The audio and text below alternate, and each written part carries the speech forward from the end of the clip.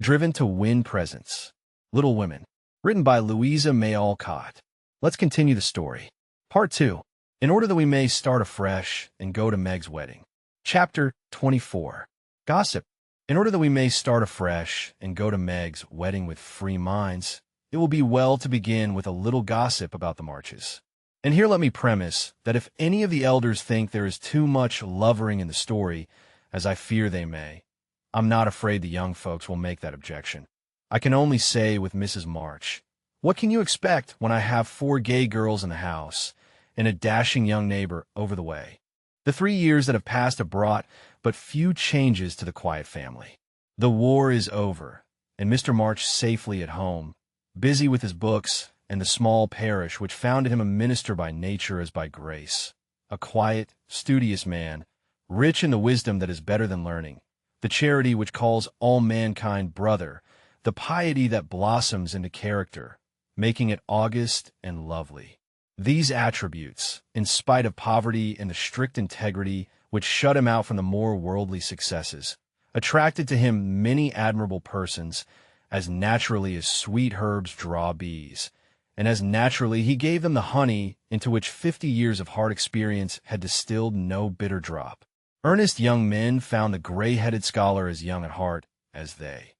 Thoughtful or troubled women instinctively brought their doubts to him, sure of finding the gentlest sympathy, the wisest counsel. Sinners told their sins to the pure-hearted old man, and were both rebuked and saved. Gifted men found a companion in him. Ambitious men caught glimpses of nobler ambitions than their own, and even worldlings confessed that his beliefs were beautiful and true, although they wouldn't pay.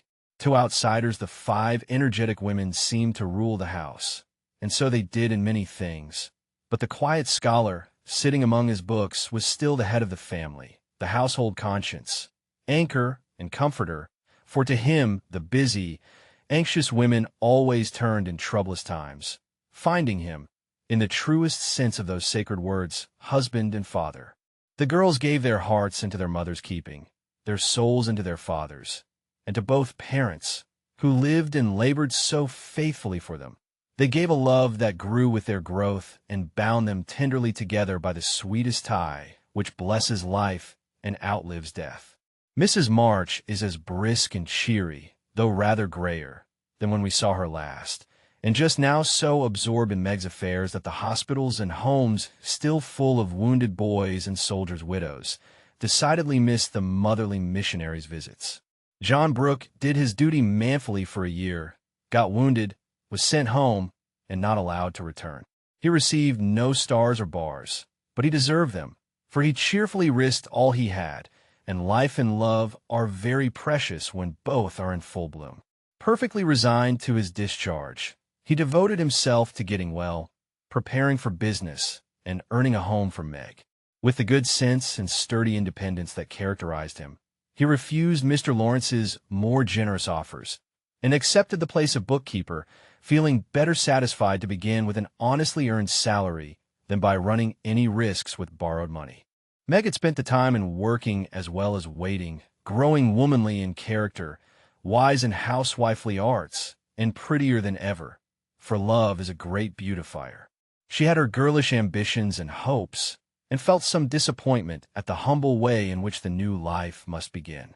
Ned Moffat had just married Sally Gardiner, and Meg couldn't help contrasting their fine house and carriage, many gifts, and splendid outfit with her own, and secretly wishing she could have the same. But somehow envy and discontent soon vanished when she thought of all the patient love and labor John had put into the little home awaiting her, and when they sat together in the twilight, talking over their small plans. The future always grew so beautiful and bright that she forgot Sally's splendor and felt herself the richest, happiest girl in Christendom. Joan never went back to Aunt March, for the old lady took such a fancy to Amy that she bribed her with the offer of drawing lessons from one of the best teachers going, and for the sake of this advantage, Amy would have served a far harder mistress. So she gave her mornings to duty, her afternoons to pleasure, and prospered finely. Jo, meantime, devoted herself to literature, and Beth, who remained delicate long after the fever was a thing of the past. Not an invalid exactly, but never again the rosy, healthy creature she had been, yet always hopeful, happy and serene, and busy with the quiet duties she loved, everyone's friend, and an angel in the house, long before those who loved her most had learned to know it. As long as the Spread Eagle paid her $1 a column for her rubbish, as she called it, Jo felt herself a woman of means and spun her little romances diligently. But great plans fermented in her busy brain and ambitious mind, and the old tin kitchen in the garret held a slowly increasing pile of blotted manuscript, which was one day to place the name of March upon the roll of fame. Laurie, having dutifully gone to college to please his grandfather, was now getting through it in the easiest possible manner to please himself.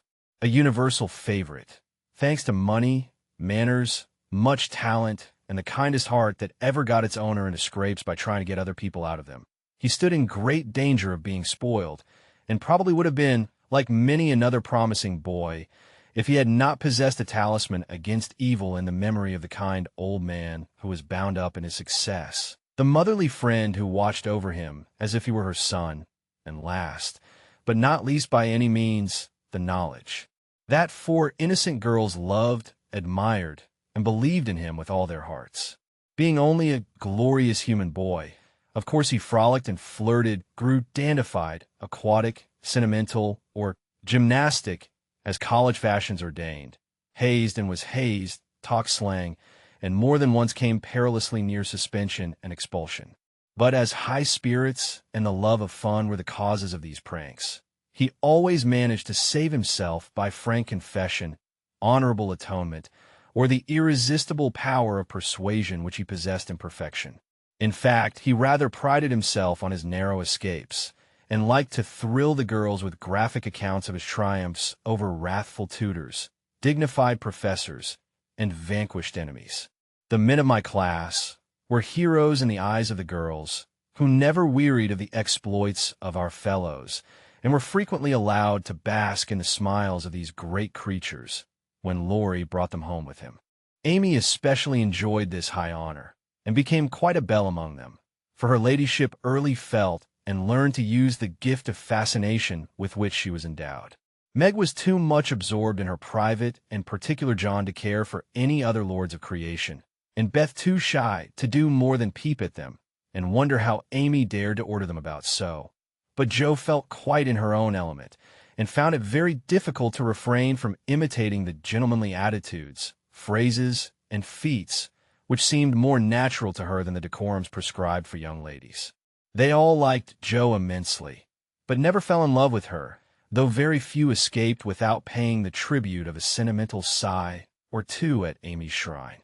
And, speaking of sentiment, brings us very naturally to the Dovecot. That was the name of the little brown house Mr. Brooke had prepared for Meg's first home. Laurie had christened it, saying it was highly appropriate to the gentle lovers who went on together like a pair of turtle doves, with first a bill and then a coo. It was a tiny house with a little garden behind and a lawn about as big as a pocket handkerchief in the front. Here Meg meant to have a fountain, shrubbery, and a profusion of lovely flowers, though just at present the fountain was represented by a weather-beaten urn, very like a dilapidated slop bowl. The shrubbery consisted of several young larches, undecided whether to live or die, and the profusion of flowers was merely hinted by regiments of sticks to show where seeds were planted.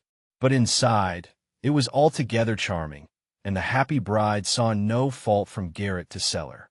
To be sure, the hall was so narrow it was fortunate that they had no piano, for one never could have been gotten whole. The dining room was so small that 6 people were a tight fit, and the kitchen stairs seemed built for the express purpose of precipitating both servants and china pell-mell into the coal bin. But once get used to these slight blemishes, and nothing could be more complete, for good sense and good taste had presided over the furnishing, and the result was highly satisfactory. There were no marble-topped tables, long mirrors, or lace curtains in the little parlor, but simple furniture, plenty of books, a fine picture or two, a stand of flowers in the bay window, and, scattered all about, the pretty gifts which came from friendly hands and were the fairer for the loving messages they brought.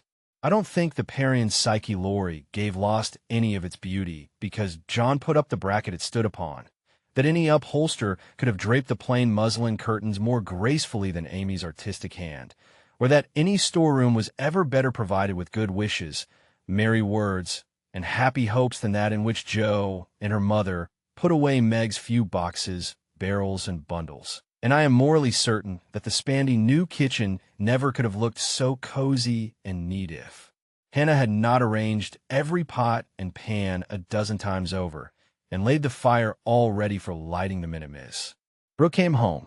I also doubt if any young matron ever began life with so rich a supply of dusters, holders, and piece bags, for Beth made enough to last till the silver wedding came round, and invented 3 different kinds of dishcloths for the express service of the bridal china. People who hire all these things done for them never know what they lose, for the homeliest tasks get beautified if loving hands do them. And Meg found so many proofs of this that everything in her small nest, from the kitchen roller to the silver vase on her parlor table, was eloquent of home love and tender forethought. What happy times they had planning together, what solemn shopping excursions, what funny mistakes they made, and what shouts of laughter arose over Laurie's ridiculous bargains. In his love of jokes, this young gentleman, though nearly through college, was as much of a boy as ever. His last whim had been to bring with him on his weekly visits some new, useful, and ingenious article for the young housekeeper.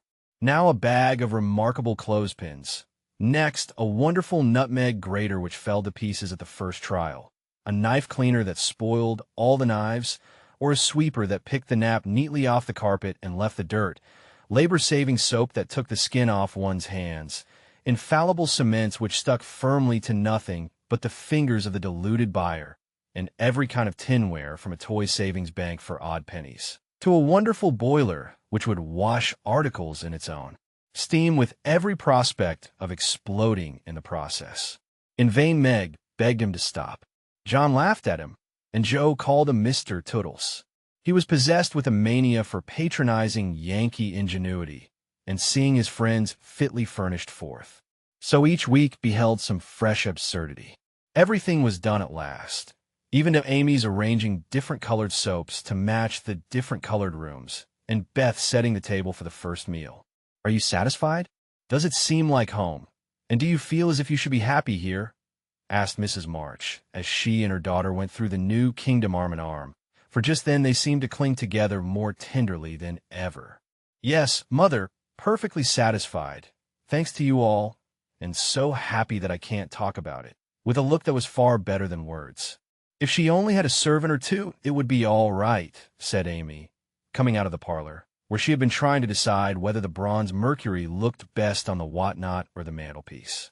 Mother and I have talked that over, and I have made up my mind to try her way first. There will be so little to do that with Lottie to run my errands and help me here and there. I shall only have enough work to keep me from getting lazy or homesick, answered Meg tranquilly. Sally Moffat has 4, began Amy. If Meg had 4, the house wouldn't hold them, and Master and Mrs. would have to camp in the garden. Broken Joe, enveloped in a big blue pinafore, was giving the last polish to the door handles. Sally isn't a poor man's wife, and many maids are in keeping with her fine establishment. Meg and John begin humbly, but I have a feeling that there will be quite as much happiness in the little house as in the big one. It's a great mistake for young girls like Meg to leave themselves nothing to do but dress, give orders, and gossip. When I was first married, I used to long for my new clothes to wear out or get torn, so that I might have the pleasure of mending them, for I got heartily sick of doing fancy work and tending my pocket handkerchief. Why didn't you go into the kitchen and make messes, as Sally says she does to amuse herself, though they never turn out well, and the servants laugh at her, said Meg. I did after a while, not to mess, but to learn of Hannah how things should be done, that my servants need not laugh at me. It was play then, but there came a time when I was truly grateful that I not only possessed the will, but the power to cook wholesome food for my little girls, and help myself when I could no longer afford to hire help. You begin at the other end, Meg dear, but the lessons you learn now will be of use to you by and by, when John is a richer man, for the mistress of a house, however splendid, should know how work ought to be done, if she wishes to be well and honestly served. Yes, Mother, I'm sure of that, said Meg, listening respectfully to the little lecture, for the best of women will hold forth upon the all-absorbing subject of housekeeping. Do you know I like this room most of all in my baby house, added Meg, a minute after, as they went upstairs, and she looked into her well-stored linen closet. Beth was there, laying the snowy piles smoothly on the shelves and exulting over the goodly array. All three laughed as Meg spoke, for that linen closet was a joke. You see, having said that if Meg married that Brooke, she shouldn't have a cent of her money, Aunt March was rather in a quandary when time had appeased her wrath and made her repent her vow. She never broke her word, and was much exercised in her mind how to get round it, and at last devised a plan whereby she could satisfy herself. Mrs. Carroll, Florence's mamma, was ordered to buy, have made, and marked a generous supply of house and table linen, and send it as her present, all of which was faithfully done. But the secret leaked out and was greatly enjoyed by the family, for Aunt March tried to look utterly unconscious and insisted that she could give nothing but the old-fashioned pearls long promised to the first bride. That's a housewifely taste which I am glad to see. I had a young friend who set up housekeeping with 6 sheets, but she had finger bowls for company, and that satisfied her, said Mrs. March, patting the damask tablecloths, with a truly feminine appreciation of their fineness. I haven't a single finger bowl, but this is a set-out that will last me all my days, Hannah says. And Meg looked quite contented, as well she might. A tall, broad-shouldered young fellow, with a cropped head, a felt basin of a hat, and a flyaway coat, came tramping down the road at a great pace, walked over the low fence without stopping to open the gate, straight up to Mrs. March, with both hands out and a hearty, "Here I am, mother." "Yes, it's all right."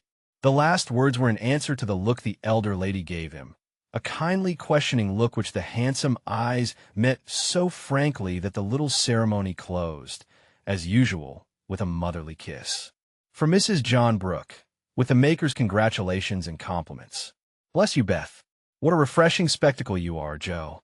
Amy, you're getting altogether too handsome for a single lady." As Laurie spoke, he delivered a brown paper parcel to Meg, pulled Beth's hair ribbon, stared at Joe's big pinafore, and fell into an attitude of mock rapture before Amy, then shook hands all round, and everyone began to talk.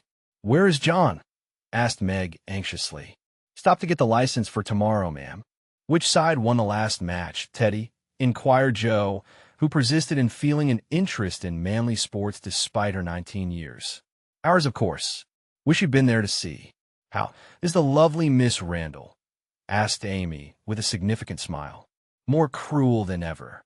Don't you see how I'm pining away?" And Laurie gave his broad chest a sounding slap and heaved a melodramatic sigh. "What's the last joke?" "Undo the bundle and see, Meg," said Beth, eyeing the knobby parcel with curiosity. "It's a useful thing to have in the house in case of fire or thieves," observed Laurie, as a watchman's rattle appeared, amid the laughter of the girls. "Any time when John is away and you get frightened, Mrs. Meg, just swing that out of the front window, and it will rouse the neighborhood in a jiffy. Nice thing, isn't it?" And Laurie gave him a sample of its powers that made them cover up their ears. "There's gratitude for you. And speaking of gratitude, reminds me to mention that you may thank Hannah for saving your wedding cake from destruction. I saw it going into your house as I came by, and if she hadn't defended it manfully, I'd have had a pick at it, for it looked like a remarkably plummy one." "I wonder if you will ever grow up, Laurie," said Meg in a matronly tone. "I'm doing my best, ma'am, but can't get much higher, I'm afraid, as 6 feet is about all men can do in these degenerate days," responded the young gentleman, whose head was about level with the little chandelier. "I suppose it would be profanation to eat anything in this spick-and-span bower, so as I'm tremendously hungry, I propose an adjournment," he added presently. "Mother and I are going to wait for John." "There are some last things to settle," said Meg, bustling away. "Beth and I are going over to Kitty Bryant's to get more flowers for tomorrow," added Amy, tying a picturesque hat over her picturesque curls and enjoying the effect as much as anybody. "Come, Joe, don't desert a fellow. I'm in such a state of exhaustion, I can't get home without help. Don't take off your apron. Whatever you do, it's peculiarly becoming," said Laurie, as Joe bestowed his especial aversion in her capacious pocket and offered her arm to support his feeble steps. "Now, Teddy, I want to talk seriously to you about tomorrow," began Joe, as they strolled away together. "You must promise to behave well and not cut up any pranks and spoil our plans." "Not a prank. And don't say funny things when we ought to be sober." "I never do. You are the one for that. And I implore you not to look at me during the ceremony." "I shall certainly laugh if you do. You won't see me. You'll be crying so hard that the thick fog round you will obscure the prospect." "I never cry unless for some great affliction." "Such as fellows going to college, hey?" cut in Laurie with suggestive laugh. "Don't be a peacock. I only moaned a trifle to keep the girls company." "Exactly. I say, Joe, how is Grandpa this week?" "Pretty amiable." "Very. Why? Have you got into a scrape and want to know how he'll take it?" asked Joe rather sharply. "Now, Joe, do you think I'd look your mother in the face and say, 'All right,' if it wasn't?" And Laurie stopped short with an injured air. "No, I don't." "Then don't go and be suspicious." "I only want some money," said Laurie, walking on again, appeased by her hearty tone. "You spend a great deal, Teddy." "Bless you, I don't spend it. It spends itself somehow, and is gone before I know it. You are so generous and kind-hearted that you let people borrow and can't say no to anyone. We heard about Henshaw and all you did for him. If you always spent money in that way, no one would blame you," said Joe warmly. "Oh, he made a mountain out of a molehill. You wouldn't have me let that fine fellow work himself to death just for want a little help, when he is worth a dozen of us lazy chaps, would you?" "Of course not, but I don't see the use of your having 17 waistcoats, endless neckties, and a new hat every time you come home. I thought you got over the dandy period, but every now and then it breaks out in a new spot. Just now it's the fashion to be hideous, to make your head look like a scrubbing brush, wear a straight jacket, orange gloves, and clumping square-toed boots. If it was cheap ugliness, I'd say nothing, but it costs as much as the other, and I don't get any satisfaction out of it." Laurie threw back his head and laughed so heartily at this attack that the felt hat fell off and Joe walked on it, which insult only afforded him an opportunity for expatiating on the advantages of a rough-and-ready costume, as he folded up the maltreated hat and stuffed it into his pocket. "Don't lecture any more. There's a good soul. I have enough all through the week and like to enjoy myself when I come home. I'll get myself up regardless of expense tomorrow and be a satisfaction to my friends. I'll leave you in peace if you'll only let your hair grow. I'm not aristocratic, but I do object to being seen with a person who looks like a young prize fighter," observed Joe severely. "This unassuming style promotes study. That's why we adopt it," returned Laurie, who certainly could not be accused of vanity, having voluntarily sacrificed a handsome curly crop to the demand for quarter-inch-long stubble. "By the way, Joe, I think that little Parker is really getting desperate about Amy. He talks of her constantly, writes poetry, and moons about in a most suspicious manner. He'd better nip his little passion in the bud, hadn't he?" added Laurie, in a confidential, elder brotherly tone, after a minute's silence. "Of course he had. We don't want any more marrying in this family for years to come. Mercy on us. What are the children thinking of?" And Joe looked as much scandalized as if Amy and little Parker were not yet in their teens. "It's a fast age, and I don't know what we are coming to, ma'am. You are a mere infant, but you'll go next, Joe, and we'll be left lamenting," said Laurie, shaking his head over the degeneracy of the times. "Don't be alarmed. I'm not one of the agreeable sort. Nobody will want me, and it's a mercy, for there should always be one old maid in a family." "You won't give anyone a chance," said Laurie, with a sidelong glance and a little more color than before in his sunburned face.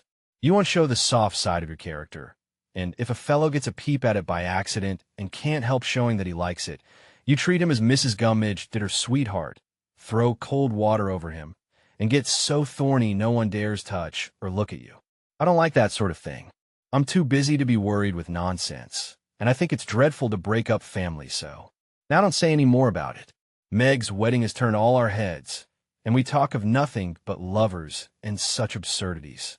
I don't wish to get cross, so let's change the subject." And Joe looked quite ready to fling cold water on the slightest provocation. Whatever his feelings might have been, Laurie found a vent for them in a long, low whistle and the fearful prediction as they parted at the gate.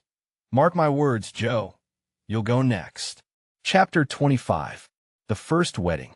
The June roses over the porch were awake bright and early on that morning, rejoicing with all their hearts in the cloudless sunshine, like friendly little neighbors, as they were. Quite flushed with excitement were their ruddy faces, as they swung in the wind, whispering to one another what they had seen, for some peeped in at the dining-room windows where the feast was spread, some climbed up to nod and smile at the sisters as they dressed the bride. Others waved a welcome to those who came and went on various errands in garden, porch, and hall, and all, from the rosiest full-blown flower to the palest baby bud, offered their tribute of beauty and fragrance to the gentle mistress who had loved and tended them so long. Meg looked very like a rose herself, for all that was best and sweetest in heart and soul seemed to bloom in her face that day, making it fair and tender, with a charm more beautiful than beauty. Neither silk, lace, nor orange flowers would she have. I don't want a fashionable wedding, but only those about me whom I love, and to them I wish to look and be my familiar self. So she made her wedding gown herself, sewing into it the tender hopes and innocent romances of a girlish heart. Her sisters braided up her pretty hair, and the only ornaments she wore were the lilies of the valley, which her John liked best of all the flowers that grew.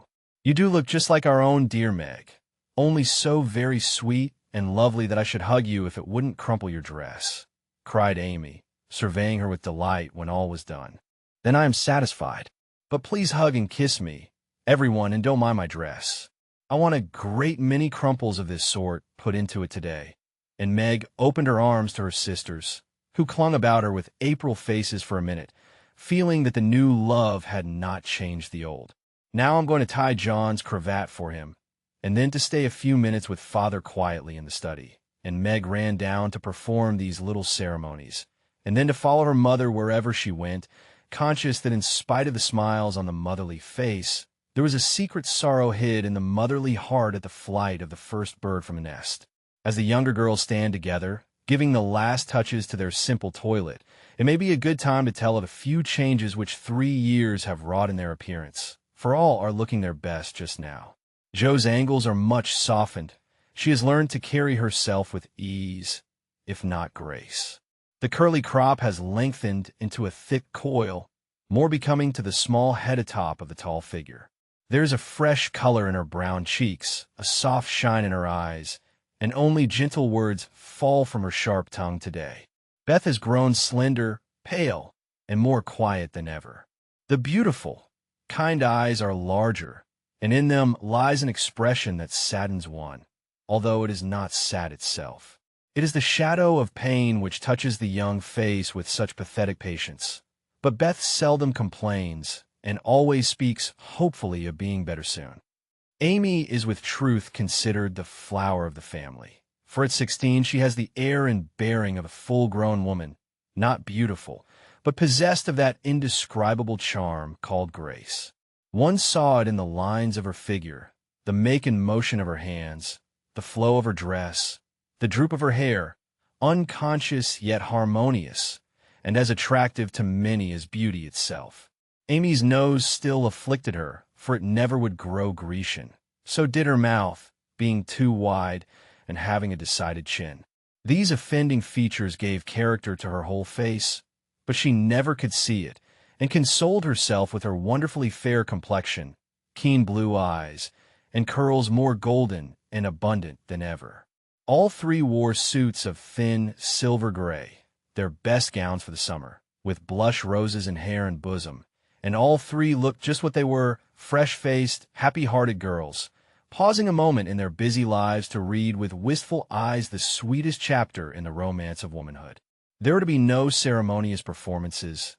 Everything was to be as natural and homelike as possible. So when Aunt March arrived, she was scandalized to see the bride come running to welcome and lead her in, to find the bridegroom fastening up a garland that had fallen down, and to catch a glimpse of the paternal minister marching upstairs with a grave countenance and a wine bottle under each arm. "Upon my word, here's a state of things," cried the old lady, taking the seat of honor prepared for her, and settling the folds of her lavender moire with a great rustle. "You oughtn't to be seen till the last minute, child. I'm not a show, Ani, and no one is coming to stare at me, to criticize my dress, or count the cost of my luncheon. I'm too happy to care what anyone says or thinks, and I'm going to have my little wedding just as I like it. John, dear, here's your hammer. And away went Meg to help that man in his highly improper employment. Mr. Brooke didn't even say, "Thank you," but as he stooped for the unromantic tool, he kissed his little bride behind the folding door, with a look that made Aunt March whisk out her pocket handkerchief with a sudden dew in her sharp old eyes. A crash, a cry, and a laugh from Laurie, accompanied by the indecorous exclamation, "Jupiter Ammon!" Joe's upset the cake again, caused a momentary flurry, which was hardly over when a flock of cousins arrived, and the party came in, as Beth used to say when a child. "Don't let that young giant come near me. He worries me worse than mosquitoes," whispered the old lady to Amy, as the rooms filled and Laurie's black head towered above the rest. "He has promised to be very good today, and he can be perfectly elegant if he likes," returned Amy, and gliding away to warn Hercules to beware of the dragon, which warning caused him to haunt the old lady with a devotion that nearly distracted her. There was no bridal procession, but a sudden silence fell upon the room as Mr. March and the young couple took their places under the green arch mother and sisters gathered close, as if loath to give Meg up. The fatherly voice broke more than once, which only seemed to make the service more beautiful and solemn. The bridegroom's hand trembled visibly, and no one heard his replies. But Meg looked straight up in her husband's eyes and said, "I will," with such tender trust in her own face and voice that her mother's heart rejoiced, and Aunt March sniffed audibly. Joe did not cry, though she was very near at once, and was only saved from a demonstration by the consciousness that Laurie was staring fixedly at her, with a comical mixture of merriment and emotion in his wicked black eyes. Beth kept her face hidden on her mother's shoulder, but Amy stood like a graceful statue, with a most becoming ray of sunshine touching her white forehead and the flower in her hair. It wasn't at all the thing, I'm afraid, but the minute she was fairly married, Meg cried, "The first kiss for Marmee," and turning, gave it with her heart on her lips. During the next 15 minutes, she looked more like a rose than ever, for everyone availed themselves of their privileges to the fullest extent, from Mr. Lawrence to old Hannah, who, adorned with a headdress fearfully and wonderfully made, fell upon her in the hall, crying with a sob and a chuckle, "Bless you, dearie, 100 times. The cake ain't hurt a mite, and everything looks lovely." Everybody cleared up after that, and said something brilliant, or tried to, which did just as well, for laughter is ready when hearts are light. There was no display of gifts, for they were already in the little house, nor was there an elaborate breakfast, but a plentiful lunch of cake and fruit, dressed with flowers. Mr. Lawrence and Aunt March shrugged and smiled at one another when water, lemonade, and coffee were found to be the only sorts of nectar which the three Hebes carried round. No one said anything till Laurie, who insisted on serving the bride, appeared before her, with a loaded salver in his hand and a puzzled expression on his face. "Has Joe smashed all the bottles by accident?" he whispered. "Or am I merely laboring under a delusion that I saw some lying about loose this morning? No, your grandfather kindly offered us his best, and Aunt March actually sent some, but Father put away a little for Beth and dispatched the rest to the soldiers' home. You know he thinks that wine should be used only in illness, and Mother says that neither she nor her daughters will ever offer it to any young man under her roof." Meg spoke seriously and expected to see Laurie frown or laugh. But he did neither, for after a quick look at her, he said, in his impetuous way, "I like that, for I've seen enough harm done to wish other women would think as you do. You are not made wise by experience, I hope?" And there was an anxious accent in Meg's voice. "No, I give you my word for it. Don't think too well of me. Either this is not one of my temptations. Being brought up where wine is as common as water and almost as harmless, I don't care for it, but when a pretty girl offers it, one doesn't like to refuse, you see. But you will, for the sake of others, if not for your own. Come, Laurie, promise, and give me one more reason to call this the happiest day of my life." A demand so sudden and so serious made the young man hesitate a moment, for ridicule is often harder to bear than self-denial. Meg knew that if he gave the promise, he would keep it at all costs, and feeling her power, used it as a woman may for her friend's good. She did not speak, but she looked up at him with a face made very eloquent by happiness, and a smile which said, "No one can refuse me anything today." Laurie certainly could not, and with an answering smile, he gave her his hand, saying heartily, "I promise, Mrs. Brooke. I thank you very, very much.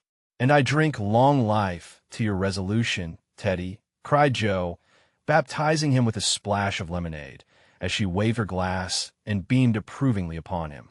So the toast was drunk, the pledge made, and loyally kept in spite of many temptations, for with instinctive wisdom, the girls seized a happy moment to do their friend a service, for which he thanked them all his life. After lunch, people strolled about by twos and threes through the house and garden, enjoying the sunshine without and within. Meg and John happened to be standing together in the middle of the grass plot, when Laurie was seized with an inspiration which put the finishing touch to this unfashionable wedding. All the married people take hands and dance round the new-made husband and wife, as the Germans do, while we bachelors and spinsters prance in couples outside, cried Laurie, promenading down the path with Amy, with such infectious spirit and skill that everyone else followed their example without a murmur. Mr. and Mrs. March, Aunt and Uncle Carol began it. Others rapidly joined in. Even Sally Moffat, after a moment's hesitation, threw her train over her arm and whisked Ned into the ring.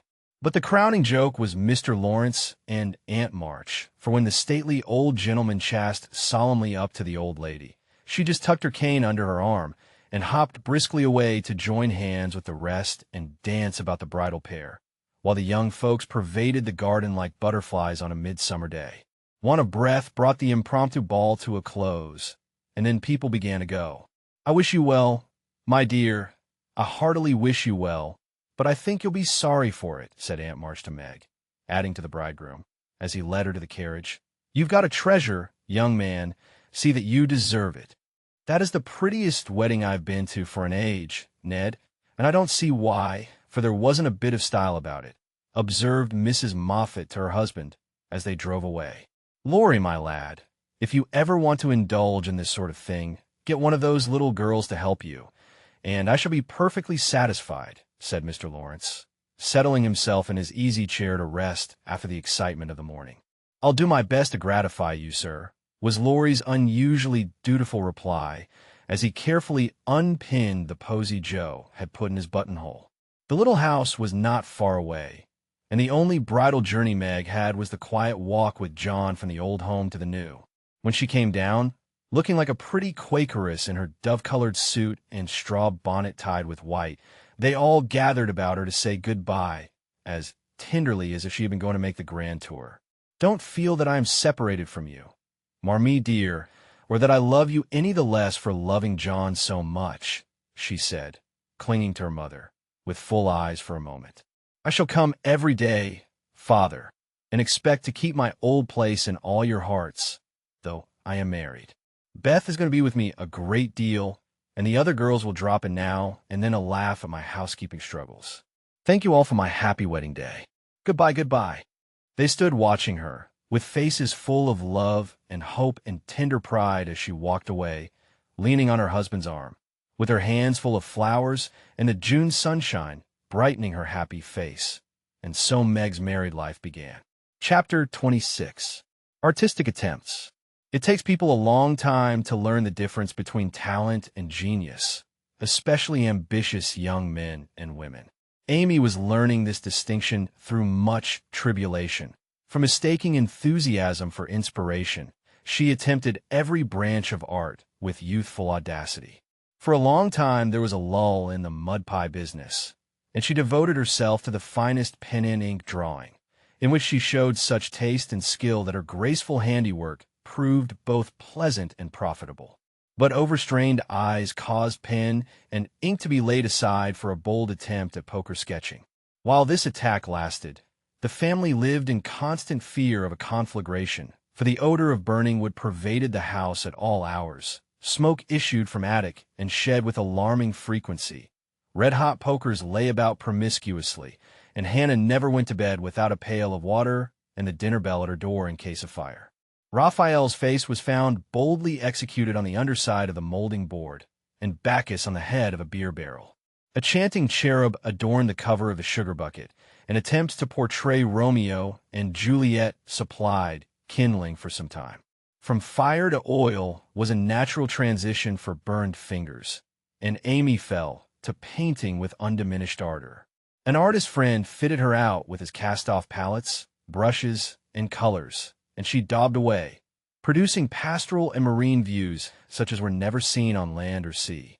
Her monstrosities in the way of cattle would have taken prizes at an agricultural fair, and the perilous pitching of her vessels would have produced seasickness in the most nautical observer, if the utter disregard to all known rules of shipbuilding and rigging had not convulsed him with laughter at the first glance. Swarthy boys and dark-eyed Madonnas, staring at you from one corner of the studio, suggested Murillo.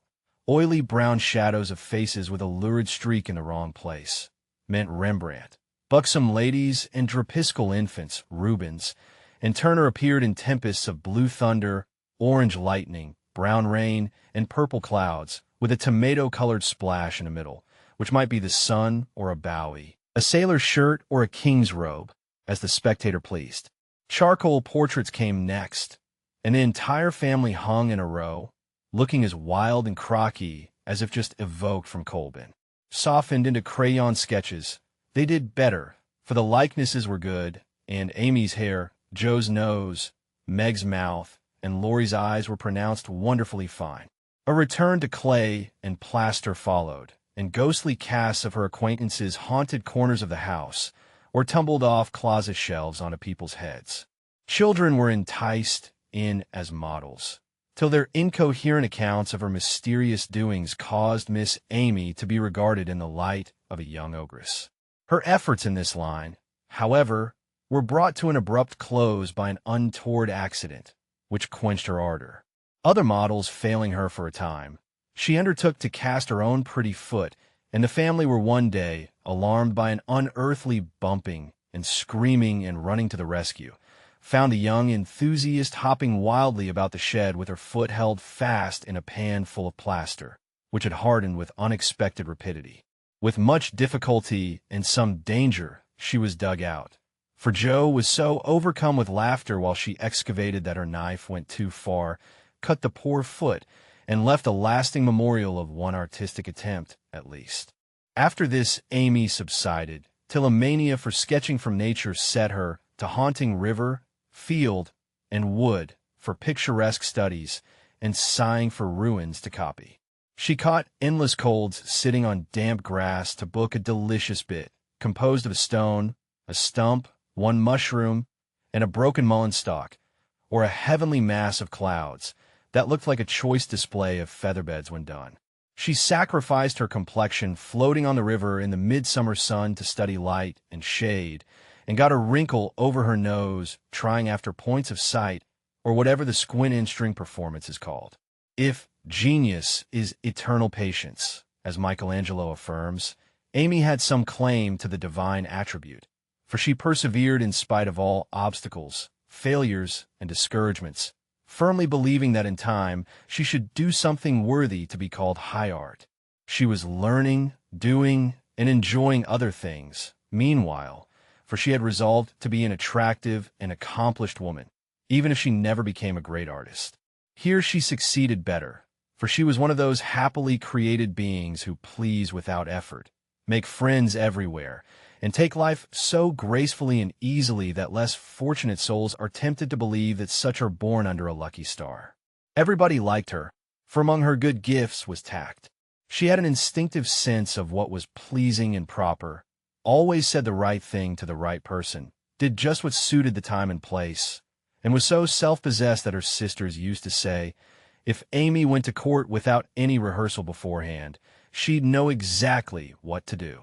One of her weaknesses was a desire to move in our best society, without being quite sure what the best really was. Money, position, fashionable accomplishments, and elegant manners were most desirable things in her eyes, and she liked to associate with those who possessed them, often mistaking the false for the true, and admiring what was not admirable. Never forgetting that, by birth, she was a gentlewoman.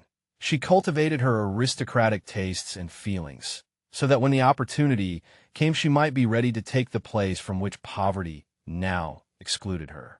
My lady, as her friends called her, sincerely desired to be a genuine lady, and was so at heart, but had yet to learn that money cannot, by refinement of nature, that rank does not always confer nobility, and that true breeding makes itself felt in spite of external drawbacks.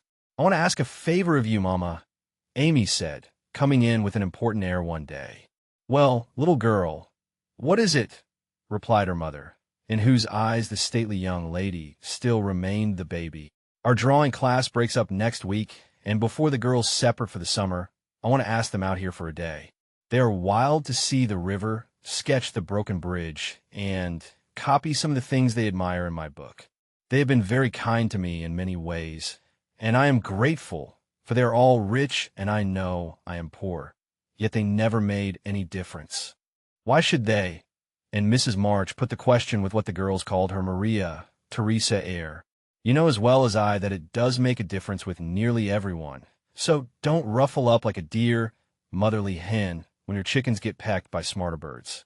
The ugly duckling turned out a swan, you know."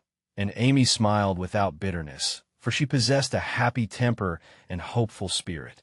Mrs. March laughed and smoothed down her maternal pride as she asked, "Well, my swan, what is your plan?"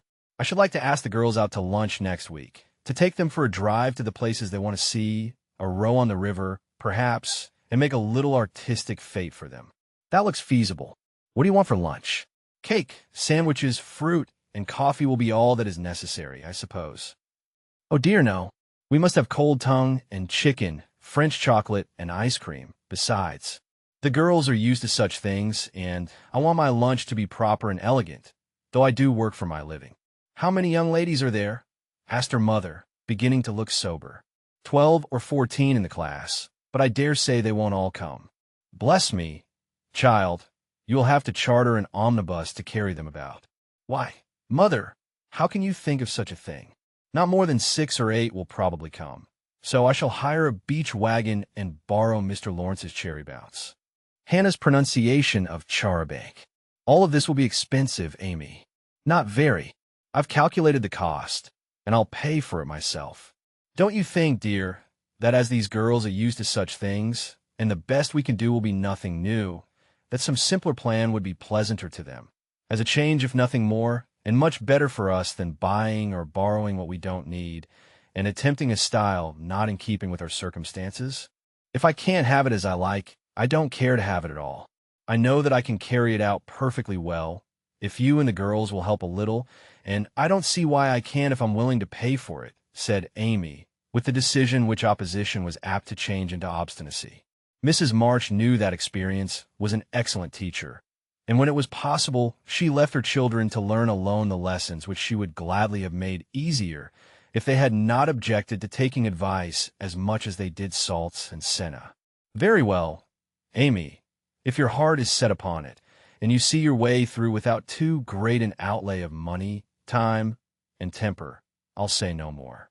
Talk it over with the girls, and whichever way you decide, I'll do my best to help you." "Thanks, Mother. You are always so kind." And away went Amy to lay her plan before her sisters. Meg agreed at once, and promised her aid, gladly offering anything she possessed, from her little house itself to her very best salt spoons. But Joe frowned upon the whole project, and would have nothing to do with it at first.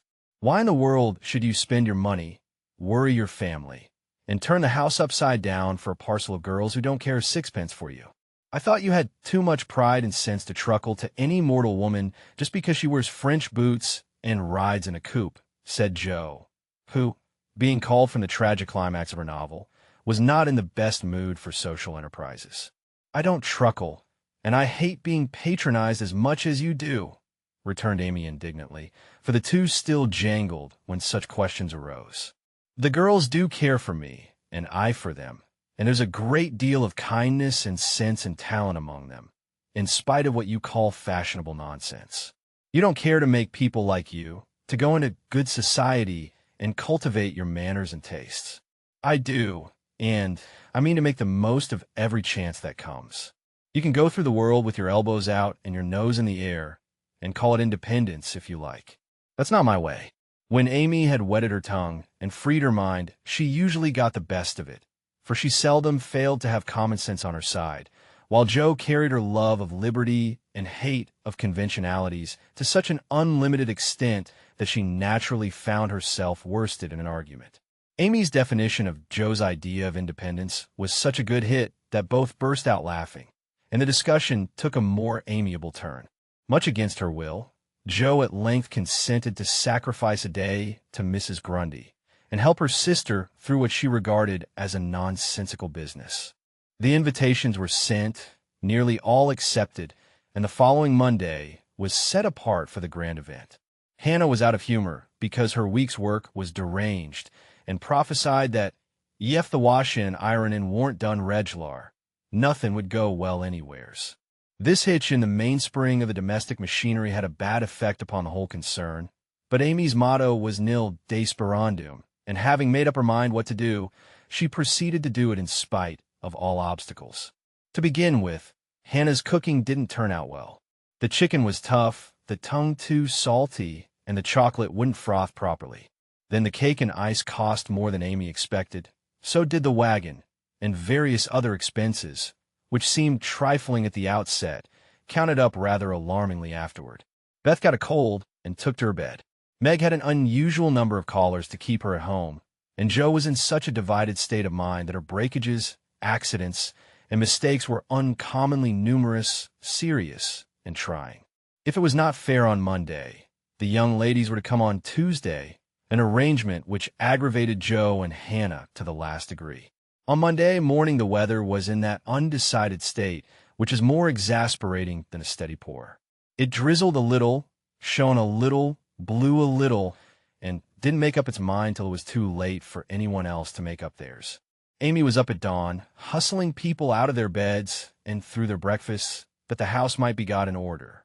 The parlor struck her as looking uncommonly shabby, but without stopping to sigh for what she had not, she skillfully made the best of what she had, arranging chairs over the worn places in the carpet, covering stains on the walls with homemade statuary, which gave an artistic air to the room, as did the lovely vases of flowers Jo scattered about. The lunch looked charming, and as she surveyed it, she sincerely hoped it would taste well, and that the borrowed glass, china, and silver would get safely home again. The carriages were promised. Meg and Mother were all ready to do the honors. Beth was able to help Hannah behind the scenes. Jo had engaged to be as lively and amiable as an absent mind, an aching head, and a very decided disapproval of everybody and everything would allow. And as she wearily dressed, Amy cheered herself with anticipations of the happy moment when, lunch safely over, she should drive away with her friends for an afternoon of artistic delights, for the cherry bounce and the broken bridge were her strong points. Then came the hours of suspense, during which she vibrated from parlor to porch, while public opinion varied like the weathercock. A smart shower at 11 had evidently quenched the enthusiasm of the young ladies who were to arrive at 12, for nobody came, and at 2 the exhausted family sat down in a blaze of sunshine to consume the perishable portions of the feast, that nothing might be lost.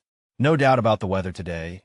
They will certainly come, so we must fly round and be ready for them, said Amy, as the sun woke her next morning. She spoke briskly, but in her secret soul she wished she had said nothing about Tuesday, for her interest, like her cake, was getting a little stale. "I can't get any lobsters, so you will have to do without salad today," said Mr. March, coming in half an hour later, with an expression of placid despair. "Use the chicken, then. The toughness won't matter in a salad," advised his wife.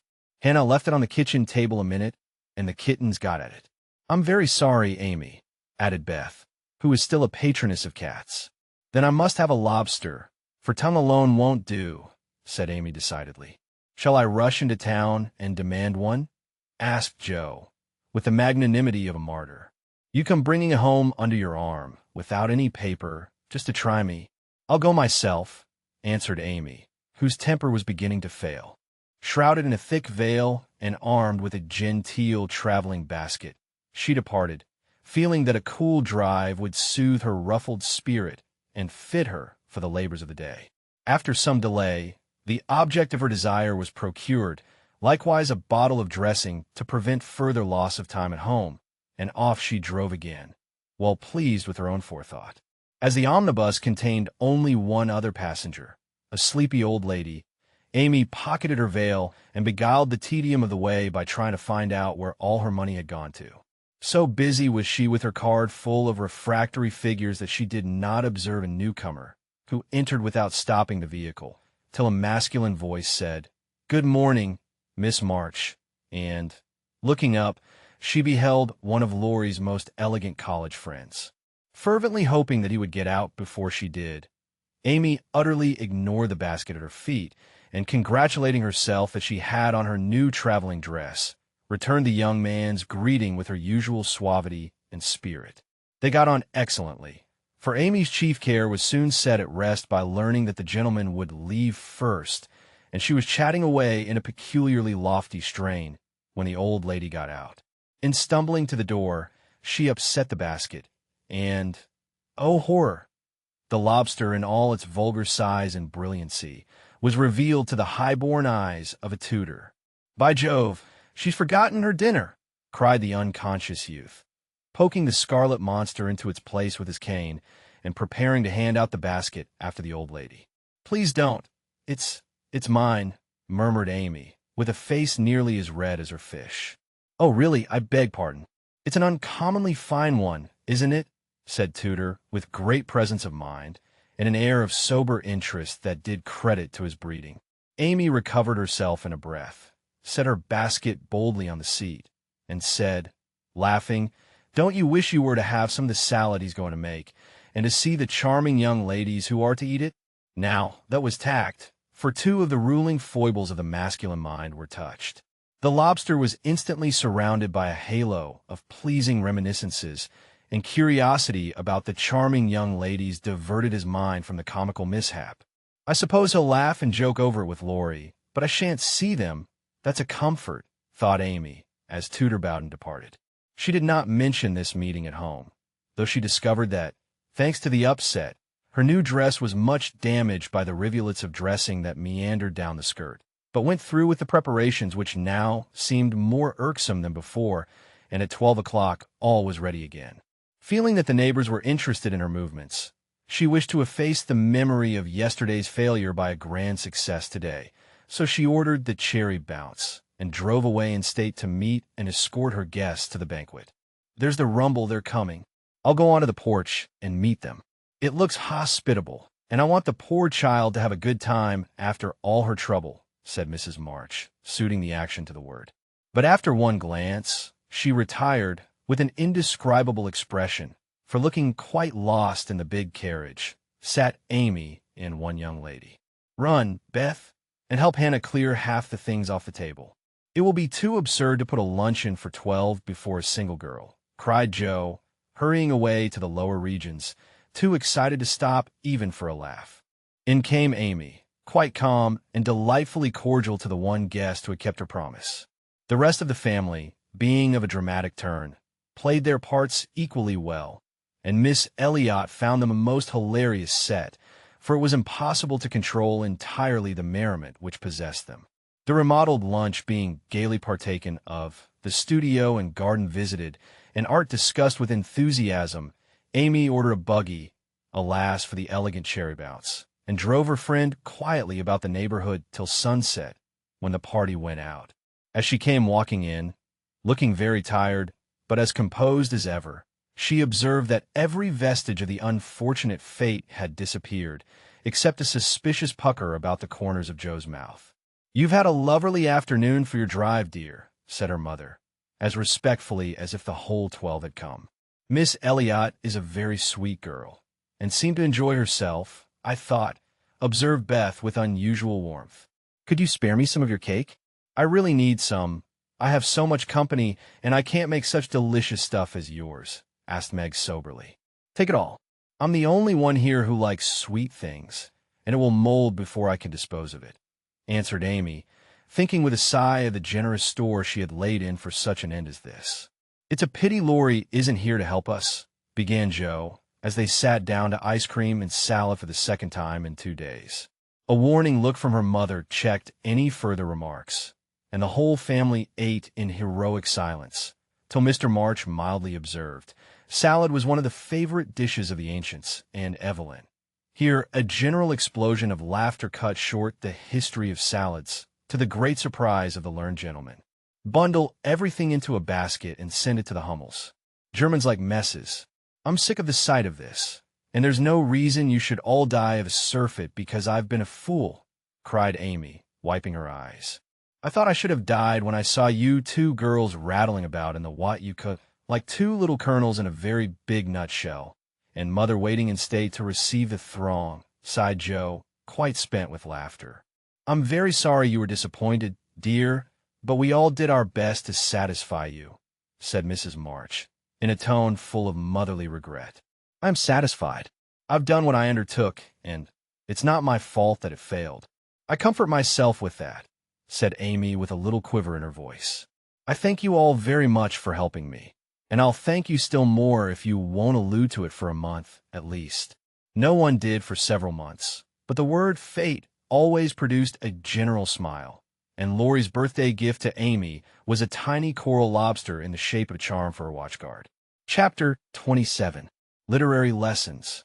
Fortune suddenly smiled upon Joe, and dropped a good luck penny in her path. Not a golden penny, exactly, but I doubt if 500,000 would have given more real happiness than did the little sum that came to her in this wise. Every few weeks she would shut herself up in her room, put on her scribbling suit, and fall into a vortex, as she expressed it, writing away at her novel with all her heart and soul, for till that was finished she could find no peace. Her scribbling suit consisted of a black woolen pinafore on which she could wipe her pen at will, and a cap of the same material, adorned with a cheerful red bow, into which she bundled her hair when the decks were cleared for action. This cap was a beacon to the inquiring eyes of her family, who during these periods kept their distance, merely popping in their heads semi-occasionally to ask, with interest, "Does genius burn, Joe?" They did not always venture even to ask this question, but took an observation of the cap, and judged accordingly. If this expressive article of dress was drawn low upon the forehead, it was a sign that hard work was going on. In exciting moments it was pushed rakishly askew, and when despair seized the author it was plucked wholly off and cast upon the floor. At such times the intruder silently withdrew, and not until the red bow was seen gaily erect upon the gifted brow did anyone dare address Joe.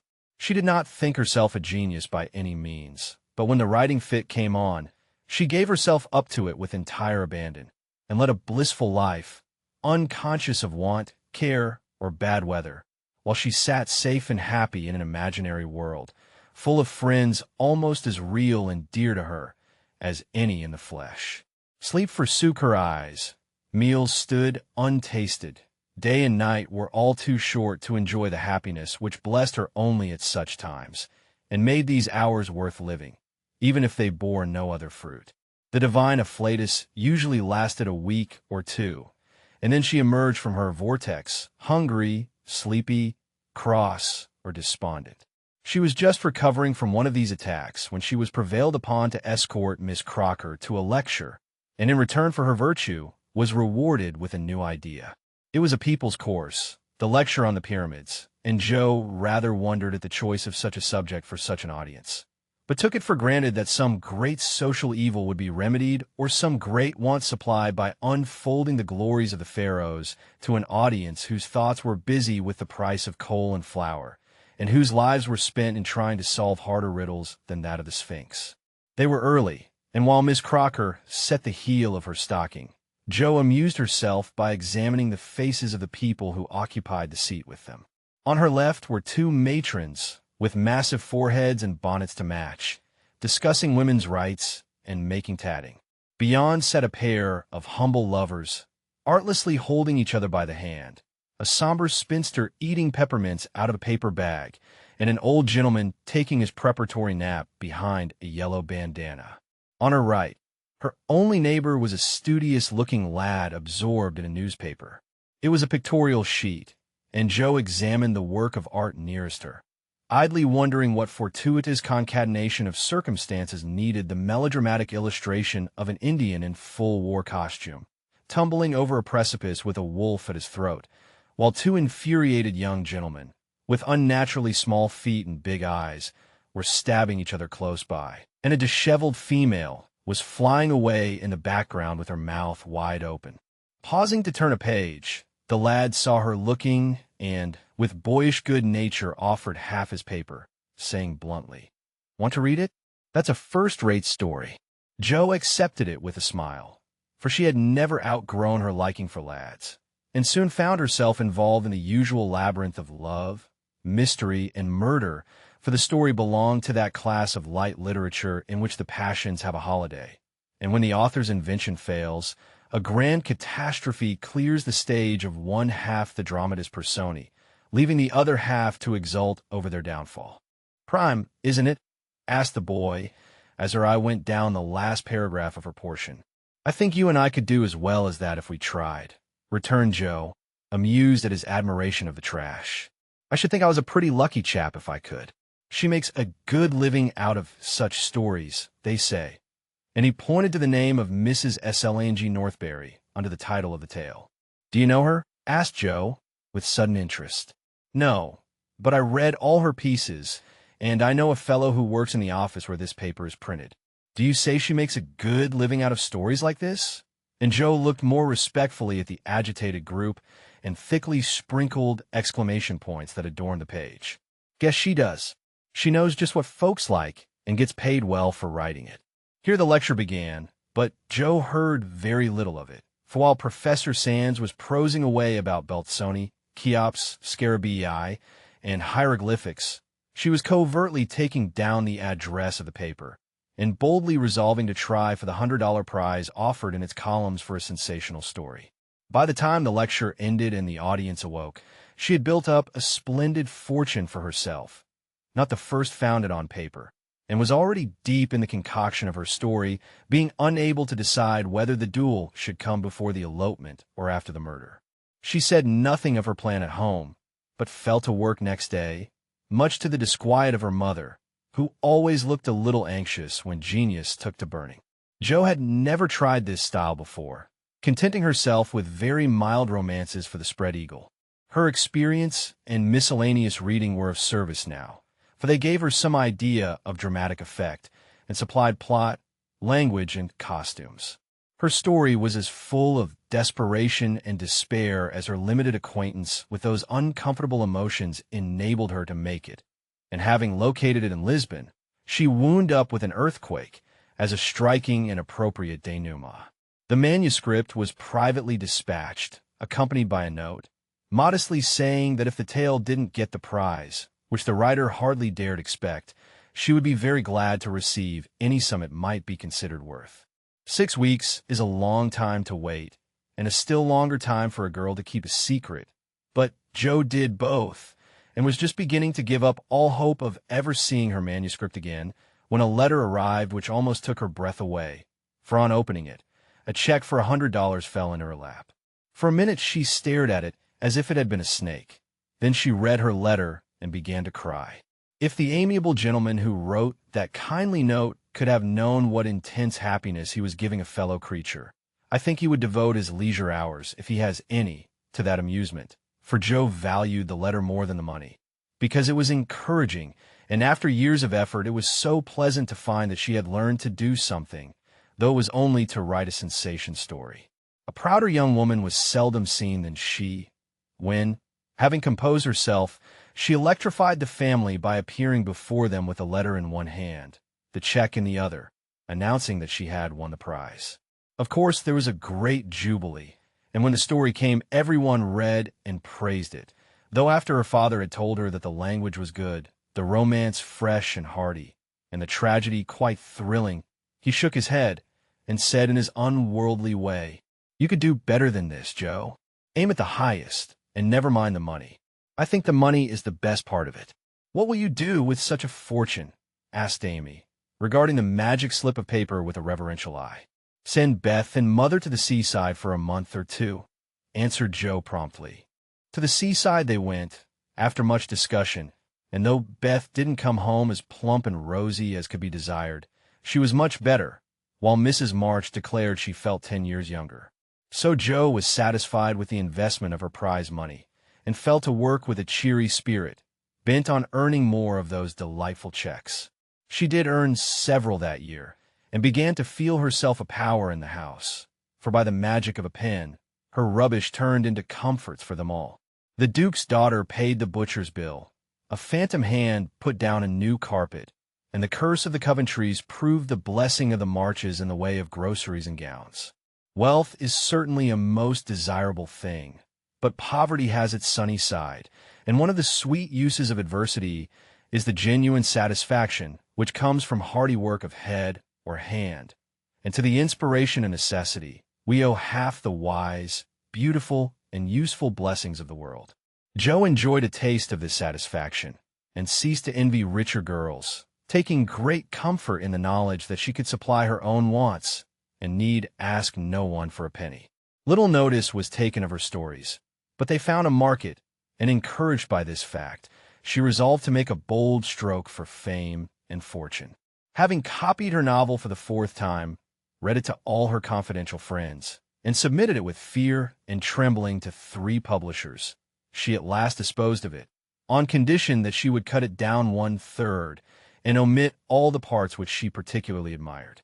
Now I must either bundle it back into my tin kitchen and mold, pay for printing it myself, or chop it up to suit purchasers and get what I can for it. Fame is a very good thing to have in the house, but cash is more convenient. So I wish to take the sense of the meeting on this important subject," said Joe, calling a family council. "Don't spoil your book, my girl, for there is more in it than you know, and the idea is well worked out. Let it wait and ripen," was her father's advice, and he practiced what he preached, having waited patiently 30 years for fruit of his own to ripen, and being in no haste to gather it even now when it was sweet and mellow. "It seems to me that Joe will profit more by taking the trial than by waiting," said Mrs. March. "Criticism is the best test of such work, for it will show her both unsuspected merits and faults, and help her to do better next time. We are too partial, but the praise and blame of outsiders will prove useful, even if she gets but little money." "Yes," said Joe, knitting her brows, "that's just it. I've been fussing over the thing so long, I really don't know whether it's good, bad, or indifferent. It will be a great help to have cool, impartial persons take a look at it, and tell me what they think of it. I wouldn't leave a word out of it. You'll spoil it if you do, for the interest of a story is more in the minds than in the actions of the people, and it will be all a muddle if you don't explain as you go on," said Meg, who firmly believed that this book was the most remarkable novel ever written. "But Mr. Allen says, leave out the explanations, make it brief and dramatic, and let the characters tell the story," interrupted Joe, turning to the publisher's note. "Do as he tells you. He knows what will sell, and we don't. Make a good, popular book, and get as much money as you can. By and by, when you've got a name, you can afford to digress and have philosophical and metaphysical people in your novels," said Amy, who took a strictly practical view of the subject. "Well," said Joe, laughing, "if my people are philosophical and metaphysical, it isn't my fault, for I know nothing about such things, except what I hear Father say, sometimes. If I've got some of his wise ideas jumbled up with my romance, so much the better for me. Now, Beth, what do you say?" "I should so like to see it printed soon," was all Beth said, and smiled in saying it. But there was an unconscious emphasis on the last word, and a wistful look in the eyes that never lost their childlike candor, which chilled Joe's heart for a minute with a foreboding fear, and decided her to make her little venture soon.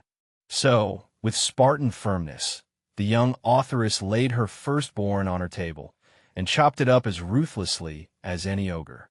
In the hope of pleasing everyone, she took everyone's advice, and like the old man and his donkey in the fable, suited nobody. Her father liked the metaphysical streak which had unconsciously got into it, so that was allowed to remain, though she had her doubts about it.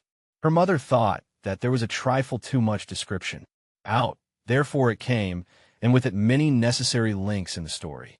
Meg admired the tragedy, so Joe piled up the agony to suit her, while Amy objected to the fun. And with the best intentions in life, Joe quenched the spritly scenes which relieved the somber character of the story. Then, to complicate the ruin, she cut it down 1/3 and confidingly sent the poor little romance, like a picked robin, out into the big, busy world to try its fate. Well, it was printed, and she got $300 for it. Likewise, plenty of praise and blame, both so much greater than she expected that she was thrown into a state of bewilderment from which it took her some time to recover. You said, "Mother, that criticism would help me. But how can it, when it's so contradictory that I don't know whether I've written a promising book or broken all the 10 Commandments?" cried poor Joe, turning over a heap of notices, the perusal of which filled her with pride and joy 1 minute, wrath and dismay the next. This man says, an exquisite book, full of truth, beauty, and earnestness. All is sweet, pure, and healthy, continued the perplexed authoress. The next, the theory of the book is bad, full of morbid fancies, spiritualistic ideas, and unnatural characters. Now, as I had no theory of any kind, don't believe in spiritualism, and copy my characters from life, I don't see how this critic can be right. Another says, it's one of the best American novels which has appeared for years. I know better than that. And the next asserts that, though it is original and written with great force and feeling, it is a dangerous book. 'Tisn't. Some make fun of it, some overpraise, and nearly all insist that I had a deep theory to expound, when I only wrote it for the pleasure and the money. I wish I'd printed the whole, or not at all, for I do hate to be so misjudged. Her family and friends administered comfort and commendation liberally. It was a hard time for sensitive, high-spirited Joe, who meant so well and had apparently done so ill.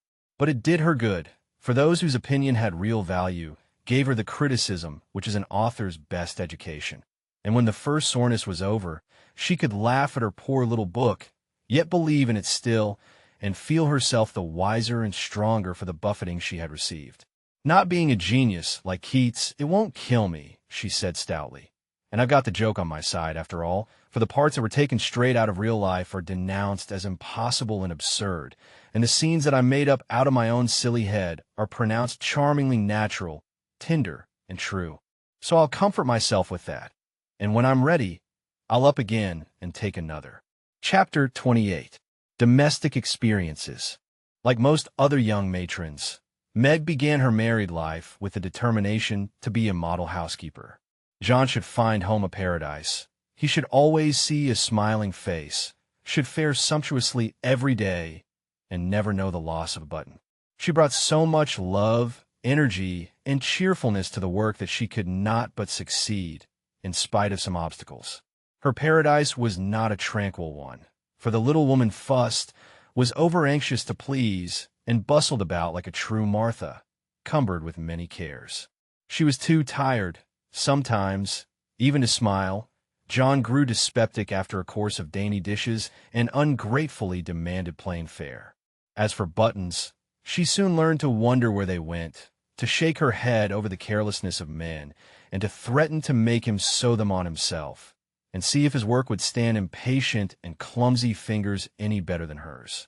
They were very happy, even after they discovered that they couldn't live on love alone. John did not find Meg's beauty diminished, though she beamed at him from behind the familiar coffee pot.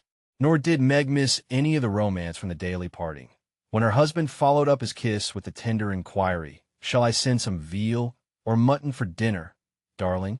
The little house ceased to be a glorified bower, but became a home, and the young couple soon felt that it was a change for the better. At first they played keep house and frolicked over it like children. Then John took steadily to business, feeling the cares of the head of a family upon his shoulders, and Meg laid by her cambric wrappers, put on a big apron, and fell to work, as before said, with more energy than discretion. While the cooking mania lasted, she went through Mrs. Cornelius's receipt book as if it were a mathematical exercise, working out the problems with patience and care. Sometimes her family were invited in to help eat up a too bounteous feast of successes, or Lottie would be privately dispatched with a batch of failures, which were to be concealed from all eyes in the convenient stomachs of the little Hummels. An evening with John over the account books usually produced a temporary lull in the culinary enthusiasm, and a frugal fit would ensue, during which the poor man was put through a course of bread pudding, hash, and warmed over coffee, which tried his soul, although he bore it with praiseworthy fortitude. Before the golden mean was found, however, Meg added to her domestic possessions what young couples seldom get on long without, a family jar. Fired with a housewifely wish to see her storeroom stocked with homemade preserves, she undertook to put up her own currant jelly. John was requested to order home a dozen or so of little pots and an extra quantity of sugar, for their own currants were ripe and were to be attended to at once. As John firmly believed that my wife was equal to anything and took a natural pride in her skill, he resolved that she should be gratified, and their only crop of fruit laid by in a most pleasing form for winter use. Home came 4 dozen delightful little pots, half a barrel of sugar, and a small boy to pick the currants for her. With her pretty hair tucked into a little cap, arms bared to the elbow, and a checked apron which had a coquettish look in spite of the bib, the young housewife fell to work, feeling no doubts about her success, for hadn't she seen Hannah do it hundreds of times? The array of pots rather amazed her at first, but John was so fond of jelly, and the nice little jars would look so well on the top shelf, that Meg resolved to fill them all, and spent a long day picking, boiling, straining, and fussing over her jelly. She did her best. She asked advice of Mrs. Cornelius. She racked her brain to remember what Hannah did that she left undone. She reboiled, resugared, and restrained, but that dreadful stuff wouldn't gel. She longed to run home, bib and all, and ask Mother to lend her a hand, but John and she had agreed that they would never annoy anyone with their private worries, experiments, or quarrels. They had laughed over that last word as if the idea it suggested was a most preposterous one, but they had held to their resolve, and whenever they could get on without help they did so, and no one interfered, for Mrs. March had advised the plan. So Meg wrestled alone with the refractory sweetmeats all that hot summer day, and at 5 o'clock sat down in her topsy-turvy kitchen, wrung her bedaubed hands, lifted up her voice, and wept. Now, in the first flush of the new life, she had often said, "My husband shall always feel free to bring a friend home whenever he likes. I shall always be prepared. There shall be no flurry, no scolding, no discomfort, but a neat house, a cheerful wife, and a good dinner. John, dear, never stop to ask my leave. Invite whom you please, and be sure of a welcome from me." How charming that was, to be sure. John quite glowed with pride to hear her say it, and felt what a blessed thing it was to have a superior wife. But, although they had company from time to time, it never happened to be unexpected, and Meg had never had an opportunity to distinguish herself till now. It always happens so in this vale of tears. There's an inevitability about such things which we can only wonder at, deplore, and bear as we best can. If John had not forgotten all about the jelly, it really would have been unpardonable in him to choose that day, of all the days in the year, to bring a friend home to dinner unexpectedly. Congratulating himself that a handsome repast had been ordered that morning, feeling sure that it would be ready to the minute, and indulging in pleasant anticipations of the charming effect it would produce, when his pretty wife came running out to meet him, he escorted his friend to his mansion with the irrepressible satisfaction of a young host and husband. It is a world of disappointments, as John discovered when he reached the dovecot. The front door usually stood hospitably open. Now it was not only shut, but locked, and yesterday's mud still adorned the steps. The parlor windows were closed and curtained, no picture of the pretty wife sewing on the piazza, in white, with a distracting little bow in her hair, or a bright-eyed hostess, smiling a shy welcome as she greeted her guest. Nothing of the sort, for not a soul appeared, but a sanguinary-looking boy asleep under the currant bushes. "I'm afraid something has happened. Step into the garden, Scott, while I look up Mrs. Brooke," said John, alarmed at the silence and solitude.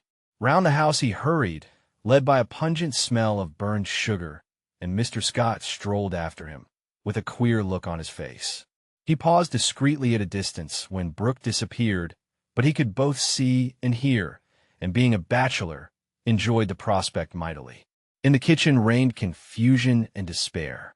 One edition of jelly was trickled from pot to pot, another lay upon the floor, and a third was burning gaily on the stove.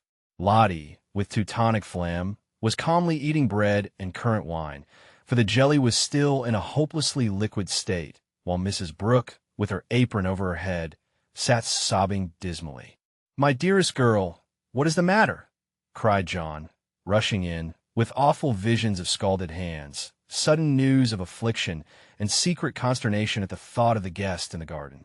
"Oh, John, I am so tired and hot and cross and worried. I've been at it till I'm all worn out. Do come and help me, or I shall die." And the exhausted housewife cast herself upon his breast, giving him a sweet welcome in every sense of the word, for her pinafore had been baptized at the same time as the floor. "What worries you, dear? Has anything dreadful happened?" asked the anxious John, tenderly kissing the crown of the little cap, which was all askew. "Yes," sobbed Meg despairingly. "Tell me quick, then. Don't cry. I can bear anything better than that. Out with it, love. The jelly won't gel, and I don't know what to do." John Brooke laughed then as he never dared to laugh afterward, and the derisive Scot smiled involuntarily as he heard the hearty peal, which put the finishing stroke to poor Meg's woe. "Is that all? Fling it out of the window, and don't bother any more about it. I'll buy you quarts if you want it, but for heaven's sake, don't have hysterics, for I've brought Jack Scott home to dinner, and—" John got no further, for Meg cast him off and clasped her hands with a tragic gesture as she fell into a chair, exclaiming in a tone of mingled indignation, reproach, and dismay, "A man to dinner, and everything in a mess. John Brooke, how could you do such a thing? Hush, he's in the garden. I forgot the confounded jelly, but can't be helped now," said John, surveying the prospect with an anxious eye. "You ought to have sent word, or told me this morning, and you ought to have remembered how busy I was," continued Meg petulantly, "for even turtle-doves will peck when ruffled. I didn't know it this morning, and there was no time to send word, for I met him on the way out. I never thought of asking leave, when you've always told me to do as I liked. I never tried it before, and hang me if I ever do again," added John, with an aggrieved air. "I should hope not. Take him away at once. I can't see him, and there isn't any dinner." "Well, I like that. Where's the beef and vegetables I sent home? And the pudding you promised?" cried John, rushing to the larder. "I hadn't time to cook anything. I meant to dine at Mother's. I'm sorry, but I was so busy," and Meg's tears began again. John was a mild man, but he was human, and after a long day's work, to come home tired, hungry, and hopeful, to find a chaotic house, an empty table, and a cross wife was not exactly conducive to repose of mind or manner. He restrained himself, however, and the little squall would have blown over, but for one unlucky word. "It's a scrape, I acknowledge, but if you will lend a hand, we'll pull through and have a good time yet. Don't cry, dear, but just exert yourself a bit, and fix us up something to eat. We're both as hungry as hunters, so we shan't mind what it is. Give us the cold meat and bread and cheese. We won't ask for jelly." He meant it to be a good-natured joke, but that one word sealed his fate. Meg thought it was too cruel to hint about her sad failure, and the last atom of patience vanished as he spoke. "You must get yourself out of the scrape as you can. I'm too used up to exert myself for anyone. It's like a man to propose a bone and vulgar bread and cheese for company. I won't have anything of the sort in my house. Take that Scot up to Mother's and tell him I'm away, sick, dead, anything.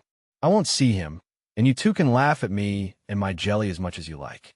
You won't have anything else here." And having delivered her defiance all on one breath, Meg cast away her pinafore and precipitately left the field to bemoan herself in her own room. What those two creatures did in her absence, she never knew, but Mr. Scott was not taken up to Mother's, and when Meg descended, after they had strolled away together, she found traces of a promiscuous lunch which filled her with horror. Lottie reported that they had eaten a much and greatly laughed, and the master bid her throw away all the sweet stuff and hide the pots. Meg longed to go and tell Mother, but a sense of shame at her own shortcomings of loyalty to John, who might be cruel, but nobody should know it, restrained her, and after a summary cleaning up, she dressed herself prettily and sat down to wait for John to come and be forgiven. Unfortunately, John didn't come, not seeing the matter in that light. He had carried it off as a good joke with Scott, excused his little wife as well as he could, and played the host so hospitably that his friend enjoyed the impromptu dinner and promised to come again. But John was angry. Though he did not show it, he felt that Meg had deserted him in his hour of need. It wasn't fair to tell a man to bring folks home any time with perfect freedom, and when he took you at your word, to flame up and blame him, and leave him in the lurch, to be laughed at or pitted. No, by George, it wasn't. And Meg must know it. He had fumed inwardly during the feast, but when the flurry was over and he strolled home after seeing Scott off, a milder mood came over him. Poor little thing. It was hard upon her when she tried so heartily to please me. She was wrong, of course, but then she was young. I must be patient and teach her. He hoped she had not gone home. He hated gossip and interference. For a minute he was ruffled again at the mere thought of it, and then the fear that Meg would cry herself sick softened his heart, and sent him on at a quicker pace, resolving to be calm and kind, but firm, quite firm, and show her where she had failed in her duty to her spouse. Meg likewise resolved to be calm and kind, but firm, and show him his duty. She longed to run to meet him, and beg pardon, and be kissed and comforted, as she was sure of being, but of course she did nothing of the sort, and when she saw John coming, began to hum quite naturally, as she rocked and sewed, like a lady of leisure in her best parlor.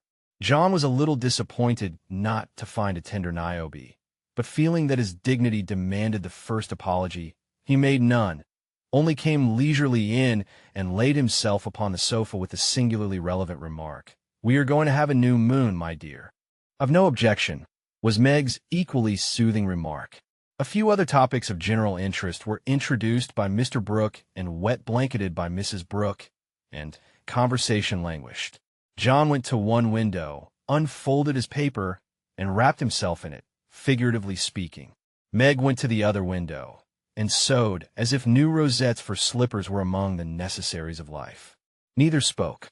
Both looked quite calm and firm, and both felt desperately uncomfortable. "Oh dear," thought Meg, "married life is very trying, and does need infinite patience as well as love, as Mother says." The word mother suggested other maternal counsels given long ago, and received with unbelieving protests. John is a good man, but he has his faults, and you must learn to see and bear with them, remembering your own. He is very decided, but never will be obstinate, if you reason kindly, not oppose impatiently. He is very accurate, and particular about the truth, a good trait, though you call him fussy. Never deceive him by look or word, Meg, and he will give you the confidence you deserve, the support you need. He has a temper, not like ours, one flash, and then all over, but the white, still anger that is seldom stirred, but once kindled is hard to quench. Be careful, be very careful, not to wake his anger against yourself, for peace and happiness depend on keeping his respect.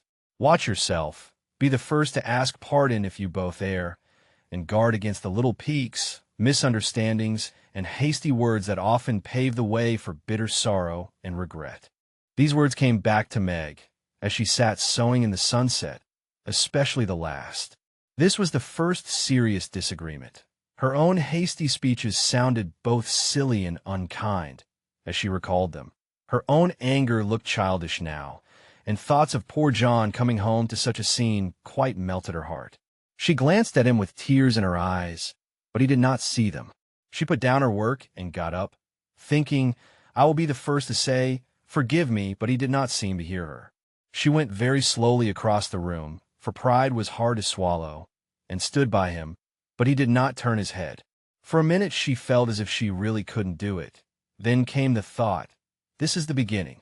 I'll do my part, and have nothing to reproach myself with. And stooping down, she softly kissed her husband on the forehead. Of course that settled it. The penitent kiss was better than a world of words, and John had her on his knee in a minute, saying tenderly, it was too bad to laugh at the poor little jelly pots. Forgive me, dear. I never will again. But he did. "Oh, bless you, yes, hundreds of times," and so did Meg, both declaring that it was the sweetest jelly they ever made, for family peace was preserved in that little family jar.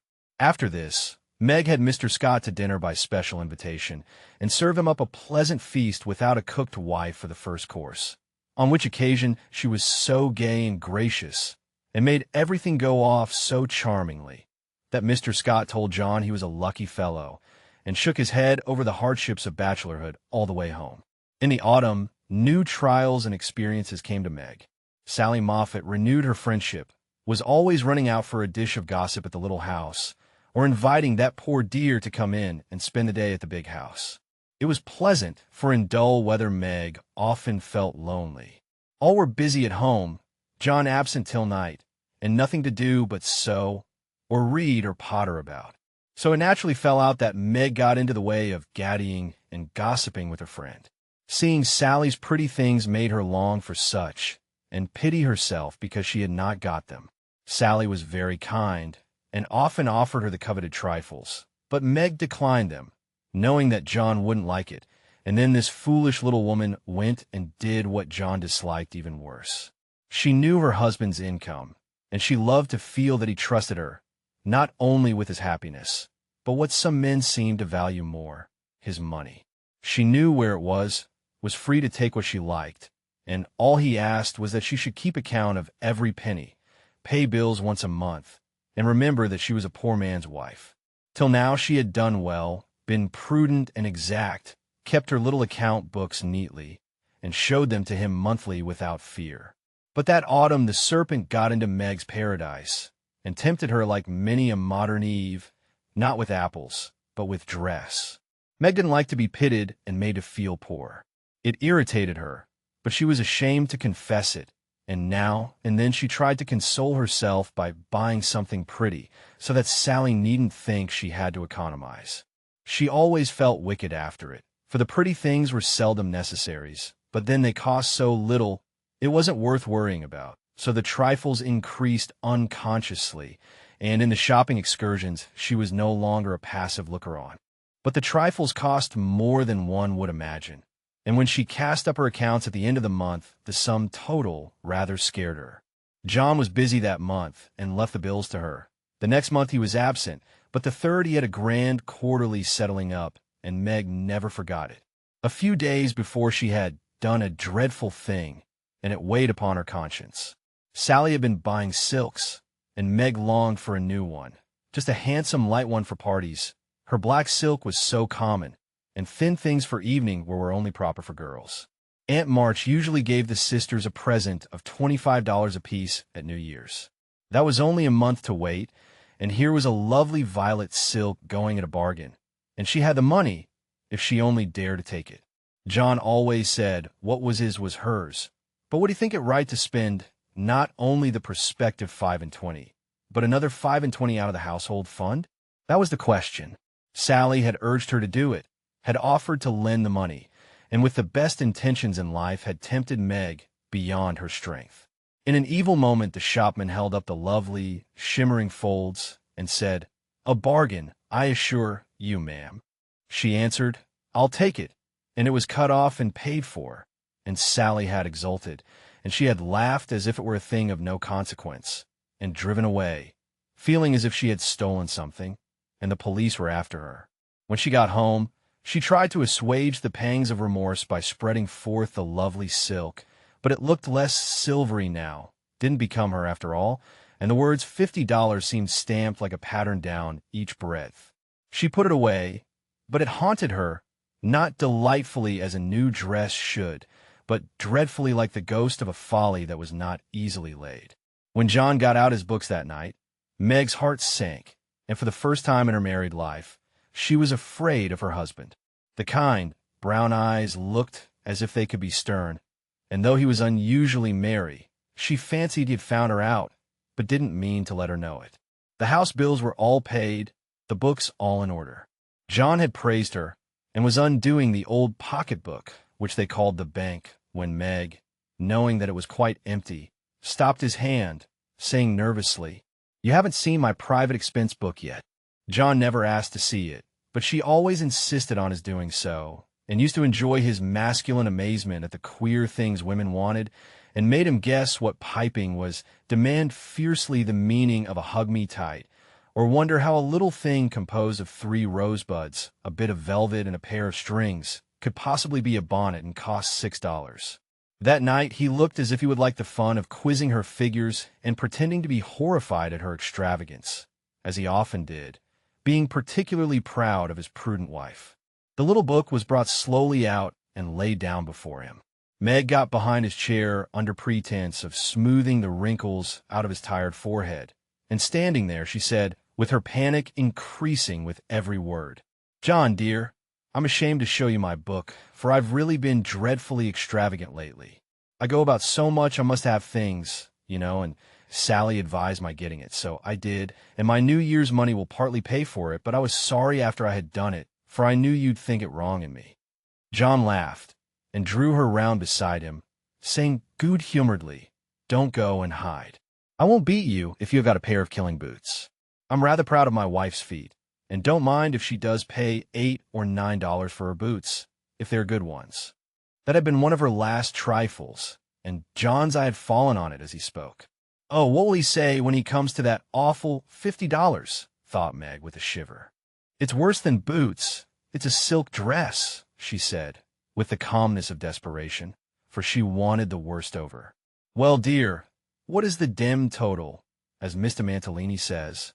That didn't sound like John, and she knew he was looking up at her with the straightforward look that she had always been ready to meet and answer with one as frank till now. She turned the page and her head at the same time, pointing to the sum which would have been bad enough without the 50, but which was appalling to her with that added. For a minute the room was very still. Then John said slowly, but she could feel it cost him an effort to express no displeasure, "Well, I don't know that 50 is much for a dress, with all the furbelows and notions you have to finish it off these days." "It isn't made or trimmed," sighed Meg, faintly, for a sudden recollection of the costs still to be incurred quite overwhelmed her.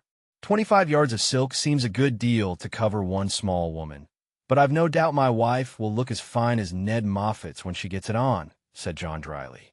"I know you are angry, John, but I can't help it. I don't mean to waste your money, and I didn't think those little things would count up so. I can't resist them when I see Sally buying all she wants and pitying me because I don't. I try to be contented, but it is hard, and I'm tired of being poor." The last words were spoken so low she thought he did not hear them, but he did, and they wounded him deeply, for he had denied himself many pleasures for Meg's sake. She could have bitten her tongue out the minute she had said it, for John pushed the books away and got up, saying with a little quiver in his voice, "I was afraid of this. I do my best, Meg." If he had scolded her, or even shaken her, it would not have broken her heart like those few words. She ran to him and held him close, crying, with repentant tears, "Oh, John, my dear, kind, hard-working boy. I didn't mean it. It was so wicked, so untrue and ungrateful. How could I say it? Oh, how could I say it?" He was very kind, forgave her readily, and did not utter one reproach, but Meg knew that she had done and said a thing which would not be forgotten soon, although he might never allude to it again. She had promised to love him for better or worse, and then she, his wife, had reproached him with his poverty after spending his earnings recklessly. It was dreadful, and the worst of it was John went on so quietly afterward, just as if nothing had happened, except that he stayed in town later and worked at night when she had gone to cry herself to sleep.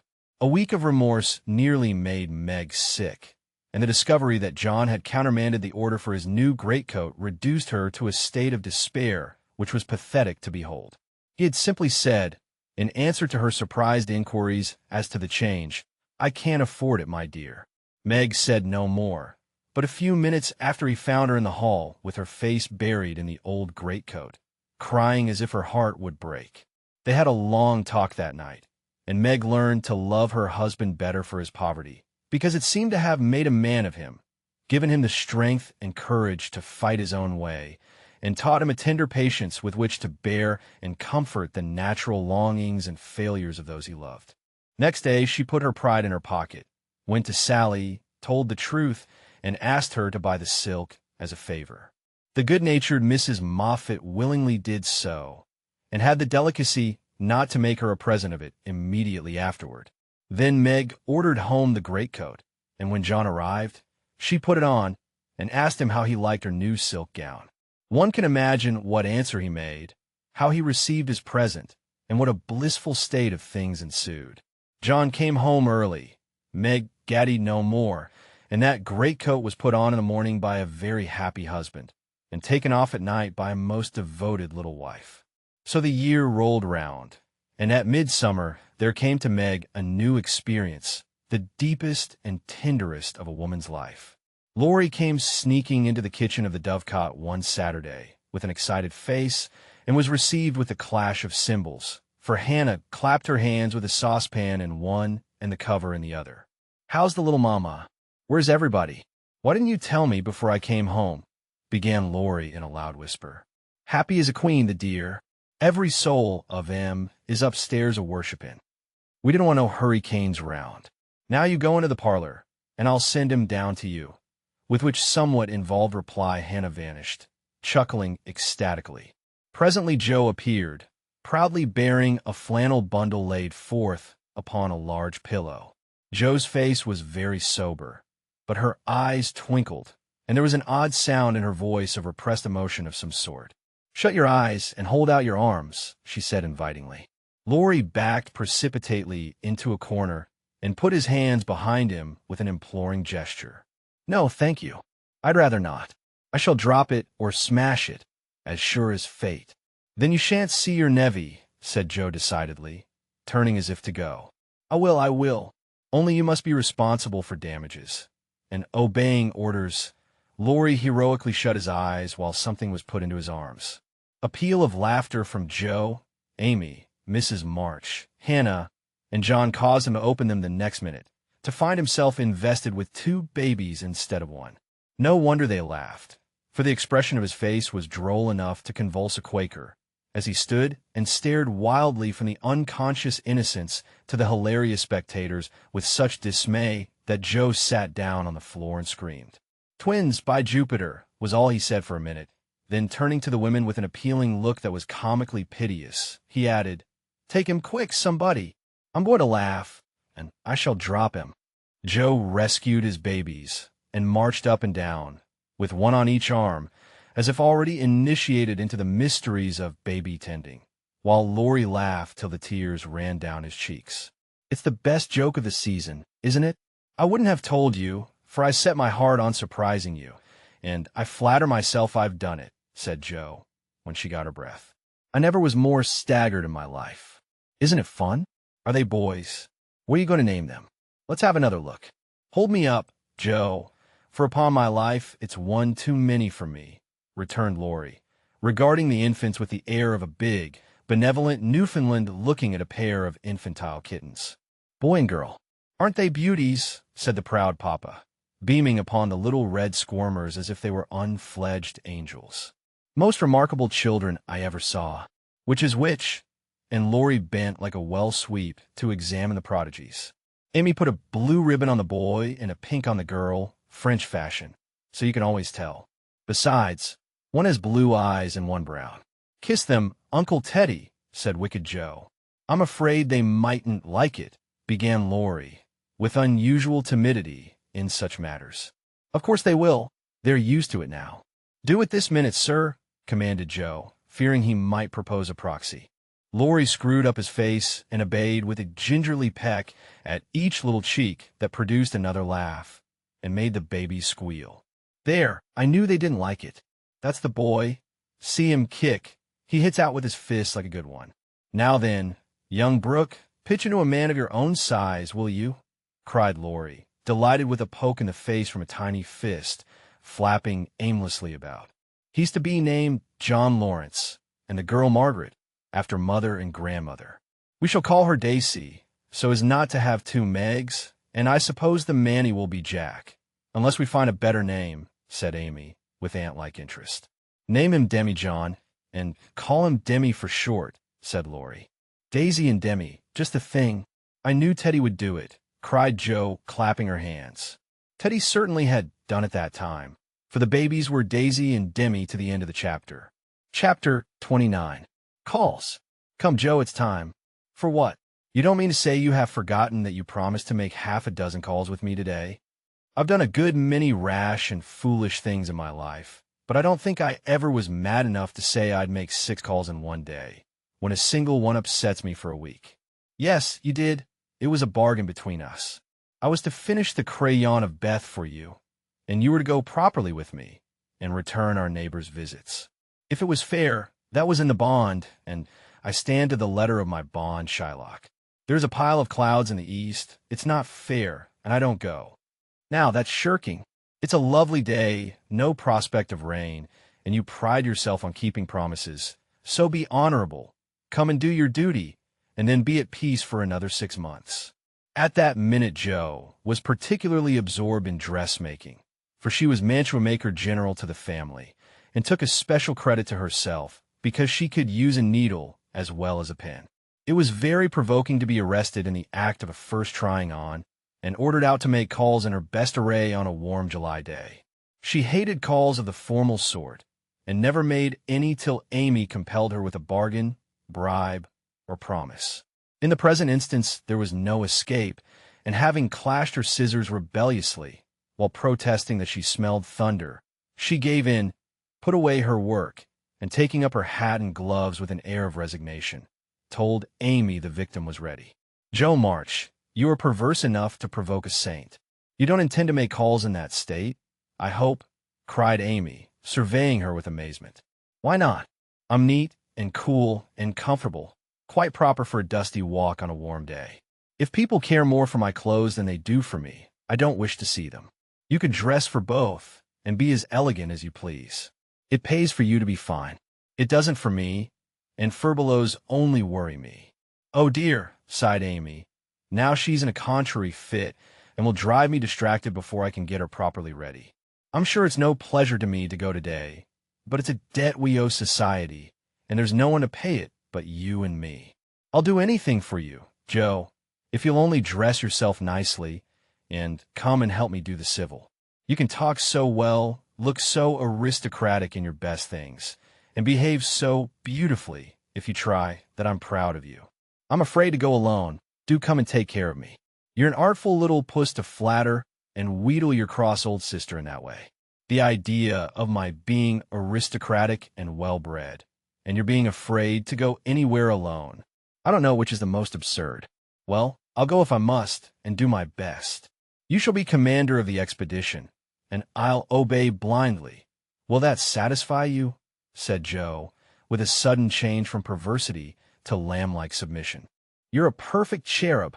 Now, put on all your best things, and I'll tell you how to behave at each place, so that you will make a good impression. I want people to like you, and they would if you'd only try to be a little more agreeable. Do your hair the pretty way, and put the pink rose in your bonnet. It's becoming, and you look too sober in your plain suit. Take your light gloves and the embroidered handkerchief.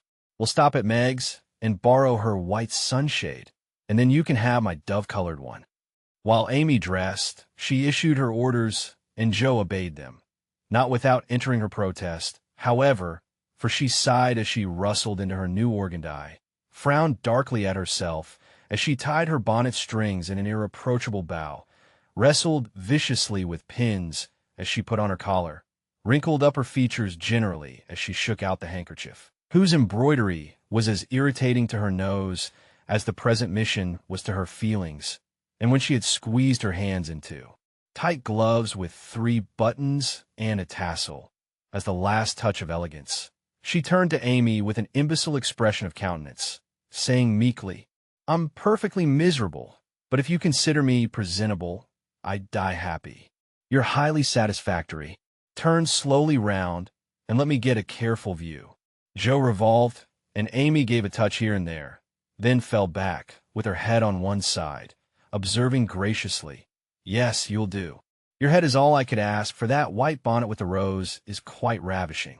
Hold back your shoulders, and carry your hands easily, no matter if your gloves do pinch.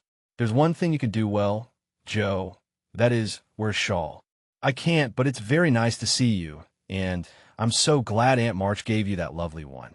It's simple but handsome, and those folds over the arm are really artistic.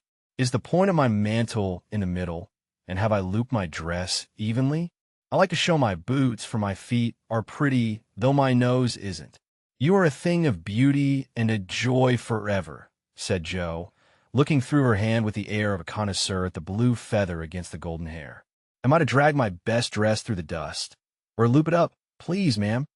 Hold it up when you walk, but drop in the house. The sweeping style suits you best, and you must learn to trail your skirts gracefully. You haven't half-buttoned one cuff. Do it once. You'll never look finished if you are not careful about the little details, for they make up the pleasing whole. Joe sighed and proceeded to burst the buttons off her glove in doing up her cuff, but at last both were ready and sailed away, looking as pretty as pictures, Hannah said, as she hung out of the upper window to watch them. Now, Joe dear, the Chesters consider themselves very elegant people, so I want you to put on your best deportment. Don't make any of your abrupt remarks or do anything odd, will you? Just be calm, cool, and quiet. That's safe and ladylike, and you can easily do it for 15 minutes, said Amy, as they approached the first place, having borrowed the white parasol and been inspected by Meg, with a baby on each arm. Let me see. Calm, cool, and quiet. Yes, I think I can promise that. I played the part of a prim young lady on the stage, and I'll try it off. My powers are great, as you shall see, so be easy in your mind, my child. Amy looked relieved, but naughty Joe took her at her word, for during the first call she sat with every limb gracefully composed, every fold correctly draped, calm as a summer sea, cool as a snowbank, and as silent as the Sphinx. In vain Mrs. Chester alluded to her charming novel, and the Mrs. Chester introduced parties, picnics, the opera, and the fashions. Each and all were answered by a smile, a bow, and a demure yes or no with the chill on. In vain Amy telegraphed the word talk, tried to draw her out, and administered covert pokes with her foot. Joe sat as if blandly unconscious of it all, with deportment like Maud's face, icily regular, splendidly null. What a haughty, uninteresting creature that oldest Miss March is, was the unfortunately audible remark of one of the ladies, as the door closed upon their guests. Joe laughed noiselessly all through the hall, but Amy looked disgusted at the failure of her instructions, and very naturally laid the blame upon Joe. How could you mistake me so? I merely meant you to be properly dignified and composed, and you made yourself a perfect stock and stone. Try to be sociable at the Lambs. Gossip as other girls do, and be interested in dress and flirtations and whatever nonsense comes up. They move in the best society, are valuable persons for us to know, and I wouldn't fail to make a good impression there for anything. I'll be agreeable. I'll gossip and giggle, and have horrors and raptures over any trifle you like. I rather enjoy this, and now I'll imitate what is called a charming girl. I can do it, for I have made Chester as a model, and I'll improve upon her. See if the Lambs don't say, what a lively, nice creature that Joe March is. Amy felt anxious, as well she might, for when Joe turned freakish there was no knowing where she would stop. Amy's face was a study when she saw her sister skim into the next drawing room, kiss all the young ladies with effusion, beam graciously upon the young gentlemen, and join in the chat with a spirit which amazed the beholder. Amy was taken possession of by Mrs. Lamb, with whom she was a favorite, and forced to hear a long account of Lucretia's last attack, while three delightful young gentlemen hovered near, waiting for a pause when they might rush in and rescue her. So situated, she was powerless to check Joe, who seemed possessed by a spirit of mischief, and talked away as volubly as the lady.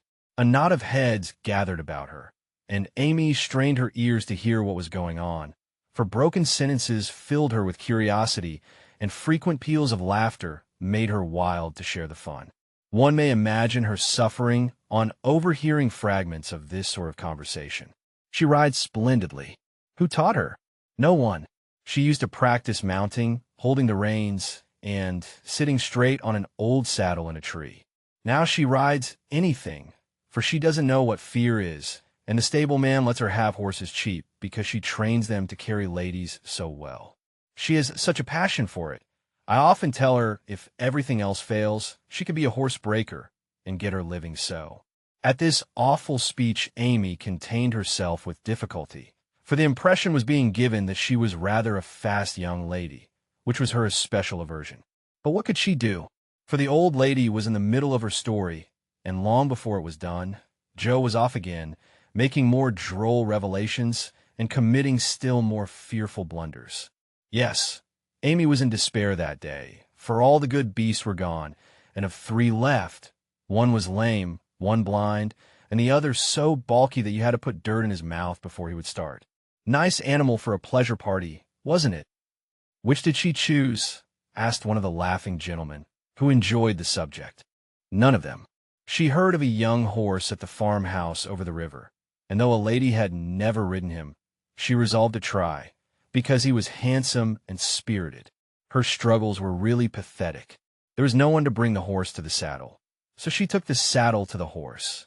My dear creature, she actually rode it over the river, put it on her head, and marched up to the barn to the utter amazement of the old man. Did she ride the horse? Of course she did, and had a capital time. I expected to see her brought home in fragments, but she managed him perfectly and was the life of the party. Well, I call that plucky. And young Mr. Lamb turned an approving glance upon Amy, wondering what his mother could be saying to make the girl look so red and uncomfortable. She was still redder and more uncomfortable a moment after, when a sudden turn in the conversation introduced the subject of dress. One of the young ladies asked Joe where she got the pretty drab hat she wore to the picnic, and stupid Joe, instead of mentioning the place where it was bought 2 years ago, must needs answer with unnecessary frankness, "Oh, Amy painted it. You can't buy those soft shades, so we paint ours any color we like. It's a great comfort to have an artistic sister." "Isn't that an original idea?" cried Miss Lamb, who found Joe great fun. "That's nothing compared to some of her brilliant performances. There's nothing the child can't do. Why, she won a pair of blue boots for Sally's party, so she just painted her soiled white ones the loveliest shade of sky blue you ever saw, and they looked exactly like satin," added Joe, with an air of pride in her sister's accomplishments that exasperated Amy till she felt that it would be a relief to throw her card case at her. "We read a story of yours the other day, and enjoyed it very much," observed the elder Miss Lamb, wishing to compliment the literary lady, who did not look the character just then, it must be confessed. Any mention of her works always had a bad effect upon Joe, who either grew rigid and looked offended, or changed the subject with a brusque remark, as now. "Sorry you could find nothing better to read. I write that rubbish because it sells, and ordinary people like it. Are you going to New York this winter?" As Miss Lamb had enjoyed the story, this speech was not exactly grateful or complimentary. The minute it was made, Joe saw her mistake, but fearing to make the matter worse, suddenly remembered that it was for her to make the first move toward departure, and did so with an abruptness that left 3 people with half-finished sentences in their mouths. "Amy, we must go. Goodbye, dear, do come and see us. We are pining for a visit. I don't dare to ask you, Mr. Lamb, but if you should come, I don't think I shall have the heart to send you away." Joe said this with such a droll imitation of Maychester's gushing style that Amy got out of the room as rapidly as possible, feeling a strong desire to laugh and cry at the same time. "Didn't I do well?" asked Joe, with a satisfied air as they walked away. "Nothing could have been worse," was Amy's crushing reply. "What possessed you to tell those stories about my saddle, and the hats and boots and all the rest of it? Why, it's funny and amuses people. They know we are poor, so it's no use pretending that we have grooms, buy 3 or 4 hats a season, and have things as easy and fine as they do. You needn't go and tell them all our little shifts and expose our poverty in that perfectly unnecessary way. You haven't a bit of proper pride, and never will learn when to hold your tongue and when to speak," said Amy despairingly. Poor Joe looked abashed, and silently chafed the end of her nose with a stiff handkerchief, as if performing a penance for her misdemeanors. "How shall I behave here?" she asked, as they approached the 3rd mansion. "Just as you please. I'll wash my hands of you," was Amy's short answer. "Then I'll enjoy myself. The boys are at home, and we'll have a comfortable time." "Goodness knows I need a little change, for elegance has a bad effect upon my constitution," returned Joe gruffly, being disturbed by her failure to suit. An enthusiastic welcome from 3 big boys and several pretty children speedily soothed her ruffled feelings, and leaving Amy to entertain the hostess and Mr. Tudor, who happened to be calling likewise, Jo devoted herself to the young folks and found the change refreshing. She listened to college stories with deep interest, caressed pointers and poodles without a murmur, agreed heartily that Tom Brown was a brick, regardless of the improper form of praise, and when one lad proposed a visit to his turtle tank, she went with an alacrity which caused Mama to smile upon her, as that motherly lady settled the cap which was left in a ruinous condition by filial hugs, bear-like but affectionate, and dearer to her than the most faultless coiffure from the hands of an inspired Frenchwoman.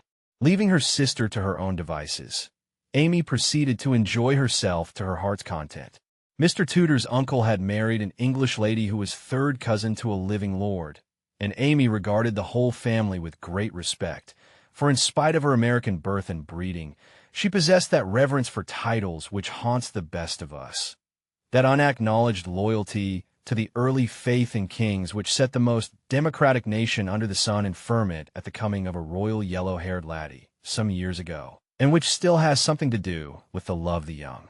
Country bears the old, like that of a big son for an imperious little mother, who held him while she could, and let him go with a farewell scolding when he rebelled. But even the satisfaction of talking with a distant connection of the British nobility did not render Amy forgetful of time, and when the proper number of minutes had passed, she reluctantly tore herself from this aristocratic society, and looked about for Jo, fervently hoping that her incorrigible sister would not be found in any position which should bring disgrace upon the name of March. It might have been worse, but Amy considered it bad, for Jo sat on the grass, with an encampment of boys about her, and a dirty-footed dog reposing on the skirt of her state and festival dress, as she related one of Laurie's pranks to her admiring audience. One small child was poking turtles with Amy's cherished parasol, a second was eating gingerbread over Jo's best bonnet, and a third playing ball with her gloves, but all were enjoying themselves. And when Jo collected her damaged property to go, her escort accompanied her, begging her to come again. It was such fun to hear about Laurie's larks. Capital boys, aren't they? I feel quite young and brisk again after that, said Jo, strolling along with her hands behind her, partly from habit, partly to conceal the bespattered parasol. "Why do you always avoid Mr. Tudor?" asked Amy, wisely refraining from any comment upon Jo's dilapidated appearance. "Don't like him. He puts on airs, snubs his sisters, worries his father, and doesn't speak respectfully of his mother. Laurie says he is fast, and I don't consider him a desirable acquaintance, so I let him alone. You might treat him civilly, at least. You gave him a cool nod, and just now you bowed and smiled in the politest way to Tommy Chamberlain, whose father keeps a grocery store. If you had just reversed the nod and the bow, it would have been right," said Amy reprovingly. "No, it wouldn't," returned Jo. "I neither like respect nor admire Tudor, though his grandfather's uncle's nephew's niece was a third cousin to a lord. Tommy is poor and bashful and good and very clever. I think well of him, and like to show that I do, for he is a gentleman in spite of the brown paper parcels." "It's no use trying to argue with you," began Amy. "Not the least, my dear," interrupted Jo. "So let us look amiable, and drop a card here, as the Kings are evidently out, for which I'm deeply grateful." The family card case having done its duty, the girls walked on, and Jo uttered another thanksgiving on reaching the 5th house, and being told that the young ladies were engaged. "Now let us go home, and never mind Aunt March today. We can run down there any time, and it's really a pity to trail through the dust in our best bibs and tuckers when we're tired and cross. Speak for yourself, if you please. Aunt March likes to have us pay her the compliment of coming in style and making a formal call. It's a little thing to do, but it gives her pleasure, and I don't believe it will hurt your things half so much as letting dirty dogs and clumping boys spoil them. Stoop down, and let me take the crumbs off of your bonnet." "What a good girl you are, Amy," said Jo, with a repentant glance from her own damaged costume to that of her sister, which was fresh and spotless still. "I wish it was as easy for me to do little things to please people as it is for you. I think of them, but it takes too much time to do them, so I wait for a chance to confer a great favor and let the small ones slip, but they tell best in the end, I fancy." Amy smiled and was mollified at once, saying with a maternal air, "Women should learn to be agreeable, particularly poor ones, for they have no other way of repaying the kindnesses they receive. If you'd remember that, and practice it, you'd be better liked than I am, because there is more of you. I'm a crotchety old thing, and always shall be, but I'm willing to own that you are right. Only it's easier for me to risk my life for a person than to be pleasant to him when I don't feel like it. It's a great misfortune to have such strong likes and dislikes, isn't it? It's a greater not to be able to hide them. I don't mind saying that I don't approve of Tudor any more than you do, but I'm not called upon to tell him so. Neither are you, and there's no use in making yourself disagreeable, because he is. But I think girls ought to show when they disapprove of young men, and how can they do it except by their manners? Preaching does not do any good, as I know to my sorrow, since I've had Teddy to manage. But there are many little ways in which I can influence him without a word, and I say we ought to do it to others if we can. Teddy is a remarkable boy, and can't be taken as a sample of other boys," said Amy, in a tone of solemn conviction, which would have convulsed the remarkable boy if he had heard it. "If we were belles, or women of wealth and position, we might do something, perhaps, but for us to frown at one set of young gentlemen because we don't approve of them, and smile upon another set because we do, wouldn't have a particle of effect, and we should only be considered odd and puritanical. So we are to countenance things and people which we detest, merely because we are not belles and millionaires, are we? That's a nice sort of morality. I can't argue about it. I only know that it's the way of the world, and people who set themselves against it only get laughed at for their pains. I don't like reformers, and I hope you never try to be one. I do like them, and I shall be one if I can, for in spite of the laughing, the world would never get on without them. We can't agree about that, for you belong to the old set, and I to the new. You will get on the best, but I shall have the liveliest time of it. I should rather enjoy the brickbats and hooting, I think. Well, compose yourself now, and don't worry, Aunt, with your new ideas. I'll try not to, but I'm always possessed to burst out with some particularly blunt speech or revolutionary sentiment before her. It's my doom, and I can't help it. They found Aunt Carol with the old lady, both absorbed in some very interesting subject, but they dropped it as the girls came in, with a conscious look which betrayed that they had been talking about their nieces. Joe was not in a good humor, and the perverse fit returned, but Amy, who had virtuously done her duty, kept her temper, and pleased everybody, was in a most angelic frame of mind. This amiable spirit was felt at once, and both aunts my deared her affectionately, looking what they afterwards said emphatically, "That child improves every day." "Are you going to help about the fair, dear?" asked Mrs. Carroll, as Amy sat down beside her with a confiding air elderly people like so well in the young. "Yes, Aunt. Mrs. Chester asked me if I would, and I offered to tend a table, as I have nothing but my time to give." "I'm not," put in Joe decidedly. "I hate to be patronized, and the Chesters think it's a great favor to allow us to help with their highly connected fair. I wonder you consented. Amy, they only want you to work. I'm willing to work. It's for the freedmen as well as the Chesters, and I think it very kind of them to let me share the labor and the fun. Patronage does not trouble me when it is well meant. Quite right and proper. I like your grateful spirit, my dear. It's a pleasure to help people who appreciate our efforts. Some do not, and that is trying," observed Aunt March, looking over her spectacles at Joe, who sat apart, rocking herself, with a somewhat morose expression. If Joe had only known what a great happiness was wavering in the balance for one of them, she would have turned dove-like in a minute. But unfortunately, we don't have windows in our breasts, and cannot see what goes on in the minds of our friends. Better for us that we cannot as a general thing, but now and then it would be such a comfort, such a saving of time and temper. By her next speech, Joe deprived herself of several years of pleasure, and received a timely lesson in the art of holding her tongue. "I don't like favors. They oppress and make me feel like a slave. I'd rather do everything for myself, and be perfectly independent. Ahem. coughed Aunt Carol softly, with a look at Aunt March. "I told you so," said Aunt March, with a decided nod to Aunt Carol.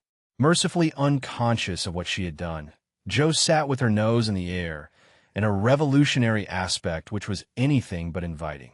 "Do you speak French, dear?" asked Mrs. Carroll, laying a hand on Amy's. "Pretty well, thanks to Aunt March, who lets Esther talk to me as often as I like," replied Amy, with a grateful look which caused the old lady to smile affably. "How are you about languages?" asked Mrs. Carroll of Jo. "Don't know a word. I'm very stupid about studying anything. Can't bear French. It's such a slippery, silly sort of language," was the brusque reply. Another look passed between the ladies, and Aunt March said to Amy, "You are quite strong and well now, dear, I believe. Eyes don't trouble you any more, do they?" "Not at all, thank you, ma'am. I'm very well, and mean to do great things next winter, so that I may be ready for Rome whenever that joyful time arrives." "Good girl. You deserve to go, and I'm sure you will some day," said Aunt March, with an approving pat on the head, as Amy picked up her ball for her. "Cross patch, draw the latch. Sit by the fire and spin," squalled Polly, bending down from his perch on the back of her chair to peep into Jo's face, with such a comical air of impertinent inquiry that it was impossible to help laughing. "Most observing bird," said the old lady. "Come and take a walk, my dear," cried Polly, hopping toward the china closet, with a look suggestive of a lump of sugar. "Thank you, I will. Come, Amy." And Jo brought the visit to an end, feeling more strongly than ever that calls did have a bad effect upon her constitution. She shook hands in a gentlemanly manner, but Amy kissed both the aunts, and the girls departed, leaving behind them the impression of shadow and sunshine, which impression caused Aunt March to say, as they vanished, "You'd better do it, Mary. I'll supply the money," and Aunt Carol to reply decidedly, "I certainly will, if her father and mother consent." Chapter 30. Consequences. Mrs. Chester's fare was so very elegant and select that it was considered a great honor by the young ladies of the neighborhood to be invited to take a table, and everyone was much interested in the matter. Amy was asked, but Jo was not, which was fortunate for all parties, as her elbows were decidedly akimbo at this period of her life, and it took a good many hard knocks to teach her how to get on easily. The haughty, uninteresting creature was let severely alone, but Amy's talent and taste were duly complimented by the offer of the art table, and she exerted herself to prepare and secure appropriate and valuable contributions to it. Everything went on smoothly till the day before the fair opened. Then there occurred one of the little skirmishes which it is almost impossible to avoid, when some 25 women, old and young, with all their private piques and prejudices, try to work together. May Chester was rather jealous of Amy because the latter was a greater favorite than herself, and just at this time several trifling circumstances occurred to increase the feeling. Amy's dainty pen and ink work entirely eclipsed May's painted vases. That was one thorn. Then the all-conquering tutor had danced 4 times with Amy at a late party and only once with May. That was thorn number 2. But the chief grievance that rankled in her soul, and gave an excuse for her unfriendly conduct, was a rumor which some obliging gossip had whispered to her, that the March girls had made fun of her at the Lambs. All the blame of this should have fallen upon Jo, for her naughty imitation had been too lifelike to escape detection, and the frolicsome Lambs had permitted the joke to escape. No hint of this had reached the culprits, however, and Amy's dismay can be imagined when, the very evening before the fair, as she was putting the last touches to her pretty table, Mrs. Chester, who, of course, resented the supposed ridicule of her daughter, said, in a bland tone, but with a cold look, "I find, dear, that there is some feeling among the young ladies about my giving this table to anyone but my girls. As this is the most prominent, and some say the most attractive table of all, and they are the chief getters-up of the fair, it is thought best for them to take this place. I'm sorry, but I know you are too sincerely interested in the cause to mind a little personal disappointment, and you shall have another table if you like." Mrs. Chester fancied beforehand that it would be easy to deliver this little speech, but when the time came, she found it rather difficult to utter it naturally, with Amy's unsuspicious eyes looking straight at her full of surprise and trouble. Amy felt that there was something behind this, but could not guess what, and said quietly, feeling hurt and showing that she did. Perhaps you had rather I took no table at all? Now, my dear, don't have any ill feeling, I beg. It's merely a matter of expediency. You see, my girls will naturally take the lead, and this table is considered their proper place. I think it very appropriate to you, and feel very grateful for your efforts to make it so pretty. But we must give up our private wishes, of course, and I will see that you have a good place elsewhere. Wouldn't you like the flower table? The little girls undertook it, but they're discouraged. You could make a charming thing of it, and the flower table is always attractive, you know. Especially to gentlemen, added May, with a look which enlightened Amy as to one cause of her sudden fall from favor. She colored angrily, but took no other notice of that girlish sarcasm, and answered with unexpected amiability. It shall be as you please, Mrs. Chester. I'll give up my place here at once, and attend to the flowers, if you like. You can put your own things on your own table, if you prefer, began May, feeling a little conscience-stricken as she looked at the pretty racks, the painted shells, and quaint illuminations Amy had so carefully made and so gracefully arranged. She meant it kindly, but Amy mistook her meaning and said quickly, "Oh, certainly, if they are in your way." And sweeping her contributions in her apron, pell-mell, she walked off, feeling that herself and her works of art had been insulted past forgiveness. Now she's mad. "Oh dear, I wish I hadn't asked you to speak, Mamma," said May, looking disconsolately at the empty spaces on her table. "Girls' quarrels are soon over," returned her mother, feeling a trifle ashamed of her own part in this one, as well she might. The little girls hailed Amy and her treasures with delight, which cordial reception somewhat soothed her perturbed spirit, and she fell to work, determined to succeed florally, if she could not artistically. But everything seemed against her. It was late, and she was tired. Everyone was too busy with their own affairs to help her, and the little girls were only hindrances, for the dears fussed and chattered like so many magpies, making a great deal of confusion in their artless efforts to preserve the most perfect order.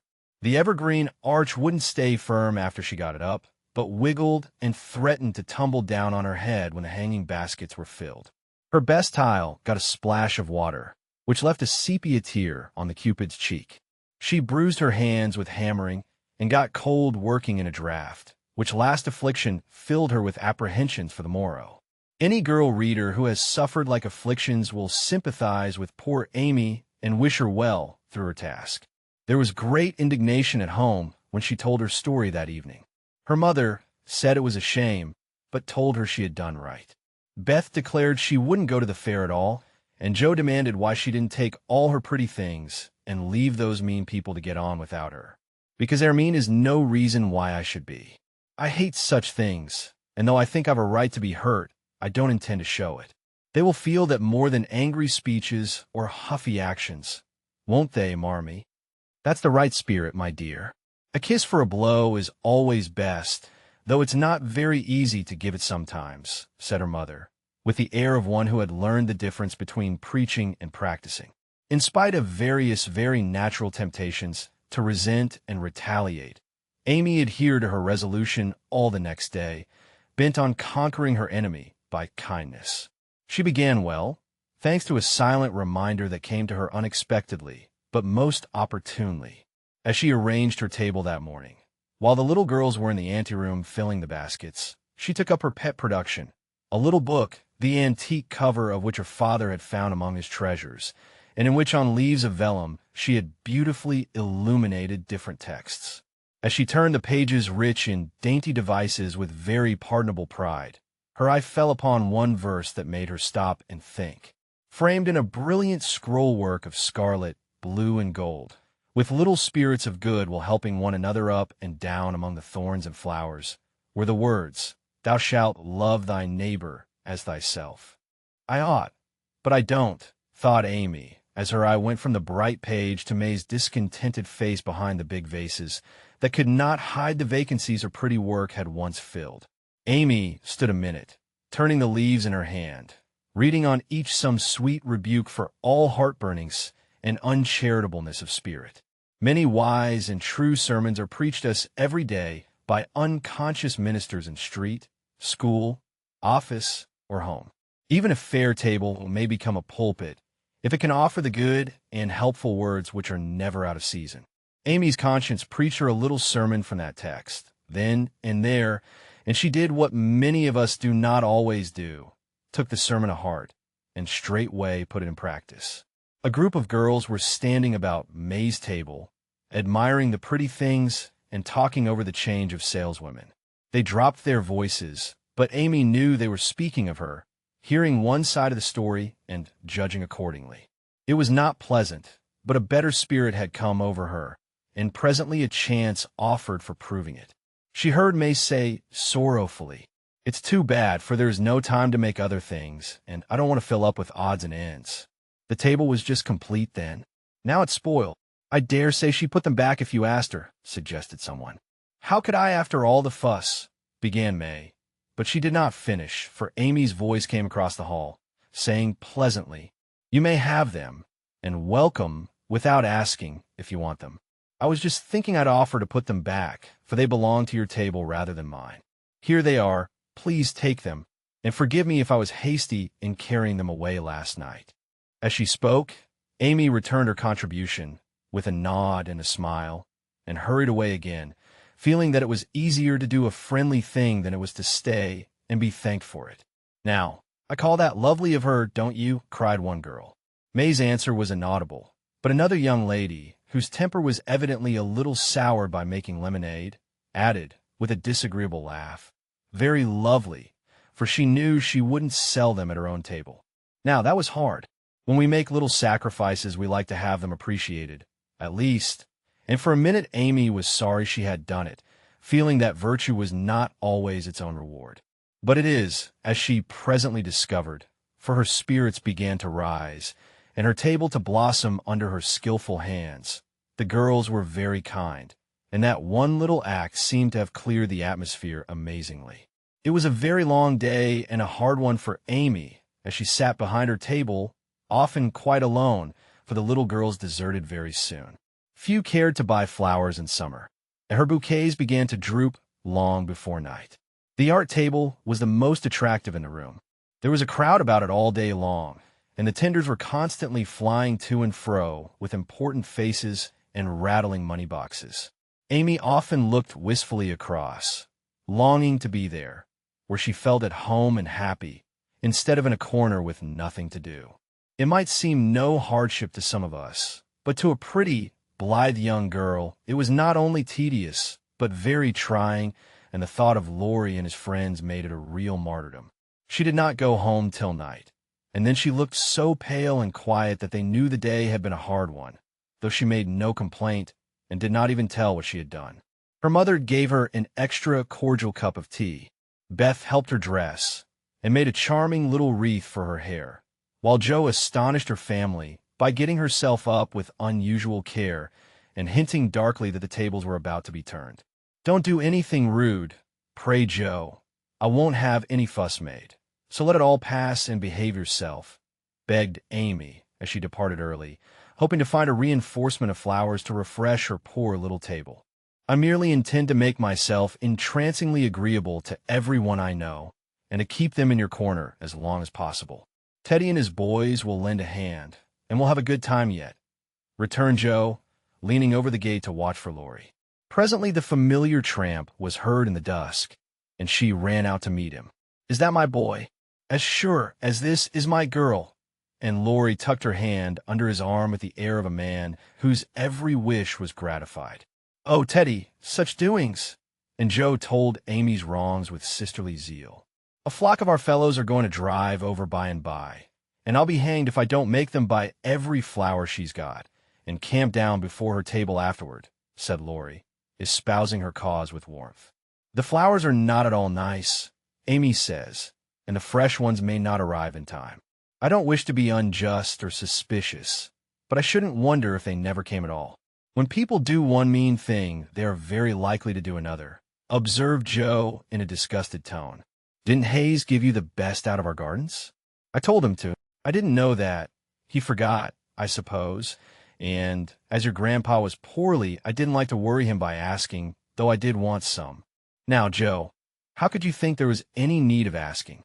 They're just as much yours as mine. Don't we always go halves in everything? Began Lori, in the tone that always made Joe turn thorny. Gracious, I hope not. Half of some of your things wouldn't suit me at all. But we mustn't stand philandering here. I've got to help Amy, so you go and make yourself splendid. And if you'll be so very kind as to let Hayes take a few nice flowers up to the hall, I'll bless you forever. Couldn't you do it now? Asked Lori, so suggestively that Joe shut the gate in his face with inhospitable haste and called through the bars, Go away, Teddy. I'm busy. Thanks to the conspirators, the tables were turned that night, for Hayes sent up a wilderness of flowers, with a lovely basket arranged in his best manner for a centerpiece. Then the March family turned out en masse, and Joe exerted herself to some purpose, for people not only came, but stayed, laughing at her nonsense, admiring Amy's taste, and apparently enjoying themselves very much. Lori and his friends gallantly threw themselves into the breach, bought up the bouquets, encamped before the table, and made that corner the liveliest spot in the room. Amy was in her element now, and, out of gratitude, if nothing more, was as sprightly and gracious as possible, coming to the conclusion about that time that virtue was its own reward, after all.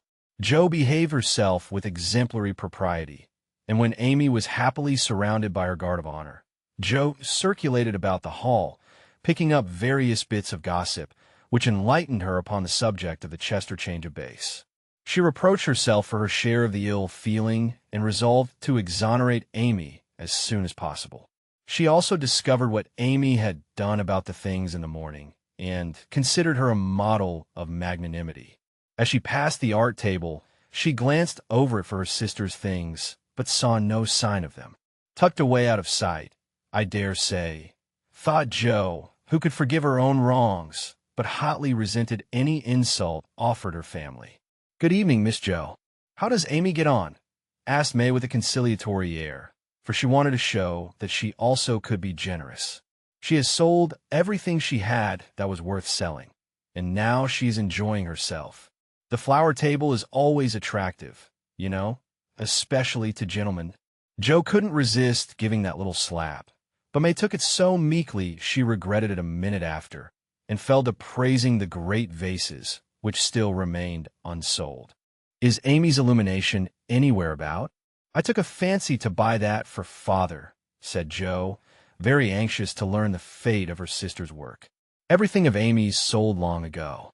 I took care that the right people saw them, and they made a nice little sum of money for us, returned May, who had overcome sundry small temptations, as well as Amy had, that day.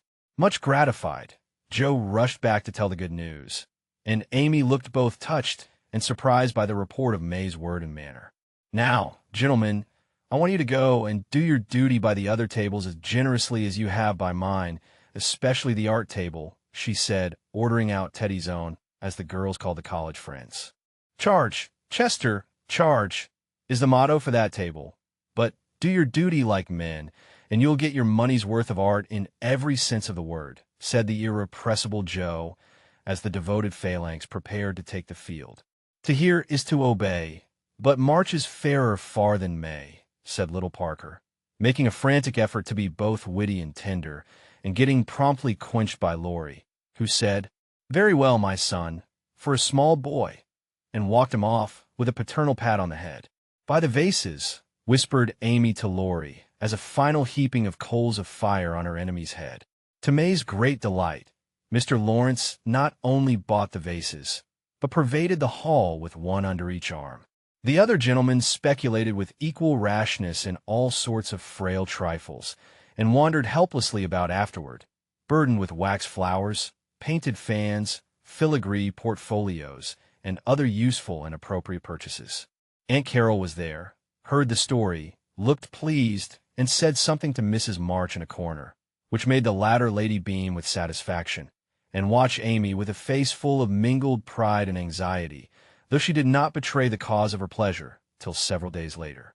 The fair was pronounced a success, and when May bade Amy good night, she did not gush as usual, but gave her an affectionate kiss and a look which said forgive and forget. That satisfied Amy, And when she got home, she found the vases paraded on the parlor chimney-piece with a great bouquet in each. The reward of merit for a magnanimous march, as Laurie announced with a flourish. You've a deal more principle and generosity and nobleness of character than I ever gave you credit for, Amy. You've behaved sweetly, and I respect you with all my heart, said Joe warmly, as they brushed their hair together late that night. Yes, we all do, and love her for being so ready to forgive. It must have been dreadfully hard after working so long and setting your heart on selling your own pretty things. I don't believe I could have done it as kindly as you did, added Beth from her pillow. Why, girls, you needn't praise me so. I only did as I be done by. You laugh at me when I say I want to be a lady, but I mean a true gentlewoman in mind and manners, and I try to do it as far as I know how. I can't explain exactly, but I want to be above the little meannesses and follies and faults that spoil so many women. I'm far from it now, but I do my best, and hope in time to be what Mother is. Amy spoke earnestly, and Joe said, with a cordial hug, I understand now what you mean, and I'll never laugh at you again. You are getting on faster than you think, and I'll take lessons of you in true politeness, for you've learned the secret, I believe. Try away, dearie. You'll get your reward some day, and no one will be more delighted than I shall. A week later, Amy did get her reward, and poor Joe found it hard to be delighted. A letter came from Aunt Carol, and Mrs. March's face was illuminated to such a degree when she read it that Joe and Beth, who were with her, demanded what the glad tidings were. Aunt Carol is going abroad next month, and wants me to go with her, burst in Joe, flying out of her chair in an uncontrollable rapture. No, dear, not you. It's Amy. Oh, Mother, she's too young. It's my turn first. I've wanted it so long. It would do me so much good, and be so altogether splendid. I must go. I'm afraid it's impossible, Joe. Aunt says Amy, decidedly, and it is not for us to dictate when she offers such a favor. It's always so. Amy has all the fun, and I have all the work. It isn't fair. Oh, it isn't fair, cried Joe passionately. I'm afraid it's partly your own fault, dear. When Aunt spoke to me the other day, she regretted your blunt manners and too independent spirit. And here she writes, as if quoting something you had said, I planned at first to ask Joe, but as favors burden her, and she hates French, I think I won't venture to invite her. Amy is more docile, will make a good companion for Flo, and receive gratefully any help the trip may give her. Oh, my tongue, my abominable tongue. Why can't I learn to keep it quiet? Groaned Joe, remembering words which had been her undoing. When she had heard the explanation of the quoted phrases, Mrs. March said sorrowfully, I wish you could have gone, but there is no hope of it this time. So try to bear it cheerfully, and don't sadden Amy's pleasure by reproaches or regrets. I'll try, said Joe, winking hard as she knelt down to pick up the basket she had joyfully upset. I'll take a leaf out of her book, and try not only to seem glad, but to be so, and not grudge her 1 minute of happiness. But it won't be easy, for it is a dreadful disappointment. And poor Joe bedewed the little fat pincushion she held with several very bitter tears. Joe, dear, I'm very selfish, but I couldn't spare you, and I'm glad you are not going quite yet, whispered Beth, embracing her, basket and all, with such a clinging touch and loving face that Joe felt comforted in spite of the sharp regret that made her want to box her own ears, and humbly beg Aunt Carol to burden her with this favor, and see how gratefully she would bear it. By the time Amy came in, Joe was able to take her part in the family jubilation, not quite as heartily as usual, perhaps, but without repinings at Amy's good fortune. The young lady herself received the news as tidings of great joy, went about in a solemn sort of rapture, and began to sort her colors and pack her pencils that evening, leaving such trifles as clothes, money, and passports to those less absorbed in visions of art than herself. It isn't a mere pleasure trip to me, girls, she said impressively, as she scraped her best palette. It will decide my career, for if I have any genius, I shall find it out in Rome, and will do something to prove it. Suppose you haven't, said Joe, sewing away, with red eyes, at the new collars which were to be handed over to Amy. Then I shall come home and teach drawing for my living, replied the aspirant for fame, with philosophic composure. but she made a wry face at the prospect and scratched away at her palate as if bent on vigorous measures before she gave up her hopes. "No, you won't. You hate hard work, and you'll marry some rich man and come home to sit in the lap of luxury all your days," said Joe. "Your predictions sometimes come to pass, but I don't believe that one will. I'm sure I wish it would, for if I can't be an artist myself, I should like to be able to help those who are," said Amy, smiling, as if the part of Lady Bountiful would suit her better than that of a poor drawing teacher. Said Joe with a sigh. "If you wish it, you'll have it, for your wishes are always granted. Mine never." "Would you like to go?" asked Amy, thoughtfully patting her nose with her knife. "Rather. Well, in a year or two I'll send for you, and we'll dig in the Forum for relics and carry out all the plans we've made so many times." "Thank you. I'll remind you of your promise when that joyful day comes, if it ever does," returned Joe, accepting the vague but magnificent offer as gratefully as she could. There was not much time for preparation, and the house was in a ferment till Amy was off. Joe bore up very well till the last flutter of blue ribbon vanished, when she retired to her refuge, the garret, and cried till she couldn't cry any more. Amy likewise bore up stoutly till the steamer sailed. Then, just as the gangway was about to be withdrawn, it suddenly came over her that a whole ocean was soon to roll between her and those who loved her best, and she clung to Laurie, the last lingerer, saying with a sob, "Oh, take care of them for me, and if anything should happen—" "I will, dear, I will, and if anything happens, I'll come and comfort you," whispered Laurie, little dreaming that he would be called upon to keep his word. So Amy sailed away to find the old world, which is always new and beautiful to young eyes, while her father and friend watched her from the shore, fervently hoping that none but gentle fortunes would befall the happy-hearted girl, who waved her hand to them till they could see nothing but the summer sunshine dazzling on the sea. Chapter 31. Our Foreign Correspondent. London. Dearest people, here I really sit at a front window of the Bath Hotel, Piccadilly. It's not a fashionable place, but Uncle stopped here years ago and won't go anywhere else. However, we don't mean to stay long, so it's no great matter.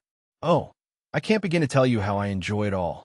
I never can, so I'll only give you bits out of my notebook, for I've done nothing but sketch and scribble since I started. I sent a line from Halifax when I felt pretty miserable, but after that I got on delightfully, seldom ill, on deck all day, with plenty of pleasant people to amuse me. Everyone was very kind to me, especially the officers. Don't laugh, Joe. Gentlemen really are very necessary aboard ship, to hold on to, or to wait upon one. And as they have nothing to do, it's a mercy to make them useful, otherwise they would smoke themselves to death, I'm afraid. Aunt and Flo were poorly all the way, and liked to be let alone, so when I had done what I could for them, I went and enjoyed myself. Such walks on deck, such sunsets, such splendid air and waves. It was almost as exciting as riding a fast horse, when we went rushing on so grandly. I wish Beth could have come.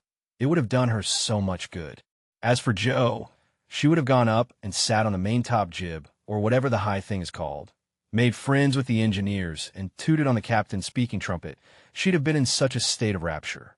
It was all heavenly, but I was glad to see the Irish coast, and found it very lovely, so green and sunny, with brown cabins here and there, ruins on some of the hills, and gentlemen's country seats in the valleys, with deer feeding in the parks. It was early in the morning, but I didn't regret getting up to see it, for the bay was full of little boats, the shore so picturesque, and a rosy sky overhead. I never shall forget it. At Queenstown, one of my new acquaintances left us, Mr. Lennox, and when I said something about the lakes of Killarney, he sighed and sung, with a look at me, "Oh, have you e'er heard of Kate Kearney? She lives on the banks of Killarney. From the glance of her eye, shun danger and fly, for fatal's the glance of Kate Kearney." Wasn't that nonsensical? We only stopped at Liverpool a few hours. It's a dirty, noisy place, and I was glad to leave it. Uncle rushed out and bought a pair of dogskin gloves, some ugly, thick shoes, and an umbrella, and got shaved a la mutton chop the first thing. Then he flattered himself that he looked like a true Briton. But the first time he had the mud cleaned off his shoes, the little boot-black knew that an American stood in them, and said, with a grin. "They're your har, sir. I've given him the latest Yankee shine." It amused Uncle immensely. "Oh, I must tell you what that absurd Lennox did. He got his friend Ward, who came on with us, to order a bouquet for me, and the first thing I saw in my room was a lovely one with Robert Lennox's compliments on the card. Wasn't that fun, girls? I like traveling. I never shall get to London if I don't hurry." The trip was like riding through a long picture gallery, full of lovely landscapes. The farmhouses were my delight, with thatched roofs, ivy up to the eaves, latticed windows, and stout women with rosy children at the doors. The very cattle looked more tranquil than ours, as they stood knee-deep in clover, and the hens had a contented cluck, as if they never got nervous like Yankee biddies. Such perfect color I never saw, the grass so green, sky so blue, grain so yellow, wood so dark. I was in a rapture all the way. So was Flo, and we kept bouncing from one side to the other, trying to see everything while we were whisking along at the rate of 60 miles an hour. Aunt was tired and went to sleep, but Uncle read his guidebook and wouldn't be astonished at anything. This is the way we went on. Amy, flying up, "Oh, that must be Kenilworth, that gray place among the trees." Flo darted to my window. "How sweet. We must go there sometime, won't we, Papa?" Uncle, calmly admiring his boots. "No, my dear, not unless you want beer. That's a brewery." A pause. Then Flo cried out, "Bless me, there's a gallows and a man going up." Where?" shrieks Amy, staring out at two tall posts with a crossbeam and some dangling chains. "A colliery," remarks Uncle, with a twinkle of the eye. "Here's a lovely flock of lambs all lying down," says Amy. "See, Papa, aren't they pretty?" added Flo sentimentally. "Geese, young ladies," returns Uncle, in a tone that keeps us quiet till Flo settles down to enjoy the flirtations of Captain Cavendish, and I have the scenery all to myself. Of course it rained when we got to London, and there was nothing to be seen but fog and umbrellas. We rested, unpacked, and shopped a little between showers. Aunt Mary got me some new things, for I came off in such a hurry I wasn't half ready. A white hat and blue feather, a muslin dress to match, and the loveliest mantle you ever saw. Shopping in Regent Street is perfectly splendid. Things seem so cheap. Nice ribbons, only 6 pence a yard. I laid in a stock, but shall get my gloves in Paris. Doesn't that sound sort of elegant and rich? Flo and I, for the fun of it, ordered a hansom cab while Aunt and Uncle were out, and went for a drive, though we learned afterward that it wasn't the thing for young ladies to ride in them alone. It was so droll, for when we were shut in by the wooden apron, the man drove so fast that Flo was frightened and told me to stop him, but he was up outside behind somewhere, and I couldn't get at him. He didn't hear me call, nor see me flap my parasol in front, and there we were, quite helpless, rattling away and whirling around corners at a breakneck pace. At last, in my despair, I saw a little door in the roof, and on poking it open, a red eye appeared, and a beery voice said, "Now then, Mum." I gave my order as soberly as I could, and slamming down the door, with an aye, Mum, the man made his horse walk, as if going to a funeral. I poked again and said, "A little faster." Then off he went helter-skelter as before, and we resigned ourselves to our fate. Today was fair, and we went to Hyde Park, close by, for we are more aristocratic than we look. The Duke of Devonshire lives near. I often see his footmen lounging at the back gate, and the Duke of Wellington's house is not far off.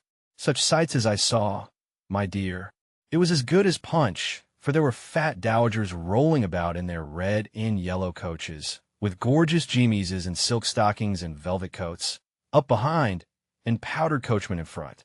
Smart maids, with the rosiest children I ever saw, handsome girls, looking half asleep, dandies in queer English hats and lavender kids lounging about, and tall soldiers, in short red jackets and muffin caps stuck on one side, looking so funny I longed to sketch them. Rotten Row means Route de Roy, or the King's Way, but now it's more like a riding school than anything else. The horses are splendid, and the men, especially the grooms, ride well, but the women are stiff and bounce, which isn't according to our rules. I longed to show them a tearing American gallop, for they trotted solemnly up and down in their scant habits and high hats, looking like the women in a toy Noah's Arkansas. Everyone rides, old men, stout ladies, little children, and the young folks do a deal of flirting here. I saw a pair exchange rosebuds, for it's the thing to wear one in the buttonhole, and I thought it rather a nice little idea. In the PM to Westminster Abbey, but don't expect me to describe it. That's impossible, so I'll only say it was sublime. This evening, we're going to see Fector, which will be an appropriate end to the happiest day of my life. It's very late, but I can't let my letter go in the morning without telling you what happened last evening. Who do you think came in as we were at tea? Laurie's English friends, Fred and Frank Vaughan. I was so surprised, for I shouldn't have known them but for the cards.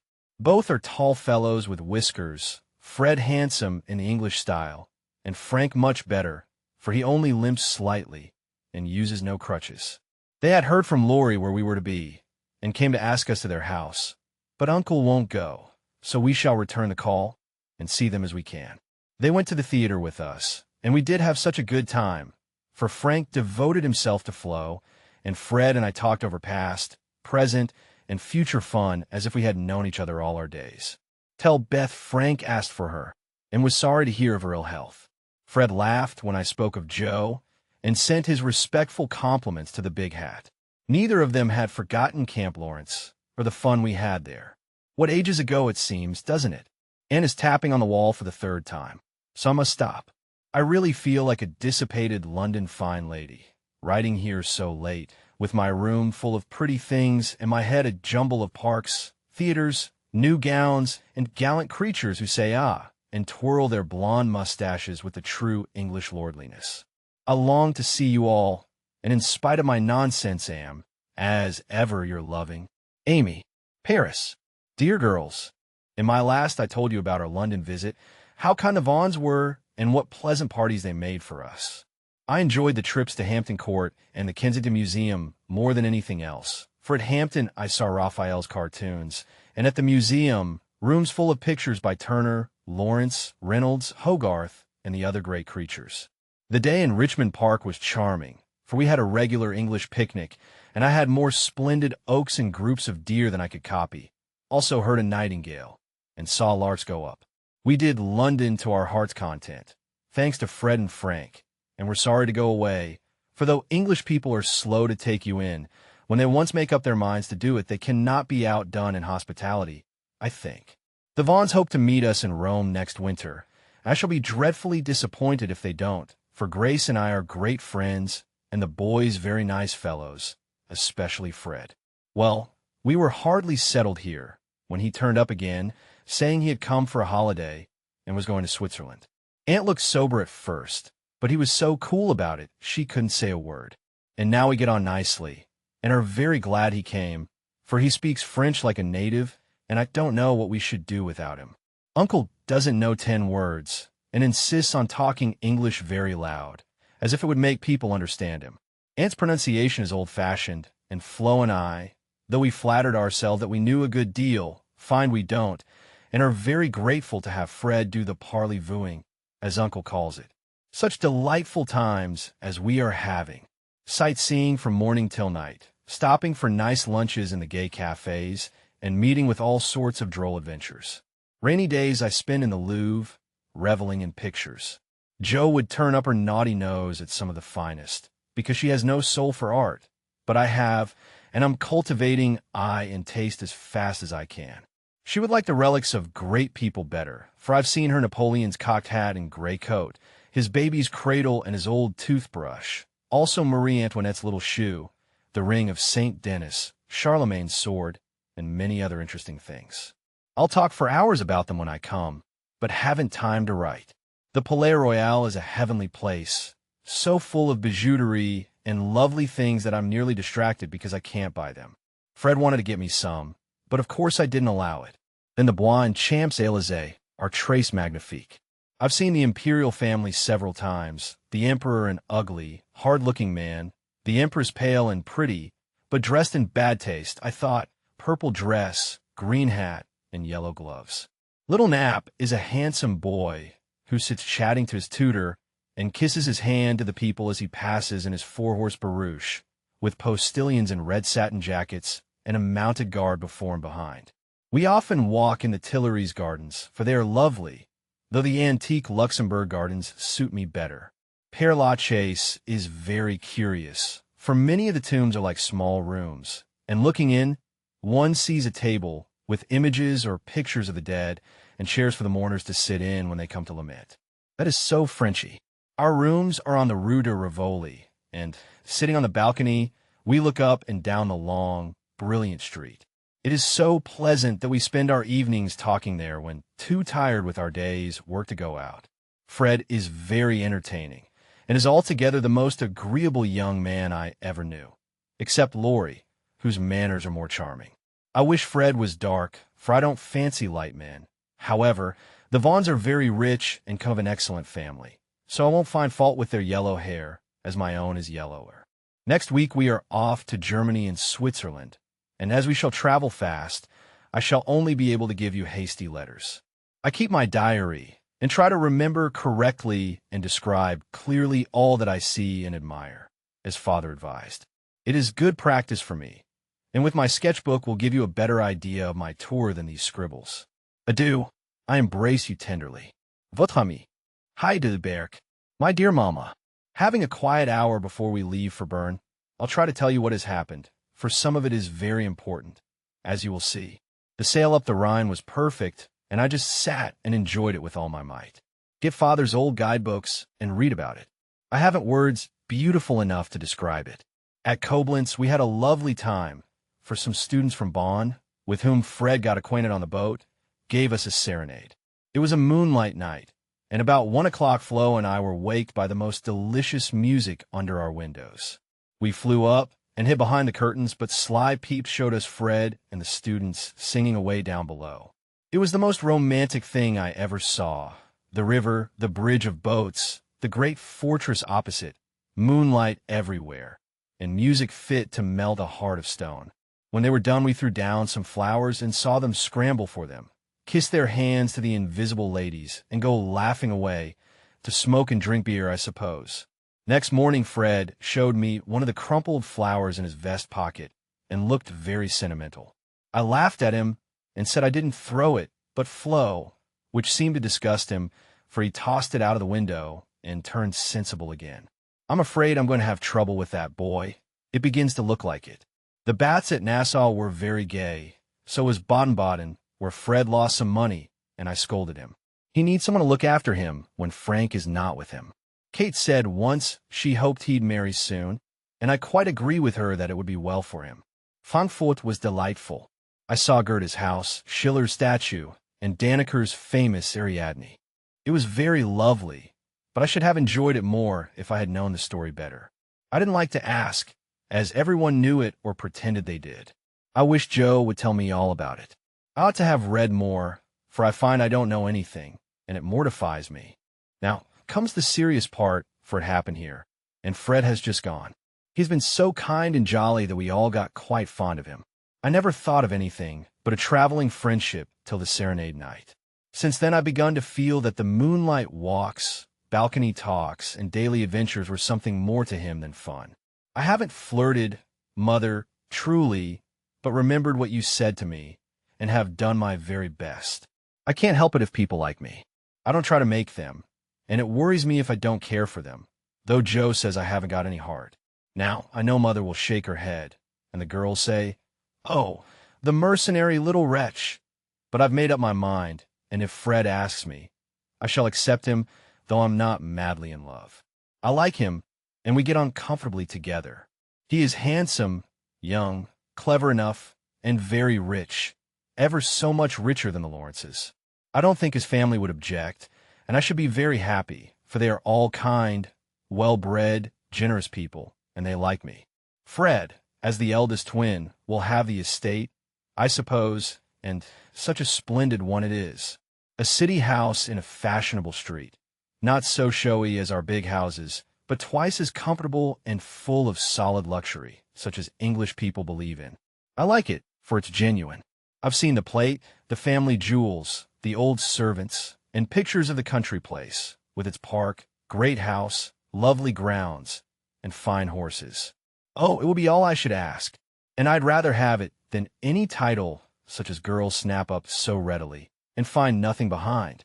I may be mercenary, but I hate poverty and don't mean to bear it a minute longer than I can help. One of us must marry well. Meg didn't, Joe won't, Beth can't yet, so I shall, and make everything okay all round. I wouldn't marry a man I hated or despised. You may be sure of that, and though Fred is not my model hero, he does very well, and in time I should get fond enough of him if he was very fond of me, and let me do just as I liked. So I've been turning the matter over in my mind the last week, for it was impossible to help seeing that Fred liked me. He said nothing, but little things showed it.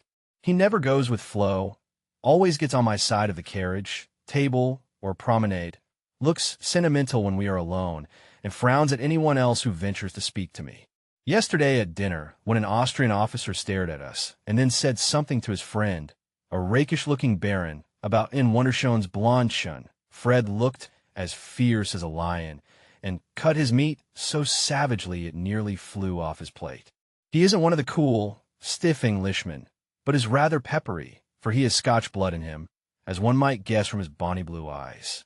Well, last evening we went up to the castle about sunset, at least all of us but Fred, who was to meet us there after going to the poste restaurant for letters. We had a charming time poking about the ruins, the vaults where the monster tun is, and the beautiful gardens made by the elector long ago for his English wife. I liked the great terrace best, for the view was divine, so while the rest went to see the rooms inside, I sat there trying to sketch the gray stone lion's head on the wall, with scarlet woodbine sprays hanging round it. I felt as if I got into a romance, sitting there, watching the Neckar rolling through the valley, listening to the music of the Austrian band below, and waiting for my lover, like a real storybook girl. I had a feeling that something was going to happen, and I was ready for it. I didn't feel blushy or quaky, but quite cool and only a little excited. By and by, I heard Fred's voice, and then he came hurrying through the great arch to find me. He looked so troubled that I forgot all about myself and asked what the matter was. He said he'd just got a letter begging him to come home, for Frank was very ill.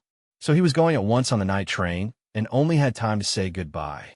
I was very sorry for him and disappointed for myself, but only for a minute, because he said, as he shook hands, and said it in a way that I could not mistake, "I shall soon come back. You won't forget me, Amy?" I didn't promise, but I looked at him, and he seemed satisfied, and there was no time for anything but messages and goodbyes, for he was off in an hour, and we all miss him very much. I know he wanted to speak, but I think, from something he once hinted, that he had promised his father not to do anything of the sort yet a while, for he is a rash boy, and the old gentleman dreads a foreign daughter-in-law. We shall soon meet in Rome, and then if I don't change my mind, I'll say yes, thank you. When he says, "Will you please?" Of course, this is all very private, but I wished you to know what was going on. Don't be anxious about me. Remember, I am your prudent Amy, and be sure I will do nothing rashly. Send me as much advice as you like. I'll use it if I can. I wish I could see you for a good talk, Marmee. Love and trust me. Ever your Amy. Chapter 32. Tender Troubles. Joe, I'm anxious about Beth. Why? Mother, she has seemed unusually well since the babies came. It's not her health that troubles me now. It's her spirits. I'm sure there is something on her mind, and I want you to discover what it is. What makes you think so, Mother? She sits alone a good deal and doesn't talk to her father as much as she used. I found her crying over the babies the other day. When she sings, the songs are always sad ones, and then I see a look in her face that I don't understand. This isn't like Beth, and it worries me. Have you asked her about it? I have tried once or twice, but she either evaded my questions or looked so distressed that I stopped. I never force my children's confidence, and I seldom have to wait for long. Mrs. March glanced at Joe as she spoke, but the face opposite seemed quite unconscious of any secret disquietude but Beth's, and after sewing thoughtfully for a minute, Joe said, "I think she is growing up, and so begins to dream dreams, and have hopes and fears and fidgets, without knowing why or being able to explain them. Why, Mother, Beth's 18, but we don't realize it and treat her like a child, forgetting she's a woman." "So she is. Dear heart, how fast you do grow up," returned her mother with a sigh and a smile. "Can't be helped, Marmee. So you must resign yourself to all sorts of worries, and let your birds hop out of the nest, one by one. I promise never to hop very far, if that is any comfort to you. It's a great comfort, Joe. I always feel strong when you are at home. Now Meg is gone. Beth is too feeble, and Amy too young to depend upon. But when the tug comes, you are always ready. Why? I don't mind hard jobs much, and there must always be one scrub in a family. Amy is splendid in fine works, and I'm not, but I feel in my element when all the carpets are to be taken up, or half the family falls sick at once. Amy is distinguishing herself abroad, but if anything is amiss at home, I'm your man. I leave Beth to your hands, then, for she will open her tender little heart to her Joe sooner than to anyone else. Be very kind, and don't let her think anyone watches or talks about her. If she only would get quite strong and cheerful again, I shouldn't have a wish in the world. Happy woman, I've got heaps. My dear, what are they? I'll settle Bethy's troubles, and then I'll tell you mine. They're not very wearing, so they'll keep. And Joe stitched away, with a wise nod which set her mother's heart at rest about her, for the present at least. While apparently absorbed in her own affairs, Joe watched Beth, and after many conflicting conjectures, finally settled upon one which seemed to explain the change in her. A slight incident gave Joe the clue to the mystery, she thought, and lively fancy, loving heart did the rest. She was affecting to write busily one Saturday afternoon, when she and Beth were alone together. Yet as she scribbled, she kept her eye on her sister, who seemed unusually quiet. Sitting at the window, Beth's work often dropped in her lap, as she leaned her head upon her hand in a dejected attitude, while her eyes rested on the dull, autumnal landscape. Suddenly, some one passed below, whistling like an operatic blackbird, and a voice called out, "All serene, coming in tonight." Beth started, leaned forward, smiled and nodded, watched the passer-by till his quick tramp died away, then said softly as if to herself, "How strong and well and happy that dear boy looks." "Hum," said Joe, still intent upon her sister's face, for the bright color faded as quickly as it came. The smile vanished, and presently a tear lay shining on the window ledge. Beth whisked it off, and in her half-averted face read a tender sorrow that made her own eyes fill. Fearing to betray herself, she slipped away, murmuring something about needing more paper. "Mercy on me! Beth loves Laurie," she said, sitting down in her own room, pale with the shock of the discovery which she believed she had just made.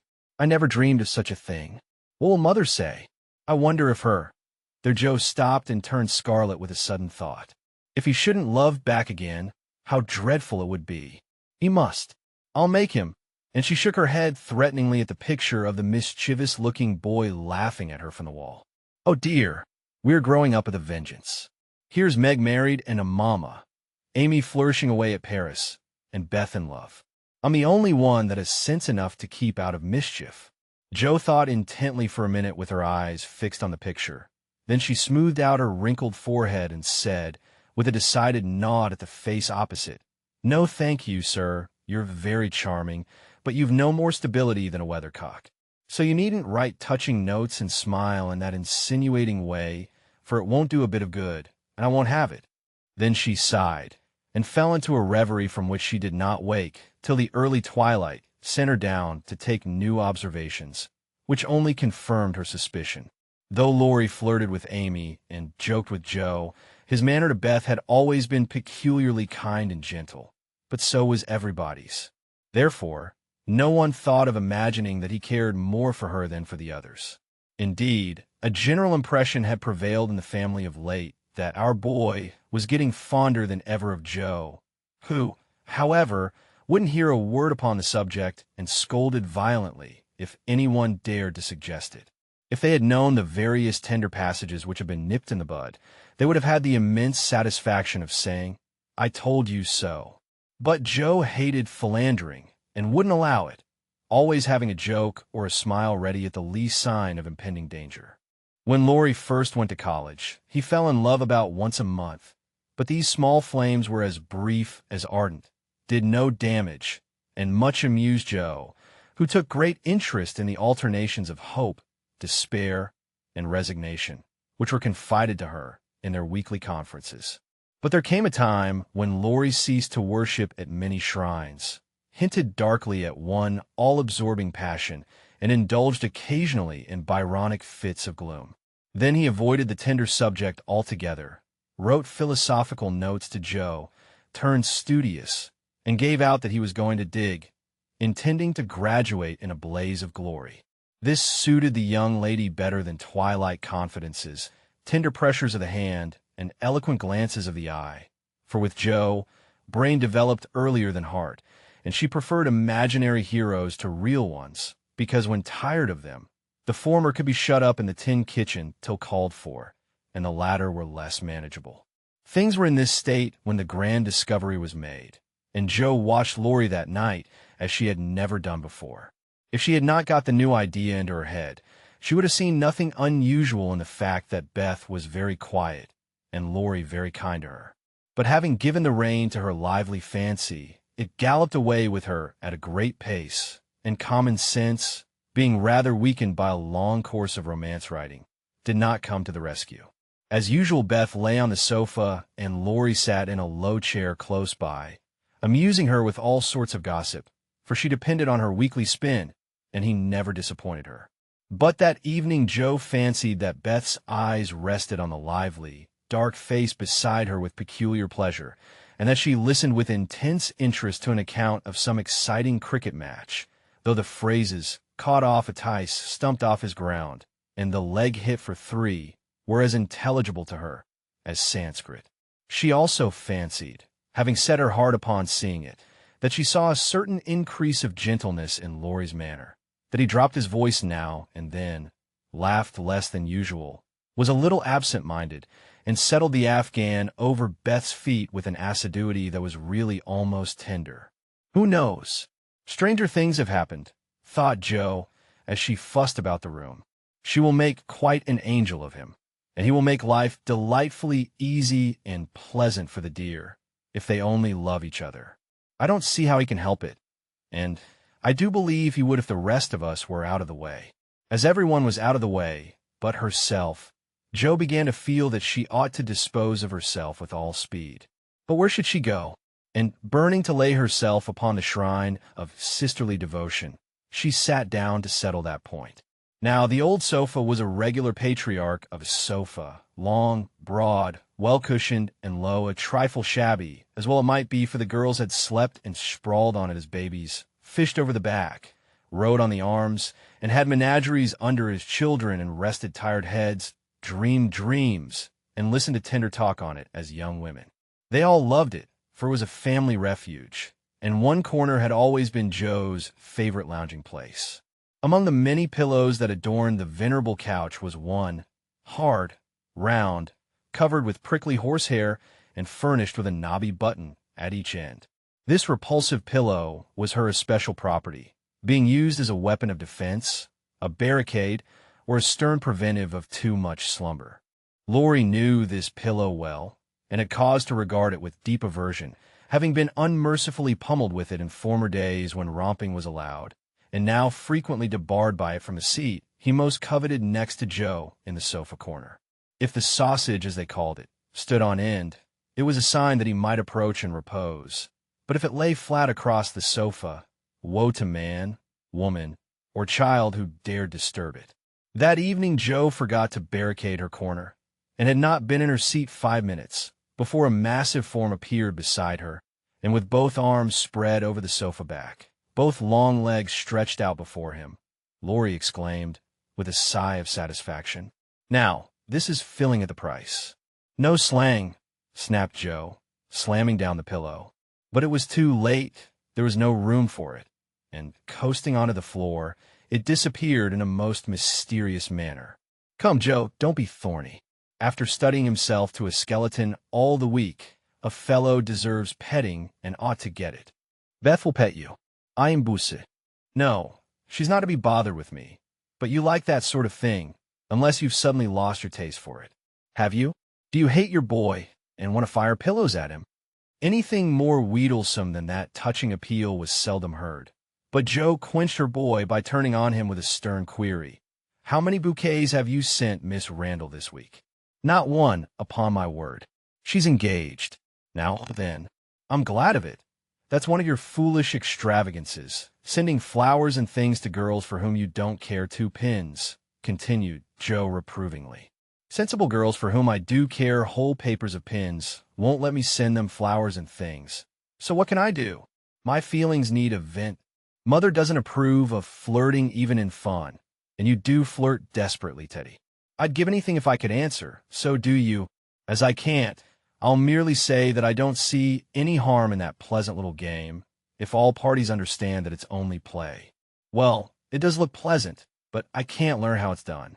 I've tried because one feels awkward in company not to do as everybody else is doing, but I don't seem to get on, said Joe, forgetting to play mentor. Take lessons of Amy. She has a regular talent for it. Yes, she does it very prettily and never seems to go too far. I suppose it's natural to some people to please without trying, and others to always say and do the wrong thing in the wrong place. I'm glad you can't flirt. It's really refreshing to see a sensible, straightforward girl who can be jolly and kind without making a fool of herself. Between ourselves, Joe, some of the girls I know really do go on at such a rate I'm ashamed of them. They don't mean any harm, I'm sure, but if they knew how we fellows talked about them afterward, they'd mend their ways, I fancy. They do the same, and, as their tongues are the sharpest, you fellows get the worst of it, for you are as silly as they, every bit. If you behave properly, they would, but knowing you like their nonsense, they keep it up, and then you blame them. Much you know about it, ma'am, said Laurie in a superior tone. We don't like romps and flirts, though we may act as if we did sometimes. The pretty, modest girls are never talked about, except respectfully among gentlemen. Bless your innocent soul. If you could be in my place for a month, you'd see things that would astonish you a trifle.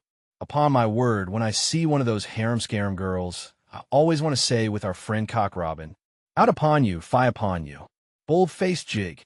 It was impossible to help laughing at the funny conflict between Laurie's chivalrous reluctance to speak ill of womankind and his very natural dislike of the unfeminine folly of which fashionable society showed him many samples. Joe knew that young Lawrence was regarded as a most eligible part one by worldly mammas, was much smiled upon by their daughters, and flattered enough by ladies of all ages to make a coxcomb of him.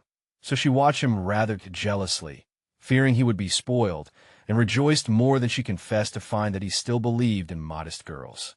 Returning suddenly to her admonitory tone, she said, dropping her voice, "If you must have a vent, Teddy, go and devote yourself to one of the pretty, modest girls whom you do respect, and not waste your time with the silly ones." "You really advise it?"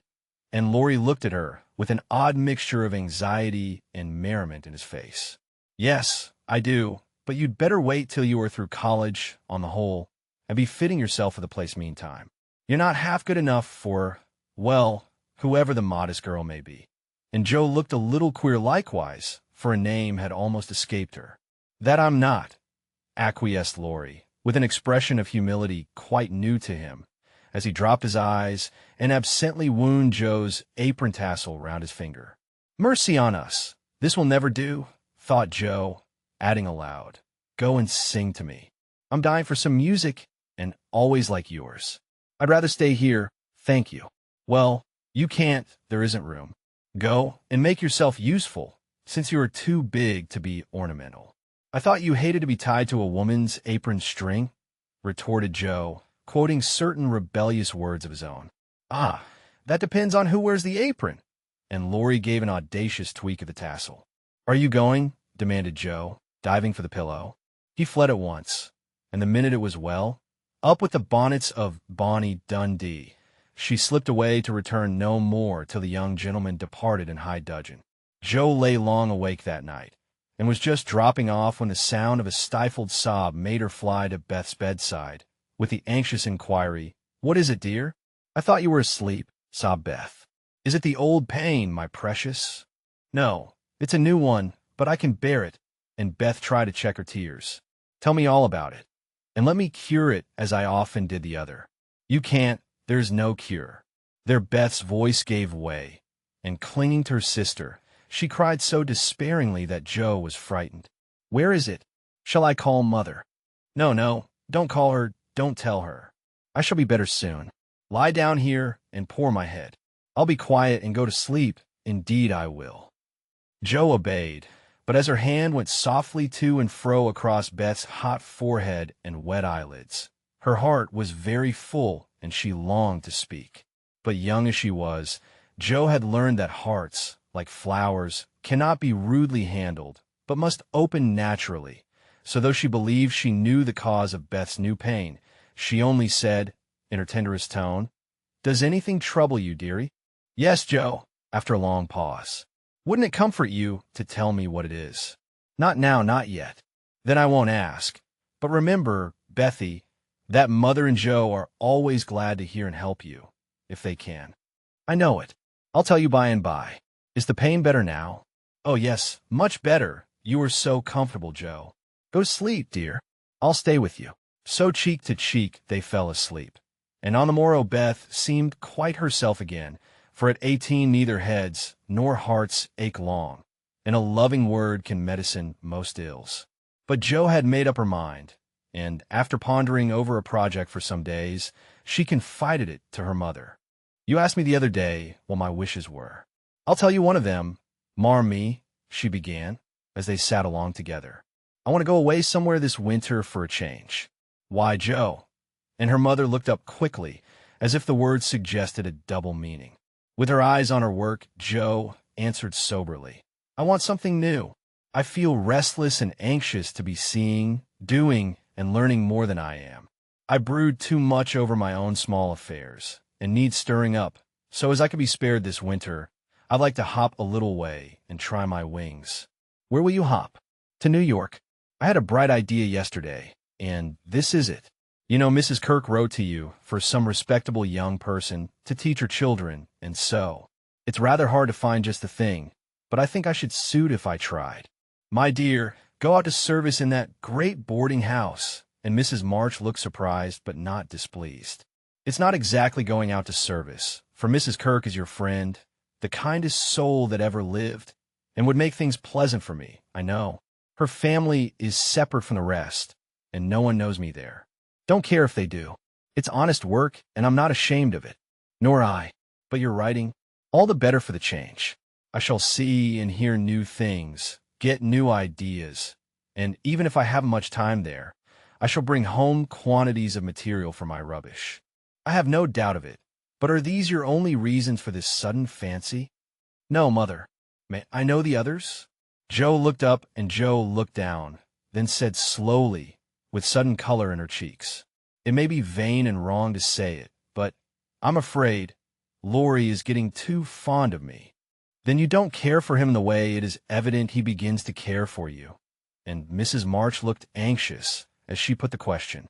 "Merci, no. I love the dear boy, as I always have, and am immensely proud of him, but as for anything more, it's out of the question." "I'm glad of that, Joe." "Why, please?" "Because, dear, I don't think you suited to one another. As friends you are very happy, and your frequent quarrels soon blow over, but I fear you would both rebel if you were mated for life. You are too much alike and too fond of freedom, not to mention hot tempers and strong wills, to get on happily together, in a relation which needs infinite patience and forbearance, as well as love. That's just the feeling I had, though I couldn't express it. I'm glad you think he is only beginning to care for me. It would trouble me sadly to make him unhappy, for I couldn't fall in love with the dear old fellow merely out of gratitude. Could I? You are sure of his feeling for you?" The color deepened in Joe's cheeks as she answered, with a look of mingled pleasure, pride, and pain which young girls were when speaking of first lovers. "I'm afraid it is so, Mother. He hasn't said anything, but he looks a great deal. I think I had better go away before it comes to anything." "I agree with you, and if it can be managed you shall go." Joe looked relieved, and after a pause, said, smiling, "How Mrs. Moffat would wonder at your want of management, if she knew, and how she will rejoice that Annie may still hope." "Ah, Joe, mothers may differ in their management, but the hope is the same in all, the desire to see their children happy. Meg is so, and I am content with her success. You I leave to enjoy your liberty till you tire of it, for only then will you find that there is something sweeter. Amy is my chief care now, but her good sense will help her. For Beth, I indulge no hopes except that she may be well. By the way, she seems brighter this last day or two. Have you spoken to her? Yes. She owned she had a trouble, and promised to tell me by and by.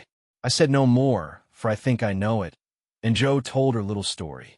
Mrs. March shook her head, and did not take so romantic a view of the case, but looked grave, and repeated her opinion that for Laurie's sake Joe should go away for a time. Let us say nothing about it to him till the plan is settled. Then I'll run away before he can collect his wits and be tragic. Beth must think I'm going to please myself, as I am, for I can't talk about Laurie to her. But she can pet and comfort him after I'm gone, and so cure him of this romantic notion. He's been through so many little trials of the sort.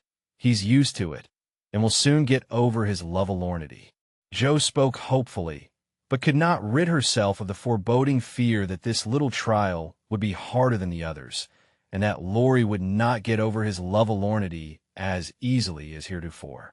The plan was talked over in a family council and agreed upon, for Mrs. Kirk gladly accepted Joe and promised to make a pleasant home for her. The teaching would render her independent, and such leisure as she got might be made profitable by writing, while the new scenes in society would be both useful and agreeable. Joe liked the prospect and was eager to be gone, for the home nest was growing too narrow for her restless nature and adventurous spirit. When all was settled, with fear and trembling she told Laurie, but to her surprise he took it very quietly. He had been graver than usual of late, but very pleasant, and when jokingly accused of turning over a new leaf, he answered soberly, "So I am, and I mean this one shall stay turned." Joe was very much relieved that one of his virtuous fits should come on just then, and made her preparations with a lightened heart, for Beth seemed more cheerful, and hoped she was doing the best for all. "One thing I leave in your especial care," she said, the night before she left. "You mean your papers?" asked Beth. "No, my boy. Be very good to him, won't you?" "Of course I will, but I can't fill your place, and he'll miss you sadly. It won't hurt him, so remember, I leave him in your charge to plague, pet, and keep in order." "I'll do my best for your sake," promised Beth, wondering why Joe looked at her so queerly. When Laurie said goodbye, he whispered significantly, "It won't do a bit of good, Joe. My eye is on you, so mind what you do, or I'll come and bring you home." Chapter 33. Joe's Journal. New York, November. Dear Marmee and Beth, I'm going to write you a regular volume, for I've got heaps to tell, though I'm not a fine young lady traveling on the continent. When I lost sight of Father's dear old face, I felt a trifle blue, and might have shed a briny drop or two, if an Irish lady with 4 small children, all crying more or less, hadn't diverted my mind, for I amused myself by dropping gingerbread nuts over the seat every time they opened their mouths to roar. Soon the sun came out, and taking it as a good omen, I cleared up likewise and enjoyed my journey with all my heart. Mrs. Kirk welcomed me so kindly I felt at home at once, even in that big house full of strangers. She gave me a funny little sky parlor, all she had, but there is a stove in it, and a nice table and a sunny window, so I can sit here and write whenever I like. A fine view and a church tower opposite atone for the many stairs, and I took a fancy to my den on the spot. The nursery, where I am to teach and sew, is a pleasant room next Mrs. Kirk's private parlor, and the 2 little girls are pretty children, rather spoiled, I fancy, but they took to me after telling them the 7 bad pigs, and I've no doubt I shall make a model governess. I am to have my meals with the children, if I prefer it to the great table, and for the present I do, for I am bashful, though no one will believe it. "Now, my dear, make yourself at home," said Mrs. K., in her motherly way. "I'm on the drive from morning to night, as you may suppose with such a family, but a great anxiety will be off my mind if I know the children are safe with you. My rooms are always open to you, and your own shall be as comfortable as I can make it. There are some pleasant people in the house if you feel sociable, and your evenings are always free. Come to me if anything goes wrong, and be as happy as you can. There's the tea bell. I must run and change my cap." And off she bustled, leaving me to settle myself in my new nest. As I went downstairs soon after, I saw something I liked. The flights are very long in this tall house, and as I stood waiting at the head of the third one for a little servant girl to lumber up, I saw a gentleman come along behind her, take the heavy hod of coal out of her hand, carry it all the way up, put it down at a door nearby, and walk away, saying with a kind nod and a foreign accent, "It goes better so. The little back is too young to have such heaviness." Wasn't it good of him? I like such things, for his father says, trifles show character. When I mentioned it to Mrs. K, that evening she laughed and said, "That must have been Professor Bear. He's always doing things of that sort." Mrs. K told me he was from Berlin, very learned and good, but poor as a church mouse, and gives lessons to support himself and two little orphan nephews whom he is educating here, according to the wishes of his sister, who married an American. Not a very romantic story, but it interested me, and I was glad to hear that Mrs. K lends him her parlor for some of his scholars. There's a glass door between it and the nursery, and I mean to peep at him, and then I'll tell you how he looks. He's almost 40, so it's no harm, Army. After tea and a go-to-bed romp with the little girls, I attacked the big work basket and had a quiet evening chatting with my new friend. I shall keep a journal letter and send it once a week, so good night, and more tomorrow. Tuesday Eve. Had a lively time in my seminary this morning, for the children acted like Sancho, and at one time I really thought I should shake them all around. Some good angel inspired me to try gymnastics, and I kept it up till they were glad to sit down and keep still. After luncheon, the girl took them out for a walk, and I went to my needlework like little Mabel with a willing mind. I was thanking my stars that I'd learned to make nice buttonholes when the parlor door opened and shut, and someone began to hum, "Kennst du das Land," like a big bumblebee. It was dreadfully improper, I know, but I couldn't resist the temptation, and lifting one end of the curtain before the glass door, I peeped in. Professor Bear was there, and while he arranged his books, I took a good look at him. A regular German, rather stout, with brown hair tumbled all over his head, a bushy beard, good nose, the kindest eyes I ever saw, and a splendid big voice that does one's ears good, after our sharp or slipshod American gabble. His clothes were rusty, his hands were large, and he hadn't a really handsome feature in his face, except his beautiful teeth. Yet I liked him, for he had a fine head, his linen was very nice, and he looked like a gentleman, though 2 buttons were off his coat, and there was a patch on one shoe. He looked sober in spite of his humming, till he went to the window to turn the hyacinth bulbs toward the sun and stroke the cat, who received him like an old friend. Then he smiled, and when a tap came at the door, called out in a loud, brisk tone, "Herein." I was just going to run, when I caught sight of a morsel of a child carrying a big book, and stopped to see what was going on. "Me wants me bear," said the mite, slamming down her book and running to meet him. "Tucson hop tea bear. Come, then, and take a good hug from him, my Tina," said the professor, catching her up with a laugh, and holding her so high over his head that she had to stoop her little face to kiss him. "Now me muse tuddy my lesson," went on the funny little thing. So he put her up at the table, opened the great dictionary she had brought, and gave her a paper and pencil, and she scribbled away, turning a leaf now and then, and passing her little fat finger down the page, as if finding a word, so soberly that I nearly betrayed myself by a laugh, while Mr. Bear stood stroking her pretty hair with a fatherly look that made me think she must be his own, though she looked more French than German. Another knock and the appearance of 2 young ladies sent me back to my work, and there I virtuously remained through all the noise and gabbling that went on next door. One of the girls kept laughing affectedly and saying, "Now, Professor," in a coquettish tone, and the other pronounced her German with an accent that must have made it hard for him to keep sober. Both seemed to try his patience sorely, for more than once I heard him say emphatically, "No, no, it is not so, you have not attend to what I say." And once there was a loud rap, as if he struck the table with his book, followed by the despairing exclamation, "Prut, it all goes bad this day." Poor man, I pitied him, and when the girls were gone, took just one more peep to see if he survived it. He seemed to have thrown himself back in his chair, tired out, and sat there with his eyes shut till the clock struck 2, when he jumped up, put his books in his pocket, as if ready for another lesson, and taking little Tina, who had fallen asleep on the sofa, in his arms, he carried her quietly away. I fancy he has a hard life of it. Mrs. Kirk asked me if I wouldn't go down to the 5 o'clock dinner, and feeling a little bit homesick, I thought I would, just to see what sort of people are under the same roof with me. So I made myself respectable and tried to slip in behind Mrs. Kirk. But as she is short and I'm tall, my efforts at concealment were rather a failure. She gave me a seat by her, and after my face cooled off, I plucked up courage and looked about me. The long table was full, and everyone intent on getting their dinner, the gentlemen especially, who seemed to be eating on time, for they bolted in every sense of the word, vanishing as soon as they were done. There was the usual assortment of young men absorbed in themselves, young couples absorbed in each other, married ladies and their babies, and old gentlemen in politics. I don't think I shall care to have much to do with any of them, except one sweet-faced maiden lady, who looks as if she had something in her.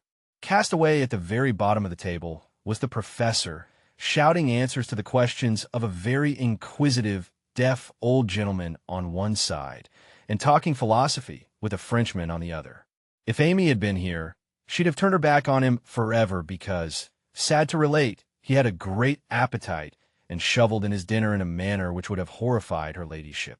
I didn't mind, for I like to see folks eat with a relish, as Hannah says, and the poor man must have needed a deal of food after teaching idiots all day. As I went upstairs after dinner, 2 of the young men were settling their hats before the hall mirror, and I heard one say low to the other, "Who's the new party? Governess, or something of that sort. What the deuce is she at our table for? Friend of the old lady's. Handsome head, but no style. Not a bit of it. Give us a light and come on." I felt angry at first, and then I didn't care, for a governess is as good as a clerk, and I've got sense, if I haven't style, which is more than some people have, judging from the remarks of the elegant beings who clattered away, smoking like bad chimneys. I hate ordinary people. Thursday. Yesterday was a quiet day, spent in teaching, sewing, and writing in my little room, which is very cozy, with a light and fire. I picked up a few bits of news and was introduced to the professor. It seems that Tina is the child of the Frenchwoman who does the fine ironing in the laundry here. The little thing has lost her heart to Mr. Bear, and follows him about the house like a dog whenever he is at home, which delights him, as he is very fond of children, though a bachelor. Kitty and Minnie Kirk likewise regard him with affection, and tell all sorts of stories about the plays he invents, the presents he brings, and the splendid tales he tells. The younger men quiz him, it seems, call him Old Fritz, Lagerbier, Ursa Major, and make all manner of jokes on his name. But he enjoys it like a boy, Mrs. Kirk says, and takes it so good-naturedly that they all like him in spite of his foreign ways. The maiden lady is a Miss Norton, rich, cultivated, and kind. She spoke to me at dinner today, for I went to table again. It's such fun to watch people, and asked me to come and see her at her room. She has fine books and pictures, knows interesting persons, and seems friendly, so I should make myself agreeable, for I do want to get into good society, only it isn't the same sort that Amy likes. I was in our parlor last evening when Mr. Bear came in with some newspapers for Mrs. Kirk. She wasn't there, but Minnie, who is a little old woman, introduced me very prettily. "This is Mama's friend, Miss March." "Yes, and she's jolly and we like her lots," added Kitty, who is an enfant terrible. We both bowed, and then we laughed, for the prim introduction and the blunt addition were rather a comical contrast. "Ah, yes, I hear these naughty ones go to vex you, Miss Marsh.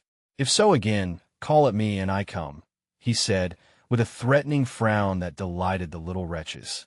I promised I would, and he departed, but it seems as if I was doomed to see a good deal of him, for today, as I passed his door on my way out, by accident I knocked against it with my umbrella. It flew open, and there he stood in his dressing gown, with a big blue sock on one hand and a darning needle in the other. He didn't seem at all ashamed of it, for when I explained and hurried on, he waved his hand, sock and all, saying in his loud, cheerful way, "You have a fine day to make your walk. Bon voyage, mademoiselle." I laughed all the way downstairs, but it was a little pathetic also to think of the poor man having to mend his own clothes. The German gentlemen embroider, I know, but darning hose is another thing, and not so pretty. Saturday. Nothing has happened to write about, except a call on Miss Norton, who has a room full of pretty things, and who is very charming, for she showed me all her treasures, and asked me if I would sometimes go with her to lectures and concerts as her escort if I enjoyed them. She put it as a favor, but I'm sure Mrs. Kirk has told her about us, and she does it out of kindness to me. I'm as proud as Lucifer, but such favors from such people don't burden me, and I accepted gratefully. When I got back to the nursery, there was such an uproar in the parlor that I looked in, and there was Mr. Bear down on his hands and knees, with Tina on his back, Kitty leading him with a jump rope, and Minnie feeding two small boys with seed cakes as they roared and ramped in cages built of chairs. "We are playing Nargery," explained Kitty. "This is mine Effluent," added Tina, holding on by the professor's hair. "Mama always allows us to do what we like Saturday afternoon, when Franz and Emil come, doesn't she, Mr. Bear?" said Minnie. The Effluent sat up, looking as much in earnest as any of them, and said soberly to me, "I give you my word it is so. If we make too large a noise, you shall say hush to us, and we go more softly." I promised to do so, but left the door open and enjoyed the fun as much as they did, for a more glorious frolic I never witnessed. They played tag and soldiers, danced and sang, and when it began to grow dark, they all piled onto the sofa about the professor, while he told charming fairy stories of the storks on the chimney tops and the little coblets who ride the snowflakes as they fall. I wish Americans were as simple and natural as Germans, don't you? I'm so fond of writing. I should go spinning on forever if motives of economy didn't stop me, for though I've used thin paper and written fine, I tremble to think of the stamps this long letter will need. Pray forward Amy's as soon as you can spare them. My small news will sound very flat after her splendors, but you will like them, I know. Is Teddy studying so hard that he can't find time to write to his friends? Take good care of him for me, Beth, and tell me all about the babies, and give heaps of love to everyone. From your faithful Joe. P.S. On reading over my letter, it strikes me as rather buried, but I'm always interested in odd people, and I really had nothing else to write about. Bless you. December. My precious Betsy, as this is to be a scribble-scrabble letter, I direct it to you, for it may amuse you, and give you some idea of my goings-on, for though quiet, they are rather amusing, for which, oh, be joyful. After what Amy would call Herculaneum efforts, in the way of mental and moral agriculture, my young ideas begin to shoot, and my little twigs to bend as I could wish. They are not so interesting to me as Tina and the boys, but I do my duty by them, and they are fond of me. Franz and Emil are jolly little lads, quite after my own heart, for the mixture of German and American spirit in them produces a constant state of effervescence. Saturday afternoons are riotous times, whether spent in the house or out, for on pleasant days they all go to walk, like a seminary, with the professor and myself to keep order, and then such fun. We are very good friends now, and I've begun to take lessons. I really couldn't help it, and it all came about in such a droll way that I must tell you. To begin at the beginning, Mrs. Kirk called to me one day as I passed Mr. Bear's room, where she was rummaging. "Did you ever see such a den, my dear? Just come and help me put these books to rights, for I've turned everything upside down, trying to discover what he has done with the 6 new handkerchiefs I gave him not long ago." I went in, and while we worked, I looked about me, for it was a den to be sure. Books and papers everywhere, a broken meerschaum, and an old flute over the mantelpiece as if done with, a ragged bird without any tail chirped on one window seat, and a box of white mice adorned the other. Half-finished boats and bits of string lay among the manuscripts. Dirty little boots stood drying before the fire, and traces of the dearly beloved boys, for whom he makes a slave of himself, were to be seen all over the room. After a grand rummage, 3 of the missing articles were found, one over the birdcage, one covered with ink, and a third burned brown, having been used as a holder. "Such a man," laughed good-natured Mrs. K, as she put the relics in a rag bag. "I suppose the others are torn up to rig ships, bandage cut fingers, or make kite tails. It's dreadful, but I can't scold him. He's so absent-minded and good-natured. He lets those boys ride over him roughshod. I agreed to do his washing and mending, but he forgets to give out his things, and I forget to look them over. so he comes to his sad pass sometimes. Let me mend them, said I. I don't mind it, and he needn't know. I like to. He's so kind me about bringing my letters and lending books. So I have got his things in order and knit heels into 2 pairs of the socks, for they were boggled out of shape with his queer darns. Nothing was said, and I hoped he wouldn't find it out, but one day last week he caught me at it. Hearing the lessons he gives to others has interested and amused me so much that I took a fancy to learn, for Tina runs in and out, leaving the door open, and I can hear. I have been sitting near this door, finishing off the last sock, and trying to understand what he said to a new scholar who is as stupid as I am. The girl had gone, and I thought he had also. It was so still, and I was busily gabbling over a verb and rocking to and fro in a most absurd way, when a little crow made me look up, and there was Mr. Bear looking and laughing quietly, while he made signs to Tina not to betray him. So, he said, as I stopped and stared like a goose, you peep at me, I peep at you, and this is not bad, but see, I'm not pleasanting when I say, have you a wish for German? Yes, but you are too busy.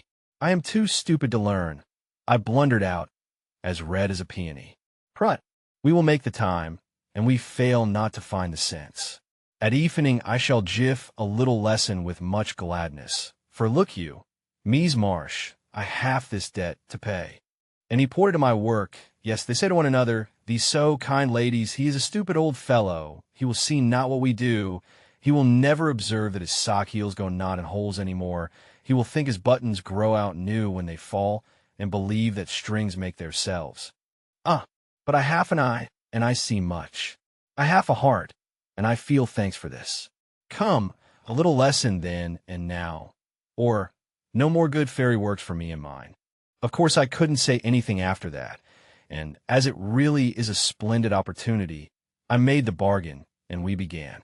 I took 4 lessons, and then I stuck fast in a grammatical bog. The professor was very patient with me, but it must have been torment to him, and now and then he'd look at me with such an expression of mild despair that it was a toss-up with me, whether to laugh or cry. I tried both ways, and when it came to a sniff or utter mortification and woe, he just threw the grammar onto the floor and marched out of the room. I felt myself disgraced and deserted forever, but didn't blame him a particle, and was scrambling my papers together, meaning to rush upstairs and shake myself hard, when in he came, as brisk and beaming as if I'd covered myself in glory. Now we shall try a new way. You and I will read these pleasant little American together, and dig no more in that dry book that goes in the corner for making us trouble. He spoke so kindly, and opened Hans Andersen's fairy tales so invitingly before me, that I was more ashamed than ever, and went at my lesson in a neck-or-nothing style that seemed to amuse him immensely. I forgot my bashfulness, and pegged away, no other word will express it, with all my might, tumbling over long words, pronouncing according to inspiration of the minute, and doing my very best. When I finished reading my first page, and stopped for breath, he clapped his hands and cried out in his hearty way, Das ist gut. Now we go well. My turn. I do him in German. Jiff me your ear. And away he went, rumbling out the words with his strong voice and a relish which was good to see as well as hear. Fortunately, the story was The Constant Tin Soldier, which is droll, so I could laugh. And I did, though I didn't understand half he read, for I couldn't help it. He was so earnest, I so excited, and the whole thing so comical. After that we got on better, and now I read my lessons pretty well, for this way of studying suits me, and I can see that the grammar gets tucked into the tales and poetry as one gives pills and jelly. I like it very much, and he doesn't seem tired of it yet, which is very good of him, isn't it? I mean to give him something on Christmas, for I dare not offer money. Tell me something nice, Marmee. I'm glad Laurie seems so happy and busy, that he has given up smoking and lets his hair grow. You see, Beth manages him better than I did. I'm not jealous, dear. Do your best. Only don't make a saint of him.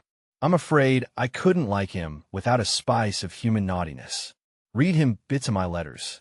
I haven't time to write much, and that will do just as well. Thank heaven Beth continues so comfortable. January. A happy new year to you all, my dearest family, which of course includes Mr. L. and a young man by the name of Teddy. I can't tell you how much I enjoyed your Christmas bundle, for I didn't get it till night, and had given up hoping. Your letter came in the morning, but you said nothing about a parcel, meaning it for a surprise, so I was disappointed, for I'd had a kind of feeling that you wouldn't forget me. I felt a little low in my mind as I sat up in my room after tea, and when the big, muddy, battered-looking bundle was brought to me, I just hugged it and pranced. It was so homey and refreshing that I sat down on the floor and read and looked and ate and laughed and cried in my usual absurd way. The things were just what I wanted, and all the better for being made instead of bought. Beth's new ink bib was capital, and Hannah's box of hard gingerbread will be a treasure. I'll be sure and wear the nice flannels you sent, mar me, and read carefully the books Father has marked. Thank you all heaps and heaps. Speaking of books reminds me that I'm getting rich in that line, for on New Year's Day Mr. Bear gave me a fine Shakespeare. It is one he values much, and I've often admired it, set up in the place of honor with a German Bible, Plato, Homer, and Milton, so you may imagine how I felt when he brought it down without its cover and showed me my own name in it from my friend Friedrich Bear. You say often you wish a library. Here I jiff you one, for between these lids, he mint covers, is many books in one. Read him well, and he will help you much, for the study of character in this book will help you to read it in the world and paint it with your pen. I thanked him as well as I could, and talk now about my library, as if I had 100 books. I never knew how much there was in Shakespeare before, but then I never had a bear to explain it to me. Now don't laugh at his horrid name. It isn't pronounced either bear or beer, as people will say it, but something between the two, as only Germans can give it. I'm glad you both like what I tell you about him, and hope you'll know him someday. Mother would admire his warm heart, father his wise head. I admire both, and feel rich in my new friend Frieder Bear. Not having much money, or knowing what he'd like, I got several little things, and put them about the room, where he would find them unexpectedly. They were useful, pretty, or funny. A new standish on his table, a little vase for his flower. He always has one, or a bit of green in a glass. To keep him fresh, he says, and a holder for his blower, so that he needn't burn up what Amy calls much wires. I made it like those Beth invented, a big butterfly with a fat body and black and yellow wings, worsted feelers, and bead eyes. It took his fancy immensely, and he put it on his mantelpiece as an article of virtue. So it was rather a failure after all. Poor as he is, he didn't forget a servant or a child in the house, and not a soul here, from the French laundrywoman to Miss Norton forgot him. I was so glad of that. They got up a masquerade and had a gay time New Year's Eve. I didn't mean to go down, having no dress. But at the last minute, Mrs. Kirk remembered some old brocades, and Miss Norton lent me lace and feathers. So I dressed up as Mrs. Malaprop, and sailed in with a mask on. No one knew me, for I disguised my voice, and no one dreamed of the silent, haughty Miss March, for they think I am very stiff and cool, most of them, and so I am to whippersnappers could dance and dress, and burst out into a nice derangement of epitaphs, like an allegory on the banks of the Nile. I enjoyed it very much, and when we unmasked it was fun to see them stare at me. I heard one of the young men tell another that he knew I'd been an actress. In fact, he thought he remembered seeing me at one of the minor theaters. Meg will relish that joke. Mr. Bear was Nick Bottom, and Tina was Titania, a perfect little fairy in his arms. To see them dance was quite a landscape, to use a Teddyism. I had a very happy New Year, after all, and when I thought it over in my room, I felt as if I was getting on a little in spite of my many failures, for I'm cheerful all the time now, work with a will, and take more interest in other people than I used to, which is satisfactory. Bless you all. Ever your loving. Yo. Chapter 34. Friend. Though very happy in the social atmosphere about her, and very busy with the daily work that earned her bread and made it sweeter for the effort, Jo still found time for literary labors. The purpose which now took possession of her was a natural one to a poor and ambitious girl, but the means she took to gain her end were not the best. She saw that money conferred power, money and power, therefore, she resolved to have, not to be used for herself alone, but for those whom she loved more than life. The dream of filling home with comforts, giving Beth everything she wanted, from strawberries in winter to an organ in her bedroom, going abroad herself, and always having more than enough, so that she might indulge in the luxury of charity, had been for years Joe's most cherished castle in the air. The prize story experience had seemed to open a way which might, after long traveling and much uphill work, lead to this delightful chateau in Spain. But the novel disaster quenched her courage for a time, for public opinion is a giant which has frightened stouter-hearted jacks on bigger beanstalks than hers. Like that immortal hero, she reposed a while after the first attempt, which resulted in a tumble and the least lovely of the giant's treasures, if I remember rightly. But they up again and take another spirit was as strong in Joe as in Jack. So she scrambled up on the shady side this time and got more booty, but nearly left behind her what was far more precious than the money bags. She took to writing sensation stories, for in those dark ages, even all perfect America read rubbish. She told no one, but concocted a thrilling tale and boldly carried it herself to Mr. Dashwood, editor of the Weekly Volcano. She had never read Sartor Sardis, but she had a womanly instinct that clothes possess an influence more powerful over many than the worth of character or the magic of manners. So she dressed herself in her best, and trying to persuade herself that she was neither excited nor nervous, bravely climbed 2 pairs of dark and dirty stairs to find herself in a disorderly room, a cloud of cigar smoke, and the presence of 3 gentlemen, sitting with their heels rather higher than their hats, which articles of dress none of them took the trouble to remove on her appearance. Somewhat daunted by this reception, Joe hesitated on the threshold, murmuring in much embarrassment, "Excuse me, I was looking for the Weekly Volcano office. I wish to see Mr. Dashwood." Down went the highest pair of heels. Up rose the smokiest gentleman, and carefully cherishing his cigar between his fingers, he advanced with a nod and a countenance expressive of nothing but sleep. Feeling that she must get through the matter somehow, Joe produced her manuscript and, blushing redder and redder with each sentence, blundered out fragments of the little speech carefully prepared for the occasion. "A friend of mine desired me to offer a story, just as an experiment. Would like your opinion. Be glad to write more if this suits." While she blushed and blundered, Mr. Dashwood had taken the manuscript and was turning over the leaves with a pair of rather dirty fingers and casting critical glances up and down the neat pages. "Not a first attempt, I take it?" Observing that the pages were numbered, covered only on one side, and not tied up with a ribbon, sure sign of novice. "No, sir. She has had some experience and got a prize for a tale in the Blarney Stone Banner." "Oh, did she?" And Mr. Dashwood gave Joe a quick look, which seemed to take note of everything she had on, from the bow in her bonnet to the buttons on her boots. "Well, you can leave it, if you like. We've more of this sort of thing on hand than we know what to do with at present, but I'll run my eye over it and give you an answer next week." Now, Joe did not like to leave it, for Mr. Dashwood didn't suit her at all, but under the circumstances, there was nothing for her to do but bow and walk away, looking particularly tall and dignified, as she was apt to do when nettled or abashed. Just then she was both, for it was perfectly evident from the knowing glances exchanged among the gentlemen that her little fiction of my friend was considered a good joke, and a laugh, produced by some inaudible remark of the editor, as he closed the door, completed her discomfiture. Half resolving never to return, she went home and worked off her irritation by stitching pinafores vigorously, and in an hour or 2 was cool enough to laugh over the scene and long for next week. When she went again, Mr. Dashwood was alone, whereat she rejoiced. Mr. Dashwood was much wider awake than before, which was agreeable, and Mr. Dashwood was not too deeply absorbed in a cigar to remember his manners. So the second interview was much more comfortable than the first. "We'll take this, editors never say I, if you don't object to a few alterations. It's too long, but omitting the passages I've marked will make it just the right length," he said in a businesslike tone.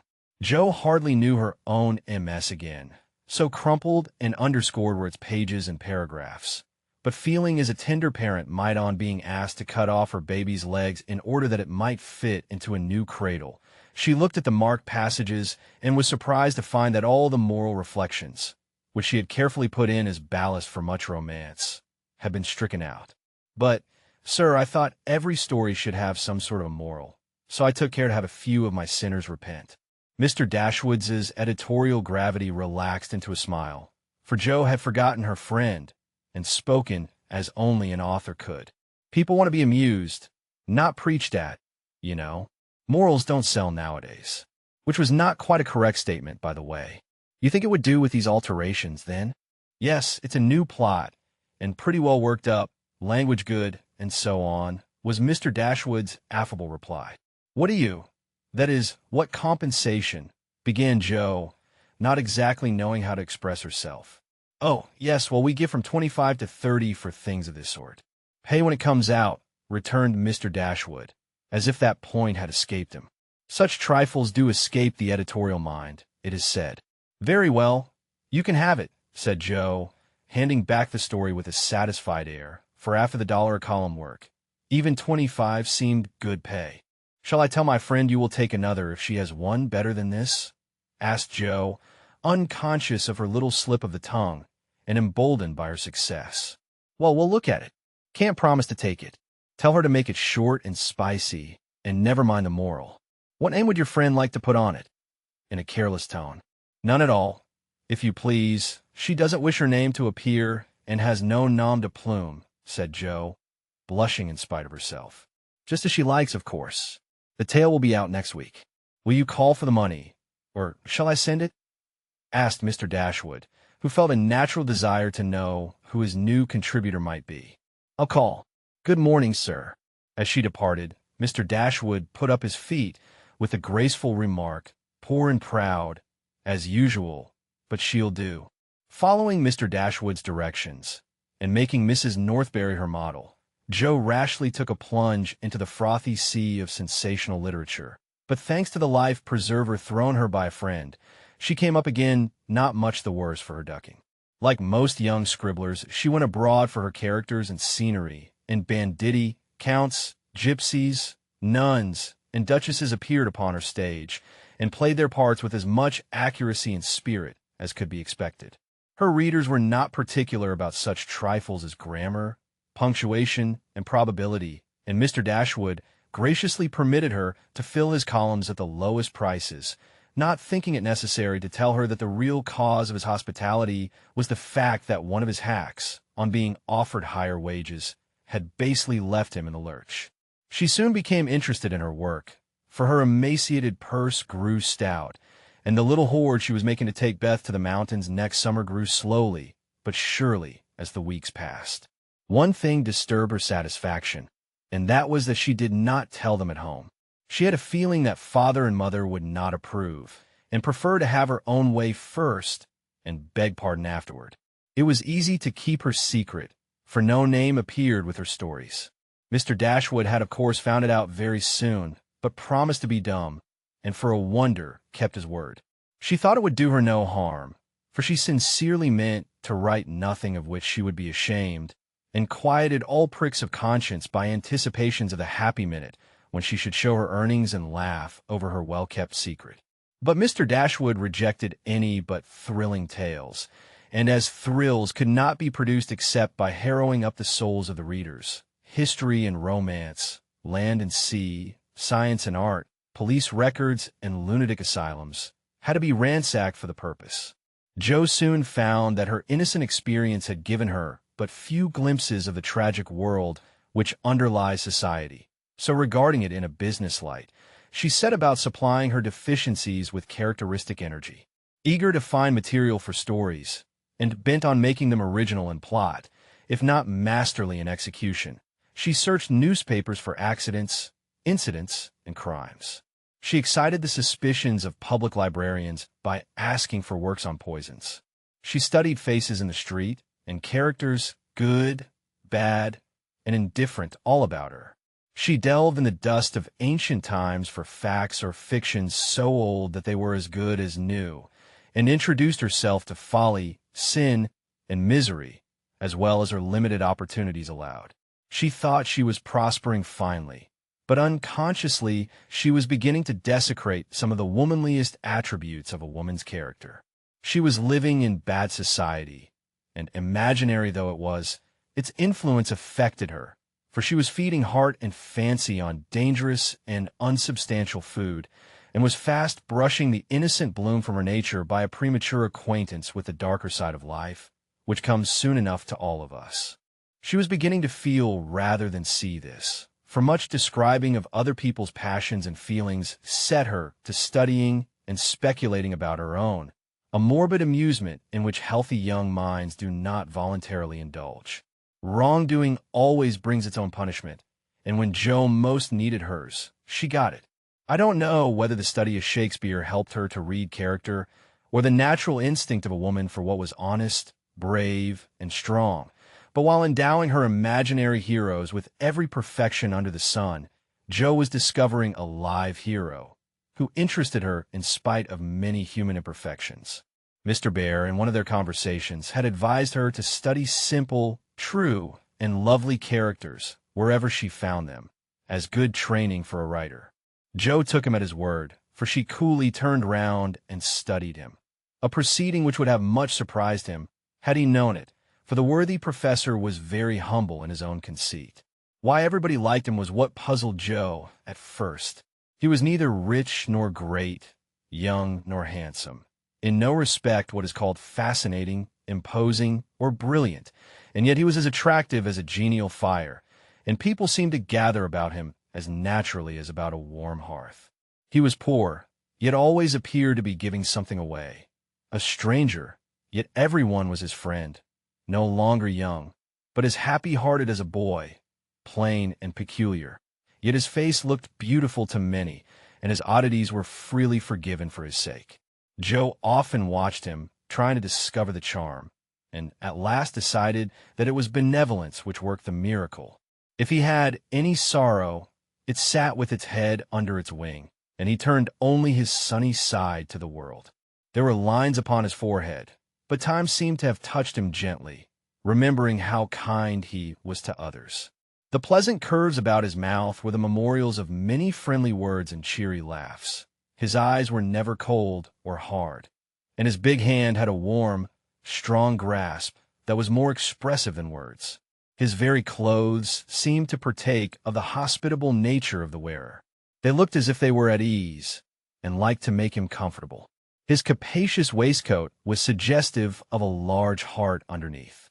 His rusty coat had a social air, and the baggy pockets plainly proved that little hands often went in empty and came out full. His very boots were benevolent, and his collars never stiff and raspy like other people's. "That's it," said Jo to herself, when she at length discovered that genuine good will toward one's fellow men could beautify and dignify even a stout German teacher, who shoveled in his dinner, darned his own socks, and was burdened with the name of Bear. Jo valued goodness highly, but she also possessed a most feminine respect for intellect, and a little discovery which she made about the professor added much to her regard for him. He never spoke of himself, and no one ever knew that in his native city he had been a man much honored and esteemed for learning and integrity, till a countryman came to see him. He never spoke of himself, and in a conversation with Miss Norton divulged the pleasing fact. From her Jo learned it, and liked it all the better because Mr. Bear had never told it. She felt proud to know that he was an honored professor in Berlin, though only a poor language master in America, and his homely, hard-working life was much beautified by the spice of romance which this discovery gave it. Another and a better gift than intellect was shown her in a most unexpected manner. Miss Norton had the entree into most society, which Jo would have had no chance of seeing but for her. The solitary woman felt an interest in the ambitious girl, and kindly conferred many favors of this sort both on Jo and the professor. She took them with her one night to a select symposium, held in honor of several celebrities. Jo went prepared to bow down and adore the mighty ones whom she had worshipped with youthful enthusiasm afar off. But her reverence for genius received a severe shock that night, and it took her some time to recover from the discovery that the great creatures were only men and women after all. Imagine her dismay on stealing a glance of timid admiration at the poet whose lines suggested an ethereal being fed on spirit, fire, and dew, to behold him devouring his supper with an ardor which flushed his intellectual countenance. Turning as from fallen idol, she made other discoveries which rapidly dispelled her romantic illusions. The great novelist vibrated between two decanters with the regularity of a pendulum. The famous divine flirted openly with one of the Madame de Staëls of the age, who looked daggers at another Corinne, who was amiably satirizing her, after outmaneuvering her in efforts to absorb the profound philosopher, who imbibed tea Johnsonianly and appeared to slumber, the loquacity of the lady rendering speech impossible. The scientific celebrities, forgetting their mollusks and glacial periods, gossiped about art, while devoting themselves to oysters and ices with characteristic energy. The young musician, who was charming the city like a second Orpheus, talked horses, and the specimen of the British nobility present happened to be the most ordinary man of the party. Before the evening was half over, Jo felt so completely disillusioned that she sat down in a corner to recover herself. Mr. Bear soon joined her, looking rather out of his element, and presently several of the philosophers, each mounted on his hobby, came ambling up to hold an intellectual tournament in the recess. The conversations were miles beyond Jo's comprehension, but she enjoyed it, though Kant and Hegel were unknown gods, the subjective and objective unintelligible terms, and the only thing evolved from her inner consciousness was a bad headache after it was all over. It dawned upon her gradually that the world was being picked to pieces and put together on new and, according to the talkers, on infinitely better principles than before, that religion was in a fair way to be reasoned into nothingness, and intellect was to be the only God. Jo knew nothing about philosophy or metaphysics of any sort, but a curious excitement, half pleasurable, half painful, came over her as she listened with a sense of being turned adrift into time and space, like a young balloon out on holiday. She looked round to see how the professor liked it, and found him looking at her with the grimmest expression she had ever seen him wear. He shook his head and beckoned her to come away, but she was fascinated just then by the freedom of speculative philosophy, and kept her seat, trying to find out what the wise gentleman intended to rely upon after they had annihilated all the old beliefs. Now, Mr. Bear was a diffident man and slow to offer his own opinions, not because they were unsettled, but too sincere and earnest to be lightly spoken. As he glanced from Jo to several other young people, attracted by the brilliancy of the philosophic pyrotechnics, he knit his brows and longed to speak, fearing that some inflammable young soul would be led astray by the rockets, to find when the display was over that they had only an empty stick or a scorched hand. He bore it as long as he could, but when he was appealed to for an opinion, he blazed up with honest indignation and defended religion with all the eloquence of truth, an eloquence which made his broken English musical and his plain face beautiful. He had a hard fight, for the wise men argued well, but he didn't know when he was beaten and stood to his colors like a man. Somehow, as he talked, the world got right again to Jo. The old beliefs that had lasted so long seemed better than the new. God was not a blind force, and immortality was not a pretty fable, but a blessed fact. She felt as if she had solid ground under her feet again, and when Mr. Bear paused, out-talked but not one whit convinced, Jo wanted to clap her hands and thank him. She did neither, but she remembered the scene, and gave the professor her heartiest respect, for she knew it cost him an effort to speak out then and there, because his conscience would not let him be silent. She began to see that character is a better possession than money, rank, intellect, or beauty, and to feel that if greatness is what a wise man has defined it to be, truth, reverence, and goodwill, then her friend Friedrich Bear was not only good, but great. This belief strengthened daily. She valued his esteem, she coveted his respect, she wanted to be worthy of his friendship, and just when the wish was sincerest, she came near to losing everything. It all grew out of a cocked hat, for one evening the professor came in to give Jo her lesson with a paper soldier cap on his head, which Tina had put there and he had forgotten to take off. It's evident he doesn't look in his glass before coming down, thought Jo, with a smile, as he said "Gut evening," and sat soberly down, quite unconscious of the ludicrous contrast between his subject and his headgear, for he was going to read her the death of Wallenstein. She said nothing at first, for she liked to hear him laugh out his big, hearty laugh when anything funny happened, so she left him to discover it for himself, and presently forgot all about it, for to hear a German read Schiller is rather an absorbing occupation. After the reading came the lesson, which was a lively one, for Jo was in a gay mood that night, and the cocked hat kept her eyes dancing with merriment. The professor didn't know what to make of her, and stopped at last to ask with an air of mild surprise that was irresistible. "Mies Marsh, for what do you laugh in your master's face? Have you no respect for me, that you go on so bad?" "How can I be respectful, sir, when you forget to take your hat off?" said Jo. Lifting his hand to his head, the absent-minded professor gravely felt and removed the little cocked hat, looked at it a minute, and then threw back his head and laughed like a merry bass viol. "Ah, I see him now. It is that imp Tina who makes me a fool with my cap. Well, it is nothing, but see you, if this lesson goes not well, you too shall wear him."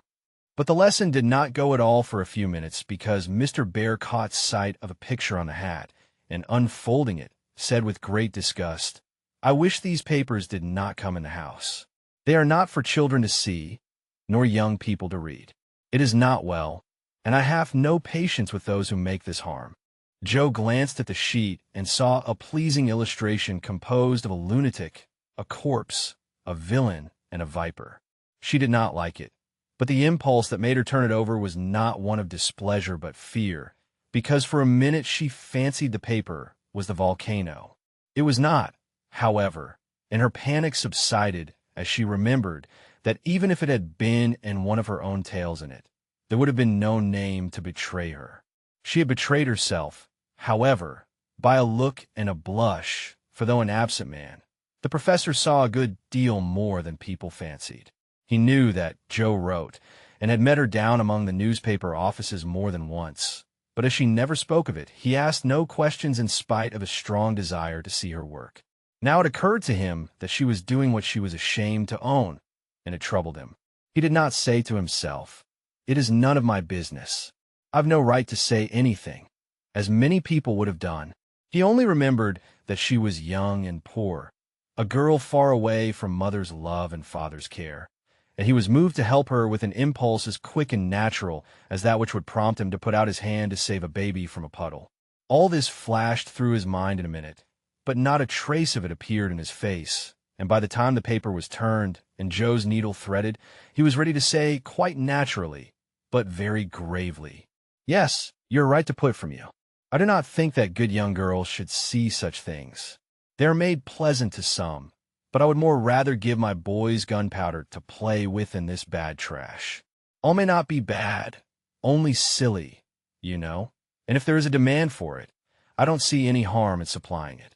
Many very respectable people make an honest living out of what are called sensation stories," said Jo, scratching gathers so energetically that a row of little slits followed her pen. "There is a demand for whiskey, but I think you, and I do not care to sell it. If the respectable people knew what harm they did, they would not feel that the living was honest. They have no right to put poison in the sugar plum and let the small ones eat it. No, they should think a little and sweep mud in the street before they do this thing."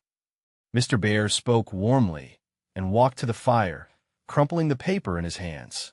Jo sat still, looking as if the fire had come to her, for her cheeks burned long after the cocked hat had turned to smoke and gone harmlessly up the chimney. "I should like much to send all the rest after him," muttered the professor, coming back with a relieved air. Jo thought what a blaze her pile of papers upstairs would make, and her hard-earned money lay rather heavily on her conscience at that minute. Then she thought consolingly to herself, "Mine are not like that. They're only silly, never bad, so I won't be worried."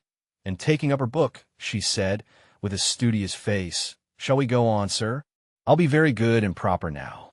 "I shall hope so," was all he said, but he meant more than she imagined, and the grave, kind look he gave her made her feel as if the words "weekly volcano" were printed in large type on her forehead. As soon as she went to her room, she got out her papers and carefully reread every one of her stories.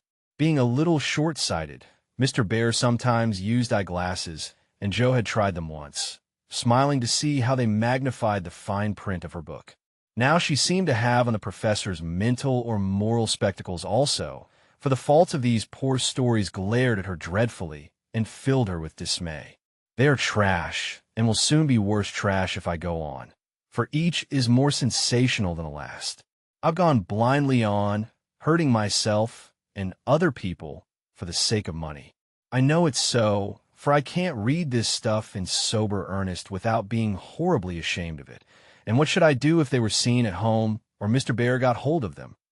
Joe turned hot at the bare idea and stuffed the whole bundle into her stove, nearly setting the chimney afire with the blaze. Yes, that's the best place for such inflammable nonsense. I'd better burn the house down, I suppose, than let other people blow themselves up with my gunpowder, she thought as she watched the demon of the Juro whisk away, a little black cinder with fiery eyes. But when nothing remained of all her 3 months' work except a heap of ashes and the money in her lap, Joe looked sober as she sat on the floor, wondering what she ought to do about her wages. I think I haven't done much harm yet, and may keep this to pay for my time, she said, after a long meditation, adding impatiently, I almost wish I hadn't any conscience. It's so inconvenient. If I didn't care about doing right and didn't feel uncomfortable when doing wrong, I should get on capitally. I can't help wishing sometimes that mother and father hadn't been so particular about such things. Ah, Joe, instead of wishing that, thank God that father and mother were particular, and pity from your heart those who have no such guardians to hedge them round with principles which may seem like prison walls to impatient youth, but which will prove sure foundations to build character upon in womanhood. Joe wrote no more sensational stories, deciding that the money did not pay for her share of the sensation. But going to the other extreme, as is the way with people of her stamp, she took a course of Mrs. Sherwood, Miss Edgeworth, and Hannamore, and then produced a tale which might have been more properly called an essay or a sermon, so intensely moral was it. She had her doubts about it from the beginning, for her lively fancy and girlish romance felt as ill at ease in the new style as she would have done masquerading in the stiff and cumbrous costume of the last century. She sent this didactic gem to several markets, but it found no purchaser, and she was inclined to agree with Mr. Dashwood that morals didn't sell. Then she tried a child's story, which she could easily have disposed of if she had not been mercenary enough to demand filthy lucre for it. The only person who offered enough to make it worth her while to try juvenile literature was a worthy gentleman who felt it his mission to convert all the world to his particular belief. But much as she liked to write for children, Joe could not consent to depict all her naughty boys as being eaten by bears or tossed by mad bulls because they did not go to a particular Sabbath school, nor all the good infants who did go, as rewarded by every kind of bliss, from gilded gingerbread to escorts of angels when they departed this life with psalms or sermons on their lisping tongues. So nothing came of these trials, and Joe corked up her inkstand and said in a fit of very wholesome humility, I don't know anything. I'll wait until I do before I try again, and meantime, sweep mud in the street if I can't do better, that's honest at least. Which decision proved that her second tumble down the beanstalk had done her some good. While these internal revolutions were going on, her external life had been as busy and uneventful as usual, and if she sometimes looked serious or a little sad, no one observed it but Professor Bear. He did it so quietly that Joan never knew he was watching to see if she would accept and profit by his reproof, but she stood the test, and he was satisfied, for though no words passed between them, he knew that she had given up writing. Not only did he guess it by the fact that the second finger of her right hand was no longer inky, but she spent her evenings downstairs now, was met no more among newspaper offices, and studied with a dogged patience, which assured him that she was bent on occupying her mind with something useful, if not pleasant. He helped her in many ways, proving himself a true friend, and Joe was happy, for while her pen lay idle, she was learning other lessons besides German, and laying a foundation for the sensation story of her own life. It was a pleasant winter and a long one, for she did not leave Mrs. Kirk till June. Everyone seemed sorry when the time came. The children were inconsolable, and Mr. Bear's hair stuck straight up all over his head, for he always rumpled it wildly when disturbed in mind. Going home? Ah, you are happy that you have a home to go in, he said when she told him, and sat silently pulling his beard in the corner, while she held a little levee on that last evening. She was going early, so she bade them all goodbye overnight, and when his turn came, she said warmly, "Now, sir, you won't forget to come and see us, if you ever travel our way, will you? I'll never forgive you if you do, for I want them all to know my friend. Do you? Shall I come?" he asked, looking down at her with an eager expression which she did not see. "Yes, come next month. Laurie graduates then, and you'd enjoy commencement as something new." "That is your best friend, of whom you speak?" he said in an altered tone. "Yes, my boy Teddy. I'm very proud of him and should like you to see him." Joe looked up then, quite unconscious of anything but her own pleasure in the prospect of showing them to one another. Something in Mr. Bear's face suddenly recalled the fact that she might find Laurie more than a best friend, and simply because she particularly wished not to look as if anything was the matter, she involuntarily began to blush, and the more she tried not to, the redder she grew. If it had not been for Tina on her knee, she didn't know what would have become of her. Fortunately, the child was moved to hug her, so she managed to hide her face an instant, hoping the professor did not see it. But he did, and his own changed again from that momentary anxiety to its usual expression, as he said cordially, "I fear I shall not make the time for that, but I wish the friend much success and you all happiness. God bless you." And with that, he shook hands warmly, shouldered Tina, and went away. But after the boys were abed, he sat long before his fire with a tired look on his face and the heimweh, or homesickness, lying heavy at his heart. Once, when he remembered Joe as she sat with the little child in her lap and that new softness in her face, he leaned his head on his hands a minute, and then roamed about the room, as if in search of something that he could not find. "It is not for me. I must not hope it now," he said to himself, with a sigh that was almost a groan. Then, as if reproaching himself for the longing that he could not repress, he went and kissed the two tousled heads upon the pillow, took down his seldom-used meerschaum, and opened his Play-Doh. He did his best, and did it manfully, but I don't think he found that a pair of rampant boys, a pipe, or even the divine Plato were very satisfactory substitutes for wife and child at home. Early as it was, he was at the station next morning to see Joe off, and thanks to him, she began her solitary journey with the pleasant memory of a familiar face smiling its farewell, a bunch of violets to keep her company, and best of all, the happy thought, "Well, the winter's gone, and I've written no books, earned no fortune, but I've made a friend worth having, and I'll try to keep him all my life." Chapter 35. Heartache. Whatever his motive might have been, Laurie studied to some purpose that year, for he graduated with honor, and gave the Latin oration with the grace of a Phillips and the eloquence of a Demosthenes, so his friends said. They were all there, his grandfather, oh, so proud, Mr. and Mrs. March, John and Meg, Joe and Beth, and all exulted over him with the sincere admiration which boys make light of at the time, but fail to win from the world by any after-triumphs. "I've got to stay for this confounded supper, but I shall be home early tomorrow. You'll come and meet me as usual, girls?" Laurie said, as he put the sisters into the carriage after the joys of the day were over. He said girls, but he meant Joe, for she was the only one who kept up the old custom. She had not the heart to refuse her splendid, successful boy anything, and answered warmly, "I'll come, Teddy, rain or shine, and march before you, playing Hail the Conquering Hero Comes on a Jew's harp." Laurie thanked her with a look that made her think in a sudden panic, "Oh, dearie me, I know he'll say something, and then what shall I do?" Evening meditation and morning work somewhat allayed her fears, and having decided that she wouldn't be vain enough to think people were going to propose when she had given them every reason to know what her answer would be, she set forth at the appointed time, hoping Teddy wouldn't do anything to make her hurt his poor feelings. A call at Meg's, and a refreshing sniff and sip at the Daisy and Demijohn still further fortified her for the tete-a-tete, but when she saw a stalwart figure looming in the distance, she had a strong desire to turn about and run away. "Where's the Jew's harp, Joe?" cried Laurie, as soon as he was within speaking distance. "I forgot it." And Joe took heart again, for that salutation could not be called lover-like. She always used to take his arm on these occasions. Now she did not. And he made no complaint, which was a bad sign, but talked on rapidly about all sorts of faraway subjects, till they turned from the road into the little path that led homeward through the grove. Then he walked more slowly, suddenly lost his fine flow of language, and now and then a dreadful pause occurred.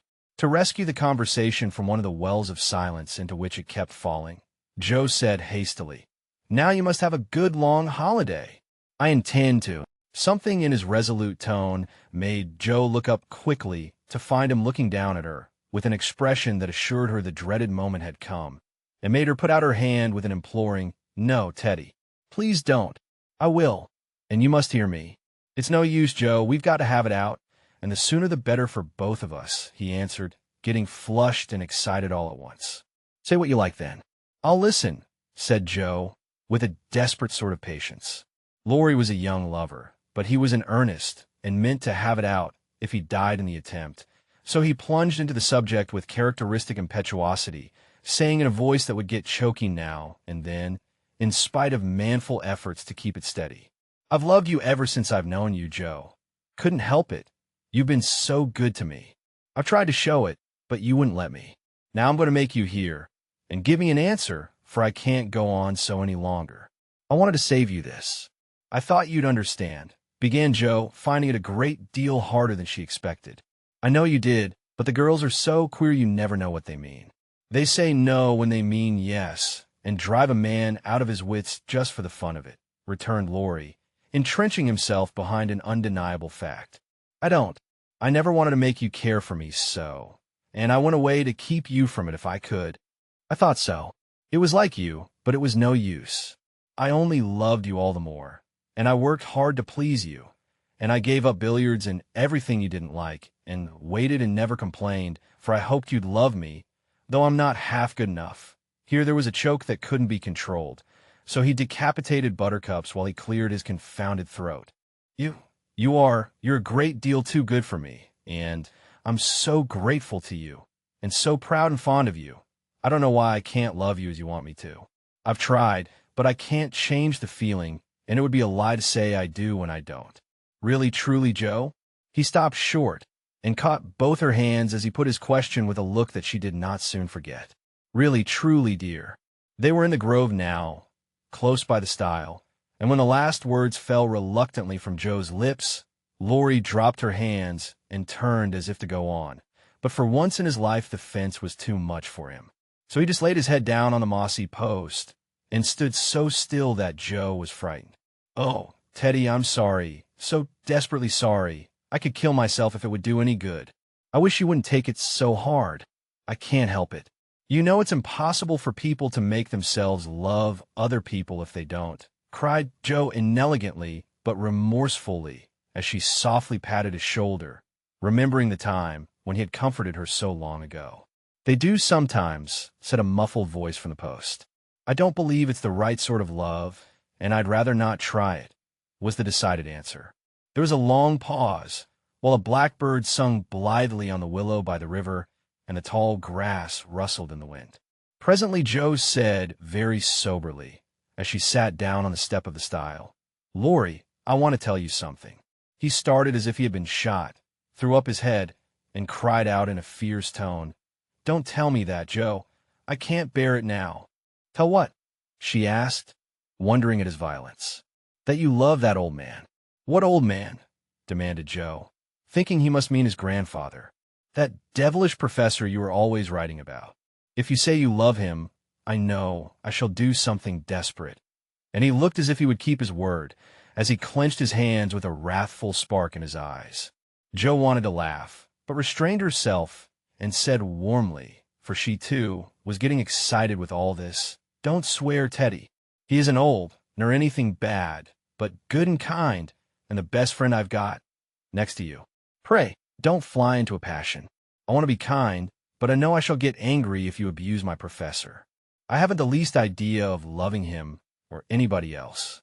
But you will after a while, and then what will become of me? You'll love someone else too, like a sensible boy, and forget all this trouble. I can't love anyone else, and I'll never forget you, Joe, never, never." with a stamp to emphasize his passionate words. "What shall I do with him?" sighed Joe, finding that emotions were more unmanageable than she expected. "You haven't heard what I wanted to tell you. Sit down and listen, for indeed I want to do right and make you happy," she said, hoping to soothe him with a little reason, which proved that she knew nothing about love. Seeing a ray of hope in that last speech, Laurie threw himself down on the grass at her feet, leaned his arm on the lower step of the stile, and looked up at her with an expectant face. Now that arrangement was not conducive to calm speech or clear thought on Joe's part, for how could she say hard things to her boy while he watched her with eyes full of love and longing, and lashes still wet with the bitter drop, or to her hardness of heart had wrung from him? She gently turned his head away, saying, as she stroked the wavy hair which had been allowed to grow for her sake, "How touching that was, to be sure. I agree with Mother that you and I are not suited to each other, because our quick tempers and strong wills would probably make us very miserable if we were so foolish as to—" Joe paused a little over the last word, but Laurie uttered it with a rapturous expression. "Mary, no, we shouldn't.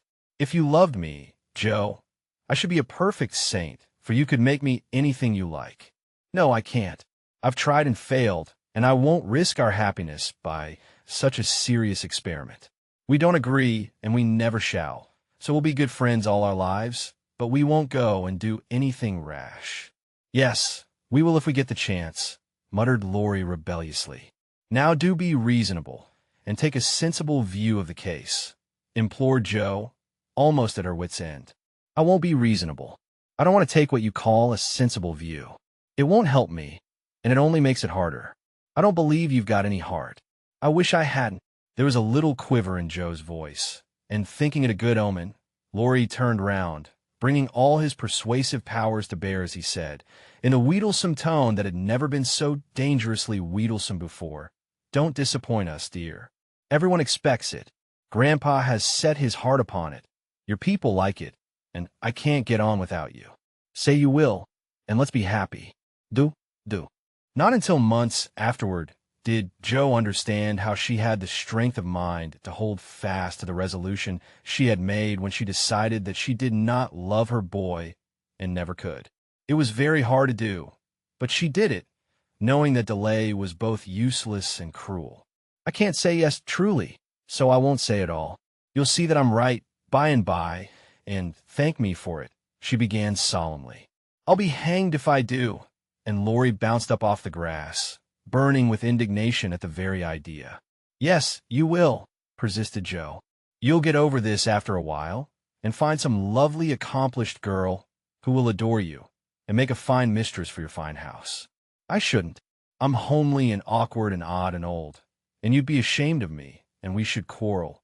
We can't help it even now, you see, and I shouldn't like elegant society, and you would, and you'd hate my scribbling, and I couldn't get on without it, and we should be unhappy, and wish we hadn't done it, and everything would be horrid." "Anything more?" asked Laurie, finding it hard to listen patiently to this prophetic burst. "Nothing more, except that I don't believe I shall ever marry. I'm happy as I am, and love my liberty too well to be in a hurry to give it up for any mortal man." "I know better," broke in Laurie. "You think so now, but there'll come a time when you will care for somebody, and you'll love him tremendously and live and die for him. I know you will. It's your way, and I shall have to stand by and see it." And the despairing lover cast his hat upon the ground with a gesture that would have seemed comical if his face had not been so tragic. "Yes, I will live and die for him, if he ever comes and makes me love him in spite of myself. And you must do the best you can," cried Joe, losing patience with poor Teddy. "I've done my best, but you won't be reasonable, and it's selfish of you to keep teasing for what I can't give. I shall always be fond of you, very fond indeed, as a friend, but I'll never marry you, and the sooner you believe it the better for both of us. So now—" That speech was like gunpowder. Laurie looked at her a minute as if he did not quite know what to do with himself, then turned sharply away, saying in a desperate sort of tone, "You'll be sorry some day, Joe." "Oh, where are you going?" she cried, for his face frightened her. "To the devil," was the consoling answer. For a minute Joe's heart stood still, as he swung himself down the bank toward the river, But it takes much folly, sin, or misery to send a young man to a violent death, and Laurie was not one of the weak sort who are conquered by a single failure. He had no thought of a melodramatic plunge, but some blind instinct led him to fling hat and coat into his boat and row away with all his might, making better time up the river than he had done in any race. Jo drew a long breath and unclasped her hands as she watched the poor fellow trying to outstrip the trouble which he carried in his heart. That will do him good, and he'll come home in such a tender, penitent state of mind that I shan't dare to see him, she said, adding as she went slowly home, feeling as if she had murdered some innocent thing and buried it under the leaves. Now I must go and prepare Mr. Lawrence to be very kind to my poor boy. I wish he'd love Beth. Perhaps he may in time, but I begin to think I was mistaken about her. Oh dear, how can girls like to have lovers and refuse them? I think it's dreadful. Being sure that no one could do it so well as herself, she went straight to Mr. Lawrence, told the hard story bravely through, and then broke down, crying so dismally over her own insensibility that the kind old gentleman, though sorely disappointed, did not utter a reproach. He found it difficult to understand how any girl could help loving Laurie, and hoped she would change her mind. But he knew even better than Jo that love cannot be forced. So he shook his head sadly and resolved to carry his boy out of harm's way. For young impetuosity's parting words to Jo disturbed him more than he would confess. When Laurie came home, dead tired but quite composed, his grandfather met him as if he knew nothing, and kept up the delusion very successfully for an hour or two. But when they sat together in the twilight, the time they used to enjoy so much, it was hard work for the old man to ramble on, as usual, and harder still for the young one to listen to praises of the last year's success, which to him now seemed like love's labor lost. He bore it as long as he could, then went to his piano and began to play. The windows were open, and Jo, walking in the garden with Beth, for once understood music better than her sister, for he played the Sonata Pathétique, and played it as he never did before. That's very fine, I dare say, but it's sad enough to make one cry. Give us something gayer, lad, said Mr. Lawrence, whose kind old heart was full of sympathy, which he longed to show but knew not how. Laurie dashed into a livelier strain, played stormily for several minutes, and would have got through bravely if in a momentary lull Mrs. March's voice had not been heard calling, Jo, dear, come in. I want you. Just what Laurie longed to say, with a different meaning.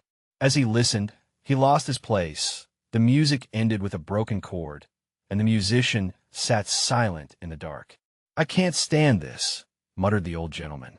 Up he got, groped his way to the piano, laid a kind hand on either of the broad shoulders, and said, as gently as a woman, I know, my boy, I know. No answer for an instant. Then Laurie asked sharply, Who told you? Yourself. Then there's an end of it.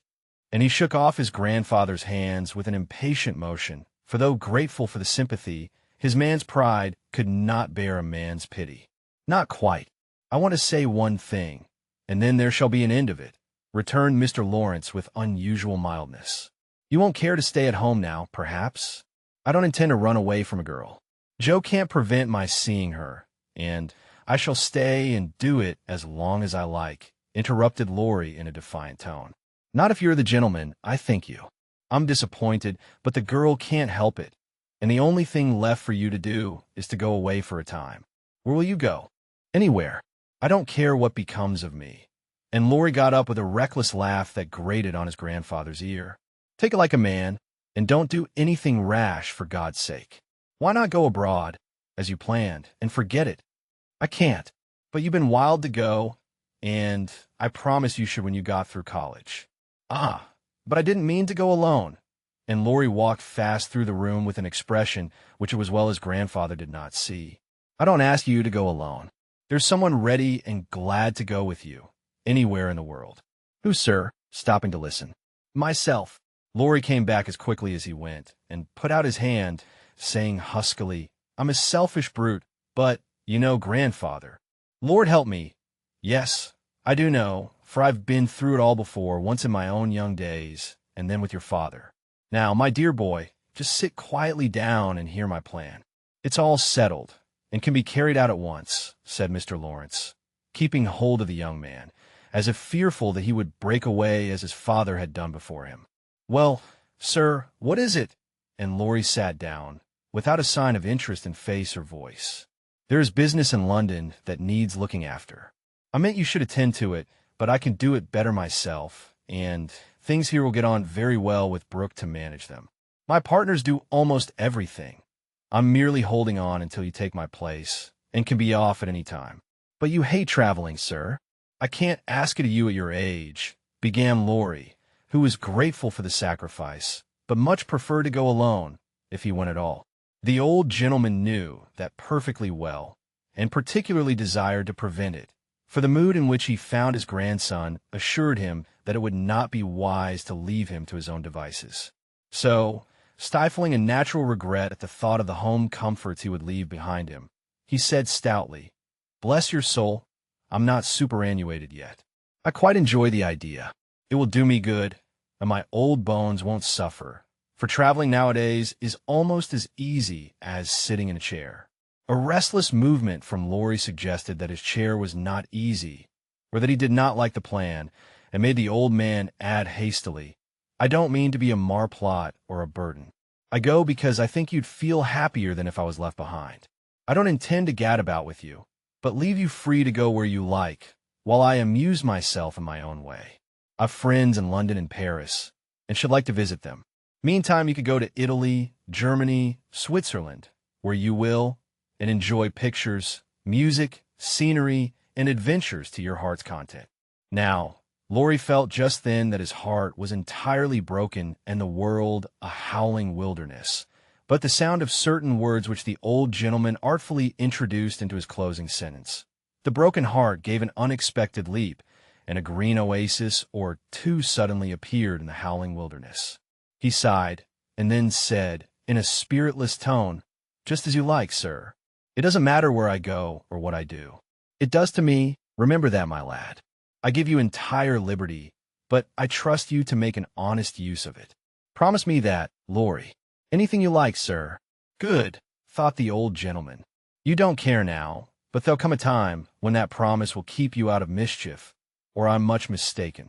Being an energetic individual, Mr. Lawrence struck while the iron was hot, and before the blighted being recovered spirit enough to rebel, they were off.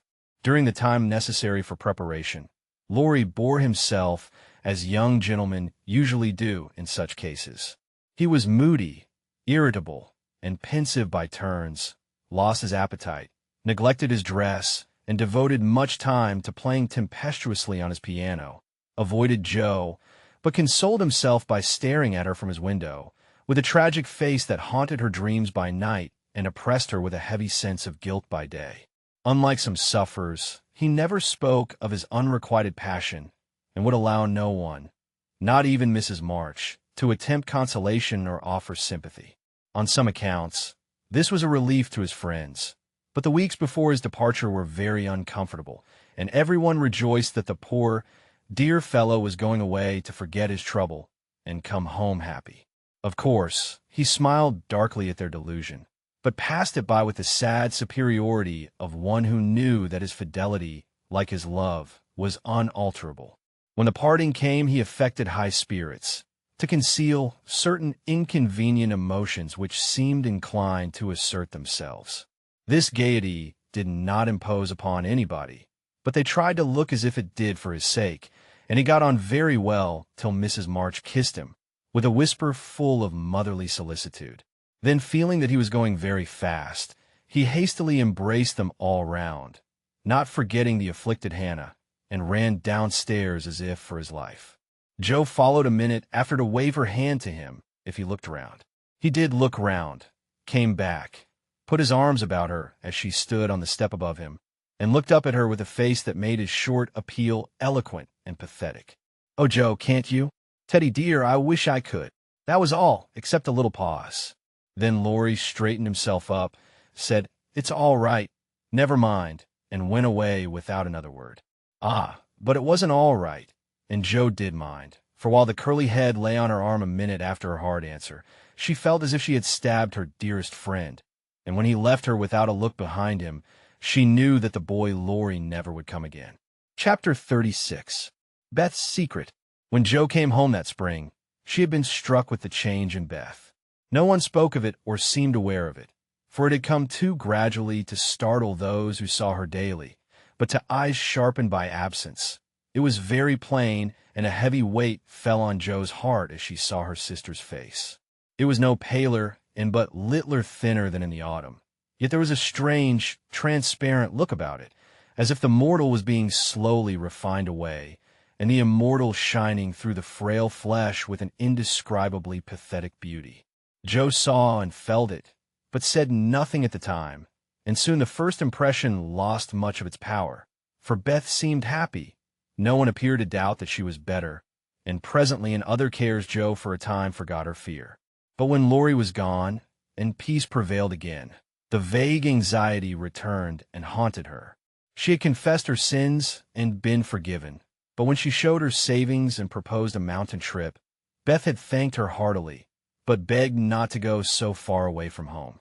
Another little visit to the seashore would suit her better, and as Grandma could not be prevailed upon to leave the babies, Joe took Beth down to the quiet place, where she could live much in the open air and let the fresh sea breezes blow a little color into her pale cheeks. It was not a fashionable place, but even among the pleasant people there, the girls made few friends, preferring to live for one another.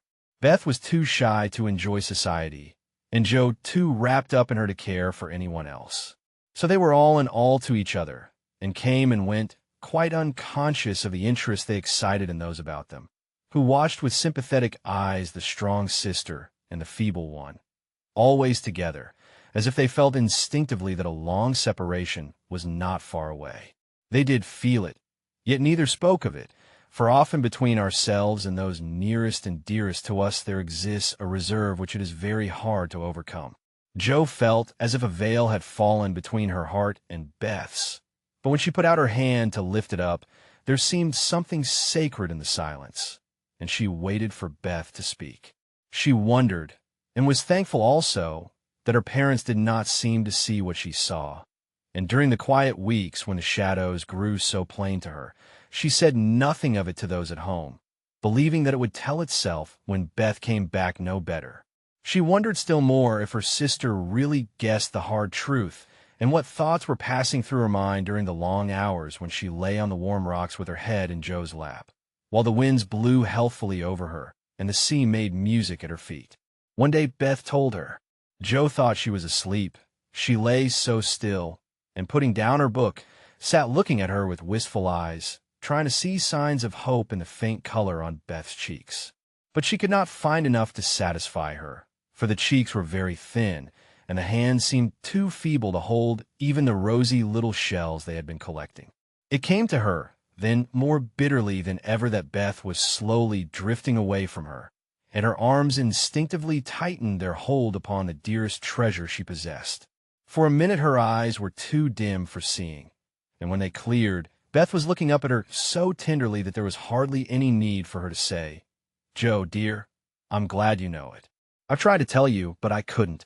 There was no answer except her sister's cheek against her own, not even tears, for when most deeply moved, Joe did not cry. She was the weaker then, and Beth tried to comfort and sustain her with her arms about her and the soothing words she whispered in her ear. "I've known it for a good while, dear, and now I'm used to it. It isn't hard to think of or to bear. Try to see it so, and don't be troubled about me, because it's best, indeed it is." Is this what made you so unhappy in the autumn, Beth? You did not feel it then, and keep it to yourself so long, did you? Asked Joe, refusing to see or say that it was best, but glad to know that Laurie had no part in Beth's trouble. "Yes, I gave up hoping then, but I didn't like to own it. I tried to think it was a sick fancy and would not let it trouble anyone. But when I saw you all so well and strong and full of happy plans, it was hard to feel that I could never be like you. And then I was miserable, Joe." "Oh, Beth, and you didn't tell me, didn't let me comfort and help you? How could you shut me out, bear it all alone?" Joe's voice was full of tender reproach, and her heart ached to think of the solitary struggle that must have gone on while Beth learned to say goodbye to health, love, and life, and take up her cross so cheerfully. Perhaps it was wrong, but I tried to do right. I wasn't sure, no one said anything, and I hoped I was mistaken. It would have been selfish to frighten you all when Marmee was so anxious about Meg and Amy away, and you so happy with Laurie. At least I thought so then. And I thought you loved him, Beth, and I went away because I couldn't, cried Joe, glad to say all the truth. Beth looked so amazed at the idea that Joe smiled in spite of her pain, and added softly, "Then you didn't, dearie? I was afraid it was so, and imagined your poor little heart full of lovelornity all that while." "Why, Joe, how could I, when he was so fond of you?" asked Beth, as innocently as a child. "I do love him dearly. He is so good to me. How can I help it? But he could never be anything to me but my brother. I hope he truly will be sometime." "Not through me," said Joe decidedly. "Amy is left for him, and they would suit excellently, but I have no heart for such things now. I don't care what becomes of anybody but you, Beth. You must get well. I want to know so much. I try, but every day I lose a little and feel more sure that I shall never gain it back. It's like the tide, Joe. When it turns, it goes slowly, but can't be stopped." "It shall be stopped. Your tide must not turn so soon. 19 is too young, Beth. I can't let you go. I'll work and pray and fight against it. I'll keep you in spite of everything. There must be ways. It can't be too late. God won't be so cruel as to take you from me," cried poor Joe rebelliously, for her spirit was far less piously submissive than Beth's. Simple, sincere people seldom speak much of their piety. It shows itself in acts rather than in words, and has more influence than homilies or protestations. Beth could not reason upon or explain the faith that gave her courage and patience to give up life and cheerfully wait for death. Like a confiding child, she asked no questions but left everything to God and nature, Father and Mother of us all, feeling sure that they, and they only, could teach and strengthen heart and spirit for this life and the life to come.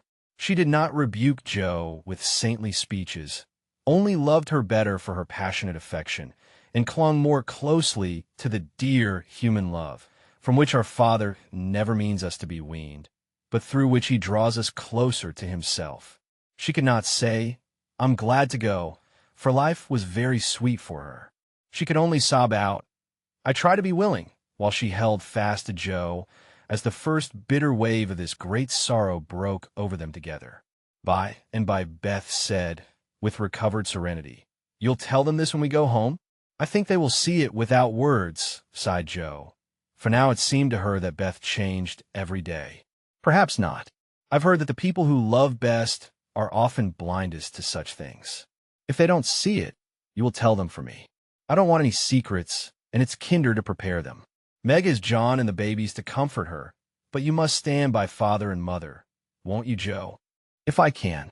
But, Beth, I don't give up yet. I'm going to believe that it is a sick fancy and not let you think it's true," said Joe, trying to speak cheerfully. Beth lay a minute thinking, and then said in her quiet way, "I don't know how to express myself, and shouldn't try to anyone but you, because I can't speak out except to my Joe. I only mean to say that I have a feeling that it never was intended I should live long. I'm not like the rest of you. I never made any plans about what I'd do when I grew up. I never thought of being married, as you all did. I couldn't seem to imagine myself anything but stupid little Beth, trotting about a home, of no use anywhere but there. I never want to go away, and the hard part now is the leaving you all. I'm not afraid, but it seems as if I should be homesick for you even in heaven." Joe could not speak, and for several minutes there was no sound but the sigh of the wind and the lapping of the tide. A white-winged gull flew by, with the flash of sunshine on its silvery breast. Beth watched it till it vanished, and her eyes were full of sadness. A little gray-coated sand-bird came tripping over the beach, peeping softly to itself, as if enjoying the sun and sea. It came quite close to Beth, and looked at her with a friendly eye and sat upon a warm stone, dressing its wet feathers, quite at home. Beth smiled and felt comforted, for the tiny thing seemed to offer its small friendship and remind her that a pleasant world was still to be enjoyed. "Dear little bird, see, Joe, how tame it is. I like Peeps better than the gulls. They're not so wild and handsome, but they seem happy, confiding little things. I used to call them my birds last summer, and Mother said they reminded her of me, busy, Quaker-colored creatures, always near the shore, and always chirping that contented little song of theirs. You are the gull, Joe, strong and wild, fond of the storm and the wind, flying far out to sea, and happy all alone. Meg is the turtle dove, and Amy is like the lark she writes about, trying to get up among the clouds, but always dropping down into its nest again. Dear little girl, she's so ambitious, but her heart is good and tender, and no matter how high she flies, she never will forget home. I hope I shall see her again, but she seems so far away. She is coming in the spring, and I mean that you shall be all ready to see and enjoy her. I'm going to have you well and rosy by that time, began Joe, feeling that of all the changes in Beth, the talking change was the greatest, for it seemed to cost no effort now, and she thought aloud in a way quite unlike bashful Beth. Joe, dear, don't hope any more. It won't do any good. I'm sure of that. We won't be miserable, but enjoy being together while we wait. We'll have happy times, for I don't suffer much, and I think the tide will go out easily if you help me. Joe leaned down to kiss the tranquil face, and with that silent kiss, she dedicated herself soul and body to Beth. She was right. There was no need of any words when they got home, for Father and Mother saw plainly now what they had prayed to be saved from seeing. Tired with her short journey, Beth went at once to bed, saying how glad she was to be home, and when Joe went down, she found that she would be spared the hard task of telling Beth's secret. Her father stood leaning his head on the mantelpiece and did not turn as she came in, but her mother stretched out her arms as if for help, and Joe went to comfort her without a word. Chapter 37. New Impressions. At 3 o'clock in the afternoon, all the fashionable world at Nice may be seen on the Promenade d'Anglais, a charming place for the wide walk, bordered with palms, flowers, and tropical shrubs, is bounded on one side by the sea, on the other by the Grand Drive, lined with hotels and villas, while beyond lie orange orchards and hills. Many nations are represented, many languages spoken, many costumes worn, and on a sunny day the spectacle is as gay and brilliant as a carnival. Haughty English, lively French, sober Germans, handsome Spaniards, ugly Russians, meek Jews, free and easy Americans, all drive, sit, or saunter here, chatting over the news, and criticizing the latest celebrity who has arrived, Ristori or Dickens, Victor Emmanuel or the Queen of the Sandwich Islands. The equipages are as varied as the company and attract as much attention, especially the low basket barouches in which ladies drive themselves, with a pair of dashing ponies, gaynettes to keep their voluminous flounces from overflowing the diminutive vehicles, and little grooms on the perch behind. Along this walk, on Christmas Day, a tall young man walked slowly, with his hands behind him and a somewhat absent expression of countenance. He looked like an Italian, was dressed like an Englishman, and had the independent air of an American, a combination which caused sundry pairs of feminine eyes to look approvingly after him, and sundry dandies in black velvet suits, with rose-colored neckties, buff gloves, and orange flowers in their buttonholes, to shrug their shoulders, and then envy him his inches. There were plenty of pretty faces to admire, but the young man took little notice of them, except to glance now and then at some blonde girl in blue. Presently he strolled out of the promenade and stood a moment at the crossing, as if undecided whether to go and listen to the band in the Jardin Public, or to wander along the beach toward Castle Hill. The quick trot of ponies' feet made him look up as one of the little carriages, containing a single young lady, came rapidly down the street. The lady was young, blonde, and dressed in blue. He stared a minute. Then his whole face woke up, and, waving his hat like a boy, he hurried forward to meet her. "Oh, Laurie, is it really you? I thought you'd never come," cried Amy, dropping the reins and holding out both hands, to the great scandalization of a French mamma, who hastened her daughter's steps, lest she should be demoralized by beholding the free manners of these mad English. "I was detained by the way, but I promised to spend Christmas with you, and here I am." "How is your grandfather? When did you come? Where are you staying?" "Very well. Last night at the Chauvain. I called at your hotel, but you were out. I have so much to say. I don't know where to begin. Get in, and we can talk at our ease. I was going for a drive and longing for company. Flo's saving up for tonight. What happens then? A ball. A Christmas party at our hotel. There are many Americans there, and they give it in honor of the day. You'll go with us, of course. Aunt will be charmed. Thank you. Where now? Asked Laurie, leaning back and folding his arms, a proceeding which suited Amy, who preferred to drive, for her parasol whip and blue reins over the white ponies' backs afforded her infinite satisfaction. I'm one of the bankers, first for letters, and then to Castle Hill. The view is so lovely, and I like to feed the peacocks. Have you ever been there? Often, years ago, but I don't mind having a look at it. Now tell me all about yourself. The last I heard of you, your grandfather wrote that he expected you from Berlin. Yes, I spent a month there and then joined him in Paris, where he has settled for the winter. He has friends there and finds plenty to amuse him, so I go and come, and we get on capitally. That's a sociable arrangement, said Amy, missing something in Laurie's manner, though she couldn't tell what. Why, you see, he hates to travel, and I hate to keep still, so we each suit ourselves, and there is no trouble.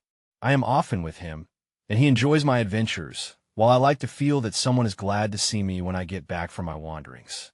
Dirty old hole, isn't it? He added, with a look of disgust, as they drove along the boulevard to the place Napoleon in the old city. The dirt is picturesque, so I don't mind. The river and the hills are delicious, and these glimpses of the narrow cross streets are my delight. Now we shall have to wait for that procession to pass. It's going to the church of St. John. While Laurie listlessly watched the procession of priests under their canopies, white-veiled nuns bearing lighted tapers, and some brotherhood in blue chanting as they walked, Amy watched him and felt a new sort of shyness steal over her, for he was changed, and she could not find the merry-faced boy she left in the moody-looking man beside her. He was handsomer than ever and greatly improved, she thought, but now that the flush of pleasure at meeting her was over, he looked tired and spiritless. Not sick, nor exactly unhappy, but older and graver than a year or two of prosperous life should have made him. She couldn't understand it and did not venture to ask questions, so she shook her head and touched up her ponies, as the procession wound away across the arches of the Paglioni Bridge and vanished in the church. "Que pensez-vous?" she said, airing her French, which had improved in quantity, if not in quality, since she came abroad. "That mademoiselle has made good use of her time, and the result is charming," replied Laurie, bowing with his hand on his heart and an admiring look. She blushed with pleasure, but somehow the compliment did not satisfy her like the blunt praises he used to give her at home, when he promenaded round her on festival occasions, and told her she was altogether jolly, with a hearty smile and an approving pat on the head. She didn't like the new tone, for though not blasé, it sounded indifferent in spite of the look. If that's the way he's going to grow up, I wish he'd stay a boy, she thought, with a curious sense of disappointment and discomfort, trying meantime to seem quite easy and gay. At Avigdor's, she found the precious home letters and, giving the reins to Laurie, read them luxuriously as they wound up the shady road between green hedges, where tea roses bloomed as freshly as in June. "Beth is very poorly, Mother says. I often think I ought to go home, but they all say stay. So I do, for I shall never have another chance like this," said Amy, looking sober over one page. "I think you're right there.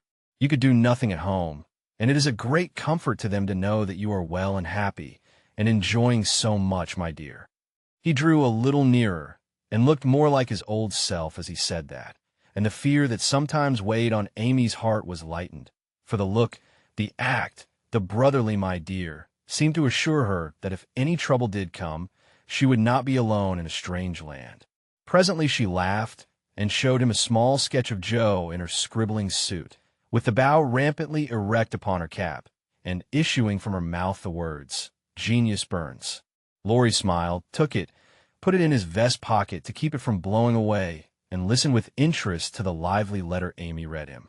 "This will be a regularly merry Christmas to me, with presents in the morning, you and letters in the afternoon, and a party at night," said Amy, as they alighted among the ruins of the old fort, and a flock of splendid peacocks came trooping about them, tamely waiting to be fed. While Amy stood laughing on the bank above him as she scattered crumbs to the brilliant birds, Laurie looked at her, as she had looked at him, with a natural curiosity to see what changes time and absence had wrought. He found nothing to perplex or disappoint, much to admire and approve, for overlooking a few little affectations of speech and manner, she was as sprightly and graceful as ever, with the addition of that indescribable something in dress and bearing which we call elegance. Always mature for her age, she had gained a certain aplomb in both carriage and conversation, which made her seem more of a woman of the world than she was, but her old petulance now and then showed itself. Her strong will still held its own, and her native frankness was unspoiled by foreign polish. Laurie did not read all this while he watched her feed the peacocks, but he saw enough to satisfy and interest him, and carried away a pretty little picture of a bright-faced girl standing in the sunshine, which brought out the soft hue of her dress, the fresh color of her cheeks, the golden gloss of her hair, and made her a prominent figure in the pleasant scene. As they came up onto the stone plateau that crowns the hill, Amy waved her hand as if welcoming him to her favorite haunt, and said, pointing here and there, "Do you remember the cathedral and the Corso, the fishermen dragging their nets in the bay, and the lovely road to Villa Franca, Schubert's Tower, just below, and best of all, that speck far out to sea which they say is Corsica?" "I remember. It's not much changed," he answered without enthusiasm. "What Joe would give for a sight of that famous speck," said Amy, feeling in good spirits and anxious to see him so also.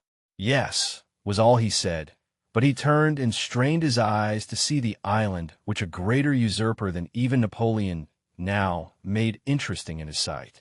"Take a good look at it for her sake, and then come and tell me what you have been doing with yourself all this while," said Amy, seating herself, ready for a good talk.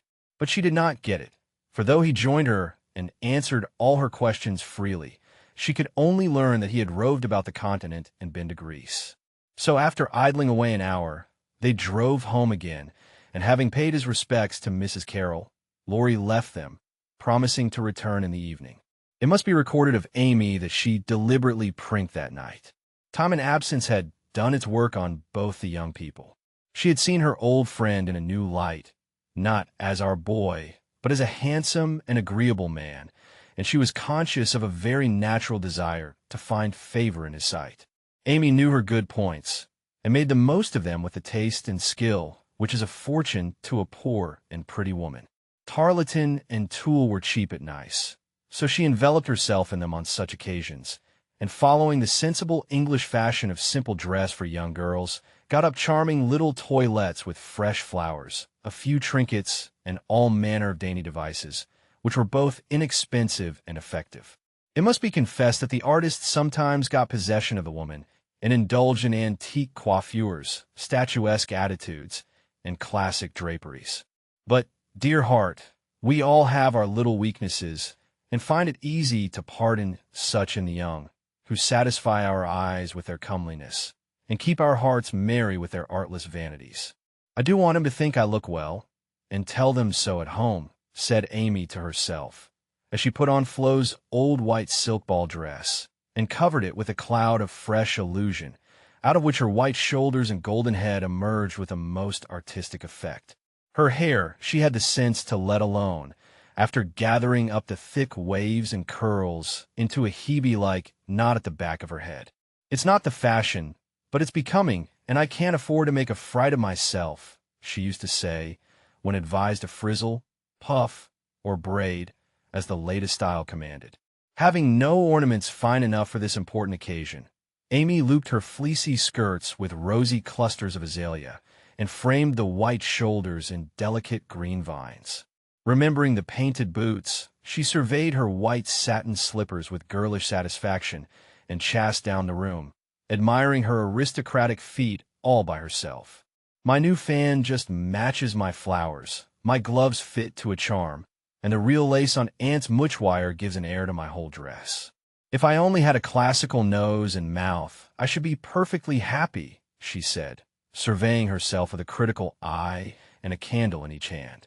In spite of this affliction, she looked unusually gay and graceful as she glided away. She seldom ran, It did not suit her style, she thought, for being tall. The stately and Genoesque was more appropriate than the sportive or picante. She walked up and down the long saloon while waiting for Laurie, and once arranged herself under the chandelier, which had a good effect upon her hair. Then she thought better of it, and went away to the other end of the room, as if ashamed of the girlish desire to have the first view a propitious one. It so happened that she could not have done a better thing, for Laurie came in so quietly she did not hear him, and as she stood at the distant window, with her head half turned and one hand gathering up her dress, the slender, white figure against the red curtains was as effective as a well-placed statue. "Good evening, Diana," said Laurie, with a look of satisfaction she liked to see in his eyes when they rested on her. "Good evening, Apollo," she answered, smiling back at him, for he too looked unusually debonair, and the thought of entering the ballroom on the arm of such a personable man caused Amy to pity the foreplain Mrs. Davis from the bottom of her heart. "Here are your flowers. I arranged them myself, remembering that you didn't like what Hannah calls a sot bouquet," said Laurie, handing her a delicate nosegay, in a holder that she had long coveted as she daily passed it in Cardiglia's window. "How kind you are!" she exclaimed gratefully. "If I'd known you were coming, I'd have had something ready for you today, though not as pretty as this, I'm afraid." "Thank you.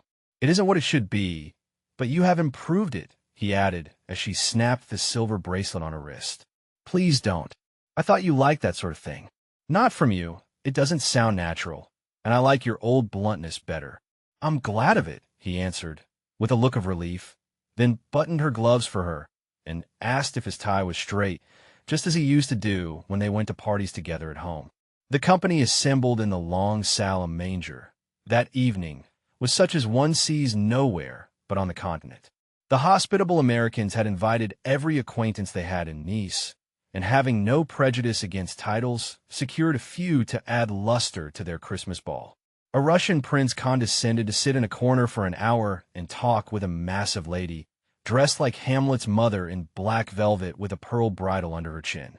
A Polish count, aged 18, devoted himself to the ladies, who pronounced him a fascinating dear, and a German serene something, having come to supper alone, roamed vaguely about, seeking what he might devour. Baron Rothschild's private secretary, a large-nosed Jew in tight boots, affably beamed upon the world, as if his master's name crowned him with a golden halo.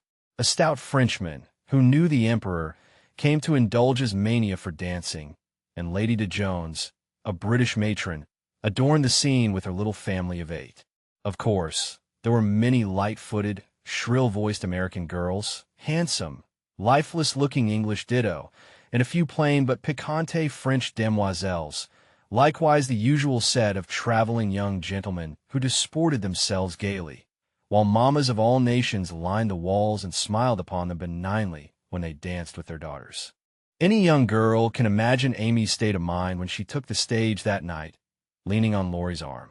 She knew she looked well, she loved to dance, she felt that her foot was on her native heath in a ballroom, and enjoyed the delightful sense of power which comes when young girls first discover the new and lovely kingdom they are born to rule by virtue of beauty, youth, and womanhood.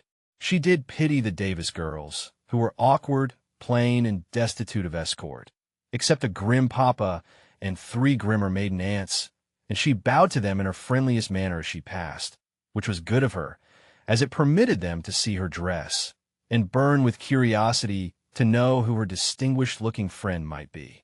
With the first burst of the band, Amy's color rose, her eyes began to sparkle, and her feet to tap the floor impatiently, for she danced well and wanted Laurie to know it. Therefore the shock she received can better be imagined than described, when he said in a perfectly tranquil tone, "Do you care to dance?" One usually does at a ball. Her amazed look and quick answer caused Laurie to repair his error as fast as possible. "I meant the first dance. May I have the honor?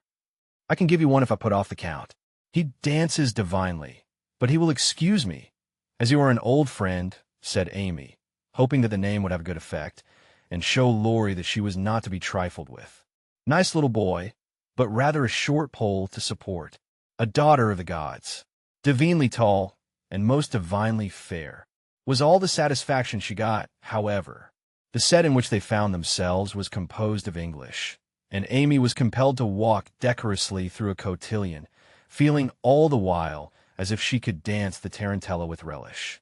Laurie resigned her to the nice little boy and went to do his duty to Flo, without securing Amy for the joys to come, which reprehensible want of forethought was properly punished, for she immediately engaged herself till supper, meaning to relent if he then gave any signs penitence.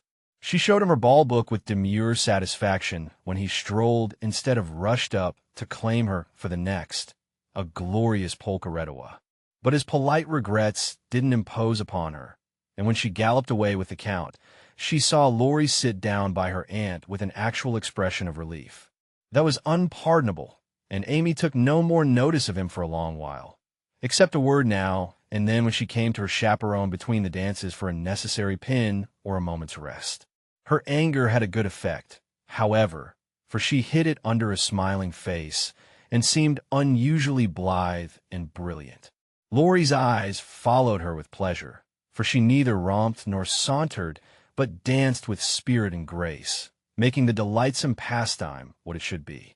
He very naturally fell to studying her from this new point of view, and before the evening was half over, had decided that little Amy was going to make a very charming woman. It was a lively scene, for soon the spirit of the social season took possession of everyone, and Christmas merriment made all faces shine, hearts happy, and heels light. The musicians fiddled, tooted, and banged as if they enjoyed it. Everybody danced who could, and those who couldn't admired their neighbors with uncommon warmth. The air was dark with devices, and many Joneses gamboled like a flock of young giraffes. The golden secretary darted through the room like a meteor with a dashing Frenchwoman who carpeted the floor with her pink satin train. The serene Teuton found the supper table and was happy, eating steadily through the bill of fare, and dismayed the garçons by the ravages he committed. But the emperor's friend covered himself with glory, for he danced everything, whether he knew it or not, and introduced impromptu pirouettes when the figures bewildered him. The boyish abandon of that stout man was charming to behold, for though he carried weight, he danced like an india-rubber ball. He ran, he flew, he pranced, his face glowed, his bald head shone, his coat-tails waved wildly, his pumps actually twinkled in the air, and when the music stopped, he wiped the drops from his brow and beamed upon his fellow men like a French Pickwick without glasses.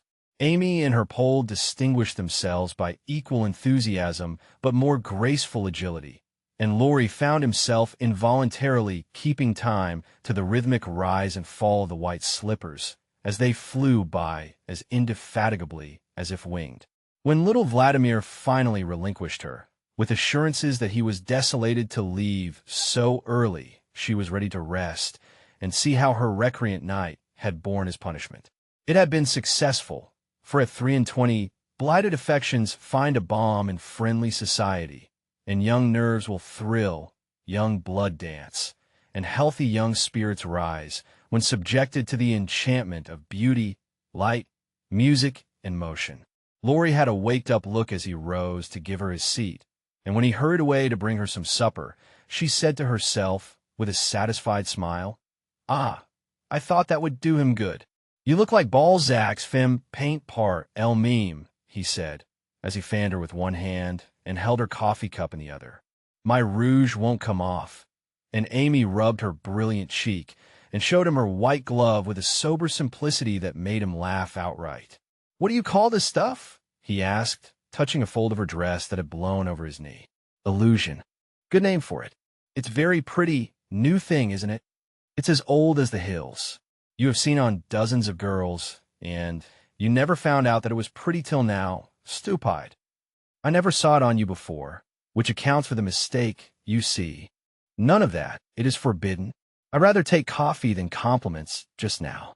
No, don't lounge. It makes me nervous."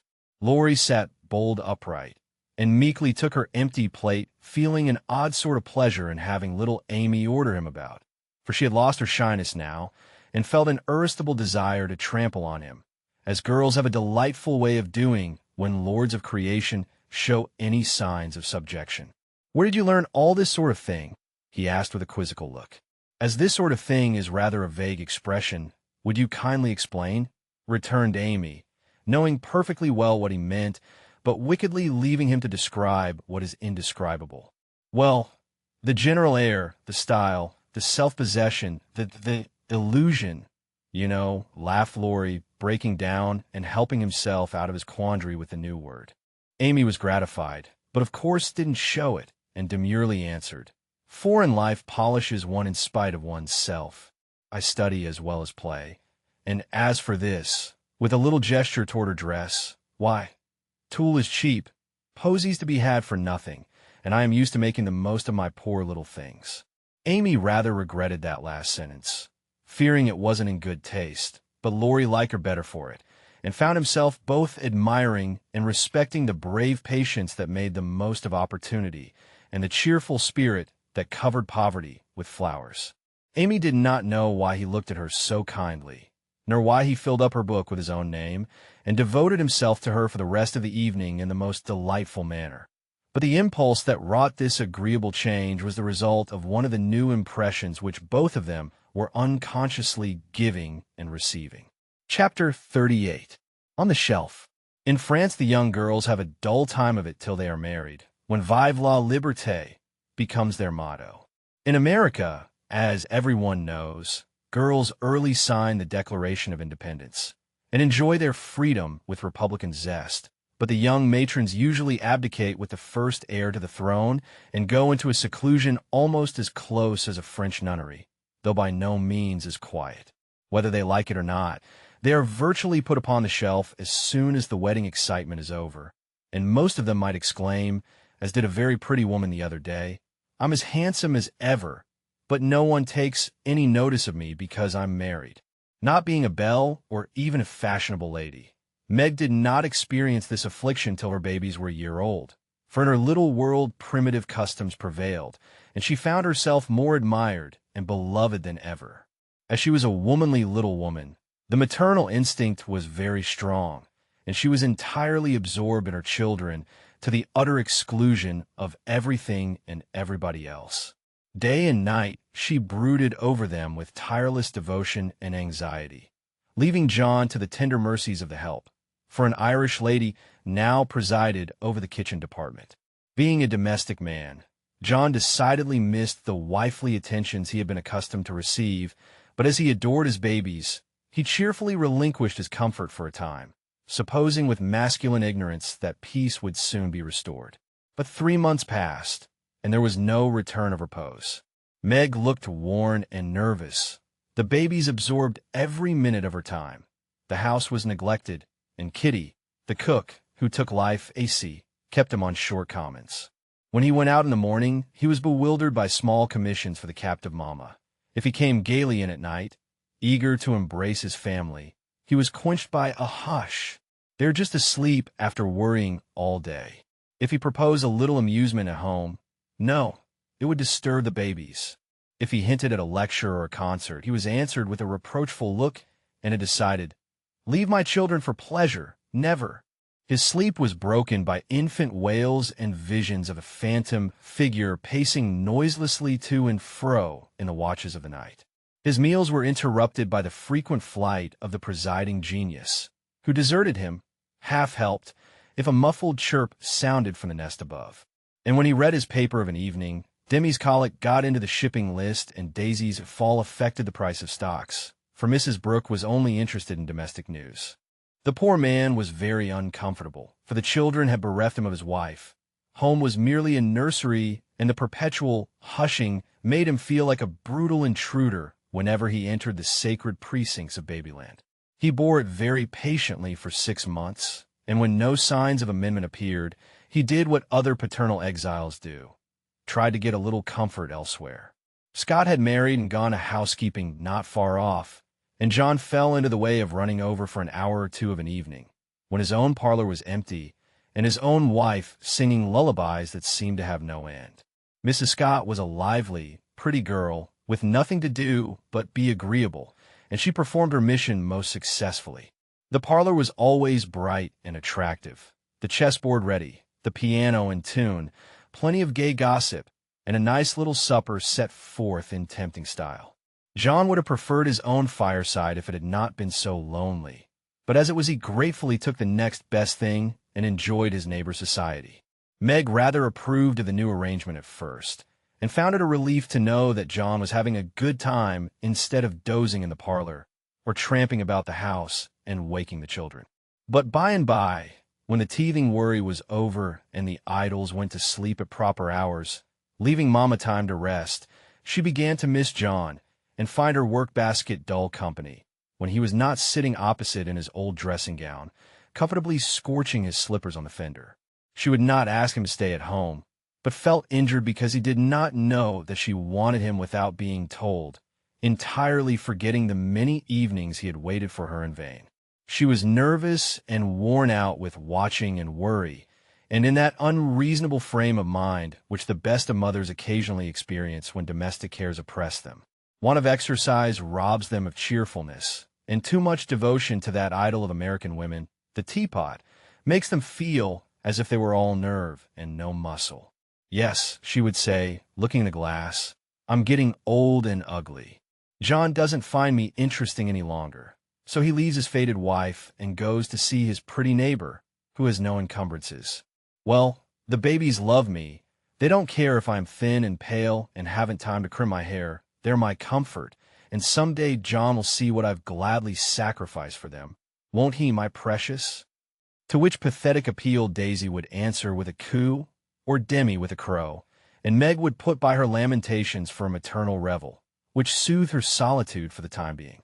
But the pain increased as politics absorbed John, who was always running over to discuss interesting points with Scott, quite unconscious that Meg missed him. Not a word did she say, however, till her mother found her in tears one day, and insisted on knowing what the matter was, for Meg's drooping spirits had not escaped her observation. I wouldn't tell anyone except you, Mother, but I really do need advice, for if John goes on much longer I might as well be widowed, replied Mrs. Brooke, drying her tears on Daisy's bib with an injured air. Goes on how, my dear? Asked her mother anxiously. He's away all day, and at night when I want to see him, he is continually going over to the Scotts. It isn't fair that I should have the hardest work and never any amusement. Men are very selfish, even the best of them. So are women. Don't blame John till you see where you are wrong yourself. But it can't be right for him to neglect me. Don't you neglect him? Why, Mother, I thought you'd take my part. So I do, as far as sympathizing goes, but I think the fault is yours, Meg. I don't see how. Let me show you. Did John ever neglect you, as you call it, while you made it a point to give him your society of an evening, his only leisure time? No, but I can't do it now, with 2 babies to tend. I think you could, dear, and I think you ought. May I speak quite freely? And will you remember that it's Mother who blames as well as Mother who sympathizes? Indeed I will. Speak to me as if I were little Meg again. I often feel as if I needed teaching more than ever since these babies look to me for everything. Meg drew her low chair beside her mother's, and with a little interruption in either lap, the 2 women rocked and talked lovingly together, feeling that the tie of motherhood made them more one than ever.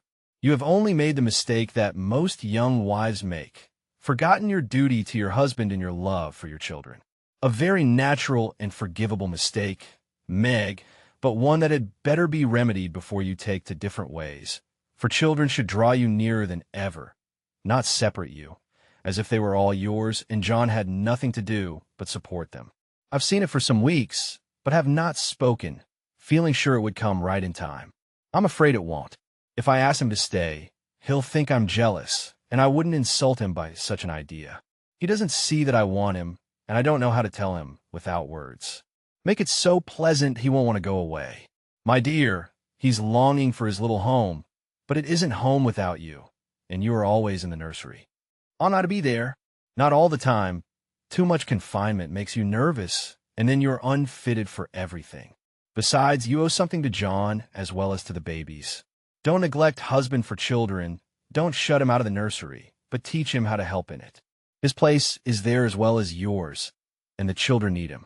Let him feel that he has a part to do, and he will do it gladly and faithfully, and it will be better for you all. You really think so, Mother? I know it, Meg, for I've tried it, and I seldom give advice unless I've proved its practicability. When you and Joe were little, I went on just as you are, feeling as if I didn't do my duty unless I devoted myself wholly to you. Poor father took to his books after I had refused all offers of help and left me to try my experiment alone. I struggled along as well as I could, but Joe was too much for me. I nearly spoiled her by indulgence. You were poorly, and I worried about you till I fell sick myself.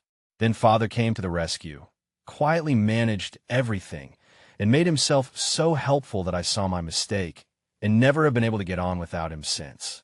That is the secret of our home happiness. He does not let business wean him from the little cares and duties that affect us all, and I try not to let domestic worries destroy my interest in his pursuits. Each do our part alone in many things, but at home we work together always. It is so, Mother, and my great wish is to be to my husband and children what you have been to yours. Show me how. I'll do anything you say. You always were my docile daughter. Well, dear, if I were you, I'd let John have more to do with the management of Demi, for the boy needs training. It's none too soon to begin. Then I'd do what I have often proposed. Let Hannah come and help you. She is a capital nurse, and you may trust the precious babies to her while you do more housework. You need the exercise, Hannah would enjoy the rest, and John would find his wife again. Go out more, keep cheerful as well as busy, for you are the sunshine maker of the family, and if you get dismal, there is no fair weather. Then I try to take an interest in whatever John likes. Talk with him, let him read to you, exchange ideas, and help each other in that way. Don't shut yourself up in a bandbox because you are a woman, but understand what is going on and educate yourself to take your part in the world's work, for it all affects you and yours. John is so sensible. I'm afraid he will think I'm stupid if I ask questions about politics and things. I don't believe he would. Love covers a multitude of sins, and of whom could you ask more freely than of him? Try it, and see if he doesn't find your society far more agreeable than Mrs. Scott's suppers. I will. Poor John. I'm afraid I have neglected him sadly, but I thought I was right, and he never said anything. He tried not to be selfish, but he has felt rather forlorn, I fancy. This is just the time, Meg, when young married people are apt to grow apart, and the very time when they ought to be most together, for the first tenderness soon wears off, unless care is taken to preserve it. And no time is so beautiful and precious to parents as the first years of the little lives given to them to train. Don't let John be a stranger to the babies, for they will do more to keep him safe and happy in this world of trial and temptation than anything else, and through them you will learn to know and love one another as you should. Now, dear, goodbye. Think over Mother's preachment, act upon it if it seems good, and God bless you all. Meg did think it over, found it good, and acted upon it, though the first attempt was not made exactly as she planned to have it. Of course, the children tyrannized over her, and ruled the house as soon as they found out that kicking and squalling brought them whatever they wanted. Mama was an abject slave to their caprices, but Papa was not so easily subjugated, and occasionally afflicted his tender spouse by an attempt at paternal discipline with his obstreperous son. For Demi inherited a trifle of his sire's firmness of character. We won't call it obstinacy. And when he made up his little mind to have, or to do anything, all the king's horses and all the king's men could not change that pertinacious little mind. Mama thought the dear too young to be taught to conquer his prejudices, but Papa believed that it never was too soon to learn obedience. So Master Demi early discovered that when he undertook to wrestle with Parpar, he always got the worst of it. Yet like the Englishman, Baby respected the man who conquered him, and loved the father whose grave no, was more impressive than all Mama's love pats. A few days after the talk with her mother, Meg resolved to try a social evening with John. So she ordered a nice supper, set the parlor in order, dressed herself prettily, and put the children to bed early, that nothing should interfere with her experiment. But unfortunately Demi's most unconquerable prejudice was against going to bed, and that night he decided to go on a rampage. So poor Meg sang and rocked, told stories, and tried every sleep-provoking while she could devise, but all in vain. The big eyes wouldn't shut, and long after Daisy had gone to Bilo, Like the chubby little bunch of good nature she was, naughty Demi lay staring at the light, with the most discouragingly wide-awake expression of countenance. Will Demi lie still like a good boy, while Mama runs down and gives poor Papa his tea? Asked Meg, as the hall door softly closed, and the well-known step went tiptoeing into the dining room. Me has tea, said Demi, preparing to join the revel. No, but I'll save you some little cakeys for breakfast, if you'll go bye-bye like Daisy. Will you, lovey? Yes. And Demi shut his eyes tight, as if to catch sleep and hurry the desired day. Taking advantage of the propitious moment, Meg slipped away and ran down to greet her husband with a smiling face and a little blue bow in her hair, which was his especial admiration. He saw it at once, and said with pleased surprise, "Why, little mother, how gay we are tonight. Do you expect company?" "Only you, dear. Is it a birthday, anniversary, or anything?" "No, I'm tired of being dowdy, so I dressed up as a change. You always make yourself nice for table, no matter how tired you are. So why shouldn't I when I have the time?" "I do it out of respect for you, my dear," said old-fashioned John. "Ditto, ditto, Mr. Brooke," laughed Meg, looking young and pretty again as she nodded to him over the teapot. "Well, it's altogether delightful and like old times. This tastes right. I drink your health, dear." And John sipped his tea with an air of reposeful rapture, which was of very short duration, however, for as he put down his cup, the door handle rattled mysteriously, and a little voice was heard, saying impatiently, "Opie doy, me's tummin'. It's that naughty boy. I told him to go to sleep alone, and here he is downstairs, getting his death a cold pattering over that canvas," said Meg, answering the call. "Mornin' now," announced Demi in joyful tone as he entered, with his long nightgown gracefully festooned over his arm and every curl bobbing gaily as he pranced about the table, eyeing the cakeys with loving glances. "No, it isn't morning yet. You must go to bed and not trouble poor Mama. Then you can have the little cake with sugar on it." "Me loves parpar," said the artful one, preparing to climb the paternal knee and revel in forbidden joys.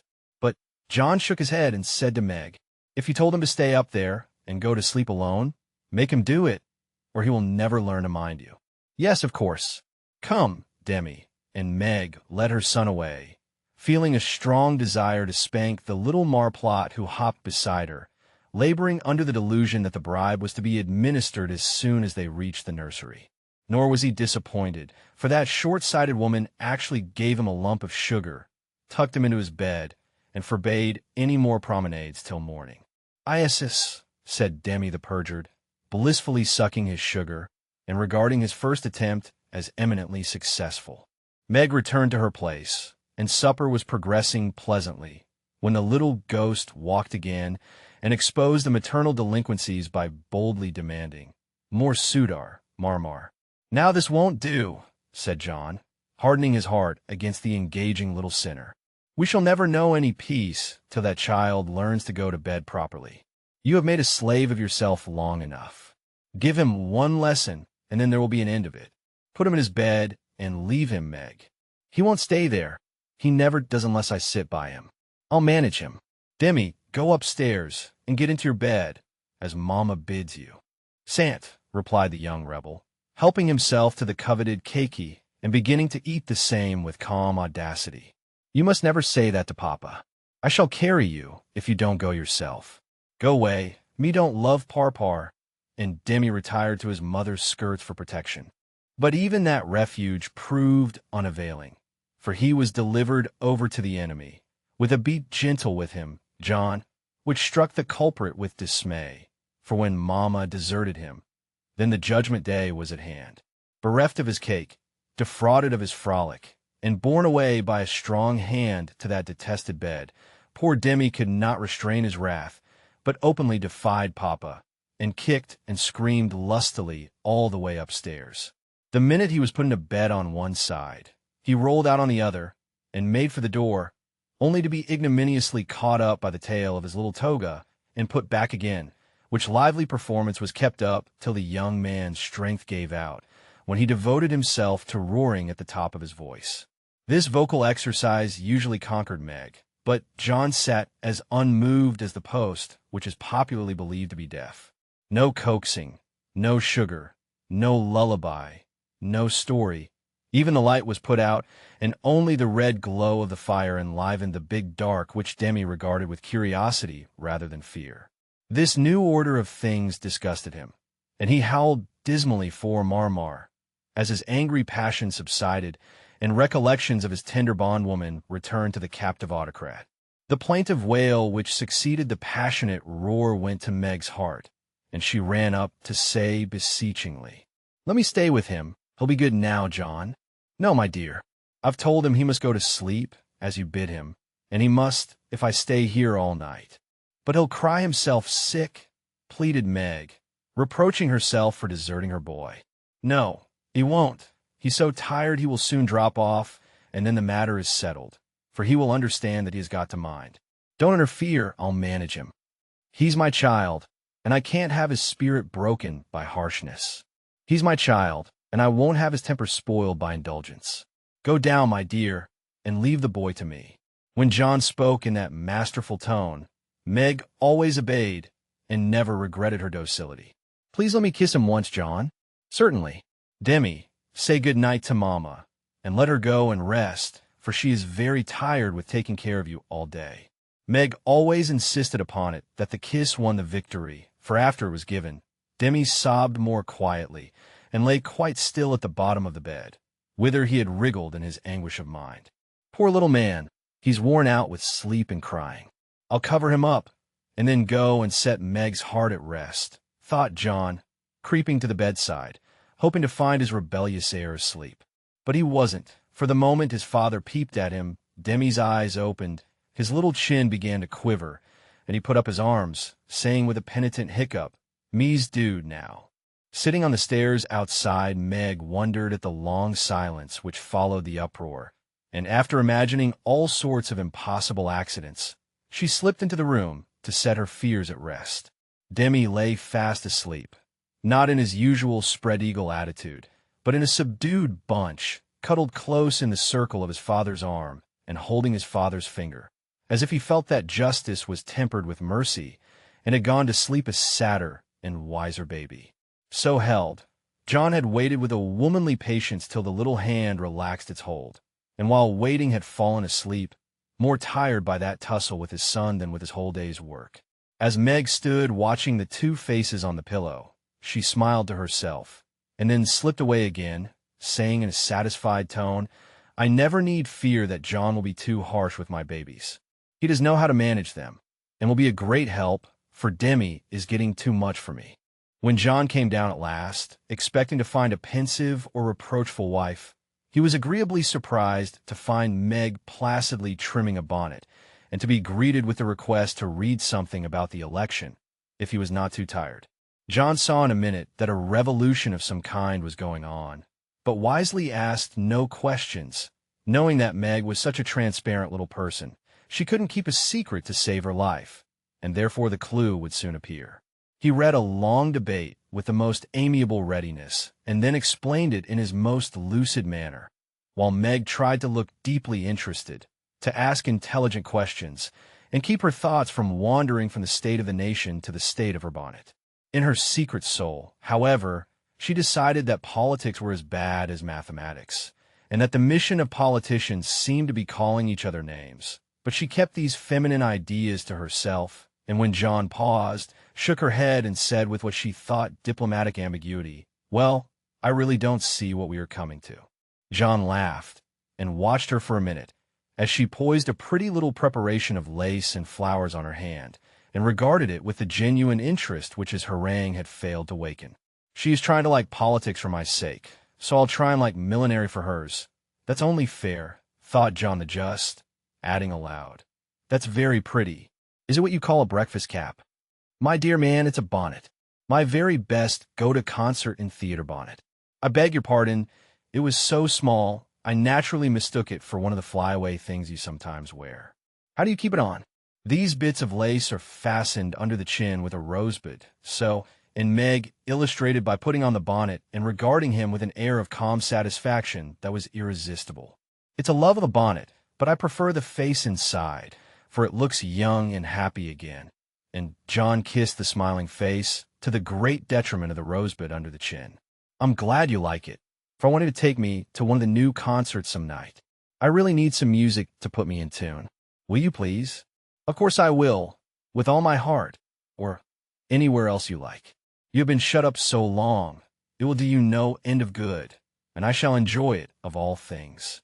What put it into your head, little mother? Well, I had a talk with Marmee the other day, and told her how nervous and cross and out of sorts I felt, and she said I needed change and less care. So Hannah is to help me with the children, and I'm to see to things about the house more and now, and then have a little fun, just to keep me from getting to be a fidgety, broken-down old woman before my time. It's only an experiment, John, and I want to try it for your sake as much as for mine, because I've neglected you shamefully lately, and I'm going to make home what it used to be if I can. You don't object, I hope. Never mind what John said, or what a very narrow escape the little bonnet had from utter ruin.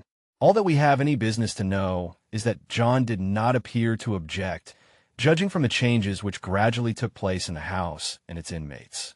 It was not all paradise by any means, but everyone was better for the division of labor system. The children throve under the paternal rule, for accurate, steadfast John brought order and obedience into babydom, while Meg recovered her spirits and composed her nerves by plenty of wholesome exercise, a little pleasure, and much confidential conversation with her sensible husband. Home grew homelike again, and John had no wish to leave it, unless he took Meg with him.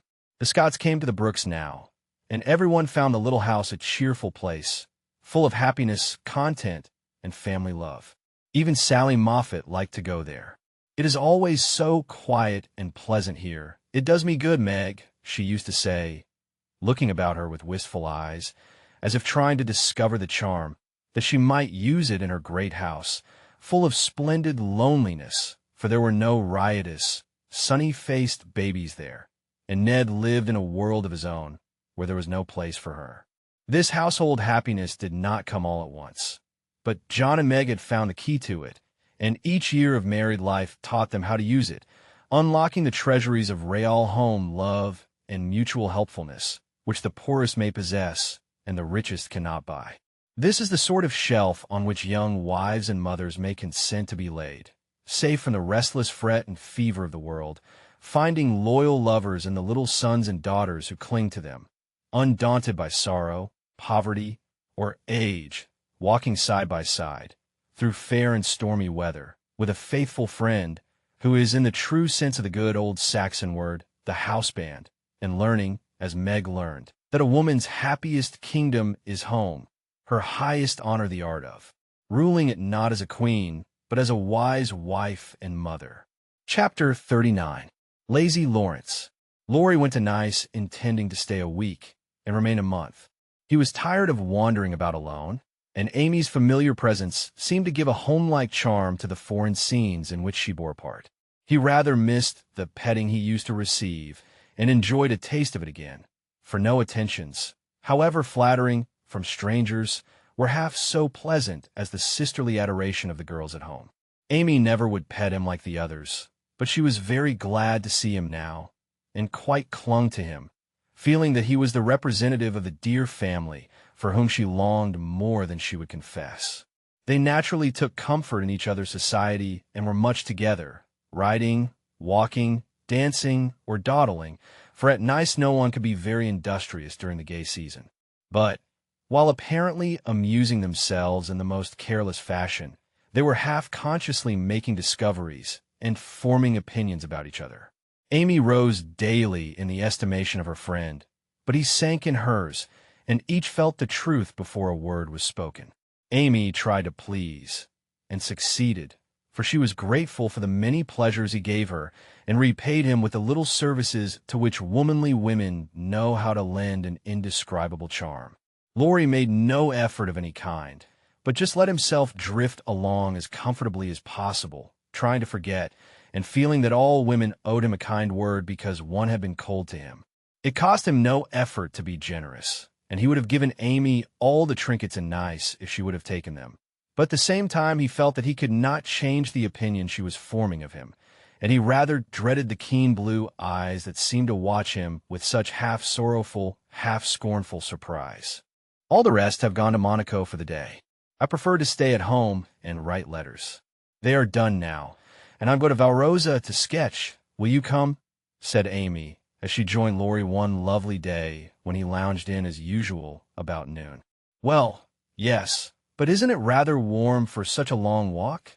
He answered slowly, for the shaded salon looked inviting after the glare without. I'm going to have the little carriage, and Baptiste can drive, so you'll have nothing to do but hold your umbrella and keep your gloves nice, returned Amy, with a sarcastic glance at the immaculate kids, which were a weak point with Laurie. Then I'll go with pleasure. And he put out his hand for her sketchbook, but she tucked it under her arm with a sharp, "Don't trouble yourself. It's no exertion to me, but you don't look equal to it." Laurie lifted his eyebrows and followed at a leisurely pace as she ran downstairs. But when they got into the carriage, he took the reins himself and left little Baptiste nothing to do but fold his arms and fall asleep on his perch. The two never quarreled. Amy was too well-bred, and just now Laurie was too lazy, so in a minute he peeped under her hat brim with an inquiring air. She answered him with a smile, and they went on together in the most amicable manner. It was a lovely drive, along winding roads rich in the picturesque scenes that delight beauty-loving eyes. Here at an ancient monastery, whence the solemn chanting of the monks came down to them. There a bare-legged shepherd, in wooden shoes, pointed hat, and rough jacket over one shoulder, sat piping on a stone while his goats skipped among the rocks or lay at his feet. Meek, mouse-colored donkeys, laden with panniers of freshly cut grass, passed by, with a pretty girl in a capeline sitting between the green piles, or an old woman spinning with a distaff as she went. Brown, soft-eyed children ran out from the quaint stone hovels to offer nosegays or bunches of oranges still on the bough. Gnarled olive trees covered the hills with their dusky foliage. Fruit hung golden in the orchard, and great scarlet anemones fringed the roadside, while beyond green slopes and craggy heights, the maritime Alps rose sharp and white against the blue Italian sky. Valrosa well deserved its name, for in that climate of perpetual summer roses blossomed everywhere. They overhung the archway, thrust themselves between the bars of the great gate with a sweet welcome to passers-by, and lined the avenue, winding through lemon trees and feathery palms up to the villa on the hill. Every shadowy nook, where seats invited one to stop and rest, was a mass of bloom. Every cool grotto had its marble nymph smiling from a veil of flowers, and every fountain reflected crimson, white, or pale pink roses, leaning down to smile at their own beauty. Roses covered the walls of the house, draped the cornices, climbed the pillars, and ran right over the balustrade of the wide terrace, whence one looked down on the sunny Mediterranean and the white-walled city on its shore. This is a regular honeymoon paradise, isn't it? Did you ever see such roses? Asked Amy, pausing on the terrace to enjoy the view, and a luxurious whiff of perfume that came wandering by. No, nor felt such thorns, returned Laurie, with his thumb in his mouth, after a vain attempt to capture a solitary scarlet flower that grew just beyond his reach. Try lower down, and pick those that have no thorns, said Amy, gathering 3 of the tiny cream-colored ones that starred the wall behind her. She put them in his buttonhole as a peace offering, and he stood a minute looking down at them with a curious expression, for in the Italian part of his nature there was a touch of superstition, and he was just then in that state of half-sweet, half-bitter melancholy, when imaginative young men find significance in trifles and food for romance everywhere. He had thought of Jo in reaching after the thorny red rose, for vivid flowers became her, and she had often worn ones like that from the greenhouse at home. The pale roses Amy gave him were the sort that the Italians lay in dead hands, never in bridal wreaths, and for a moment he wondered if the omen was for Jo or for himself. But the next instant his American common sense got the better of sentimentality, and he laughed a heartier laugh than Amy had heard since he came. "It's good advice. You'd better take it and save your fingers," she said, thinking her speech amused him. "Thank you. I will," he answered in jest, and a few months later he did it in earnest. "Laurie, when are you going to your grandfather?" she asked presently, as she settled herself on a rustic seat. "Very soon. You have said that 12 times within the last 3 weeks. I dare say.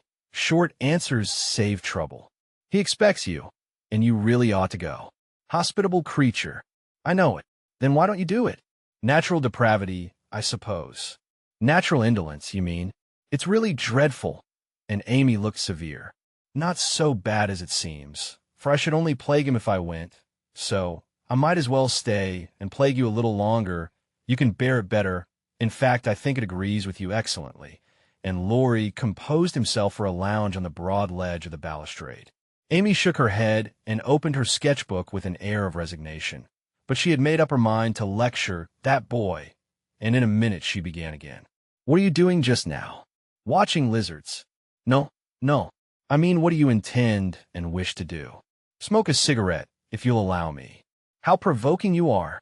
"I don't approve of cigars, and I will only allow it on condition that you let me put you into my sketch. I need a figure, with all the pleasure in life. How will you have me, full length or 3/4 on my head or my heels?" "I should respectfully suggest a recumbent posture. Then put yourself in also and call it dolce far niente. Stay as you are, and go to sleep if you like." "I intend to work hard," said Amy in her most energetic tone. "What delightful enthusiasm!" And he leaned against a tall urn with an air of entire satisfaction. "What would Jo say if she saw you now?" asked Amy impatiently, hoping to stir him up by the mention of her still more energetic sister's name. "As usual, go away, Teddy. I am busy." He laughed as he spoke, but the laugh was not natural, and a shade passed over his face, for the utterance of the familiar name touched the wound that was not healed yet. Both tone and shadow struck Amy, for she had seen and heard them before, and now she looked up in time to catch a new expression on Laurie's face, a hard, bitter look, full of pain, dissatisfaction, and regret. It was gone before she could study it and the listless expression back again. She watched him for a moment with artistic pleasure, thinking how like an Italian he looked as he lay basking in the sun with uncovered head and eyes full of southern dreaminess, for he seemed to have forgotten her and fallen into a reverie. "You look like the effigy of a young knight asleep on his tomb," she said, carefully tracing the well-cut profile defined against the dark stone. "Wish I was." "That's a foolish wish, unless you have spoiled your life. You are so changed. I sometimes think—" There Amy stopped, with a half-timid, half-wistful look more significant than her unfinished speech. Laurie saw and understood the affectionate anxiety which she hesitated to express, and looking straight into her eyes, said, just as he used to say it to her mother, "It's all right, ma'am." That satisfied her and set at rest the doubts that had begun to worry her lately. It also touched her, and she showed that it did by the cordial tone in which she said, "I'm glad of that. I didn't think you'd been a very bad boy, but I fancied you might have wasted money at that wicked Baden-Baden, lost your heart to some charming Frenchwoman with a husband, or got into some of the scrapes that young men seem to consider a necessary part of a foreign tour. Don't stay out there in the sun. Come and lie on the grass here, and let us be friendly, as Joe used to say when we got in the sofa corner and told secrets." Laurie obediently threw himself down on the turf and began to amuse himself by sticking daisies into the ribbons of Amy's hat that lay there. "I'm all ready for the secrets," and he glanced up with a decided expression of interest in his eyes. "I've none to tell. You may begin. Haven't one to bless myself with. I thought perhaps you'd had some news from home. You have heard all that has come lately. Don't you hear often? I fancied Joe would send you volumes. She's very busy. I'm roving about so. It's impossible to be regular, you know. When do you begin your great work of art, Raffaella?" he asked, changing the subject abruptly after another pause, in which he had been wondering if Amy knew his secret and wanted to talk about it. "Never," she answered, with a despondent but decided air. "Rome took all the vanity out of me, for after seeing the wonders there, I felt too insignificant to live and gave up all my foolish hopes in despair." "Why should you, with so much energy and talent?" "That's just why, because talent isn't genius, and no amount of energy can make it so. I want to be great or nothing. I won't be a commonplace dauber, so I don't intend to try any more. And what are you going to do with yourself now, if I may ask? Polish up my other talents and be an ornament to society if I get the chance. It was a characteristic speech and sounded daring, but audacity becomes young people, and Amy's ambition had a good foundation. Laurie smiled, but he liked the spirit with which she took up a new purpose when a long-cherished one died, and spent no time lamenting. Good. And here's where Fred Vaughn comes in, I fancy. Amy preserved a discreet silence, but there was a conscious look in her downcast face that made Laurie sit up and say gravely, Now I'm going to play brother and ask questions. May I? I don't promise to answer. Your face will, if your tongue won't. You aren't woman of the world enough yet to hide your feelings, my dear. I heard rumors about Fred in you last year, and it's my private opinion that if he had not been called home so suddenly and detained so long, something would have come of it, hey? That's not for me to say, was Amy's grim reply, but her lips would smile, and there was a traitorous sparkle of the eye which betrayed that she knew her power and enjoyed the knowledge. You're not engaged, I hope? And Laurie looked very elder-brotherly and grave all of a sudden. No, but you will be, if he comes back and goes properly down on his knees, won't you? Very likely. Then you are fond of old Fred? I could be if I tried. But you don't intend to try, till the proper moment? Bless my soul, what unearthly prudence. He's a good fellow, Amy, but not the man I fancied you'd like. He is rich, a gentleman, and has delightful manners, began Amy, trying to be quite cool and dignified, but feeling a little ashamed of herself, in spite of the sincerity of her intentions. Understand, queens of society can't get on without money. So you mean to make a good match and start in that way? Quite right and proper, as the world goes, but it sounds odd from the lips of one of your mother's girls. True, nevertheless. A short speech, but the quiet decision with which it was uttered contrasted curiously with the young speaker. Laurie felt this instinctively and laid himself down again, with a sense of disappointment which he could not explain. His look and silence, as well as a certain inward self-disapproval, ruffled Amy and made her resolve to deliver her lecture without delay. I wish you'd do me the favor to rouse yourself a little, she said sharply. Do it for me. There's a dear girl. I could, if I tried. And she looked as if she would like doing it in the most summary style. Try then. I give you leave, returned Laurie, who enjoyed having someone to tease, after his long abstinence from his favorite pastime. You'd be angry in 5 minutes. I'm never angry with you. It takes 2 flints to make a fire. You are as cool and soft as snow. You don't know what I can do. Snow produces a glow and a tingle, if applied rightly. Your indifference is half affectation, and a good stirring up would prove it. Stir away. It won't hurt me, and it may amuse you, as the big man said when his little wife beat him. Regard me in the light of a husband or a carpet, and beat till you are tired, if that sort of exercise agrees with you. Being decidedly nettled herself, and longing to see him shake off the apathy that so altered him, Amy sharpened both tongue and pencil, and began. Flo and I've got a new name for you. It's Lazy Lawrence. How do you like it? She thought it would annoy him, but he only folded his arms under his head, with an imperturbable, that's not bad. Thank you, ladies. Do you want to know what I honestly think of you? Pining to be told. Well, I despise you. If she had even said, I hate you in a petulant or coquettish tone, he would have laughed and rather liked it. But the grave, almost sad, accent in her voice made him open his eyes and ask quickly, Why, if you please? Because, with every chance for being good, useful, and happy, you are faulty, lazy, and miserable. Strong language, mademoiselle. If you like it, I'll go on. Pray do, it's quite interesting. I thought you'd find it so. Selfish people always like to talk about themselves. Am I selfish? The question slipped out involuntarily and in a tone of surprise, for the one virtue on which he prided himself was generosity. Yes, very selfish, continued Amy, in a calm, cool voice, twice as effective just then as an angry one. I'll show you how, for I've studied you while we were frolicking, and I'm not at all satisfied with you. Here you have been abroad nearly 6 months, and done nothing but waste time and money and disappoint your friends. Isn't a fellow to have any pleasure after a 4-year grind? You don't look as if you'd had much. At any rate, you are none the better for it, as far as I can see. I said when we first met that you had improved. Now I take it all back, for I don't think you half so nice as when I left you at home. You have grown abominably lazy.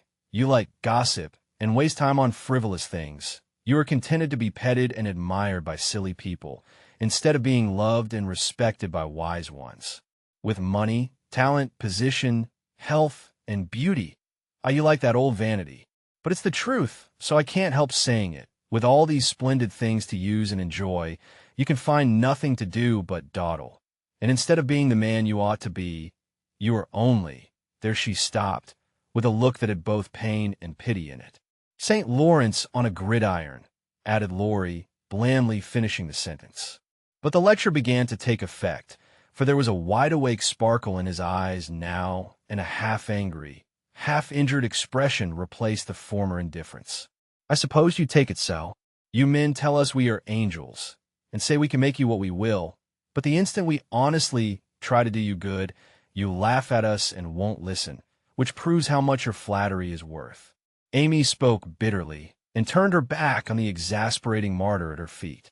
In a minute a hand came down over the page, so that she could not draw, and Laurie's voice said, with a droll imitation of a penitent child, "I will be good. Oh, I will be good." But Amy did not laugh, for she was in earnest, and tapping on the outspread hand with her pencil, said soberly, "Aren't you ashamed of a hand like that? It's as soft and white as a woman's, and looks as if it never did anything but wear Juven's best gloves and pick flowers for ladies. You're not a dandy, thank heaven, so I'm glad to see there are no diamonds or big seal rings on it. Only the little old one Joe gave you so long ago. Dear soul, I wish she was here to help me." "So do I." The hand vanished as suddenly as it came, and there was energy enough in the echo of her wish to suit even Amy. She glanced down at him with a new thought in her mind, but he was lying with his hat half over his face, as if for shade, and his mustache hid his mouth. She only saw his chest rise and fall, with a long breath that might have been a sigh, and the hand that wore the ring nestled down into the grass, as if to hide something too precious or too tender to be spoken of. All in a minute various hints and trifles assumed shape and significance in Amy's mind, and told her what her sister never had confided to her. She remembered that Laurie never spoke voluntarily of Joe. She recalled the shadow on his face just now, the change in his character, and the wearing of the little old ring, which was no ornament to a handsome hand. Girls are quick to read such signs and feel their eloquence. Amy had fancied that perhaps a love trouble was at the bottom of the alteration, and now she was sure of it. Her keen eyes filled, and when she spoke again, it was in a voice that could be beautifully soft and kind when she chose to make it so. "I know I have no right to talk so to you, Laurie, and if you weren't the sweetest-tempered fellow in the world, you'd be very angry with me. But we are all so fond and proud of you. I couldn't bear to think they should be disappointed in you at home as I've been, though perhaps they would understand the change better than I do." "I think they would," came from under the hat, in a grim tone, quite as touching as a broken one.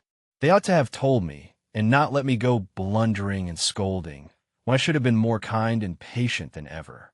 I never did like that Miss Randall, and now I hate her," said artful Amy, wishing to be sure of her facts this time.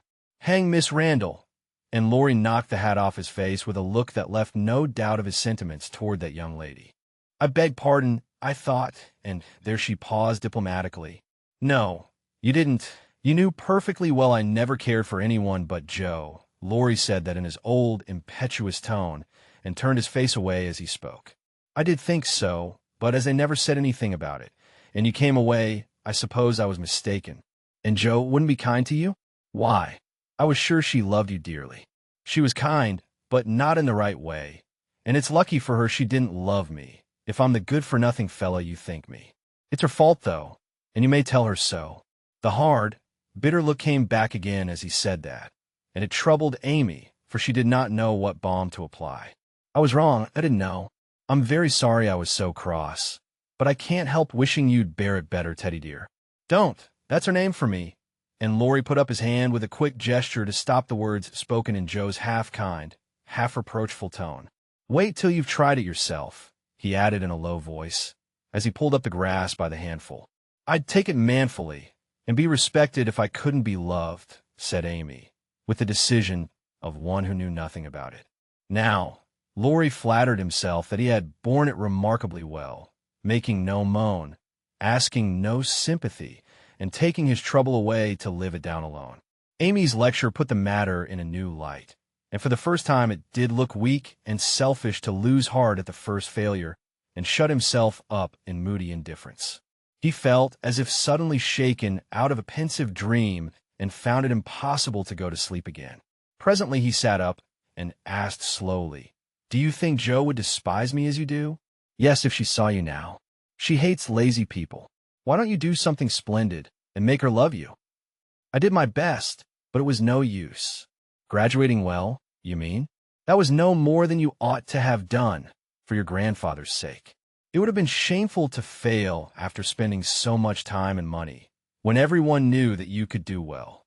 "I did fail, say what you will, for Jo wouldn't love me," began Laurie, leaning his head on his hand in a despondent attitude.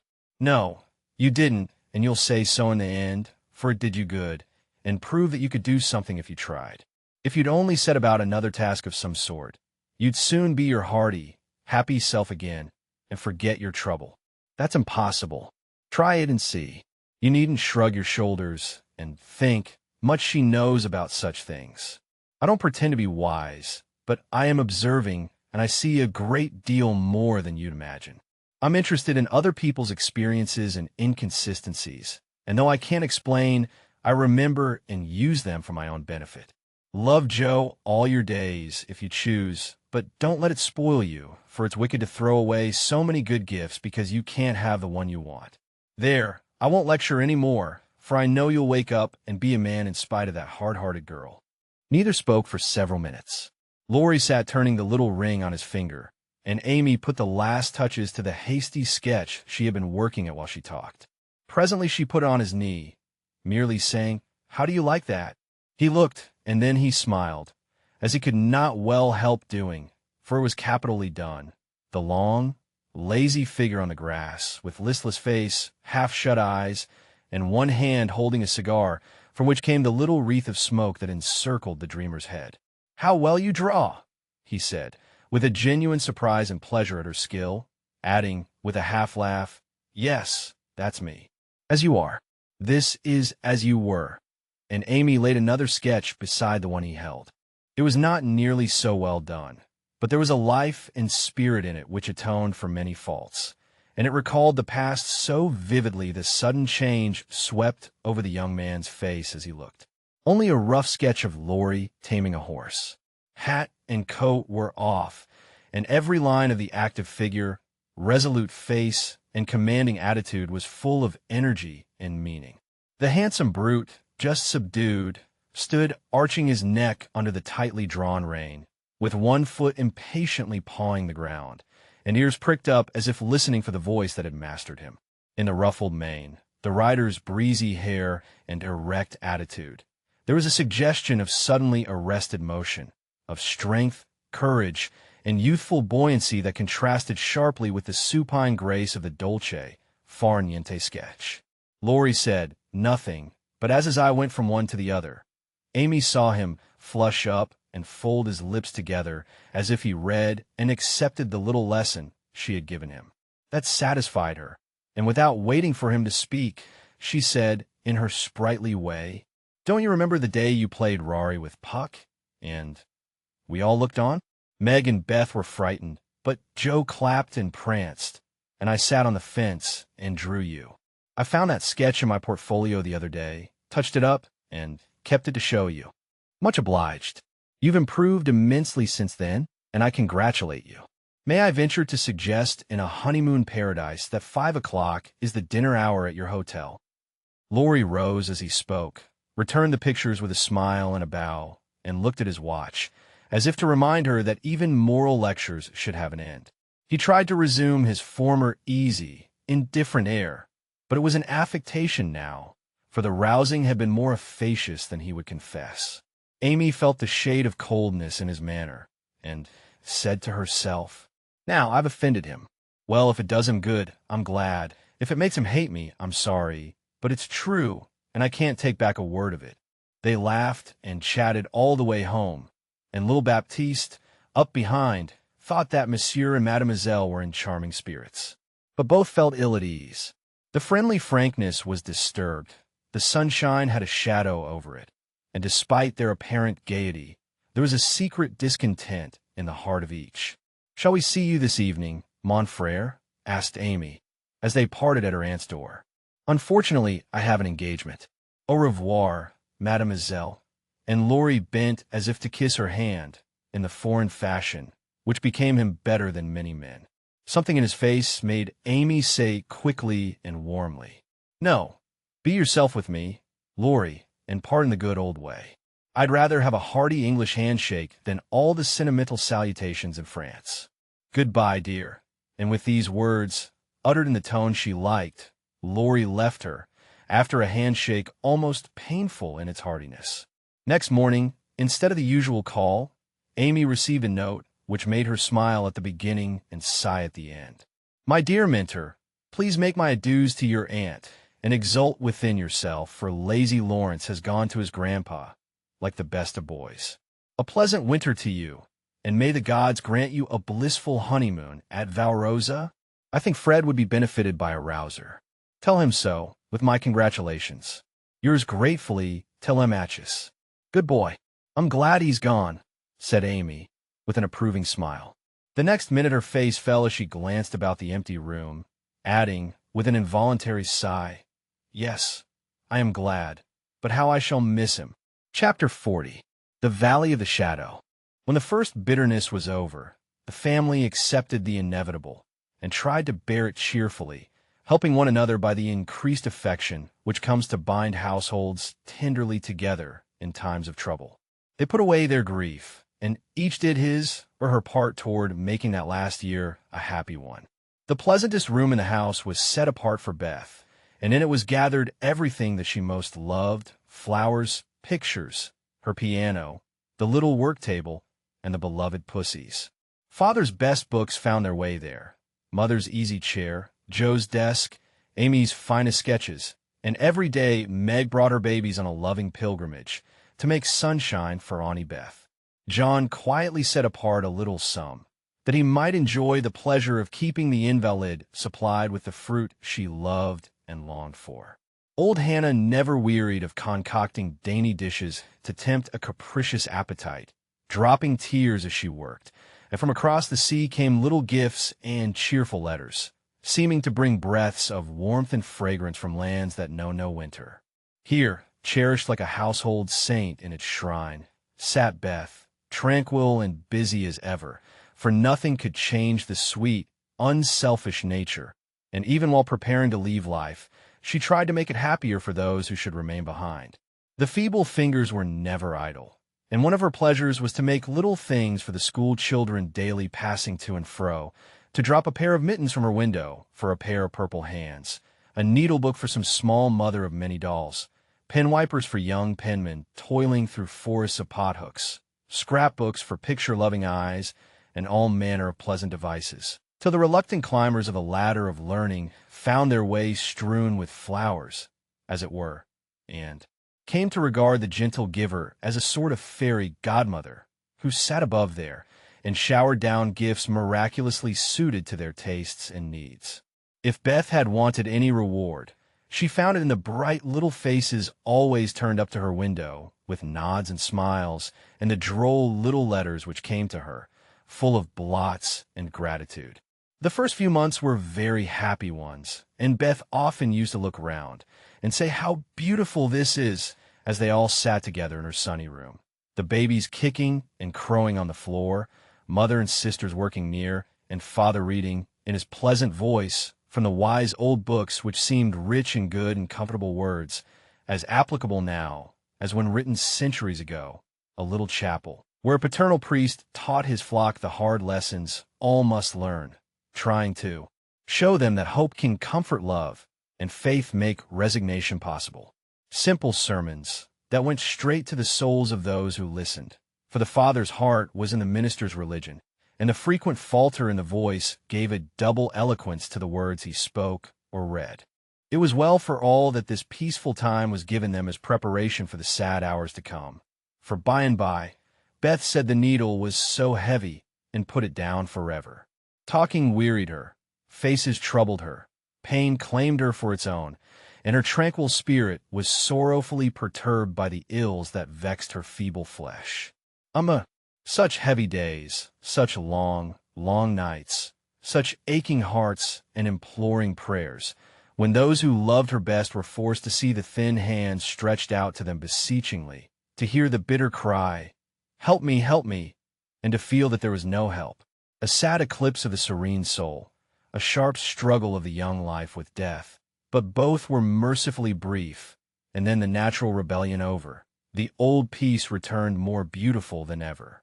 With the wreck of her frail body, Beth's soul grew strong, and though she said little, those about her felt that she was ready, saw that the first pilgrim called was likewise the fittest, and waited with her on the shore, trying to see the shining ones coming to receive her when she crossed the river.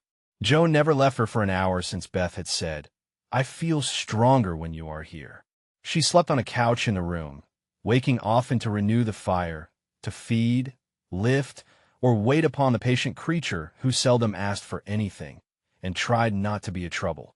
All day she haunted the room, jealous of any other nurse, and prouder of being chosen than of any honor her life ever brought her. Precious and helpful hours to Joe, for now her heart received the teaching that it needed. Lessons in patience were so sweetly taught her that she could not fail to learn them. Charity for all, the lovely spirit that can forgive and truly forget unkindness, the loyalty to duty that makes the hardest easy, and the sincere faith that fears nothing but trusts undoubtingly. Often when she woke, Joe found Beth reading in her well-worn little book, heard her singing softly to beguile the sleepless night, or saw her lean her face upon her hands, while slow tears dropped through the transparent fingers, and Joe would lie watching her with thoughts too deep for tears, feeling that Beth, in her simple, unselfish way, was trying to wean herself from the dear old life and fit herself for the life to come, by sacred words of comfort, quiet prayers, and the music she loved so well. Seeing this did more for Joe than the wisest sermons, the saintliest hymns, the most fervent prayers that any voice could utter. For with eyes made clear by many tears, and a heart softened by the tenderest sorrow, she recognized the beauty of her sister's life, uneventful, unambitious, yet full of the genuine virtues which smell sweet and blossom in the dust. The self-forgetfulness that makes the humblest on earth remembered soonest in heaven, the true success which is possible to all. One night when Beth looked among the books upon her table, to find something to make her forget the mortal weariness that was almost as hard to bear as pain, as she turned the leaves of her old favorite, Pilgrim's Progress, she found a little paper scribbled over in Joe's hand. The name caught her eye, and the blurred look of the lines made her sure that tears had fallen on it. Poor Joe. She's fast asleep, so I won't wake her to ask leave. She shows me all her things, and I don't think she'll mind if I look at this, thought Beth, with a glance at her sister, who lay on the rug, with the tongs beside her, ready to wake up the minute the log fell apart. My Beth, sitting patient in shadow, till the blessed light shall come. A serene and saintly presence sanctifies our troubled home. Earthly joys and hopes and sorrows break like ripples on strand of the deep and solemn river, where her willing feet now stand. O my sister, passing for me, out of human care and strife, leave me, as a gift, those virtues which have beautified your life. Dear, bequeath me that great patience which has power to sustain a cheerful, uncomplaining spirit in its prison house of pain. Give me, for I need it sorely, of that courage, wise and sweet, which has made the path of duty green beneath your willing feet. Give me that unselfish nature, that with charity divine can pardon wrong for love's dear sake. Meek heart, forgive me mine. Thus our parting daily loss saith something of its bitter pain, and while learning this hard lesson, my great loss becomes my gain, for the touch of grief will render my wild nature more serene. Give to life new aspirations, a new trust in the unseen. Henceforth, safe across the river, I shall see forevermore a beloved household spirit waiting for me on the shore. Hope and faith, born of my sorrow, guardian angels shall become, and the sister gone before me, by their hands shall lead me home. Blurred and blotted, faulty and feeble as the lines were, they brought a look of inexpressible comfort to Beth's face, for her one regret had been that she had done so little, and this seemed to assure her that her life had not been useless, that her death would not bring the despair she feared. As she sat with the paper folded between her hands, the charred log fell asunder. Joe started up, revived the blaze, and crept to the bedside, hoping Beth slept. Not asleep, but so happy, dear. See, I found this and read it. I knew you wouldn't care. Have I been all that to you, Joe? She asked, with wistful, humble earnestness. Oh, Beth, so much, so much. And Joe's head went down upon the pillow beside her sister's. Then I don't feel as if I'd wasted my life. I'm not so good as you make me, but I've tried to do right.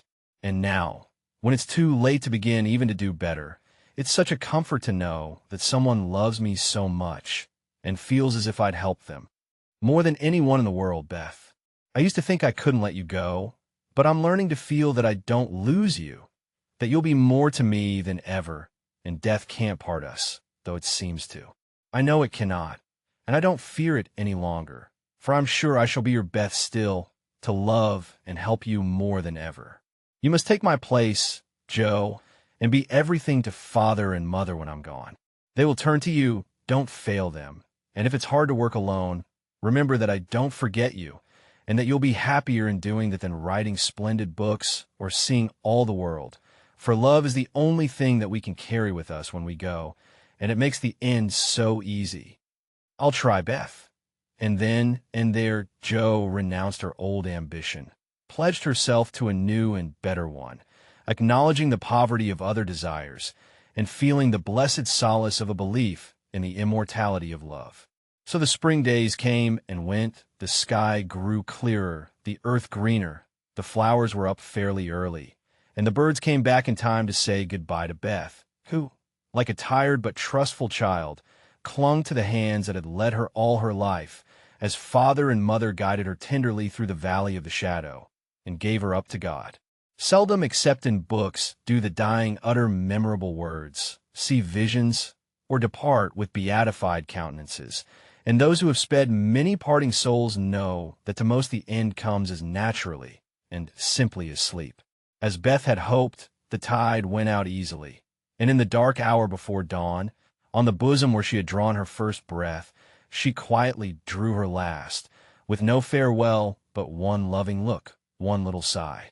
With tears and prayers and tender hands, mother and sisters made her ready for the long sleep that pain would never mar again, seeing with grateful eyes the beautiful serenity that soon replaced the pathetic patience that had wrung their hearts so long, and feeling with reverent joy that to their darling death was a benignant angel, not a phantom full of dread.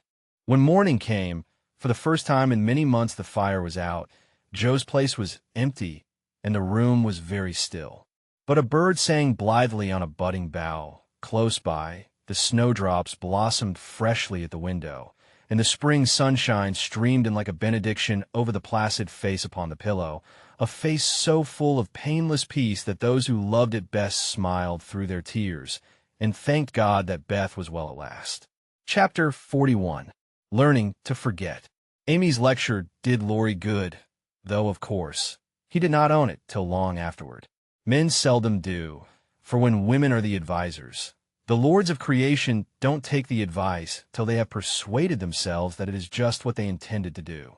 Then they act upon it, and if it succeeds, they give the weaker vessel half the credit of it. If it fails, they generously give her the whole. Laurie went back to his grandfather, and was so dutifully devoted for several weeks that the old gentleman declared the climate of Nice had improved him wonderfully, and he had better try it again. There was nothing the young gentleman would have liked better, but elephants could not have dragged him back after the scolding he had received. Pride forbid, and whenever the longing grew very strong, He fortified his resolution by repeating the words that had made the deepest impression. I despise you. Go and do something splendid that will make her love you. Laurie turned the matter over in his mind so often that he soon brought himself to confess that he had been selfish and lazy.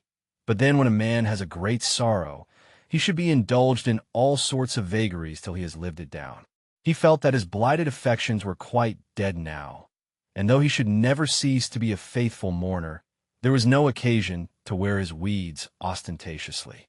Jo wouldn't love him, but he might make her respect and admire him by doing something which should prove that a girl's no had not spoiled his life. He had always meant to do something, and Amy's advice was quite unnecessary. He had only been waiting till the aforesaid blighted affections were decently interred. That being done, he felt that he was ready to hide his stricken heart and still toil on. As Gerda, when he had a joy or a grief, put it into a song, so Laurie resolved to embalm his love-sorrow in music, and to compose a requiem which should harrow up Jo's soul and melt the heart of every hearer. Therefore, the next time the old gentleman found him getting restless and moody and ordered him off, he went to Vienna, where he had musical friends, and fell to work with the firm determination to distinguish himself.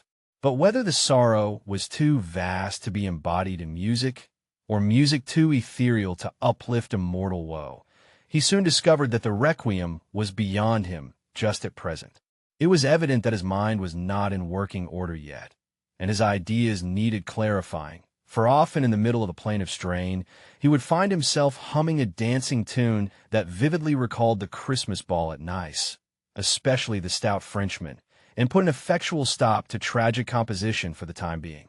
Then he tried an opera, for nothing seemed impossible in the beginning, but here again unforeseen difficulties beset him.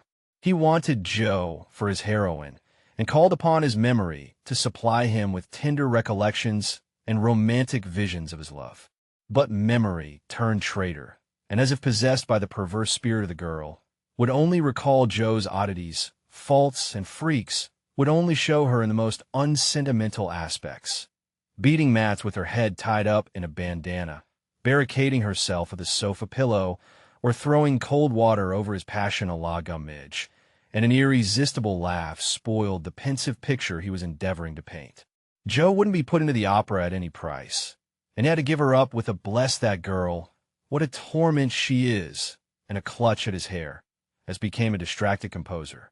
When he looked about him for another, and a less intractable damsel to immortalize in melody, memory produced one with the most obliging readiness. This phantom wore many faces, but always had golden hair, was enveloped in a diaphanous cloud, and floated airily before his mind's eye in a pleasing chaos of roses, peacocks, white ponies, and blue ribbons. He did not give the complacent wraith any name, but he took her for his heroine and grew quite fond of her, as well he might, for he gifted her with every gift and grace under the sun, and escorted her, unscathed, through trials which would have annihilated any mortal woman. Thanks to this inspiration, he got on swimmingly for a time, but gradually the work lost its charm, and he forgot to compose, while he sat musing, pen in hand, or roamed about the gay city to get some new ideas and refresh his mind, which seemed to be in a somewhat unsettled state that winter. He did not do much, but he thought a great deal and was conscious of a change of some sort going on in spite of himself. It's genius simmering, perhaps. I'll let it simmer, and see what comes of it, he said, with a secret suspicion all the while that it wasn't genius, but something far more common.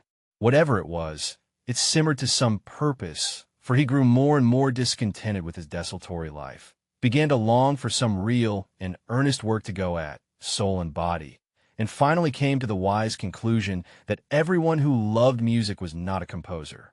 Returning from one of Mozart's grand operas, splendidly performed at the Royal Theatre, he looked over his own, played a few of the best parts, sat staring at the busts of Mendelssohn, Beethoven, and Bach, who stared benignly back again.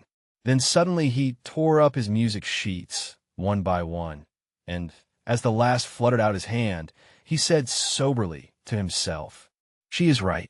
Talent isn't genius, and you can't make it so. That music has taken the vanity out of me as Rome took it out of her, and I won't be a humbug any longer. Now what shall I do? That seemed a hard question to answer, and Laurie began to wish he had to work for his daily bread. Now, if ever, occurred an eligible opportunity for going to the devil, as he once forcibly expressed it, for he had plenty of money and nothing to do, and Satan is proverbially fond of providing employment for full and idle hands. The poor fellow had temptations enough from without and from within, but he withstood them pretty well, for much as he valued liberty, he valued good faith and confidence more. So his promise to his grandfather, and his desire to be able to look honestly into the eyes of the women who loved him and say all's well, kept him safe and steady. Very likely, some Mrs. Grundy will observe, I don't believe it. Boys will be boys, young men must sow their wild oats, and women must not expect miracles. I dare say you don't, Mrs. Grundy, but it's true nevertheless. Women work a good many miracles, and I have a persuasion that they may perform even that of raising the standard of manhood by refusing to echo such sayings. Let the boys be boys, the longer the better, and let the young men sow their wild oats if they must. But mothers, sisters, and friends may help to make the crop a small one, and keep many tares from spoiling the harvest, by believing and showing that they believe in the possibility of loyalty to the virtues which make men manliest in good women's eyes. If it is a feminine delusion, leave us to enjoy it while we may, for without it half the beauty and the romance of life is lost, and sorrowful forebodings would embitter all our hopes of the brave, tender-hearted little lads, who still love their mothers better than themselves and are not ashamed to own it. Laurie thought that the task of forgetting his love for Joe would absorb all his powers for years, but to his great surprise he discovered it grew easier every day. He refused to believe it at first, got angry with himself, and couldn't understand it. But these hearts of ours are curious and contrary things, and time and nature work their will in spite of us. Laurie's heart wouldn't ache. The wound persisted in healing with a rapidity that astonished him, and instead of trying to forget, he found himself trying to remember. He had not foreseen this turn of affairs, and was not prepared for it. He was disgusted with himself, surprised at his own fickleness, and full of a queer mixture of disappointment and relief that he could recover from such a tremendous blow so soon. He carefully stirred up the embers of his lost love, but they refused to burst into a blaze. There was only a comfortable glow that warmed and did him good without putting him into a fever, and he was reluctantly obliged to confess that the boyish passion was slowly subsiding into a more tranquil sentiment, very tender, a little sad and resentful still, but that was sure to pass away in time, leaving a brotherly affection which would last unbroken to the end. As the word brotherly passed through his mind in one of his reveries, he smiled, and glanced up at the picture of Mozart that was before him. Well, he was a great man, and when he couldn't have one sister, he took the other, and was happy. Laurie did not utter the words, but he thought them, and the next instant kissed the little old ring, saying to himself, "No, I won't. I haven't forgotten. I never can. I'll try again, and if that fails, why then—" Leaving his sentence unfinished, he seized pen and paper and wrote to Joe, telling her that he could not settle to anything while there was the least hope of her changing her mind. Couldn't she, wouldn't she, and let him come home and be happy? While waiting for an answer, he did nothing, but he did it energetically, for he was in a fever of impatience. It came at last, and settled his mind effectually on one point, for Joe decidedly couldn't and wouldn't. She was wrapped up in Beth, and never wished to hear the word love again. Then she begged him to be happy with somebody else, but always keep a little corner of his heart for his loving sister Joe. In a postscript, she desired him not to tell Amy that Beth was worse. She was coming home in the spring, and there was no need of saddening the remainder of her stay. That would be time enough, please God, but Laurie must write to her often, and not let her feel lonely, homesick, or anxious. So I will at once. Poor little girl, it will be a sad going home for her, I'm afraid. And Laurie opened his desk, as if writing to Amy had been the proper conclusion of the sentence left unfinished some weeks before. But he did not write the letter that day, for as he rummaged out his best paper, he came across something which changed his purpose. Tumbling about in one part of the desk among bills, passports, and business documents of various kinds were several of Joe's letters, and in another compartment were 3 notes from Amy, carefully tied up with one of her blue ribbons and sweetly suggestive of the little dead roses put away inside. With a half-repentant, half-amused expression, Laurie gathered up all Joe's letters, smoothed, folded, and put them neatly into a small drawer of the desk, stood a minute turning the ring thoughtfully on his finger, then slowly drew it off, laid it with the letters, locked the drawer, and went out to hear High Mass at St. Stephen's, feeling as if there had been a funeral, and though not overwhelmed with affliction. This seemed a more proper way to spend the rest of the day than in writing letters to charming young ladies. The letter went very soon, however, and was promptly answered, for Amy was homesick and confessed it in the most delightfully confiding manner. The correspondence flourished famously, and letters flew to and fro with unfailing regularity all through the early spring. Laurie sold his busts, made allumettes of his opera, and went back to Paris, hoping somebody would arrive before long. He wanted desperately to go to Nice, but would not till he was asked, and Amy would not ask him, for just then she was having little experiences of her own, which made her rather wish to avoid the quizzical eyes of our boy.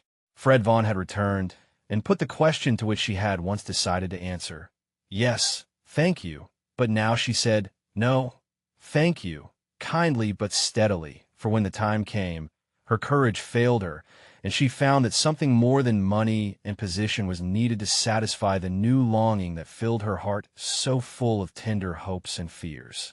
The words, "Fred is a good fellow, but not at all the man I fancied you would ever like," and Laurie's face when he uttered them, kept returning to her as pertinaciously as her own did when she said in look, if not in words, "I shall marry for money." It troubled her to remember that now. She wished she could take it back. It sounded so unwomanly. She didn't want Laurie to think her a heartless, worldly creature. She didn't care to be a queen of society now half so much as she did to be a lovable woman. She was so glad he didn't hate her for the dreadful things she said, but took them so beautifully and was kinder than ever. His letters were such a comfort, for the home letters were very irregular and not half so satisfactory as his when they did come. It was not only a pleasure, but a duty to answer them, for the poor fellow was forlorn and needed petting, since Joe persisted in being stony-hearted. She ought to have made an effort and try to love him. It couldn't be very hard. Many people would be proud and glad to have such a dear boy care for them. But Joe never would act like other girls, so there was nothing to do but be very kind and treat him like a brother. If all brothers were treated as well as Laurie was at this period, they would be a much happier race of beings than they are. Amy never lectured now. She asked his opinion on all subjects. She was interested in everything he did, made charming little presents for him, and sent him 2 letters a week, full of lively gossip, sisterly confidences, and captivating sketches of the lovely scenes about her. As few brothers are complimented by having their letters carried about in their sisters' pockets. Read and reread diligently, cried over when short, kissed when long, and treasured carefully, we will not hint that Amy did any of these fond and foolish things. But she certainly did grow a little pale and pensive that spring, lost much of her relish for society, and went out sketching alone a good deal. She never had much to show when she came home, but was studying nature, I dare say, while she sat for hours with her hands folded on the terrace at Valrosa, or absently sketched any fancy that occurred to her.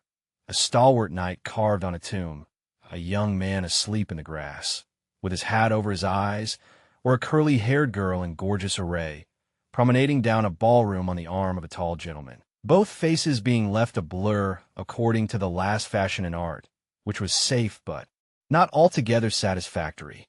Her aunt thought that she regretted her answer to Fred, and finding denials useless and explanations impossible, Amy left her to think what she liked, taking care that Laurie should know that Fred had gone to Egypt.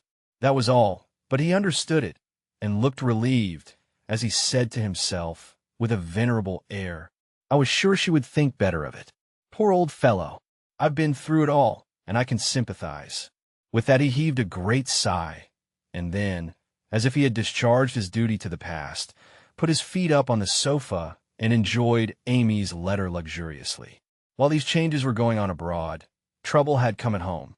But the letter telling that Beth was failing never reached Amy, and when the next found her, the grass was green above her sister. The sad news met her at Vevey, for the heat had driven them from Nice in May, and they had traveled slowly to Switzerland by way of Genoa and the Italian lakes. She bore it very well, and quietly submitted to the family decree that she should not shorten her visit, for since it was too late to say goodbye to Beth, she had better stay and let absence soften her sorrow. But her heart was very heavy. She longed to be at home, and every day looked wistfully across the lake, waiting for Laurie to come and comfort her. He did come very soon, for the same mail brought letters to them both, but he was in Germany, and it took some days to reach him.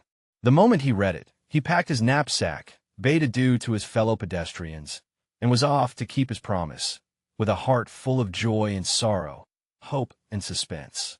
He knew Vevey well, and as soon as the boat touched the little quay, he hurried along the shore to La Tour, where the Carrolls were living in pension. The garçon was in despair that the whole family had gone to take a promenade on the lake. But no, the blonde mademoiselle might be in the chateau garden. If Monsieur would give himself the pain of sitting down, a flash of time should present her. But Monsieur could not wait even a flash of time, and in the middle of the speech departed to find Mademoiselle himself.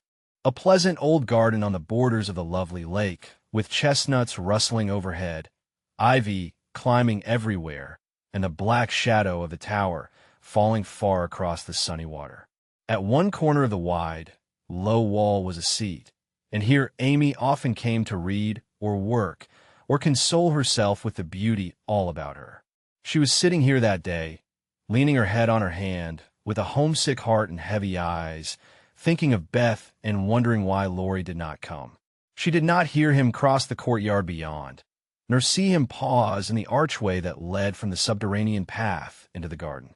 He stood a minute looking at her with new eyes, seeing what no one had ever seen before, the tender side of Amy's character. Everything about her mutely suggested love and sorrow, the blotted letters in her lap, the black ribbon that tied up her hair, the womanly pain and patience in her face. Even the little ebony cross at her throat seemed pathetic to Laurie, for he had given it to her, and she wore it as her only ornament. If he had any doubts about the reception she would give him, they were set at rest the minute she looked up and saw him, for dropping everything, she ran to him, exclaiming in a tone of unmistakable love and longing, "Oh, Laurie, Laurie, I knew you'd come to me." I think everything was said and settled then, for as they stood together quite silent for a moment, with the dark head bent down protectingly over the light one, Amy felt that no one could comfort and sustain her so well as Laurie, and Laurie decided that Amy was the only woman in the world who could fill Joe's place and make him happy. He did not tell her so, but she was not disappointed, for both felt the truth, were satisfied, and gladly left the rest to silence. In a minute Amy went back to her place, and while she dried her tears, Laurie gathered up the scattered papers, finding in the sight of sundry well-worn letters and suggestive sketches good omens for the future. As he sat down beside her, Amy felt shy again and turned rosy red at the recollection of her impulsive greeting. "I couldn't help it. I felt so lonely and sad, and was so very glad to see you.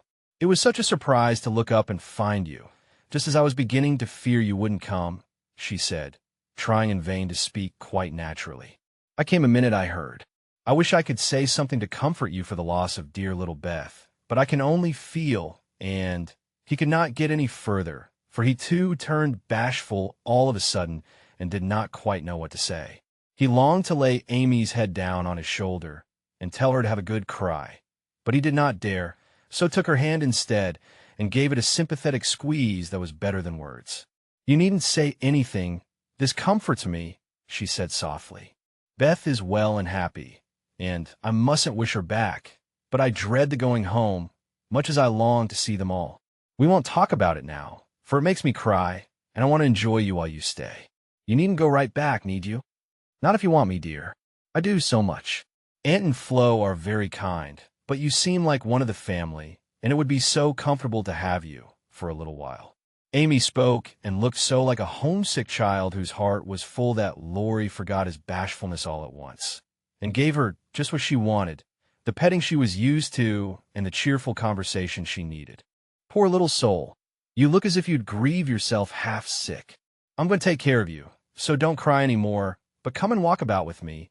The wind is too chilly for you to sit still, he said in the half-caressing, half-commanding way that Amy liked, as he tied on her hat, drew her arm through his, and began to pace up and down the sunny walk under the new-leaved chestnuts.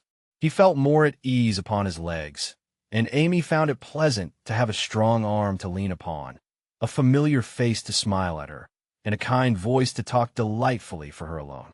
The quaint old garden had sheltered many pairs of lovers, and seemed expressly made for them. So sunny and secluded was it, with nothing but the tower to overlook them, and the wide lake to carry away the echo of their words, as it rippled by below. For an hour this new pair walked and talked, or rested on the wall, enjoying the sweet influences which gave such a charm to time and place. And when an unromantic dinner bell warned them away, Amy felt as if she left her burden of loneliness and sorrow behind her in the chateau garden. The moment Mrs. Carroll saw the girl's altered face, she was illuminated with a new idea and exclaimed to herself, "Now I understand it all. The child has been pining for young Lawrence. Bless my heart, I never thought of such a thing." With praiseworthy discretion, the good lady said nothing and betrayed no sign of enlightenment, but cordially urged Laurie to stay and begged Amy to enjoy his society, for it would do her more good than so much solitude. Amy was a model of docility, and as her aunt was a good deal occupied with Flo, she was left to entertain her friend, and did it with more than her usual success. At Nice, Laurie had lounged and Amy had scolded. At Vevey, Laurie was never idle, but always walking, riding, boating, or studying in the most energetic manner, while Amy admired everything he did and followed his example as far and as fast as she could. He said the change was owing to the climate, and she did not contradict him, being glad of a like excuse for her own recovered health and spirits. The invigorating air did them both good, and much exercise worked wholesome changes in minds as well as bodies. They seemed to get clearer views of life and duty up there among the everlasting hills. The fresh winds blew away desponding doubts, delusive fancies, and moody mists. The warm spring sunshine brought out all sorts of aspiring ideas, tender hopes, and happy thoughts. The lake seemed to wash away the troubles of the past, and the grand old mountains to look benignly down upon them, saying, "Little children, love one another." In spite of the new sorrow, it was a very happy time, so happy that Laurie could not bear to disturb it by a word. It took him a little while to recover from his surprise at the cure of his first, and, as he had firmly believed, his last and only love. He consoled himself for the seeming disloyalty by the thought that Joe's sister was almost the same as Joe's self, and the conviction that it would have been impossible to love any other woman but Amy so soon and so well. His first wooing had been of the tempestuous order, and he looked back upon it as if through a long vista of years with a feeling of compassion blended with regret. He was not ashamed of it, but put it away as one of the bittersweet experiences of his life, for which he could be grateful when the pain was over. His second wooing, he resolved, should be as calm and simple as possible. There was no need of having a scene, hardly any need of telling Amy that he loved her. She knew it without words and had given him his answer long ago. It all came about so naturally that no one could complain, and he knew that everybody would be pleased, even Joe. But when our first little passion has been crushed, we are apt to be wary and slow in making a second trial. So Laurie let the days pass, enjoying every hour, and leaving to chance the utterance of a word that would put an end to the first and sweetest part of his new romance. He had rather imagined that the denouement would take place in the chateau garden by moonlight, and in the most graceful and decorous manner, but it turned out exactly the reverse, for the matter was settled on the lake at noonday in a few blunt words.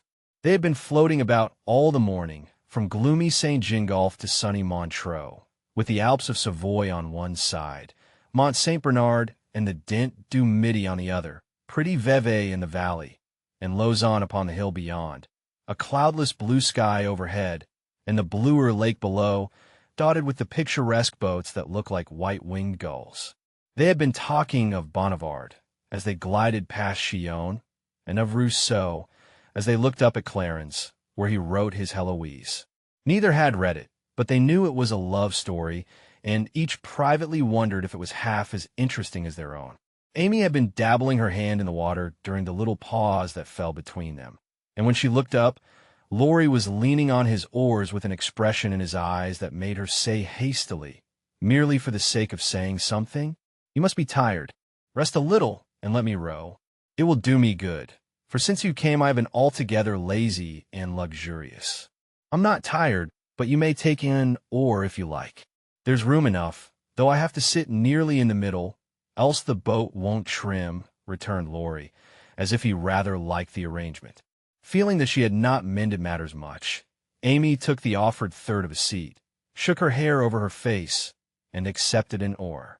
She rowed as well as she did many other things, and though she used both hands, and Laurie but one, the oars kept time, and the boat went smoothly through the water. "How well we pull together, don't we?" said Amy, who objected to silence just then. "So well that I wish we might always pull in the same boat. Will you, Amy?" very tenderly. "Yes, Laurie," very low. Then they both stopped rowing and unconsciously added a pretty little tableau of human love and happiness to the dissolving views reflected in the lake. Chapter 42. All Alone. It was easy to promise self-abnegation when self was wrapped up in another, and heart and soul were purified by a sweet example.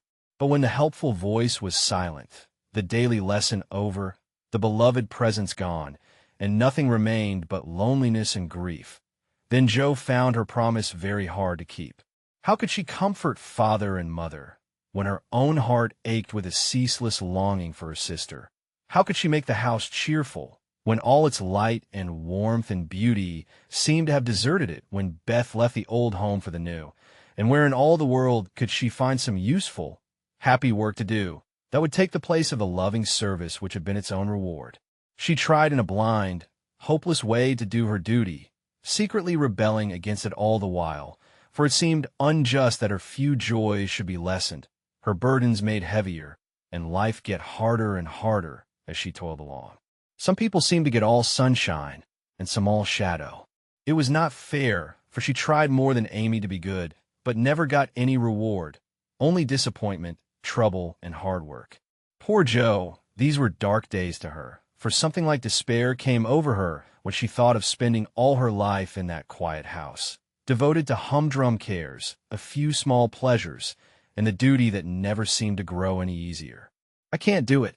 I wasn't meant for a life like this, and I know I shall break away and do something desperate if somebody doesn't come and help me," she said to herself, when her first efforts failed, and she fell into the moody, miserable state of mind which often comes when strong wills have to yield to the inevitable.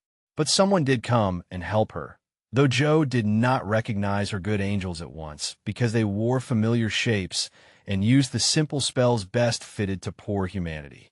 Often she started up at night, thinking Beth called her, and when the sight of the little empty bed made her cry with a bitter cry of unsubmissive sorrow, "Oh, Beth, come back! Come back!" she did not stretch out her yearning arms in vain. For, as quick to hear her sobbing as she had been to hear her sister's faintest whisper, her mother came to comfort her, not with words only, but the patient tenderness that soothes by a touch, tears that were mute reminders of a greater grief than Jo's, and broken whispers, more eloquent than prayers, because hopeful resignation went hand in hand with natural sorrow. Sacred moments, when heart talked to heart in the silence of the night, turning affliction to a blessing, which chastened grief and strengthened love. Feeling this, Jo's burden seemed easier to bear, duty grew sweeter, and life looked more endurable, seen from the safe shelter of her mother's arms. When aching heart was a little comforted, troubled mind likewise found help. For one day she went to the study, and leaning over the good gray head, lifted to welcome her with a tranquil smile, she said very humbly, "Father, talk to me as you did to Beth. I need it more than she did, for I'm all wrong. "My dear, nothing can comfort me like this," he answered with a falter in his voice, and both arms round her, as if he, too, needed help and did not fear to ask for it. Then, sitting in Beth's little chair close beside him, Joe told her troubles, the resentful sorrow for her loss, the fruitless efforts that discouraged her, the want of faith that made life look so dark, and all the sad bewilderment which we call despair. She gave him entire confidence. He gave her the help she needed, and both found consolation in the act. For the time had come when they could talk together not only as father and daughter, but as man and woman, able and glad to serve each other with mutual sympathy as well as mutual love. Happy, thoughtful times there in the old study which Joe called the Church of One Member, and from which she came with fresh courage, recovered cheerfulness, and a more submissive spirit. For the parents who had taught one child to meet death without fear were trying now to teach another to accept life without despondency or distrust, and to use its beautiful opportunities with gratitude and power. Other helps had Joe, humble, wholesome duties and delights that would not be denied their part in serving her, and which she slowly learned to see and value. Brooms and dishcloths never could be as distasteful as they once had been, for Beth had presided over both, and something of her housewifely spirit seemed to linger around the little mop and the old brush, never thrown away. As she used them, Joe found herself humming the songs Beth used to hum, imitating Beth's orderly ways, and giving the little touches here and there that kept everything fresh and cozy, which was the first step toward making home happy, though she didn't know it till Hannah said with an approving squeeze of the hand, "You thoughtful creetur, you're determined we shan't miss that dear lamb ef you can help it. We don't say much, but we see it, and the Lord will bless you for it, see ef he don't." As they sat sewing together, Joe discovered how much improved her sister Meg was, how well she could talk, how much she knew about good, womanly impulses, thoughts, and feelings, how happy she was in husband and children, and how much they were all doing for each other. Marriage is an excellent thing. After all, I wonder if I should blossom out half as well as you have, if I tried it? Always perwisin I could, said Joe, as she constructed a kite for Demi in the topsy-turvy nursery. It's just what you need to bring out the tender, womanly half of your nature, Joe. You're like a chestnut burr, prickly outside, but silky soft within, and a sweet kernel, if one can only get at it. Love will make you show your heart one day, and then the rough burr will fall off. Frost opens chestnut burrs, ma'am, and it takes a good shake to bring them down. Boys go nutting, and I don't care to be bagged by them, returned Joe, pasting away at the kite which no wind that blows would ever carry up, for Daisy had tied herself on as a bob. Meg laughed, for she was glad to see a glimmer of Joe's old spirit, but she felt it her duty to enforce her opinion by every argument in her power, and the sisterly chats were not wasted, especially as two of Meg's most effective arguments were the babies, whom Joe loved tenderly. Grief is the best opener of some hearts, and Joe's was nearly ready for the bag. A little more sunshine to ripen the nut. Then, not a boy's impatient shake, but a man's hand reached up to pick it gently from the burr and find the kernel sound and sweet. If she suspected this, she would have shut up tight and been more prickly than ever. Fortunately, she wasn't thinking about herself, so when the time came, down she dropped. Now, if she had been the heroine of a moral storybook, she ought at this period of her life to have become quite saintly, renounced the world, and gone about doing good in a mortified bonnet, with tracts in her pocket. But, you see, Jo wasn't a heroine. She was only a struggling human girl like hundreds of others, and she just acted out her nature, being sad, cross, listless, or energetic, as the mood suggested. It's highly virtuous to say we'll be good, but we can't do it all at once, and it takes a long pull, a strong pull, and a pull all together before some of us even get our feet set in the right way.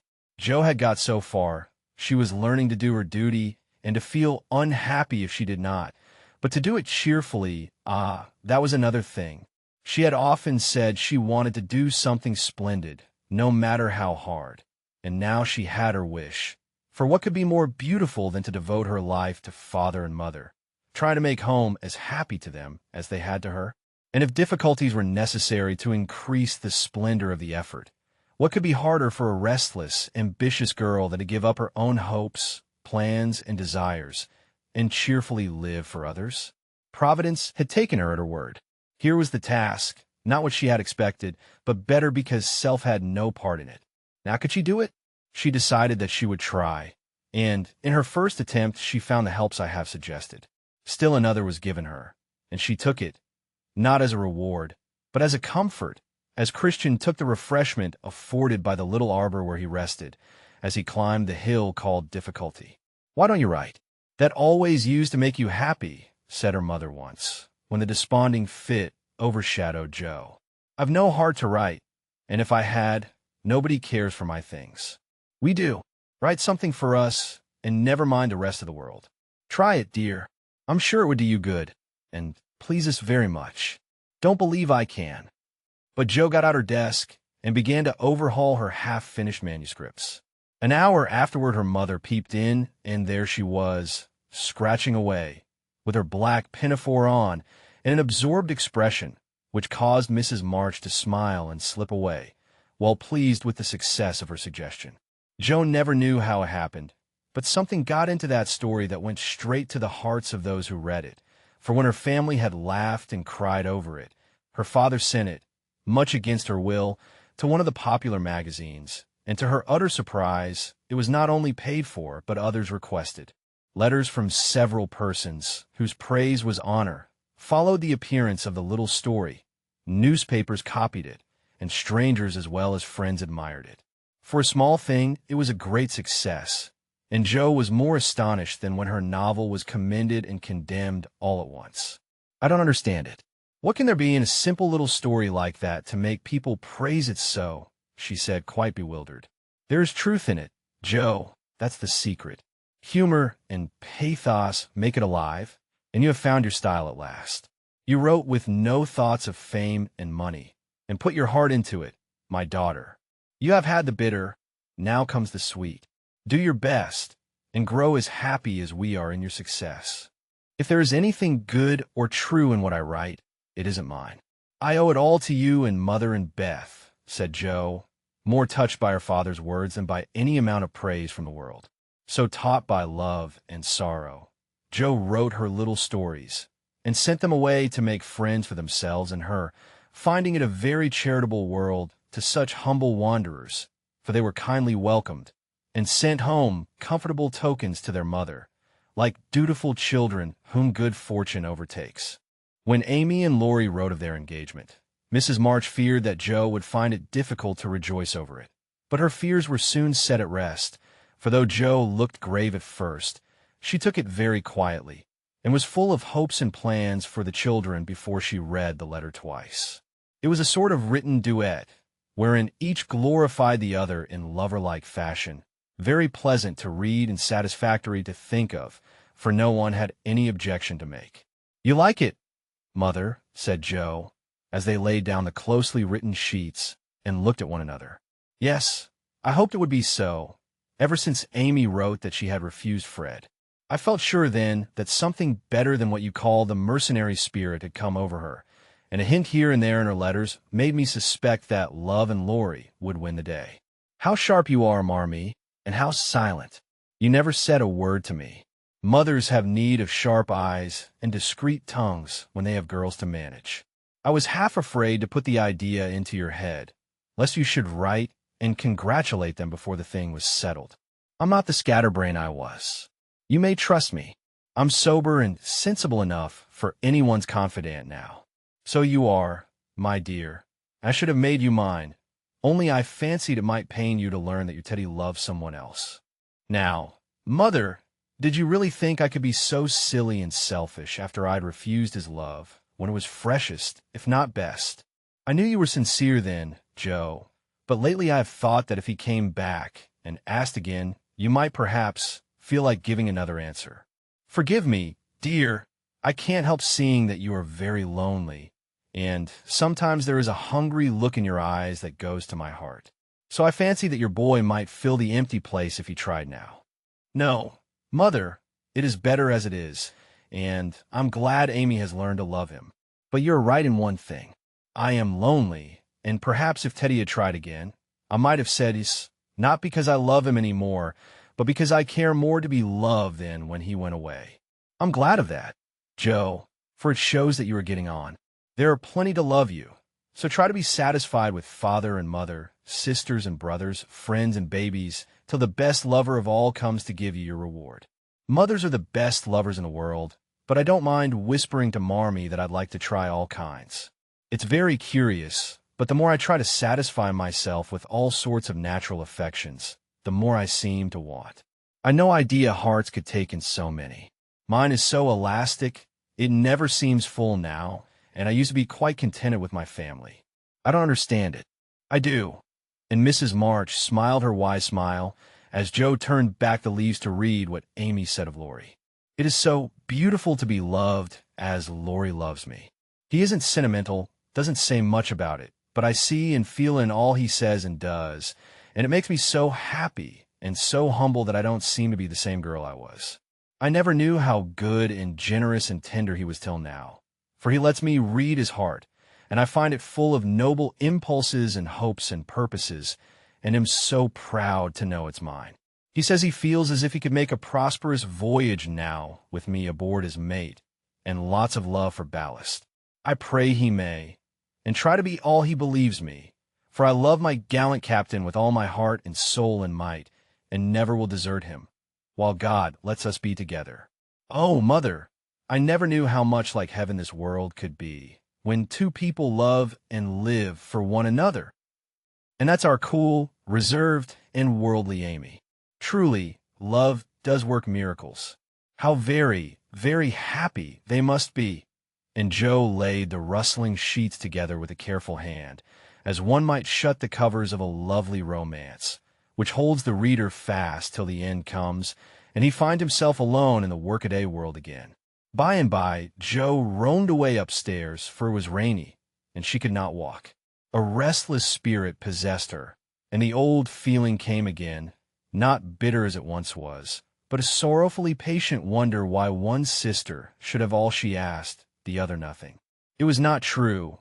She knew that and tried to put it away, but the natural craving for affection was strong, and Amy's happiness woke the hungry longing for someone to love with heart and soul, and cling to while God let them be together. Up in the garret, where Joe's unquiet wanderings ended, stood 4 little wooden chests in a row, each marked with its owner's name, and each filled with relics of the childhood and girlhood ended now for all. Joe glanced into them, and when she came to her own, leaned her chin on the edge, and stared absently at the chaotic collection, till a bundle of old exercise books caught her eye. She drew them out, turned them over, and relived that pleasant winter at kind Mrs. Kirk's. She had smiled at first, then she looked thoughtful, next sad, and when she came to a little message written in the professor's hand, her lips began to tremble, the book slid out of her lap, and she sat looking at the friendly words, as they took a new meaning and touched a tender spot in her heart. Wait for me, my friend. I may be a little late, but I shall surely come. Oh, if he only would. So kind, so good, so patient with me always, my dear old Fritz. I didn't value him half enough when I had him, but now how I should love to see him, for everyone seems going away from me, and I'm all alone, and holding the little paper fast, as if it were a promise yet to be fulfilled. Joe laid her head down on a comfortable rag bag and cried, as if in opposition to the rain pattering on the roof. Was it all self-pity, loneliness, or low spirits? Or was it the waking up of a sentiment which had bided its time as patiently as its inspirer? Who shall say? Chapter 43. Surprises. Joe was alone in the twilight, lying on the old sofa, looking at the fire and thinking. It was her favorite way of spending the hour of dusk. No one disturbed her, and she used to lie there on Beth's little red pillow, planning stories, dreaming dreams, or thinking tender thoughts of the sister who never seemed far away. Her face looked tired, grave, and rather sad, for tomorrow was her birthday, and she was thinking how fast the years went by, how old she was getting, and how little she seemed to have accomplished. Almost 25, and nothing to show for it. Joe was mistaken in that. There was a good deal to show, and by she saw, and was grateful for it. An old maid, that's what I'm to be. A literary spinster with a pen for a spouse, a family of stories for children, and 20 years hence a morsel of fame, perhaps, when like poor Johnson, I'm old and can't enjoy it, solitary, and can't share it, independent, and don't need it. Well, I needn't be a sour saint nor a selfish sinner, and, I dare say, old maids are very comfortable when they get used to it, but, and there Joe sighed, as if the prospect was not inviting. It seldom is, at first, and 30 seems the end of all things to 5 and 20. But it's not as bad as it looks, and one can get on quite happily if one has something in oneself to fall back upon. At 25, girls begin to talk about being old maids, but secretly resolve that they never will be. At 30, they say nothing about it, but quietly accept the fact, and if sensible, console themselves by remembering that they have 20 more useful, happy years, in which they may be learning to grow old gracefully. Don't laugh at the spinsters, dear girls, for often very tender, tragic romances are hidden away in the hearts that beat so quietly under the sober gowns, and many silent sacrifices of youth, health, ambition, love itself, make the faded faces beautiful in God's sight. Even the sad, sour sisters should be kindly dealt with, because they have missed the sweetest part of life, if for no other reason. And looking at them with compassion, not contempt, girls in their bloom should remember that they too may miss the blossom time. That rosy cheeks don't last forever, that silver threads will come the bonny brown hair, and that by and by kindness and respect will be as sweet as love and admiration now. Gentlemen, which means boys, be courteous to the old maids, no matter how poor and plain and prim, for the only chivalry worth having is that which is the readiest to pay deference to the old, protect the feeble, and serve womankind, regardless of rank, age, or color. Just recollect the good aunts who have not only lectured and fussed, but nursed and petted, too often without thanks, the scrapes they have helped you out of, the tips they have given you from their small store, the stitches the patient old fingers have set for you, the steps the willing old feet have taken, and gratefully pay the dear old ladies the little attentions that women love to receive as long as they live. The bright-eyed girls are quick to see such traits, and will like you all the better for them. And if death, almost the only power that can part mother and son, should rob you of yours, you will be sure to find a tender welcome and maternal cherishing from some Aunt Priscilla, who has kept the warmest corner of her lonely old heart for the best nevy in the world. Joe must have fallen asleep, as I dare say my reader has during this little homily, for suddenly Laurie's ghost seemed to stand before her, a substantial, lifelike ghost, leaning over her with the very look he used to wear when he felt a good deal and didn't like to show it. But like Jenny in the ballad, she could not think it he, and lay staring up at him in startled silence, till he stooped and kissed her. Then she knew him, and flew up, crying joyfully, "Oh, my Teddy! Oh, my Teddy! Dear Joe, you are glad to see me, then?" "Glel, my blessed boy, words can't express my gladness. Where's Amy? Your mother has got her down at Meg's. We stopped there by the way, and there was no getting my wife out of their clutches." "You're what?" cried Joe, for Laurie uttered those two words with an unconscious pride and satisfaction which betrayed him. "Oh, the dickens! Now I've done it." And he looked so guilty that Joe was down on him like a flash. "You've gone and got married." "Yes, please, but I never will again." And he went down upon his knees with a penitent clasping of hands and a face full of mischief, mirth, and triumph. "Actually married?" "Very much so, thank you." "Mercy on us! What dreadful thing will you do next?" And Joe fell in her seat with a gasp. "A characteristic, but not exactly complimentary, congratulation," returned Laurie, still in an abject attitude, but beaming with satisfaction. "What can you expect when you take one's breath away, creeping in like a burglar and letting cats out of bags like that? Get up, you ridiculous boy, and tell me all about it." "Not a word, unless you let me come to my old place, and promise not to barricade." Joe laughed at that as she had not done for many a long day, and patted the sofa invitingly, as she said in a cordial tone, "The old pillow is up, Garrett, and we don't need it now. So come and fess, Teddy." "How good it sounds to hear you say Teddy. No one ever calls me that, but you. and Laurie sat down with an air of great content. What does Amy call you? My lord. That's like her. Well, you look it. And Joe's eye plainly betrayed that she found her boy comelier than ever. The pillow was gone, but there was a barricade, nevertheless a natural one, raised by time, absence, and change of heart. Both felt it, and for a minute looked at one another as if that invisible barrier cast a little shadow over them. It was gone directly, however, for Laurie said, with a vain attempt at dignity, "Don't I look like a married man and the head of a family?" "Not a bit, and you never will. You've grown bigger and bonnier, but you're the same scapegrace as ever." "Now really, Joe, you ought to treat me with more respect," began Laurie, who enjoyed it all immensely.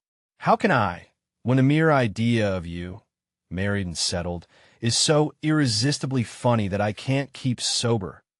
answered Joe, smiling all over her face, so infectiously that they had another laugh, and then settled down for a good talk, quite in the pleasant old fashion. "It's no use your going out in the cold to get Amy, for they are all coming up presently. I couldn't wait. I wanted to be the one to tell you the grand surprise, and have first skim, as we used to say when we squabbled about the cream. Of course you did, and spoiled your story by beginning at the wrong end. Now, start right, and tell me how it all happened. I'm pining to know." "Well, I did it to please Amy," began Laurie, with a twinkle that made Joe exclaim. "Fib number one. Amy did it to please you. Go on, and tell the truth if you can, sir. Now she's beginning to marmot." "Isn't it jolly to hear her?" said Laurie to the fire, and the fire glowed and sparkled as if it quite agreed.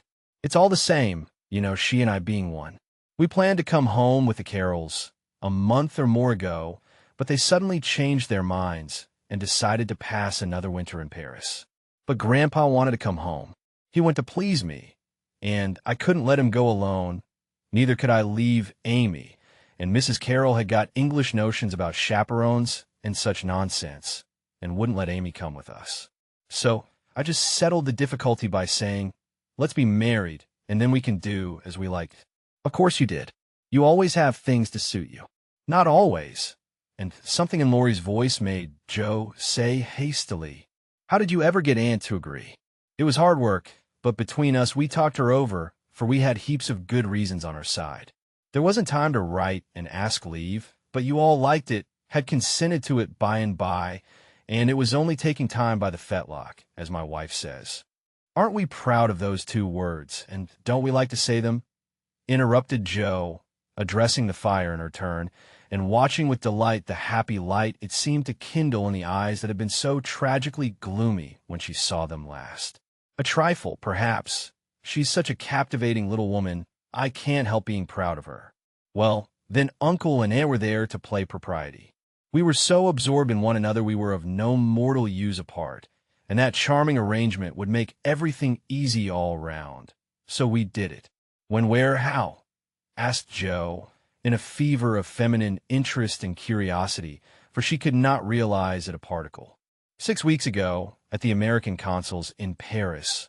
A very quiet wedding, of course, for even in our happiness we didn't forget dear little Beth."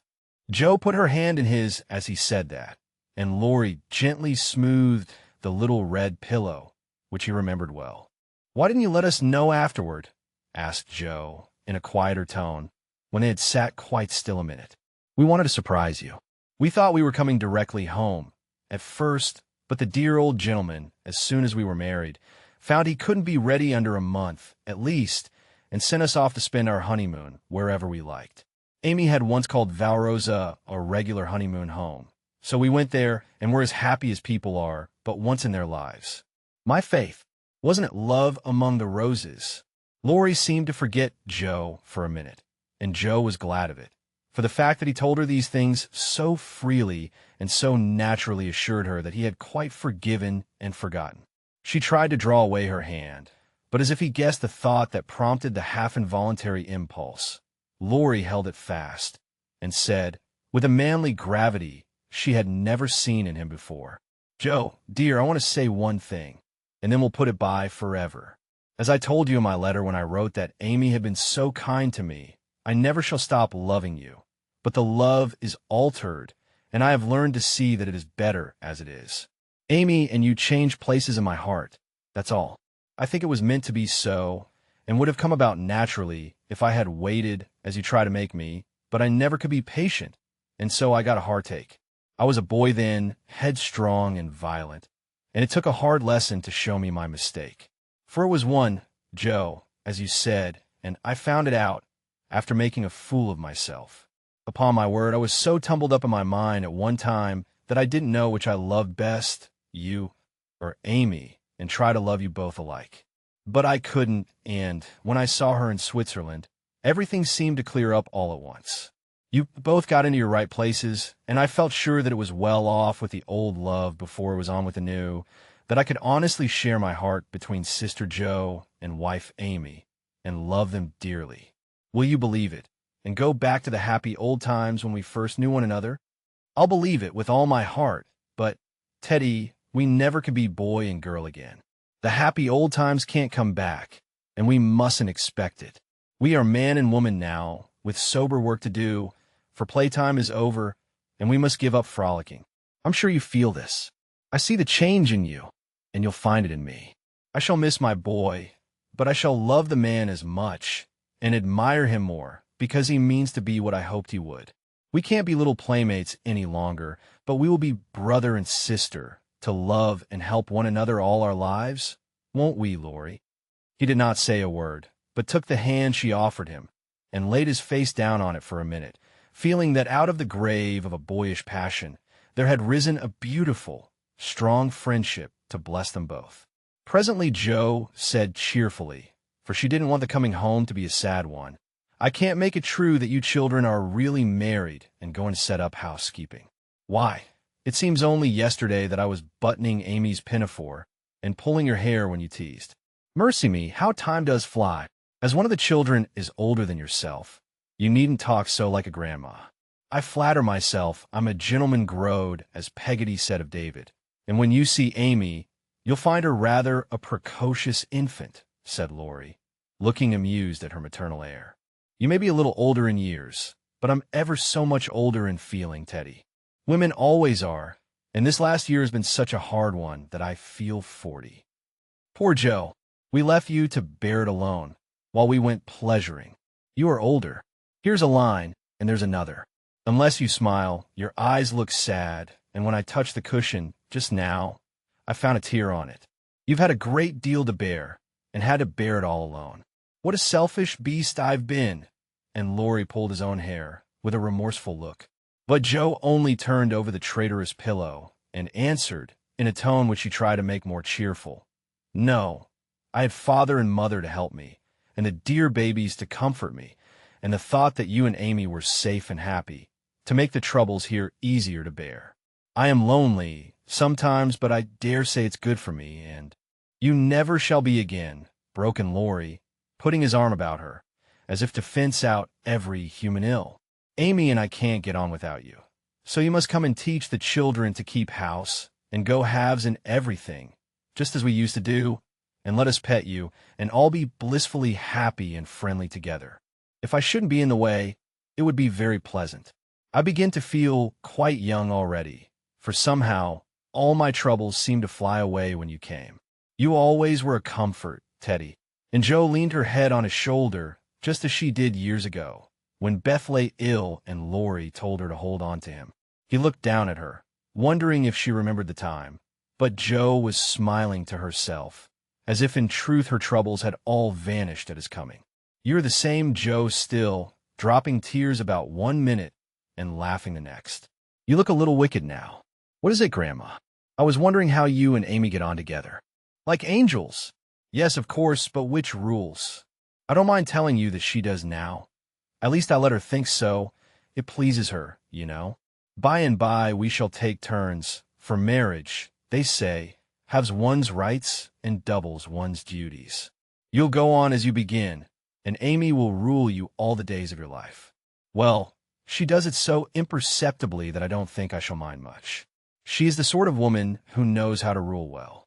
In fact, I rather like it, for she winds one round her finger as softly and prettily as a skein of silk, and makes you feel as if she was doing you a favor all the while.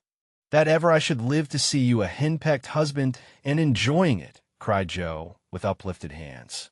It was good to see Laurie square his shoulders and smile with masculine scorn at that insinuation, as he replied, with his high and mighty air, Amy is too well-bred for that, and I am not the sort of man to submit to it.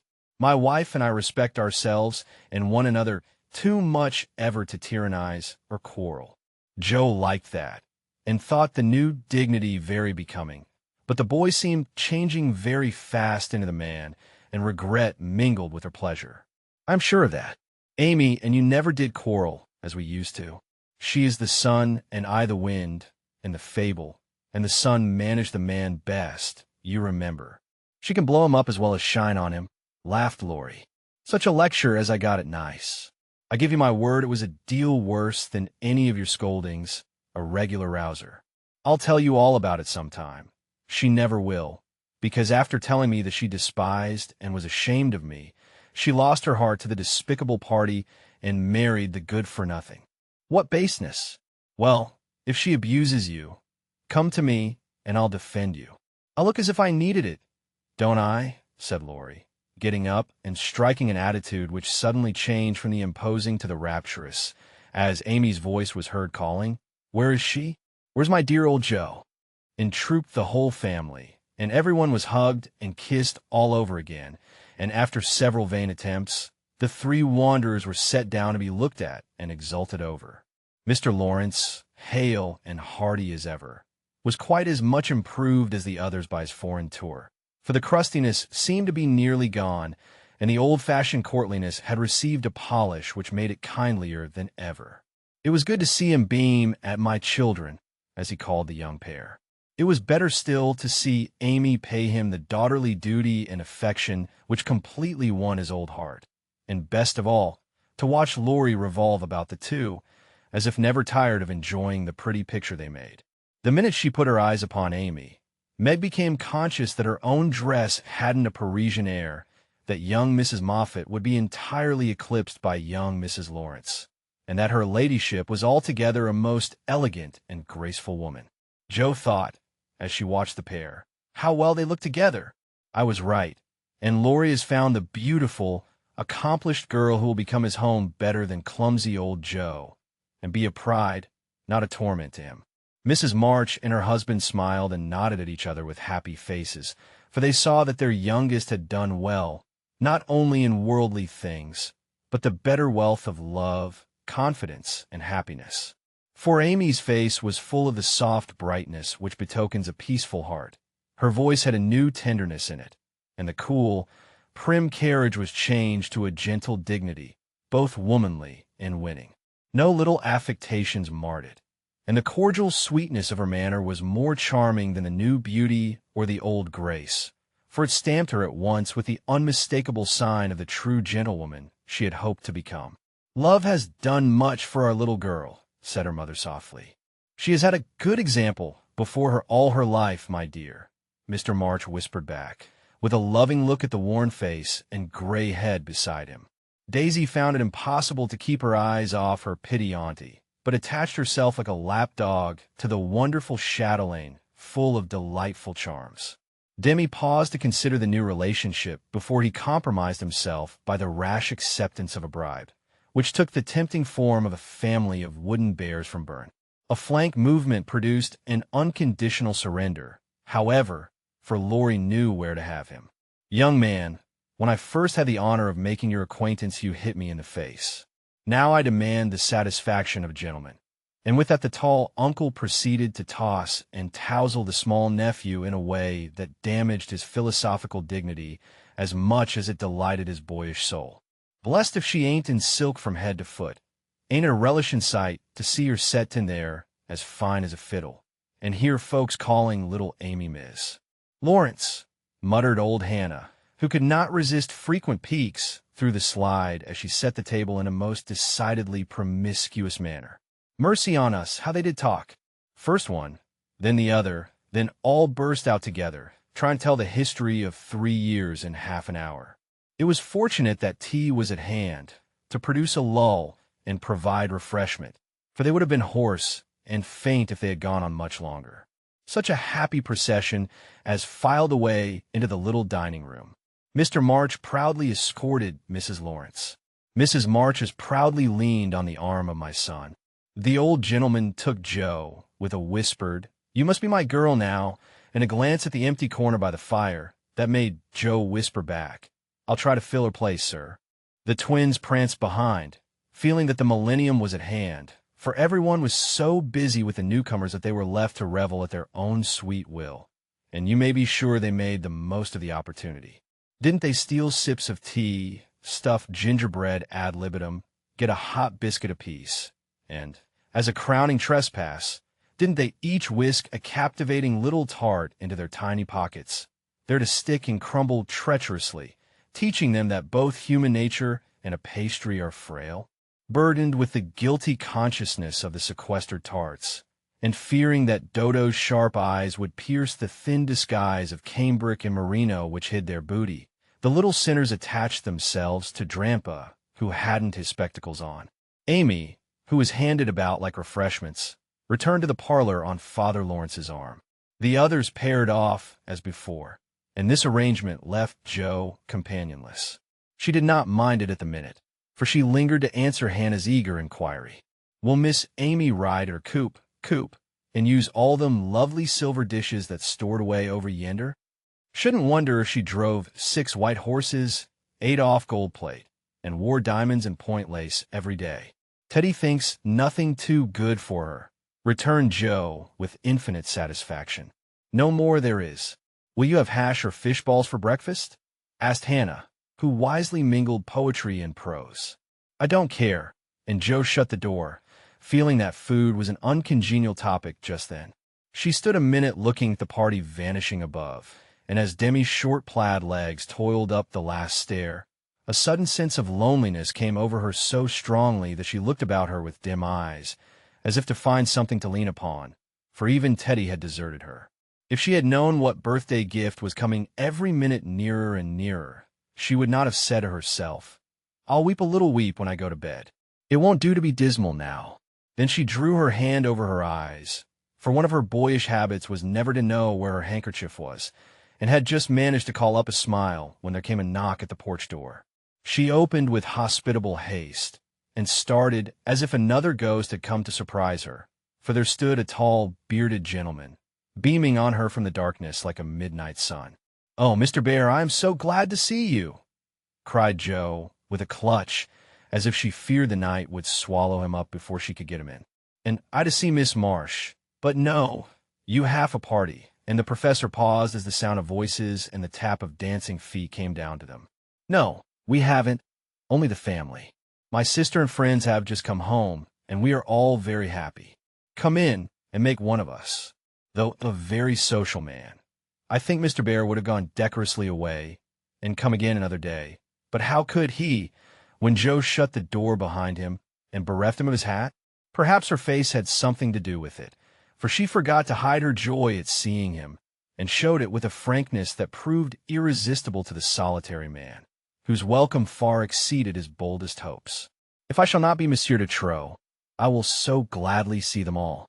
You have been ill, my friend?" He put the question abruptly, for, as Joe hung up his coat, the light fell on her face, and he saw a change in it. "Not ill, but tired and sorrowful. We have had trouble since I saw you last." "Ah, yes, I know. My heart was sore for you when I heard that." And he shook hands again, with such a sympathetic face that Joe felt as if no comfort could equal the look of the kind eyes, the grasp of the big, warm hand. "Father, Mother, this is my friend, Professor Bear," she said, with a face and tone of such irrepressible pride and pleasure that she might as well have blown a trumpet and opened the door with a flourish. If the stranger had any doubts about his reception, they were set at rest in a minute by the cordial welcome he received. Everyone greeted him kindly, for Joe's sake at first, but very soon they liked him for his own. They could not help it, for he carried the talisman that opens all hearts, and these simple people warmed to him at once, feeling even the more friendly because he was poor. For poverty enriches those who live above it, and is a sure passport to truly hospitable spirits. Mr. Bear sat looking about him with the air of a traveler who knocks at a strange door, and when it opens, finds himself at home. The children went to him like bees to a honey pot, and, establishing themselves on each knee, proceeded to captivate him by rifling his pockets, pulling his beard, and investigating his watch, with juvenile audacity. The women telegraphed their approval to one another, and Mr. March, feeling that he had got a kindred spirit, opened his choicest stores for his guests' benefit, while Silent John listened and enjoyed the talk, but said not a word, and Mr. Lawrence found it impossible to go to sleep.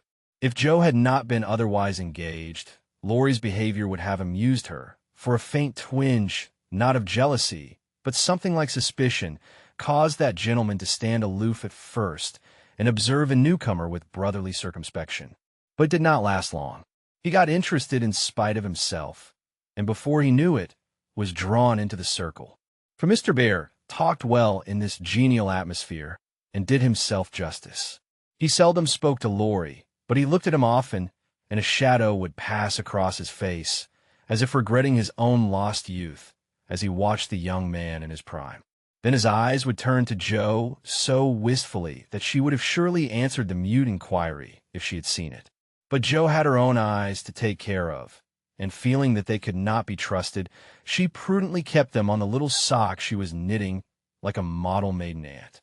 A stealthy glance now and then refreshed her like sips of fresh water after a dusty walk, for the sidelong peeps showed her several propitious omens. Mr. Bear's face had lost the absent-minded expression and looked all alive with interest in the present moment, actually young and handsome, she thought, forgetting to compare him with Laurie, as she usually did strange men, to their great detriment.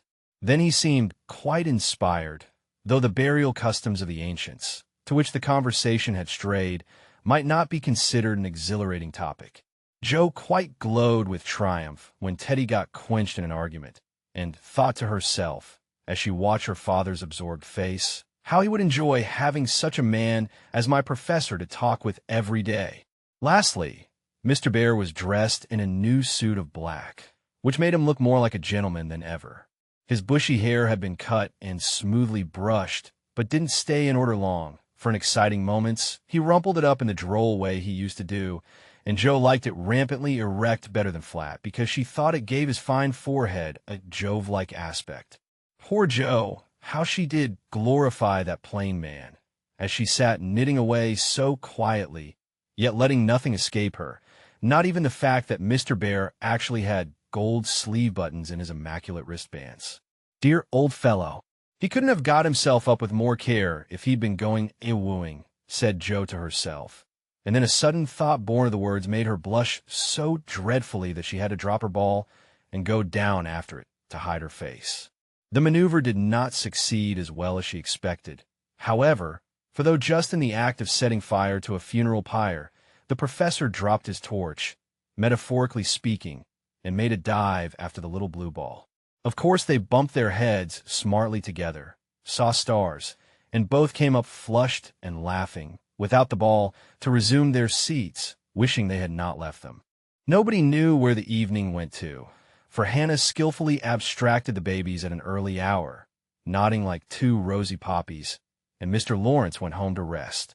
The others sat round the fire, talking away, utterly regardless of the lapse of time, till Meg, whose maternal mind was impressed with a firm conviction that Daisy had tumbled out of bed, and Demi set his nightgown afire, studying the structure of matches, made a move to go. We must have our sing, in the good old way, for we are all together again once more, said Joe, feeling that a good shout would be a safe and pleasant vent for the jubilant emotions of her soul. They were not all there, but no one found the words thoughtless or untrue, for Beth still seemed among them, a peaceful presence, invisible, but dearer than ever, since death could not break the household league that love made dissoluble. The little chair stood in its old place. The tidy basket, with the bit of work she left unfinished when the needle grew so heavy, was still on its accustomed shelf. The beloved instrument, seldom touched now, had not been moved, and above it Beth's face, serene and smiling, as in the early days, looked down upon them, seeming to say, Be happy. I am here. Play something, Amy. Let them hear how much you have improved, said Laurie, with pardonable pride in his promising pupil. But Amy whispered, with full eyes, as she twirled the faded stool, "Not tonight, dear. I can't show off tonight."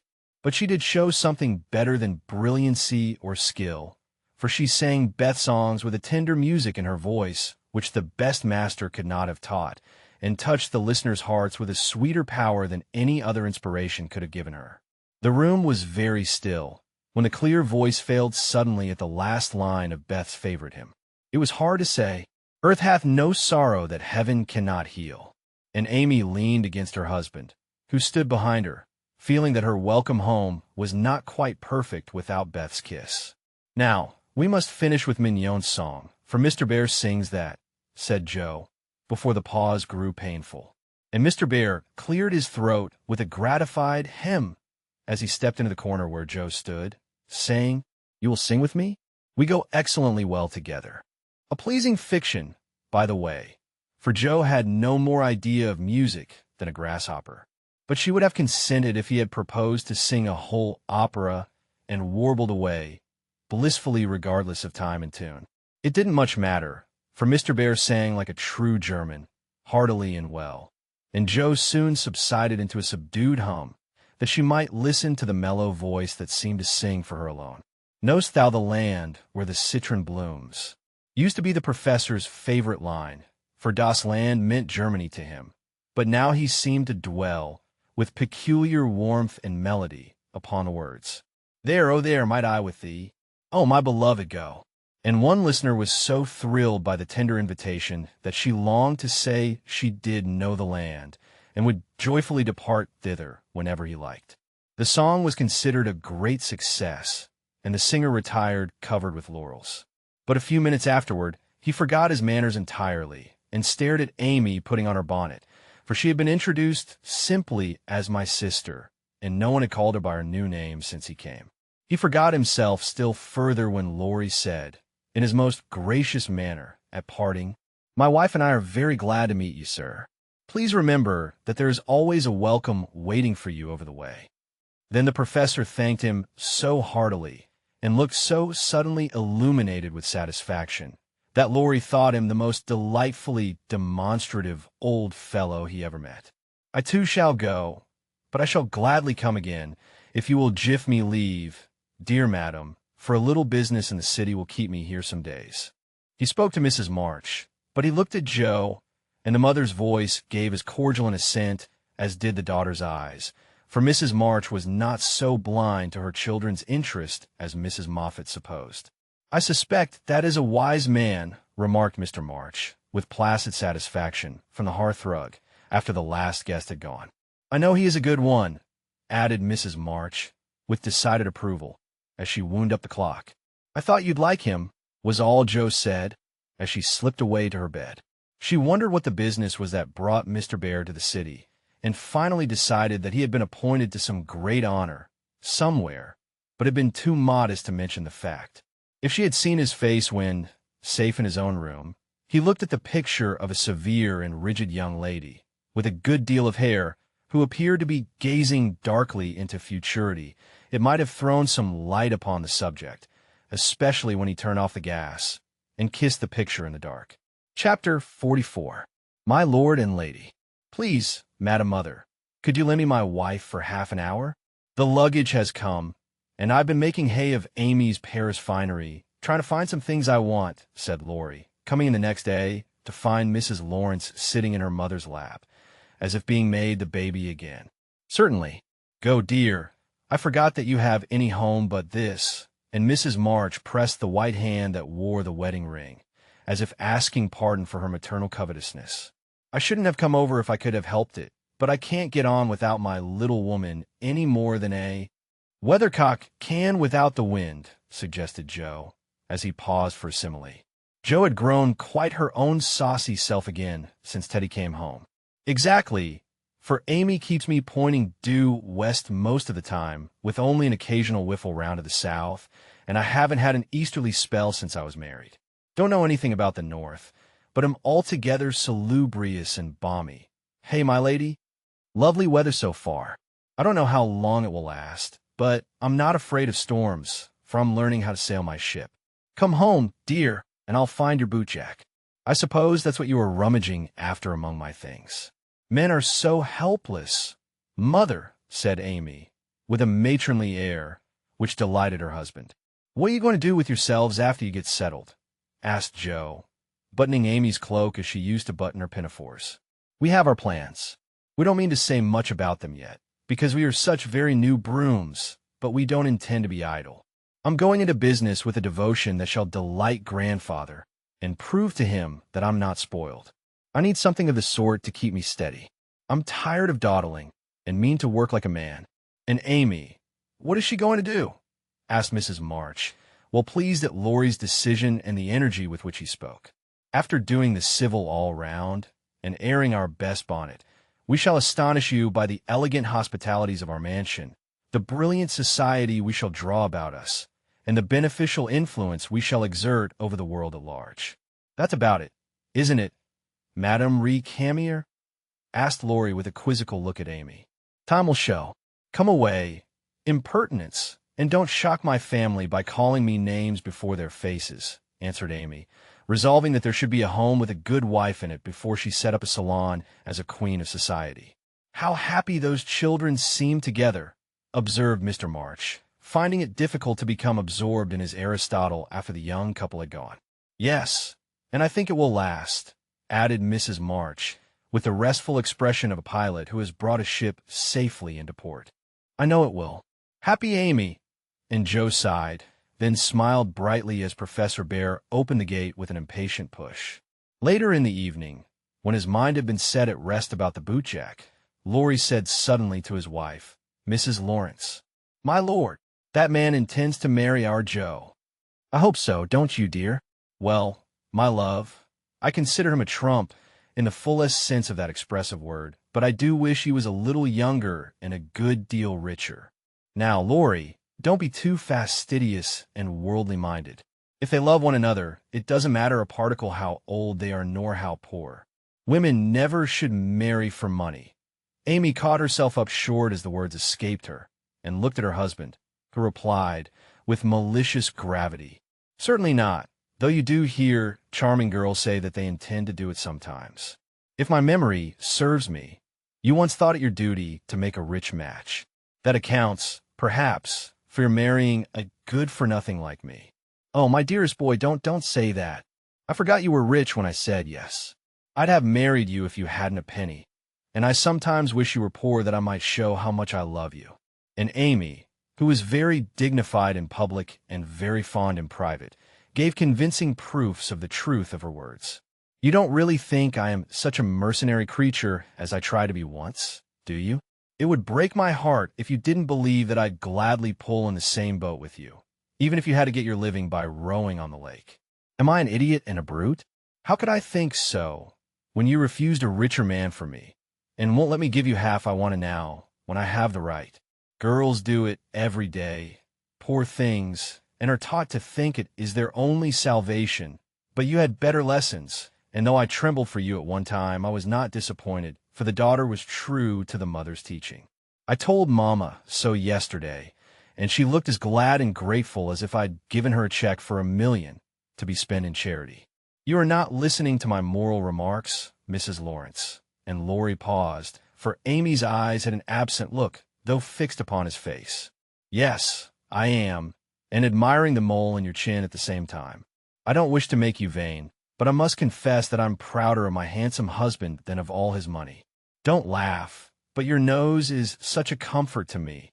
And Amy softly caressed the well-cut feature with artistic satisfaction. Laurie had received many compliments in his life, but never one that suited him better, as he plainly showed, though he did laugh at his wife's peculiar taste, while she said slowly, May I ask you a question, dear? Of course you may. Shall you care if Joe does marry Mr. Bear? Oh, that's the trouble, is it? I thought there was something in the dimple that didn't quite suit you. Not being a dog in a manger, but the happiest fellow alive, I assure you I can dance at Joe's wedding with a heart as light as my heels. Do you doubt it, my darling? Amy looked up at him and was satisfied. Her little jealous fear vanished forever, and she thanked him, with a face full of love and confidence. I wish we could do something for that capital old professor. Couldn't we invent a rich relation, who shall obligingly die out there in Germany, and leave him a tidy little fortune, said Laurie, when they began to pace up and down the long drawing room, arm in arm, as they were fond of doing, in memory of the chateau garden. Joe would find us out and spoil it all. She is very proud of him, just as he is, and said yesterday that she thought poverty was a beautiful thing. Bless her dear heart. She won't think so when she has a literary husband and a dozen little professors and professorins to support.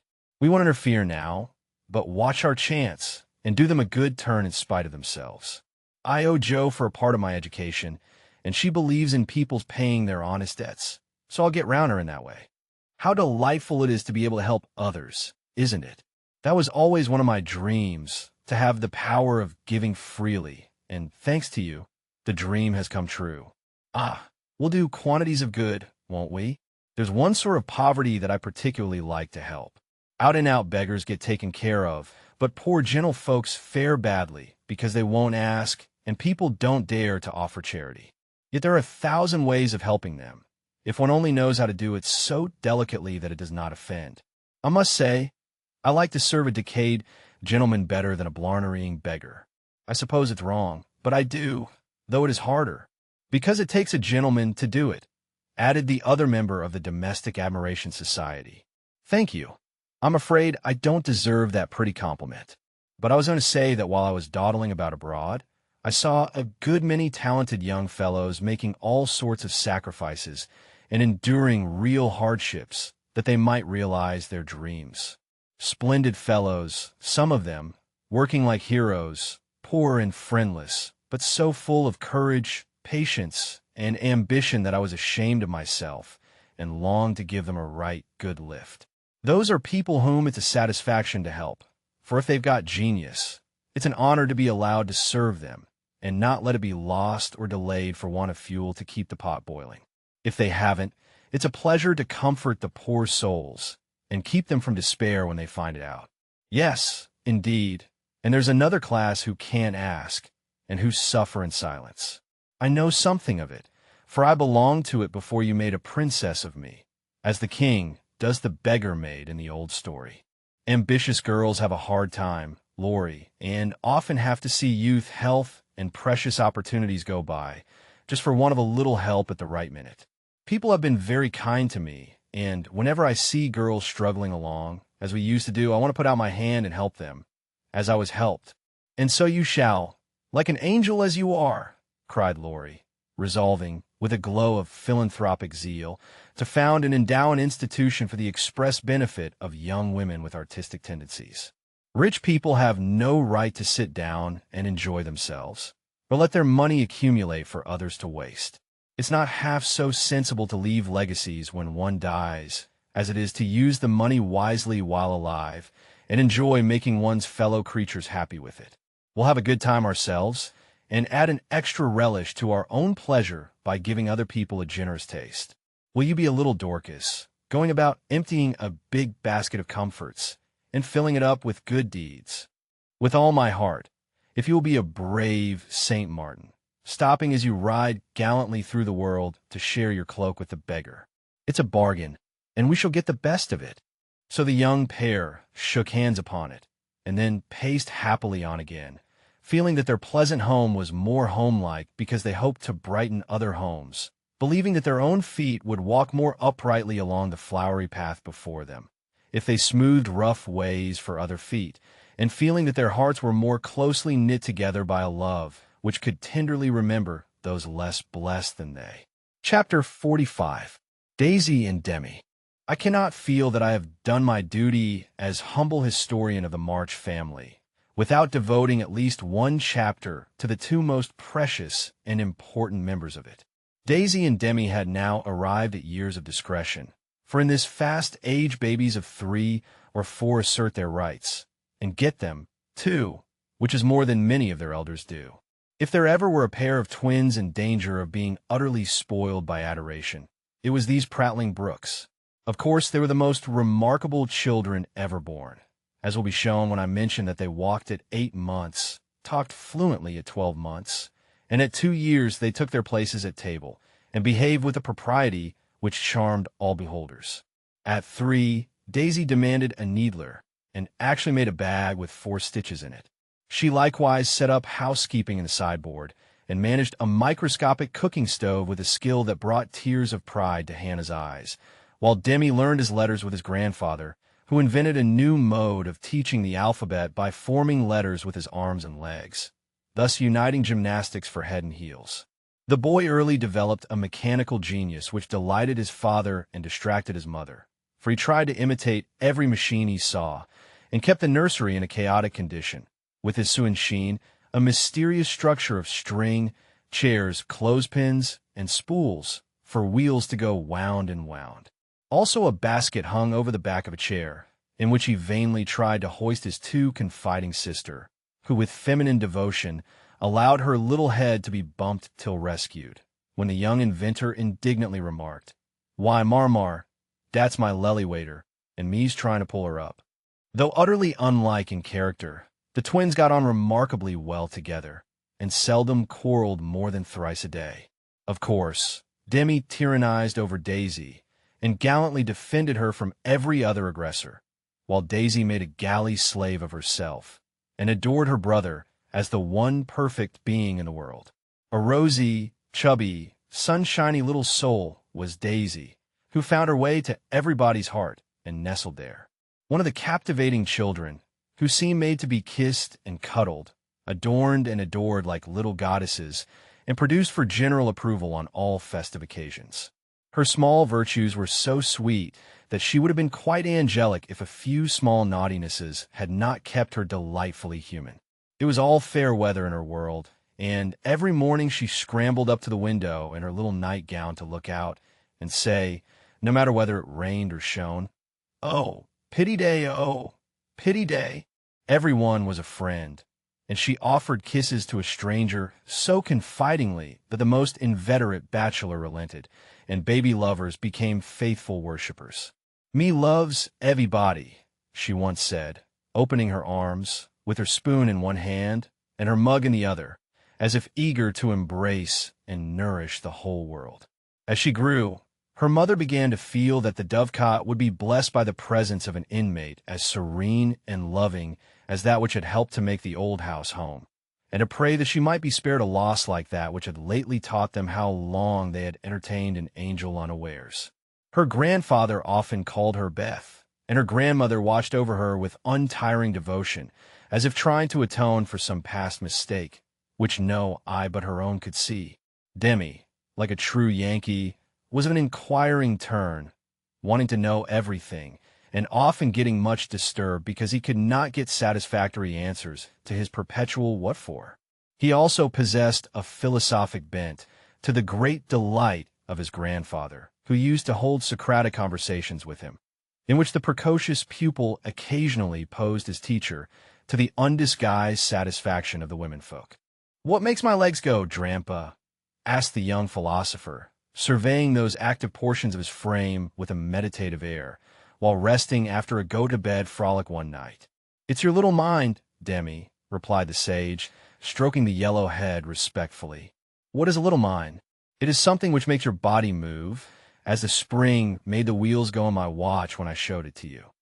Open me. I want to see it go wound. I can't do that any more than you could open the watch. God winds you up, and you go till he stops you.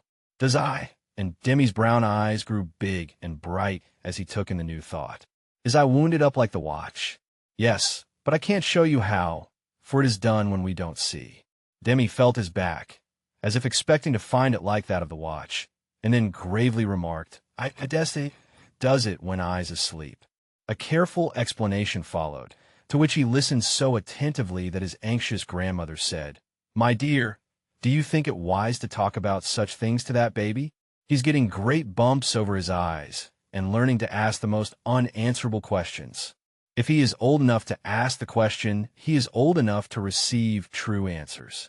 I am not putting the thoughts into his head, but helping him unfold those already there. These children are wiser than we are, and I have no doubt the boy understands every word I have said to him. Now, Demi, tell me where you keep your mind." If the boy had replied like Alcibiades, "By the gods, Socrates, I cannot tell," his grandfather would not have been surprised. But when, after standing a moment on one leg like a meditative young stork, he answered, in a tone of calm conviction, "In my little belly," the old gentleman could only join in Grandma's laugh and dismiss the class in metaphysics. There might have been cause for maternal anxiety if Demi had not given convincing proofs that he was a true boy, as well as a budding philosopher, for often, after a discussion which caused Hannah to prophesy, with ominous nods, "That child ain't long for this world," he would turn about and set her fears at rest by some of the pranks with which dear, dirty, naughty little rascals distract and delight their parents' souls. Meg made many moral rules and tried to keep them, but what mother was ever proof against the winning wiles, the ingenious evasions, or the tranquil audacity of the miniature men and women who so early show themselves accomplished artful dodgers? "No more raisins, Demi. They'll make you sick," says Mama to the young person who offers his services in the kitchen with unfailing regularity on plum pudding day. "Me likes to be sick. I don't want to have you. So run away and help Daisy make patty cakes." He reluctantly departs, but his wrongs weigh upon his spirit, and by, when an opportunity comes to redress them, he outwits Mama by a shrewd bargain. "Now you have been good children, and I'll play anything you like," says Meg, as she leads her assistant cooks upstairs, when the pudding is safely bouncing in the pot. "Truly, Marmar?" asks Demi, with a brilliant idea in his well-powdered head. "Yes, truly. Anything you say," replies the short-sighted parent, preparing herself to sing "The Three Little Kittens" half a dozen times over, or to take her family to buy a penny bun, regardless of wind or limb. But Demi corners her by the cool reply, "Then we'll go and eat up all the raisins." Aunt Dodo was chief playmate and confidant of both children, and the trio turned the little house topsy-turvy. Aunt Amy was as yet only a name to them. Aunt Beth soon faded into a pleasantly vague memory. But Aunt Dodo was a living reality, and they made the most of her, for which compliment she was deeply grateful. But when Mr. Bear came, Jo neglected her playfellows, and dismay and desolation fell upon their little souls. Daisy, who was fond of going about peddling kisses, lost her best customer and became bankrupt. Demi, with infantile penetration, soon discovered that Dodo liked to play with the bear man better than she did him. But though hurt, he concealed his anguish, for he hadn't the heart to insult a rival who kept a mine of chocolate drops in his waistcoat pocket, and a watch that could be taken out of its case and freely shaken by ardent admirers. Some persons might have considered these pleasing liberties as bribes, but Demi didn't see it in that light, and continued to patronize the bear man with pensive affability, while Daisy bestowed her small affections upon him at the third call, and considered his shoulder her throne, his arm her refuge, his gifts treasures surpassing worth. Gentlemen are sometimes seized with sudden fits of admiration for the young relatives of ladies whom they honor with their regard, but this counterfeit philoprogenitiveness sits uneasily upon them, and does not deceive anybody a particle. Mr. Bear's devotion was sincere, however likewise effective, for honesty is the best policy in love as in law. He was one of the men who are at home with children, and looked particularly well when little faces made a pleasant contrast with his manly one. His business, whatever it was, detained him from day to day, but evenings seldom failed to bring him out to see. Well, he always asked for Mr. March, so I suppose he was the attraction. The excellent papa labored under the delusion that he was, and reveled in long discussions with the kindred spirit, till a chance remark of his more observing grandson suddenly enlightened him. Mr. Bear came in one evening to pause on the threshold of the study, astonished by the spectacle that met his eye. Prone upon the floor lay Mr. March, with his respectable legs in the air, and beside him, likewise prone, was Demi, trying to imitate the attitude with his own short, scarlet-stockinged legs, both grovelers so seriously absorbed that they were unconscious of spectators, till Mr. Bear laughed his sonorous laugh, and Jo cried out, with a scandalized face, "Father, father, here's the professor." Down went the black legs, and up came the gray head, as the preceptor said, with undisturbed dignity, "Good evening, Mr. Bear. Excuse me for a moment. We are just finishing our lesson. Now, Demi, make the letter and tell its name." I knows him, and after a few convulsive efforts, the red legs took the shape of a pair of compasses, and the intelligent pupil triumphantly shouted, "It's a wee, Drampa, it's a wee." "He's a born weller," laughed Joe, as her parent gathered himself up, and her nephew tried to stand on his head, as the only mode of expressing his satisfaction that school was over. "What have you been at today, Bubchen?" asked Mr. Bear, picking up the gymnast. "Me went to see little Mary." "And what did you there?" "I kissed her," began Demi, with artless frankness. "Prut, thou beginnest early. What did the little Mary say to that?" asked Mr. Bear, continuing to confess the young sinner, who stood upon the knee, exploring the waistcoat pocket. "Oh, she liked it, and she kissed me, and I liked it." "Don't little boys like little girls?" asked Demi, with his mouth full and an air of bland satisfaction. "You precocious chick! Who put that into your head?" said Joe, enjoying the innocent revelation as much as the professor. "'Tisn't in mine head, it's in mine mouth," answered literal Demi, putting out his tongue, with a chocolate drop on it, thinking she alluded to confectionery, not ideas. "Thou shouldst save some for the little friend." "Sweets to the sweet, manling," and Mr. Bear offered Joe some, with a look that made her wonder if chocolate was not the nectar drunk by the gods. Demi also saw the smile, was impressed by it, and artlessly inquired, "Do great boys like great girls to fesser?"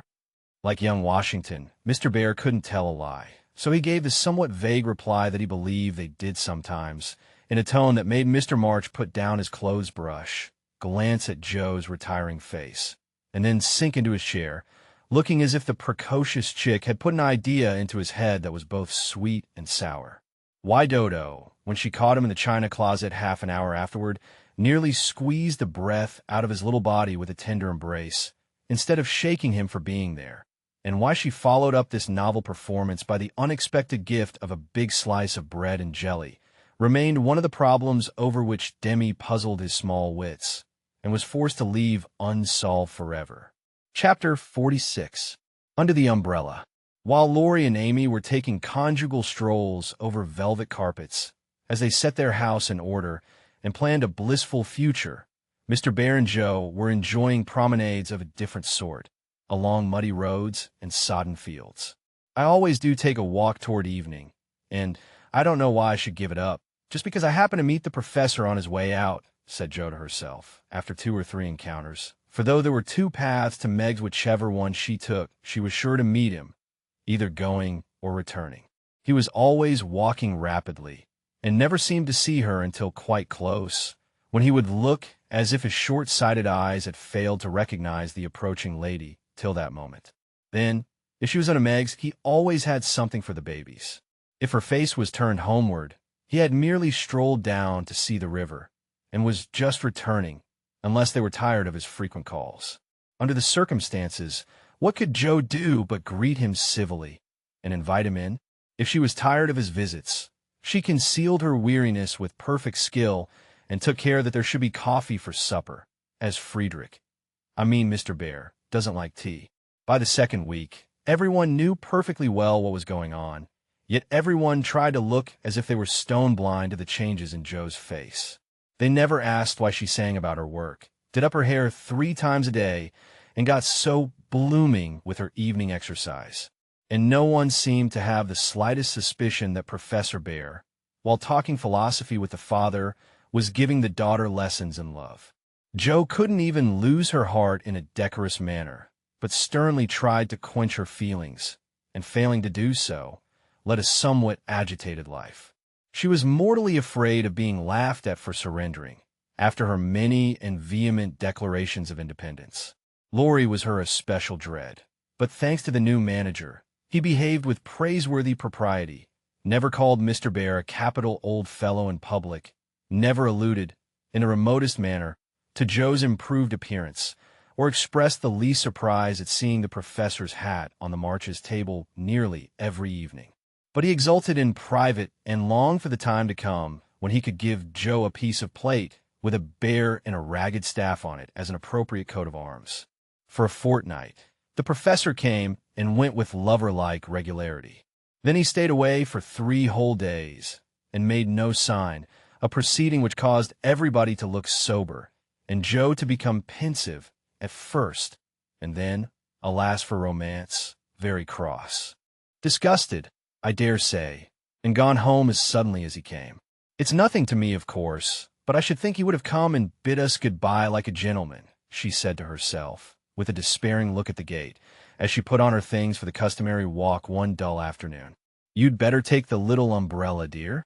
It looks like rain, said her mother, observing that she had on her new bonnet, but not alluding to the fact. Yes, Marmee. Do you want anything in town? I've got to run in and get some paper, returned Joe, pulling out the bow under her chin before the glass as an excuse for not looking at her mother. Yes, I want some twilled silesia, a paper of No. 9 needles, and 2 yards of narrow lavender ribbon. Have you got your thick boots on? And something warm under your cloak? I believe so, answered Joe absently. If you happen to meet Mr. Bear, bring him home to tea. I quite long to see the dear man, added Mrs. March. Joe heard that, but made no answer, except to kiss her mother and walk rapidly away, thinking with a glow of gratitude, in spite of her heartache, how good she is to me. What do girls do who haven't any mothers to help them through their troubles? The dry goods stores were not down among the counting houses, banks, and wholesale warerooms, where gentlemen most do congregate, but Joe found herself in that part of the city before she did a single errand, loitering along as if waiting for someone, examining engineering instruments in one window and samples of wool in another, with most unfeminine interest, tumbling over barrels, being half smothered by descending bales, and hustled unceremoniously by busy men who looked as if they wondered how the deuce she got there. A drop of rain on her cheek recalled her thoughts from baffled hopes to ruined ribbons. For the drops continued to fall, and being a woman as well as a lover, she felt that, though it was too late to save her heart, she might her bonnet. Now she remembered the little umbrella, which she had forgotten to take in her hurry to be off, but regret was unavailing, and nothing could be done but borrow one or submit to a drenching. She looked up at the lowering sky, down at the crimson bow already flecked with black, forward along the muddy street. Then one long, lingering look behind, a certain grimy warehouse with Hoffman, Swartz, and company over the door, and said to herself, with a sternly reproachful air, "It serves me right. What business had I to put on all my best things and come philandering down here, hoping to see the professor? Joe, I'm ashamed of you. No, you shall not go there to borrow an umbrella or find out where he is from his friends. You shall trudge away and do your errands in the rain, and if you catch your death and ruin your bonnet, it's no more than you deserve. Now then." With that she rushed across the street so impetuously that she narrowly escaped annihilation from a passing truck, and precipitated herself into the arms of a stately old gentleman, who said, I beg pardon, ma'am," and looked mortally offended. Somewhat daunted, Joe righted herself, spread her handkerchief over the devoted ribbons, and putting temptation behind her, hurried on, with increasing dampness about the ankles and much clashing of umbrellas overhead. The fact that a somewhat dilapidated blue one remained stationary above the unprotected bonnet attracted her attention, and looking up, she saw Mr. Bear looking down. I feel to know the strong-minded lady who goes so bravely under many horse noses and so fast through much mud. What are you down here, my friend? I'm shopping. Mr. Bear smiled as he glanced from the pickle factory on one side to the wholesale hide and leather concern on the other, but he only said politely, You have no umbrella? May I go also, and take for you the bundles? Yes, thank you. Joe's cheeks were as red as her ribbon, and she wondered what he thought of her. But she didn't care, for in a minute she found herself walking away arm in arm with her professor, feeling as if the sun had suddenly burst out with uncommon brilliancy, that the world was all right again, and that one thoroughly happy woman was paddling through the wet that day. We thought you had gone, said Joe hastily, for she knew he was looking at her. Her bonnet wasn't big enough to hide her face, and she feared he might think the joy it betrayed unmaidenly. Did you believe that I should go with no farewell to those who have been so heavenly kind to me? He asked so reproachfully that she felt as if she had insulted him by the suggestion, and answered heartily, "No, I didn't. I knew you were busy about your own affairs, but we rather missed you, father and mother especially. And you, I'm always glad to see you, sir." In her anxiety to keep her voice quite calm, Jo made it rather cool, and the frosty little monosyllable at the end seemed to chill the professor, for his smile vanished as he said gravely, "I thank you, and come one more time before I go." "You are going, then?" "I have no longer any business here. It is done." "Successfully, I hope," said Jo, for the bitterness of disappointment was in that short reply of his. "Ought to think so, for I have a way open to me, by which I can make my bread and give my junglings much help." "Tell me, please. I like to know all about the boys," said Jo eagerly. "That is so kind. I gladly tell you. My friends find for me a place in a college, where I teach as at home, and earn enough to make the way smooth for Franz and Emil. For this I should be grateful, should I not? Indeed you should. How splendid it will be to have you doing what you like, and be able to see you often, and the boys," cried Jo, clinging to the lads as an excuse for the satisfaction she could not help betraying. "Ah, but we shall not meet often.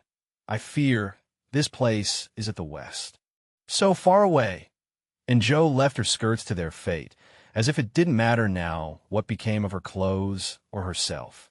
Mr. Bear could read several languages, but he had not learned to read women yet.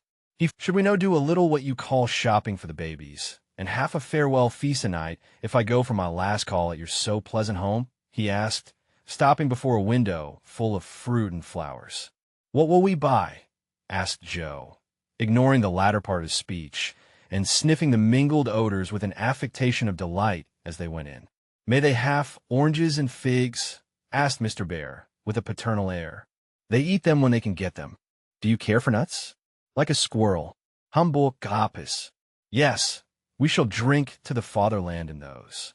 Jo frowned upon that piece of extravagance, and asked why he didn't buy a frail of dates, a cask of raisins, and a bag of almonds, and be done with it, whereat Mr. Bear confiscated her purse, produced his own, and finished the marketing by buying several pounds of grapes, a pot of rosy daisies, and a pretty jar of honey, to be regarded in the light of a demijohn. Then, distorting his pockets with knobby bundles, and giving her the flowers to hold, he put up the old umbrella, and they traveled on again. "Miss Marsh, I have a great favor to ask of you," began the professor, after a moist promenade of half a block. "Yes, sir?"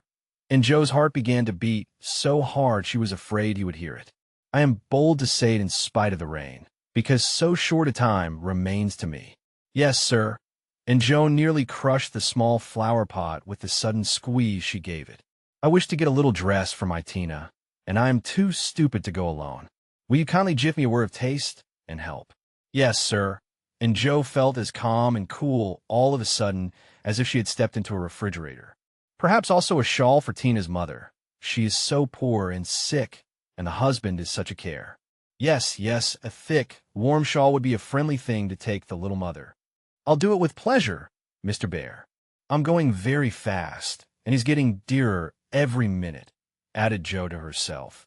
Then, with a mental shake, she entered into the business with an energy that was pleasant to behold. Mr. Bear left it all to her, so she chose a pretty gown for Tina and then ordered out the shawls. The clerk, being a married man, condescended to take an interest in the couple, who appeared to be shopping for their family. "Your lady may prefer this. It's a superior article, a most desirable color, quite chaste and genteel," he said, shaking out a comfortable gray shawl and throwing it over Jo's shoulders. "Does this suit you, Mr. Bear?" she asked, turning her back to him, and feeling deeply grateful for the chance of hiding her face. "Excellently well. We will have it," answered the professor, smiling to himself as he paid for it, while Jo continued to rummage the counters like a confirmed bargain hunter. "Now shall we go home?" he asked, as if the words were very pleasant to him. "Yes, it's late, and I'm so tired." Jo's voice was more pathetic than she knew, for now the sun seemed to have gone in as suddenly as it came out, and the world grew muddy and miserable again. And for the first time she discovered that her feet were cold, her head ached, and that her heart was colder than the former, fuller of pain than the latter. Mr. Bear was going away. He only cared for her as a friend. It was all a mistake, and the sooner it was over the better.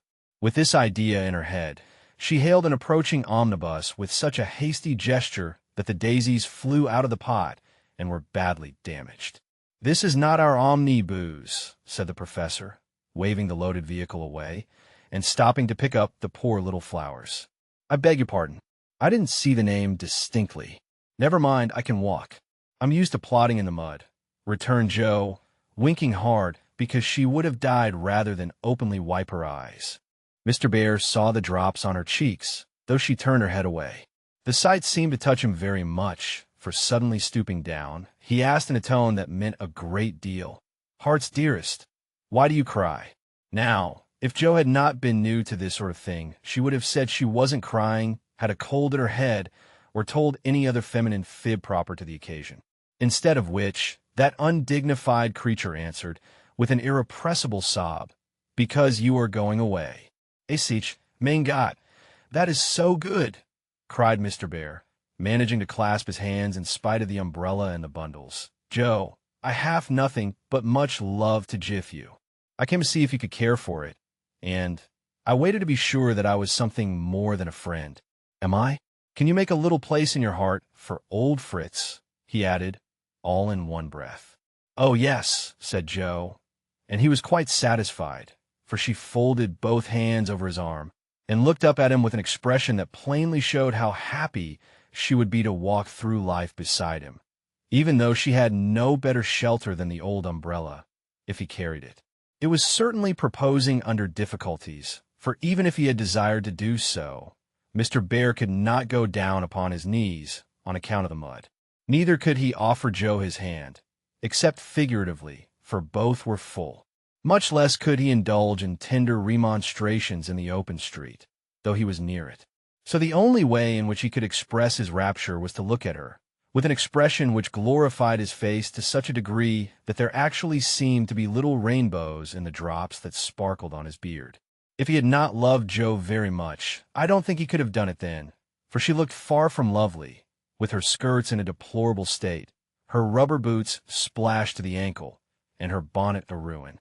Fortunately, Mr. Bear considered her the most beautiful woman living, and she found him more Jove-like than ever, though his hat brim was quite limp with the little rills trickling thence upon his shoulders, for he held the umbrella all over Joe, and every finger of his gloves needed mending. Passers-by probably thought them a pair of harmless lunatics, for they entirely forgot to hail a bus, and strolled leisurely along, oblivious of deepening dusk and fog. Little they cared what anybody thought, for they were enjoying the happy hour that seldom comes but once in any life, the magical moment which bestows youth on the old, beauty on the plain, wealth on the poor, and gives human hearts a foretaste of heaven. The professor looked as if he had conquered a kingdom, and the world had nothing more to offer him in the way of bliss, while Joe trudged beside him, feeling as if her place had always been there, and wondering how she ever could have chosen any other lot.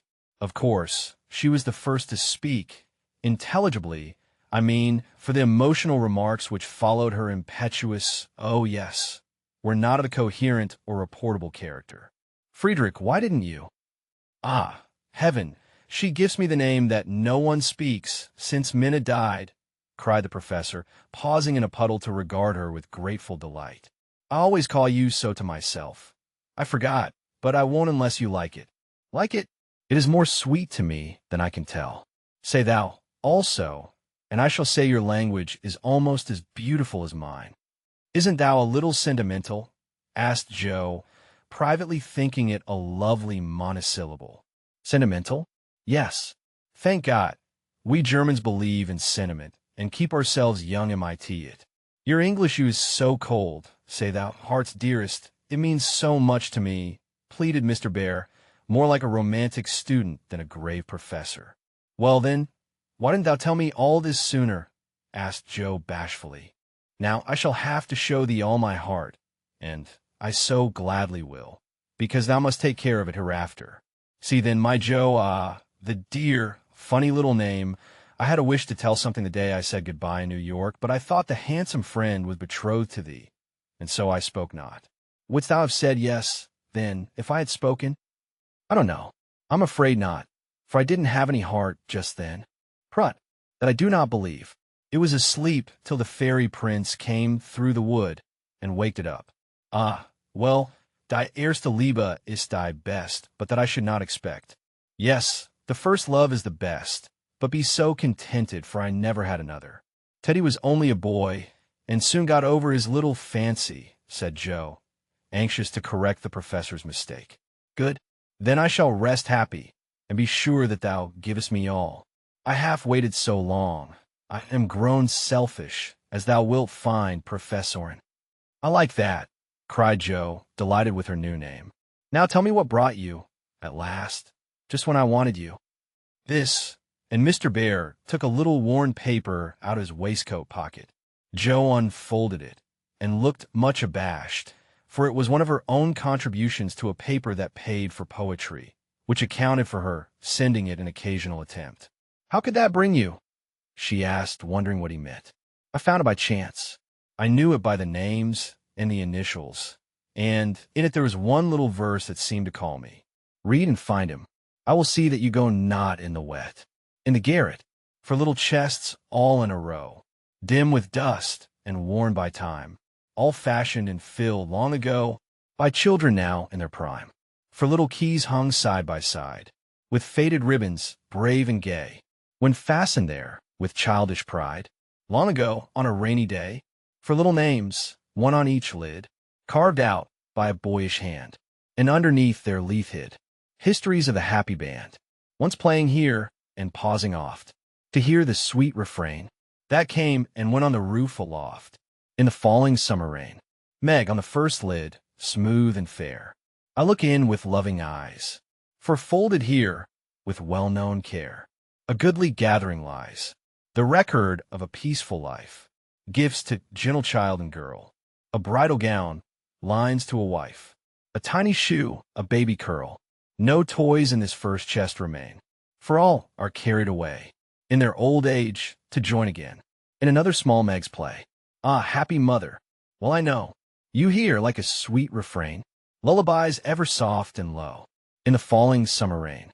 Joe, on the next lid, scratched and worn, and within a motley store of headless dolls, of schoolbooks torn, birds and beasts that speak no more, spoils brought home from the fairy ground, only trod by youthful feet, dreams of a future never found, memories of a past still sweet, half-writ poems, stories wild, April letters, warm and cold, diaries of a willful child, hints of a woman early old, a woman in a lonely home, hearing, like a sad refrain, be worthy, love, and love will come, in the falling summer rain. My Beth, the dust is always swept from the lid that bears your name, as if by loving eyes that wept, by careful hands that often came. Death canonized for us one saint, ever less human than divine, and still we lay, with tender plaint, relics in this household shrine, the silver bell, so seldom rung, the little cap which last she wore, the fair, dead Catherine that hung, by angels born above her door, the songs she sang without lament, in her prison house of pain, forever are they sweetly blent, with the falling summer rain, upon the last lid's polished field, legend now both fair and true, a gallant knight bears on his shield, Amy, in letters gold and blue, within lie snoods that bound her hair, slippers that have danced their last, faded flowers laid by with care, fans whose airy toils are past, gay valentines all ardent flames, trifles that have borne their part, in girlish hopes and fears and shames, the record of a maiden heart, now learning fairer, truer spells, hearing, like a blithe refrain, the silver sound of bridal bells, in the falling summer rain, for little chests all in a row, dim with dust and worn by time, for women taught by weal and woe, to love and labor in their prime, for sisters parted for an hour, none lost, one only gone before, made by love's immortal power, nearest and dearest evermore. Oh, when these hidden stores of ours lie open to the Father's sight. May they be rich in golden hours, deeds that show fairer for the light, lives whose brave music long shall ring, like a spirit-stirring strain, souls that shall gladly soar and sing, in the long sunshine after rain. It's very bad poetry, but I felt it when I wrote it one day when I was very lonely and had a good cry on a rag bag. I never thought it would go where it could tell tales, said Joe, tearing up the verses the professor had treasured so long. Let it go. It has done its duty, and I will have a fresh one when I read all the brown book in which she keeps her little secrets, said Mr. Bear with a smile as he watched the fragments fly away on the wind. Yes, he added earnestly, I read that, and I think to myself, she has a sorrow, she is lonely, she would find comfort in true love. I have a heart full for her. Shall I not go and say, if this is not too poor a thing to give for what I shall hope to receive, take it in God's name? And so you came to find that it was not too poor, but the one precious thing I needed, whispered Joe. I had no courage to think that at first, heavenly kind as was your welcome to me. But soon I began to hope, and then I said, I will have her if I die for it. And so I will, cried Mr. Bear, with a defiant nod, as if the walls of mist closing round them were barriers which he was to surmount or valiantly knock down. Joe thought that was splendid, and resolved to be worthy of her knight, though he did not come prancing on a charger in gorgeous array. What made you stay away so long? She asked presently, finding it so pleasant to ask confidential questions and get delightful answers that she could not keep silent. It was not easy, but I could not find the heart to take you from that so happy home until I could have a prospect of one to jiff you, after much time, perhaps, and hard work. How could I ask you to jiff up so much for a poor old fellow, who has no fortune but a little learning? I'm glad you were poor. I couldn't bear a rich husband, said Joe decidedly, adding in a softer tone, don't fear poverty. I've known it long enough to lose my dread and be happy working for those I love, and don't call yourself old. 40 is the prime of life. I couldn't help loving you if you were 70. The professor found that so touching that he would have been glad of his handkerchief, if he could have got at it. As he couldn't, Joe wiped his eyes for him and said, laughing as she took away a bundle or two, I may be strong-minded, but no one can say I'm out of my sphere now, for woman's special mission is supposed to be drying tears and bearing burdens. I'm to carry my share, Friedrich, and help to earn the home. Make up your mind to that, or I'll never go, she added resolutely, as he tried to reclaim his load. We shall see. Have you patience to wait a long time, Joe? I must go away and do my work alone. I must help my boys first, because, even for you, I may not break my word to Minna. Can you forgive that, and be happy while we hope and wait? Yes, I know I can, for we love one another, and that makes all the rest easy to bear. I have my duty also and my work. I couldn't enjoy myself if I neglected them even for you, so there's no need of hurry or impatience. You could do your part out west, I can do mine here, and both be happy hoping for the best, and leaving the future to be as God wills. Ah, thou giffest me such hope and courage, and I have nothing to giff back but a full heart and these empty hands, cried the professor, quite overcome. Joe never would learn to be proper, for when he said that as they stood upon the steps, she just put both hands into his, whispering tenderly, not empty now, and stooping down, kissed her Friedrich under the umbrella.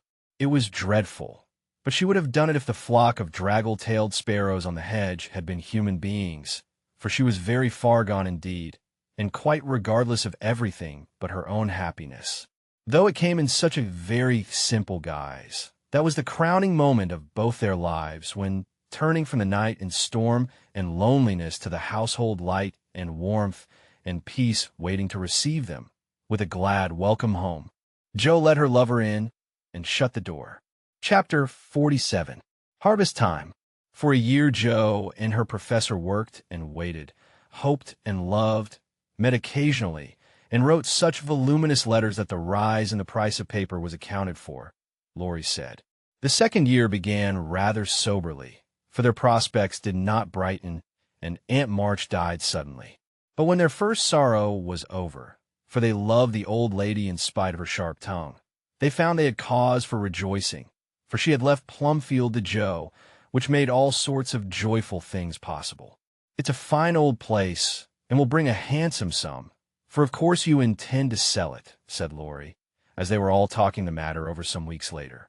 "No, I don't," was Joe's decided answer, as she petted the fat poodle, whom she had adopted out of respect to his former mistress. "You don't mean to live there?" "Yes, I do. But, my dear girl, it's an immense house, and will take a power of money to keep it in order. The garden and orchard alone need 2 or 3 men, and farming isn't in Bear's line. I take it. He'll try his hand at it there if I propose it. And you expect to live on the produce of the place? Well, that sounds paradisiacal, but you'll find it desperate hard work. The crop we're going to raise is a profitable one." And Joe laughed. "Of what is this fine crop to consist, ma'am?" "Boys. I want to open a school for little lads, a good, happy, home-like school, with me to take care of them and Fritz to teach them." "That's a truly joyous plan for you. Isn't that just like her?" cried Laurie, appealing to the family, who looked as much surprised as he. "I like it," said Mrs. March decidedly. "So do I," added her husband, who welcomed the thought of a chance for trying the Socratic method of education on modern youth. "It will be an immense care for Joe," said Meg, stroking the head of her one all-absorbing son. "Joe can do it and be happy in it. It's a splendid idea. Tell us all about it," cried Mr. Lawrence, who had been longing to lend the lovers a hand, but knew that they would refuse his help. "I knew you'd stand by me, sir. Amy does, too. I see it in her eyes, though she prudently waits to turn it over in her mind before she speaks. Now, my dear people," continued Joe earnestly, "just understand that this isn't a new idea of mine, but a long-cherished plan. Before my Fritz came, I used to think how, when I'd made my fortune and no one needed me at home, I'd hire a big house and pick up some poor, forlorn little lads who hadn't any mothers, and take care of them, and make life jolly for them before it was too late. I see so many going to ruin for want of help at the right minute. I love so to do anything for them. I seem to feel their wants and sympathize with their troubles, and, oh, I should so like to be a mother to them." Mrs. March held out her hand to Joe, who took it, smiling, with tears in her eyes, and went on in the old enthusiastic way, which they had not seen for a long while. "I told my plan to Fritz once, and he said it was just what he would like, and agreed to try it when we got rich. Bless his dear heart, he's been doing it all his life. Helping poor boys, not getting rich, that he'll never be. Money doesn't stay in his pocket long enough to lay up any. But now, thanks to my good old aunt, who loved me better than I ever deserved, I'm rich, at least I feel so, and we can live at Plumfield perfectly well if we have a flourishing school. It's just the place for boys. The house is big, and the furniture strong and plain. There's plenty of room for dozens inside, and splendid grounds outside. They could help in a garden and orchard. Such work is healthy, isn't it, sir? Then Fritz could train and teach in his own way, and father will help him. I can feed and nurse and pet and scold them, and mother will be my standby. I've always longed for lots of boys, and never had enough. Now I can fill the house full and revel in the little dears to my heart's content. Think what luxury! Plumfield my own, and a wilderness of boys to enjoy it with me." As Joe waved her hands and gave a sigh of rapture, the family went off into a gale of merriment, and Mr. Lawrence laughed till they thought he'd have an apoplectic fit. "I don't see anything funny," she said gravely, when she could be heard. "Nothing could be more natural and proper than for my professor to open a school, and for me to prefer to reside in my own estate." "She is putting on airs already," said Laurie, who regarded the idea in the light of a capital joke. "But may I inquire how you intend to support the establishment? If all the pupils are little ragamuffins, I'm afraid your crop won't be profitable in a worldly sense, Mrs. Bear. Now don't be a wet blanket, Teddy. Of course I shall have rich pupils. Also, perhaps begin with such altogether. Then, when I got to start, I can take in a ragamuffin or two, just for a relish. Rich people's children often need care and comfort, as well as poor. I've seen unfortunate little creatures left to servants, or backward ones pushed forward, when it's real cruelty. Some are naughty through mismanagement or neglect, and some lose their mothers. Besides, the best have to get through the hobbledehoy age, and that's the very time they need most patience and kindness. People laugh at them and hustle them about, try to keep them out of sight, and expect them to turn all at once from pretty children into fine young men. They don't complain much, plucky little souls, but they feel it. I've been through something of it, and I know all about it. I've a special interest in such young bears, and like to show them that I see the warm, honest, well-meaning boys' hearts, in spite of the clumsy arms and legs and the topsy-turvy heads. I've had experience, too, for haven't I brought up one boy to be a pride and honor to his family? I'll testify that you tried to do it, said Laurie with a grateful look. And I've succeeded beyond my hopes, for here you are, a steady, sensible businessman, doing heaps of good with your money, and laying up the blessings of the poor instead of dollars. But you are not merely a businessman. You love good and beautiful things, enjoy them yourself, and let others go halves, as you always did in the old times. I am proud of you, Teddy, for you get better every year, and everyone feels it, though you won't let them say so. Yes, and when I have my flock, I'll just point to you and say, there's your model, my lads. Poor Laurie didn't know where to look, for, man though he was, something of the old bashfulness came over him as this burst of praise made all faces turn approvingly upon him. I say, Joe, that's rather too much, he began, just in his old boyish way. You have all done more for me than I can ever thank you for, except by doing my best not to disappoint you. You have rather cast me off lately, Joe, but I've had the best of help, nevertheless. So, if I've got on at all, you may thank these two for it. And he laid one hand gently on his grandfather's head, and the other on Amy's golden one, for the three were never far apart. I do think that families are the most beautiful things in all the world, burst out Joe, who was in an unusually uplifted frame of mind just then. When I have one of my own, I hope it will be as happy as the three I know and love the best. If John and my Fritz were only here, it would be quite a little heaven on earth, she added more quietly. And that night, when she went to her room after a blissful evening of family councils, hopes, and plans, her heart was so full of happiness that she could only calm it by kneeling beside the empty bed always near her own, and thinking tender thoughts of Beth. It was a very astonishing year altogether, for things seemed to happen in an unusually rapid and delightful manner. Almost before she knew where she was, Jo found herself married and settled at Plumfield. Then a family of 6 or 7 boys sprung up like mushrooms, and flourished surprisingly, poor boys as well as rich, for Mr. Lawrence was continually finding some touching case of destitution, and begging the bears to take pity on the child, and he would gladly pay a trifle for its support. In this way, the sly old gentleman got round proud Jo, and furnished her with the style of boy in which she most delighted. Of course it was uphill work at first, and Jo made queer mistakes, but the wise professor steered her safely into calmer waters, and the most rampant ragamuffin was conquered in the end. How Jo did enjoy her wilderness of boys, and how poor, dear Aunt March would have lamented had she been there to see the sacred precincts of prim, well-ordered Plumfield overrun with Toms, Dicks, and Harrys. There was a sort of poetic justice about it. After all, for the old lady had been the terror of the boys for miles around, and now the exiles feasted freely on forbidden plums, kicked up the gravel with profane boots unreproved, and played cricket in the big field where the irritable cow with a crumpled horn used to invite rash youths to come and be tossed. It became a sort of boys' paradise, and Laurie suggested that it should be called the Beargarten as a compliment to its master and appropriate to its inhabitants. It never was a fashionable school, and the professor did not lay up a fortune, but it was just what Jo intended it to be, a happy, home-like place for boys who needed teaching, care, and kindness. Every room in the big house was soon full. Every little plot in the garden soon had its owner.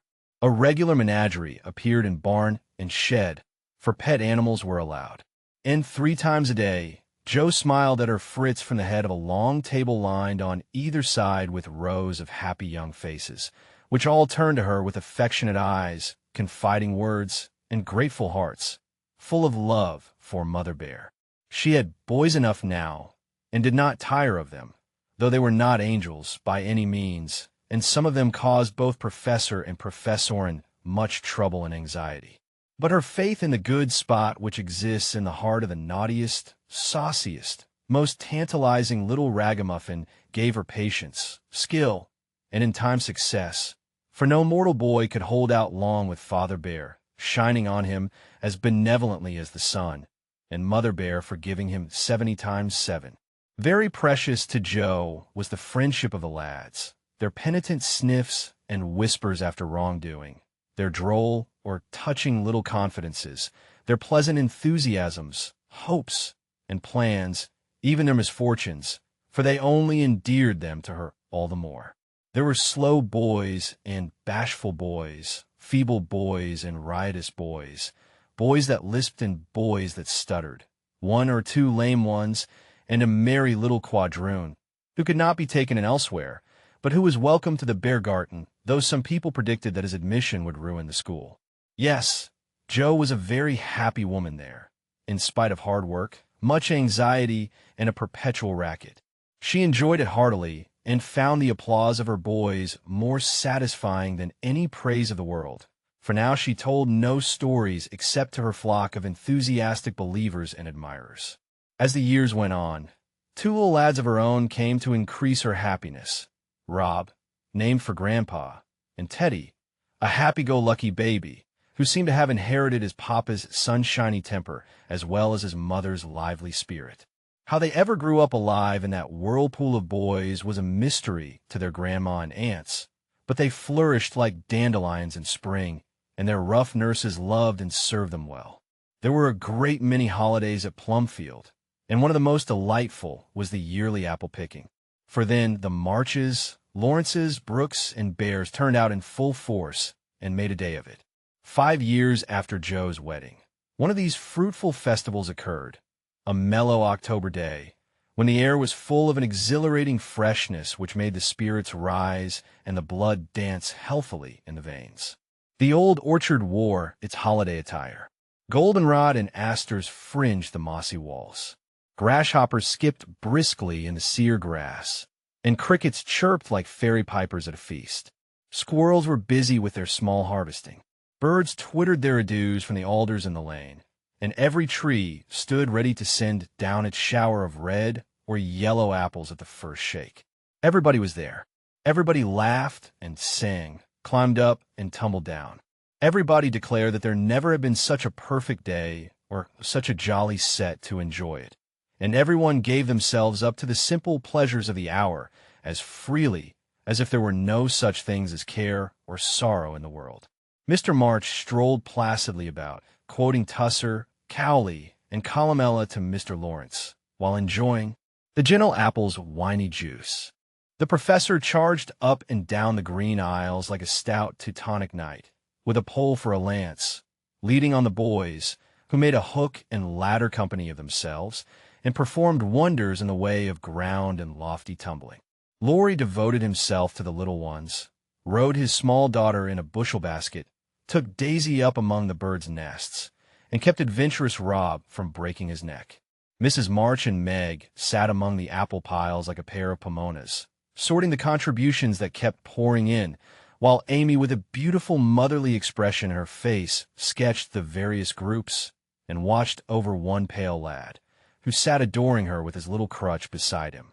Jo was in her element that day, and rushed about, with her gown pinned up, and her hat anywhere but on her head, and her baby tucked under her arm, ready for any lively adventure which might turn up. Little Teddy bore a charmed life, for nothing ever happened to him, and Jo never felt any anxiety when he was whisked up into a tree by one lad, galloped off on the back of another, or supplied with sour russets by his indulgent papa, who labored under the Germanic delusion that babies could digest anything, from pickled cabbage to buttons, nails, and their own small shoes. She knew that little Ted would turn up again in time, safe and rosy, dirty and serene, as she always received him back with a hearty welcome, for Jo loved her babies tenderly. At 4 o'clock a lull took place, and baskets remained empty, while the apple pickers rested and compared rents and bruises. Then Jo and Meg, with a detachment of the bigger boys, set forth the supper on the grass, for an out-of-door tea was always the crowning joy of the day. The land literally flowed with milk and honey on such occasions, for the lads were not required to sit at table, but allowed to partake of refreshment as they liked, freedom being the sauce best beloved by the boyish soul. They availed themselves of the rare privilege to the fullest extent, for some tried the pleasing experiment of drinking milk while standing on their heads. Others lent a charm to leapfrog by eating pie in the pauses of the game. Cookies were sown broadcast over the field, and apple turnovers roost in the trees like a new style of bird. The little girls had a private tea party, and Ted roved among the edibles at his own sweet will. When no one could eat any more, the professor proposed the first regular toast, which was always drunk at such times. Aunt March, God bless her. A toast heartily given by the good man, who never forgot how much he owed her, and quietly drunk by the boys, who had been taught to keep her memory green. Now, Grandma's 60th birthday, long life to her, with 3 times 3. That was given with a will, as you may well believe, and the cheering once begun, it was hard to stop it. Everybody's health was proposed for Mr. Lawrence, who was considered their special patron, to the astonished guinea pig, who had strayed from its proper sphere in search of its young master. Demi, as the oldest grandchild, then presented the queen of the day with various gifts, so numerous that they were transported to the festive scene in a wheelbarrow. Funny presents, some of them, but what would have been defects to other eyes were ornaments to Grandma's, for the children's gifts were all their own. Every stitch Daisy's patient little fingers had put into the handkerchiefs she hemmed was better than embroidery to Mrs. March. Demi's miracle of mechanical skill, though the cover wouldn't shut. Rob's footstool had a wiggle in its uneven legs that she declared was soothing, and no page of the costly book Amy's child gave her was so fair as that on which appeared in tipsy capitals the words, "To dear Grandma," from her little Beth. During the ceremony, the boys had mysteriously disappeared, and when Mrs. March had tried to thank her children and broken down, while Teddy wiped her eyes on his pinafore, the professor suddenly began to sing. Then, from above him, voice after voice took up the words, and from tree to tree echoed the music of the unseen choir, as the boys sang with all their hearts the little song that Joe had written. Laurie set to music, and the professor trained his lads to give with the best effect. This was something altogether new, and it proved a grand success, for Mrs. March couldn't get over her surprise, and insisted on shaking hands with every one of the featherless birds, from tall Franz and Emile to the little quadroon, who had the sweetest voice of all. After this, the boys dispersed for a final lark, leaving Mrs. March and her daughters under the festival tree. I don't think I ever ought to call myself Unlucky Joe again, when my greatest wish has been so beautifully gratified, said Mrs. Bear, taking Teddy's little fist out of the milk pitcher, in which he was rapturously churning. And yet your life is very different from the one you pictured so long ago. Do you remember our castles in the air? Asked Amy, smiling as she watched Laurie and John playing cricket with the boys. Dear fellows, it does my heart good to see them forget business and frolic for a day, answered Joe, who now spoke in a maternal way of all mankind. Yes, I remember, but the life I wanted then seems selfish, lonely, and cold to me now. I haven't given up the hope that I may write a good book yet, but I can wait, and I'm sure it will be all the better for such experiences and illustrations as these. And Joe pointed from the lively lads in the distance to her father, leaning on the professor's arm, as they walked to and fro in the sunshine, deep in one of the conversations which both enjoyed so much, and then to her mother, sitting enthroned among her daughters, with their children in her lap and at her feet, as if all found help and happiness in the face which never could grow old to them.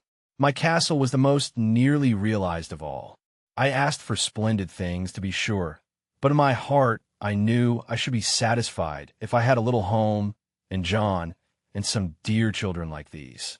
I've got them all, thank God, and am the happiest woman in the world. And Meg laid her hand on her tall boy's head, with a face full of tender and devout content. My castle is very different from what I planned, but I would not alter it, though, like Joe, I don't relinquish all my artistic hopes or confine myself to helping others fulfill their dreams of beauty. I've begun to model a figure of baby, and Lori says it is the best thing I've ever done.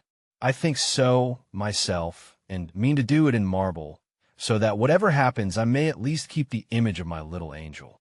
As Amy spoke, a great tear dropped on the golden hair of the sleeping child in her arms, for her one well-beloved daughter was a frail little creature, and the dread of losing her was the shadow over Amy's sunshine. This cross was doing much for both father and mother, for one love and sorrow bound them closely together. Amy's nature was growing sweeter, deeper, and more tender. Lori was growing more serious, strong, and firm, and both were learning that beauty, youth, good fortune, even love itself, cannot keep care and pain, loss and sorrow, from the most blessed for. Into each life some rain must fall.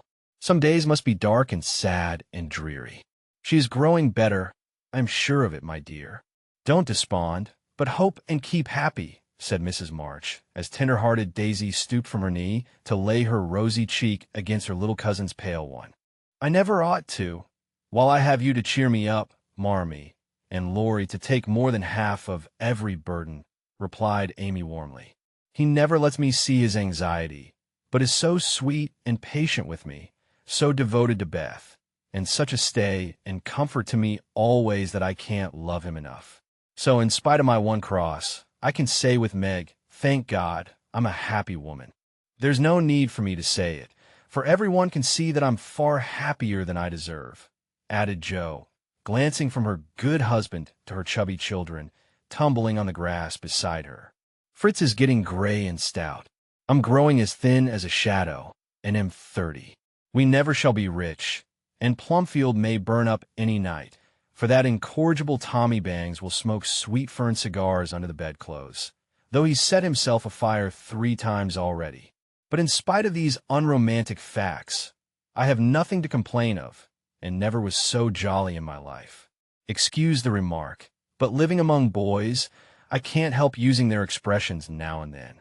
Yes, Jo, I think your harvest will be a good one, began Mrs. March, frightening away a big black cricket that was staring Teddy out of countenance. Not half so good as yours, mother. Here it is, and we never can thank you enough for the patient sowing and reaping you have done, cried Jo, with the loving impetuosity which she never would outgrow. I hope there will be more wheat and fewer tares every year, said Amy softly. A large sheaf, but I know there's room in your heart for it. Marmee dear, added Meg's tender voice. Touched to the heart, Mrs. March could only stretch out her arms, as if to gather children and grandchildren to herself, and say, with face and voice full of motherly love, gratitude, and humility, "Oh, my girls, however long you may live, I never can wish you a greater happiness than this." This is where part 2 comes to an end. We hope you enjoyed this classic audiobook. Please share your thoughts in the comments, and tell us which sister you connected with the most. If you're new to the channel, don't forget to subscribe for more classic audiobooks. Thank you for listening, and we'll see you in the next story.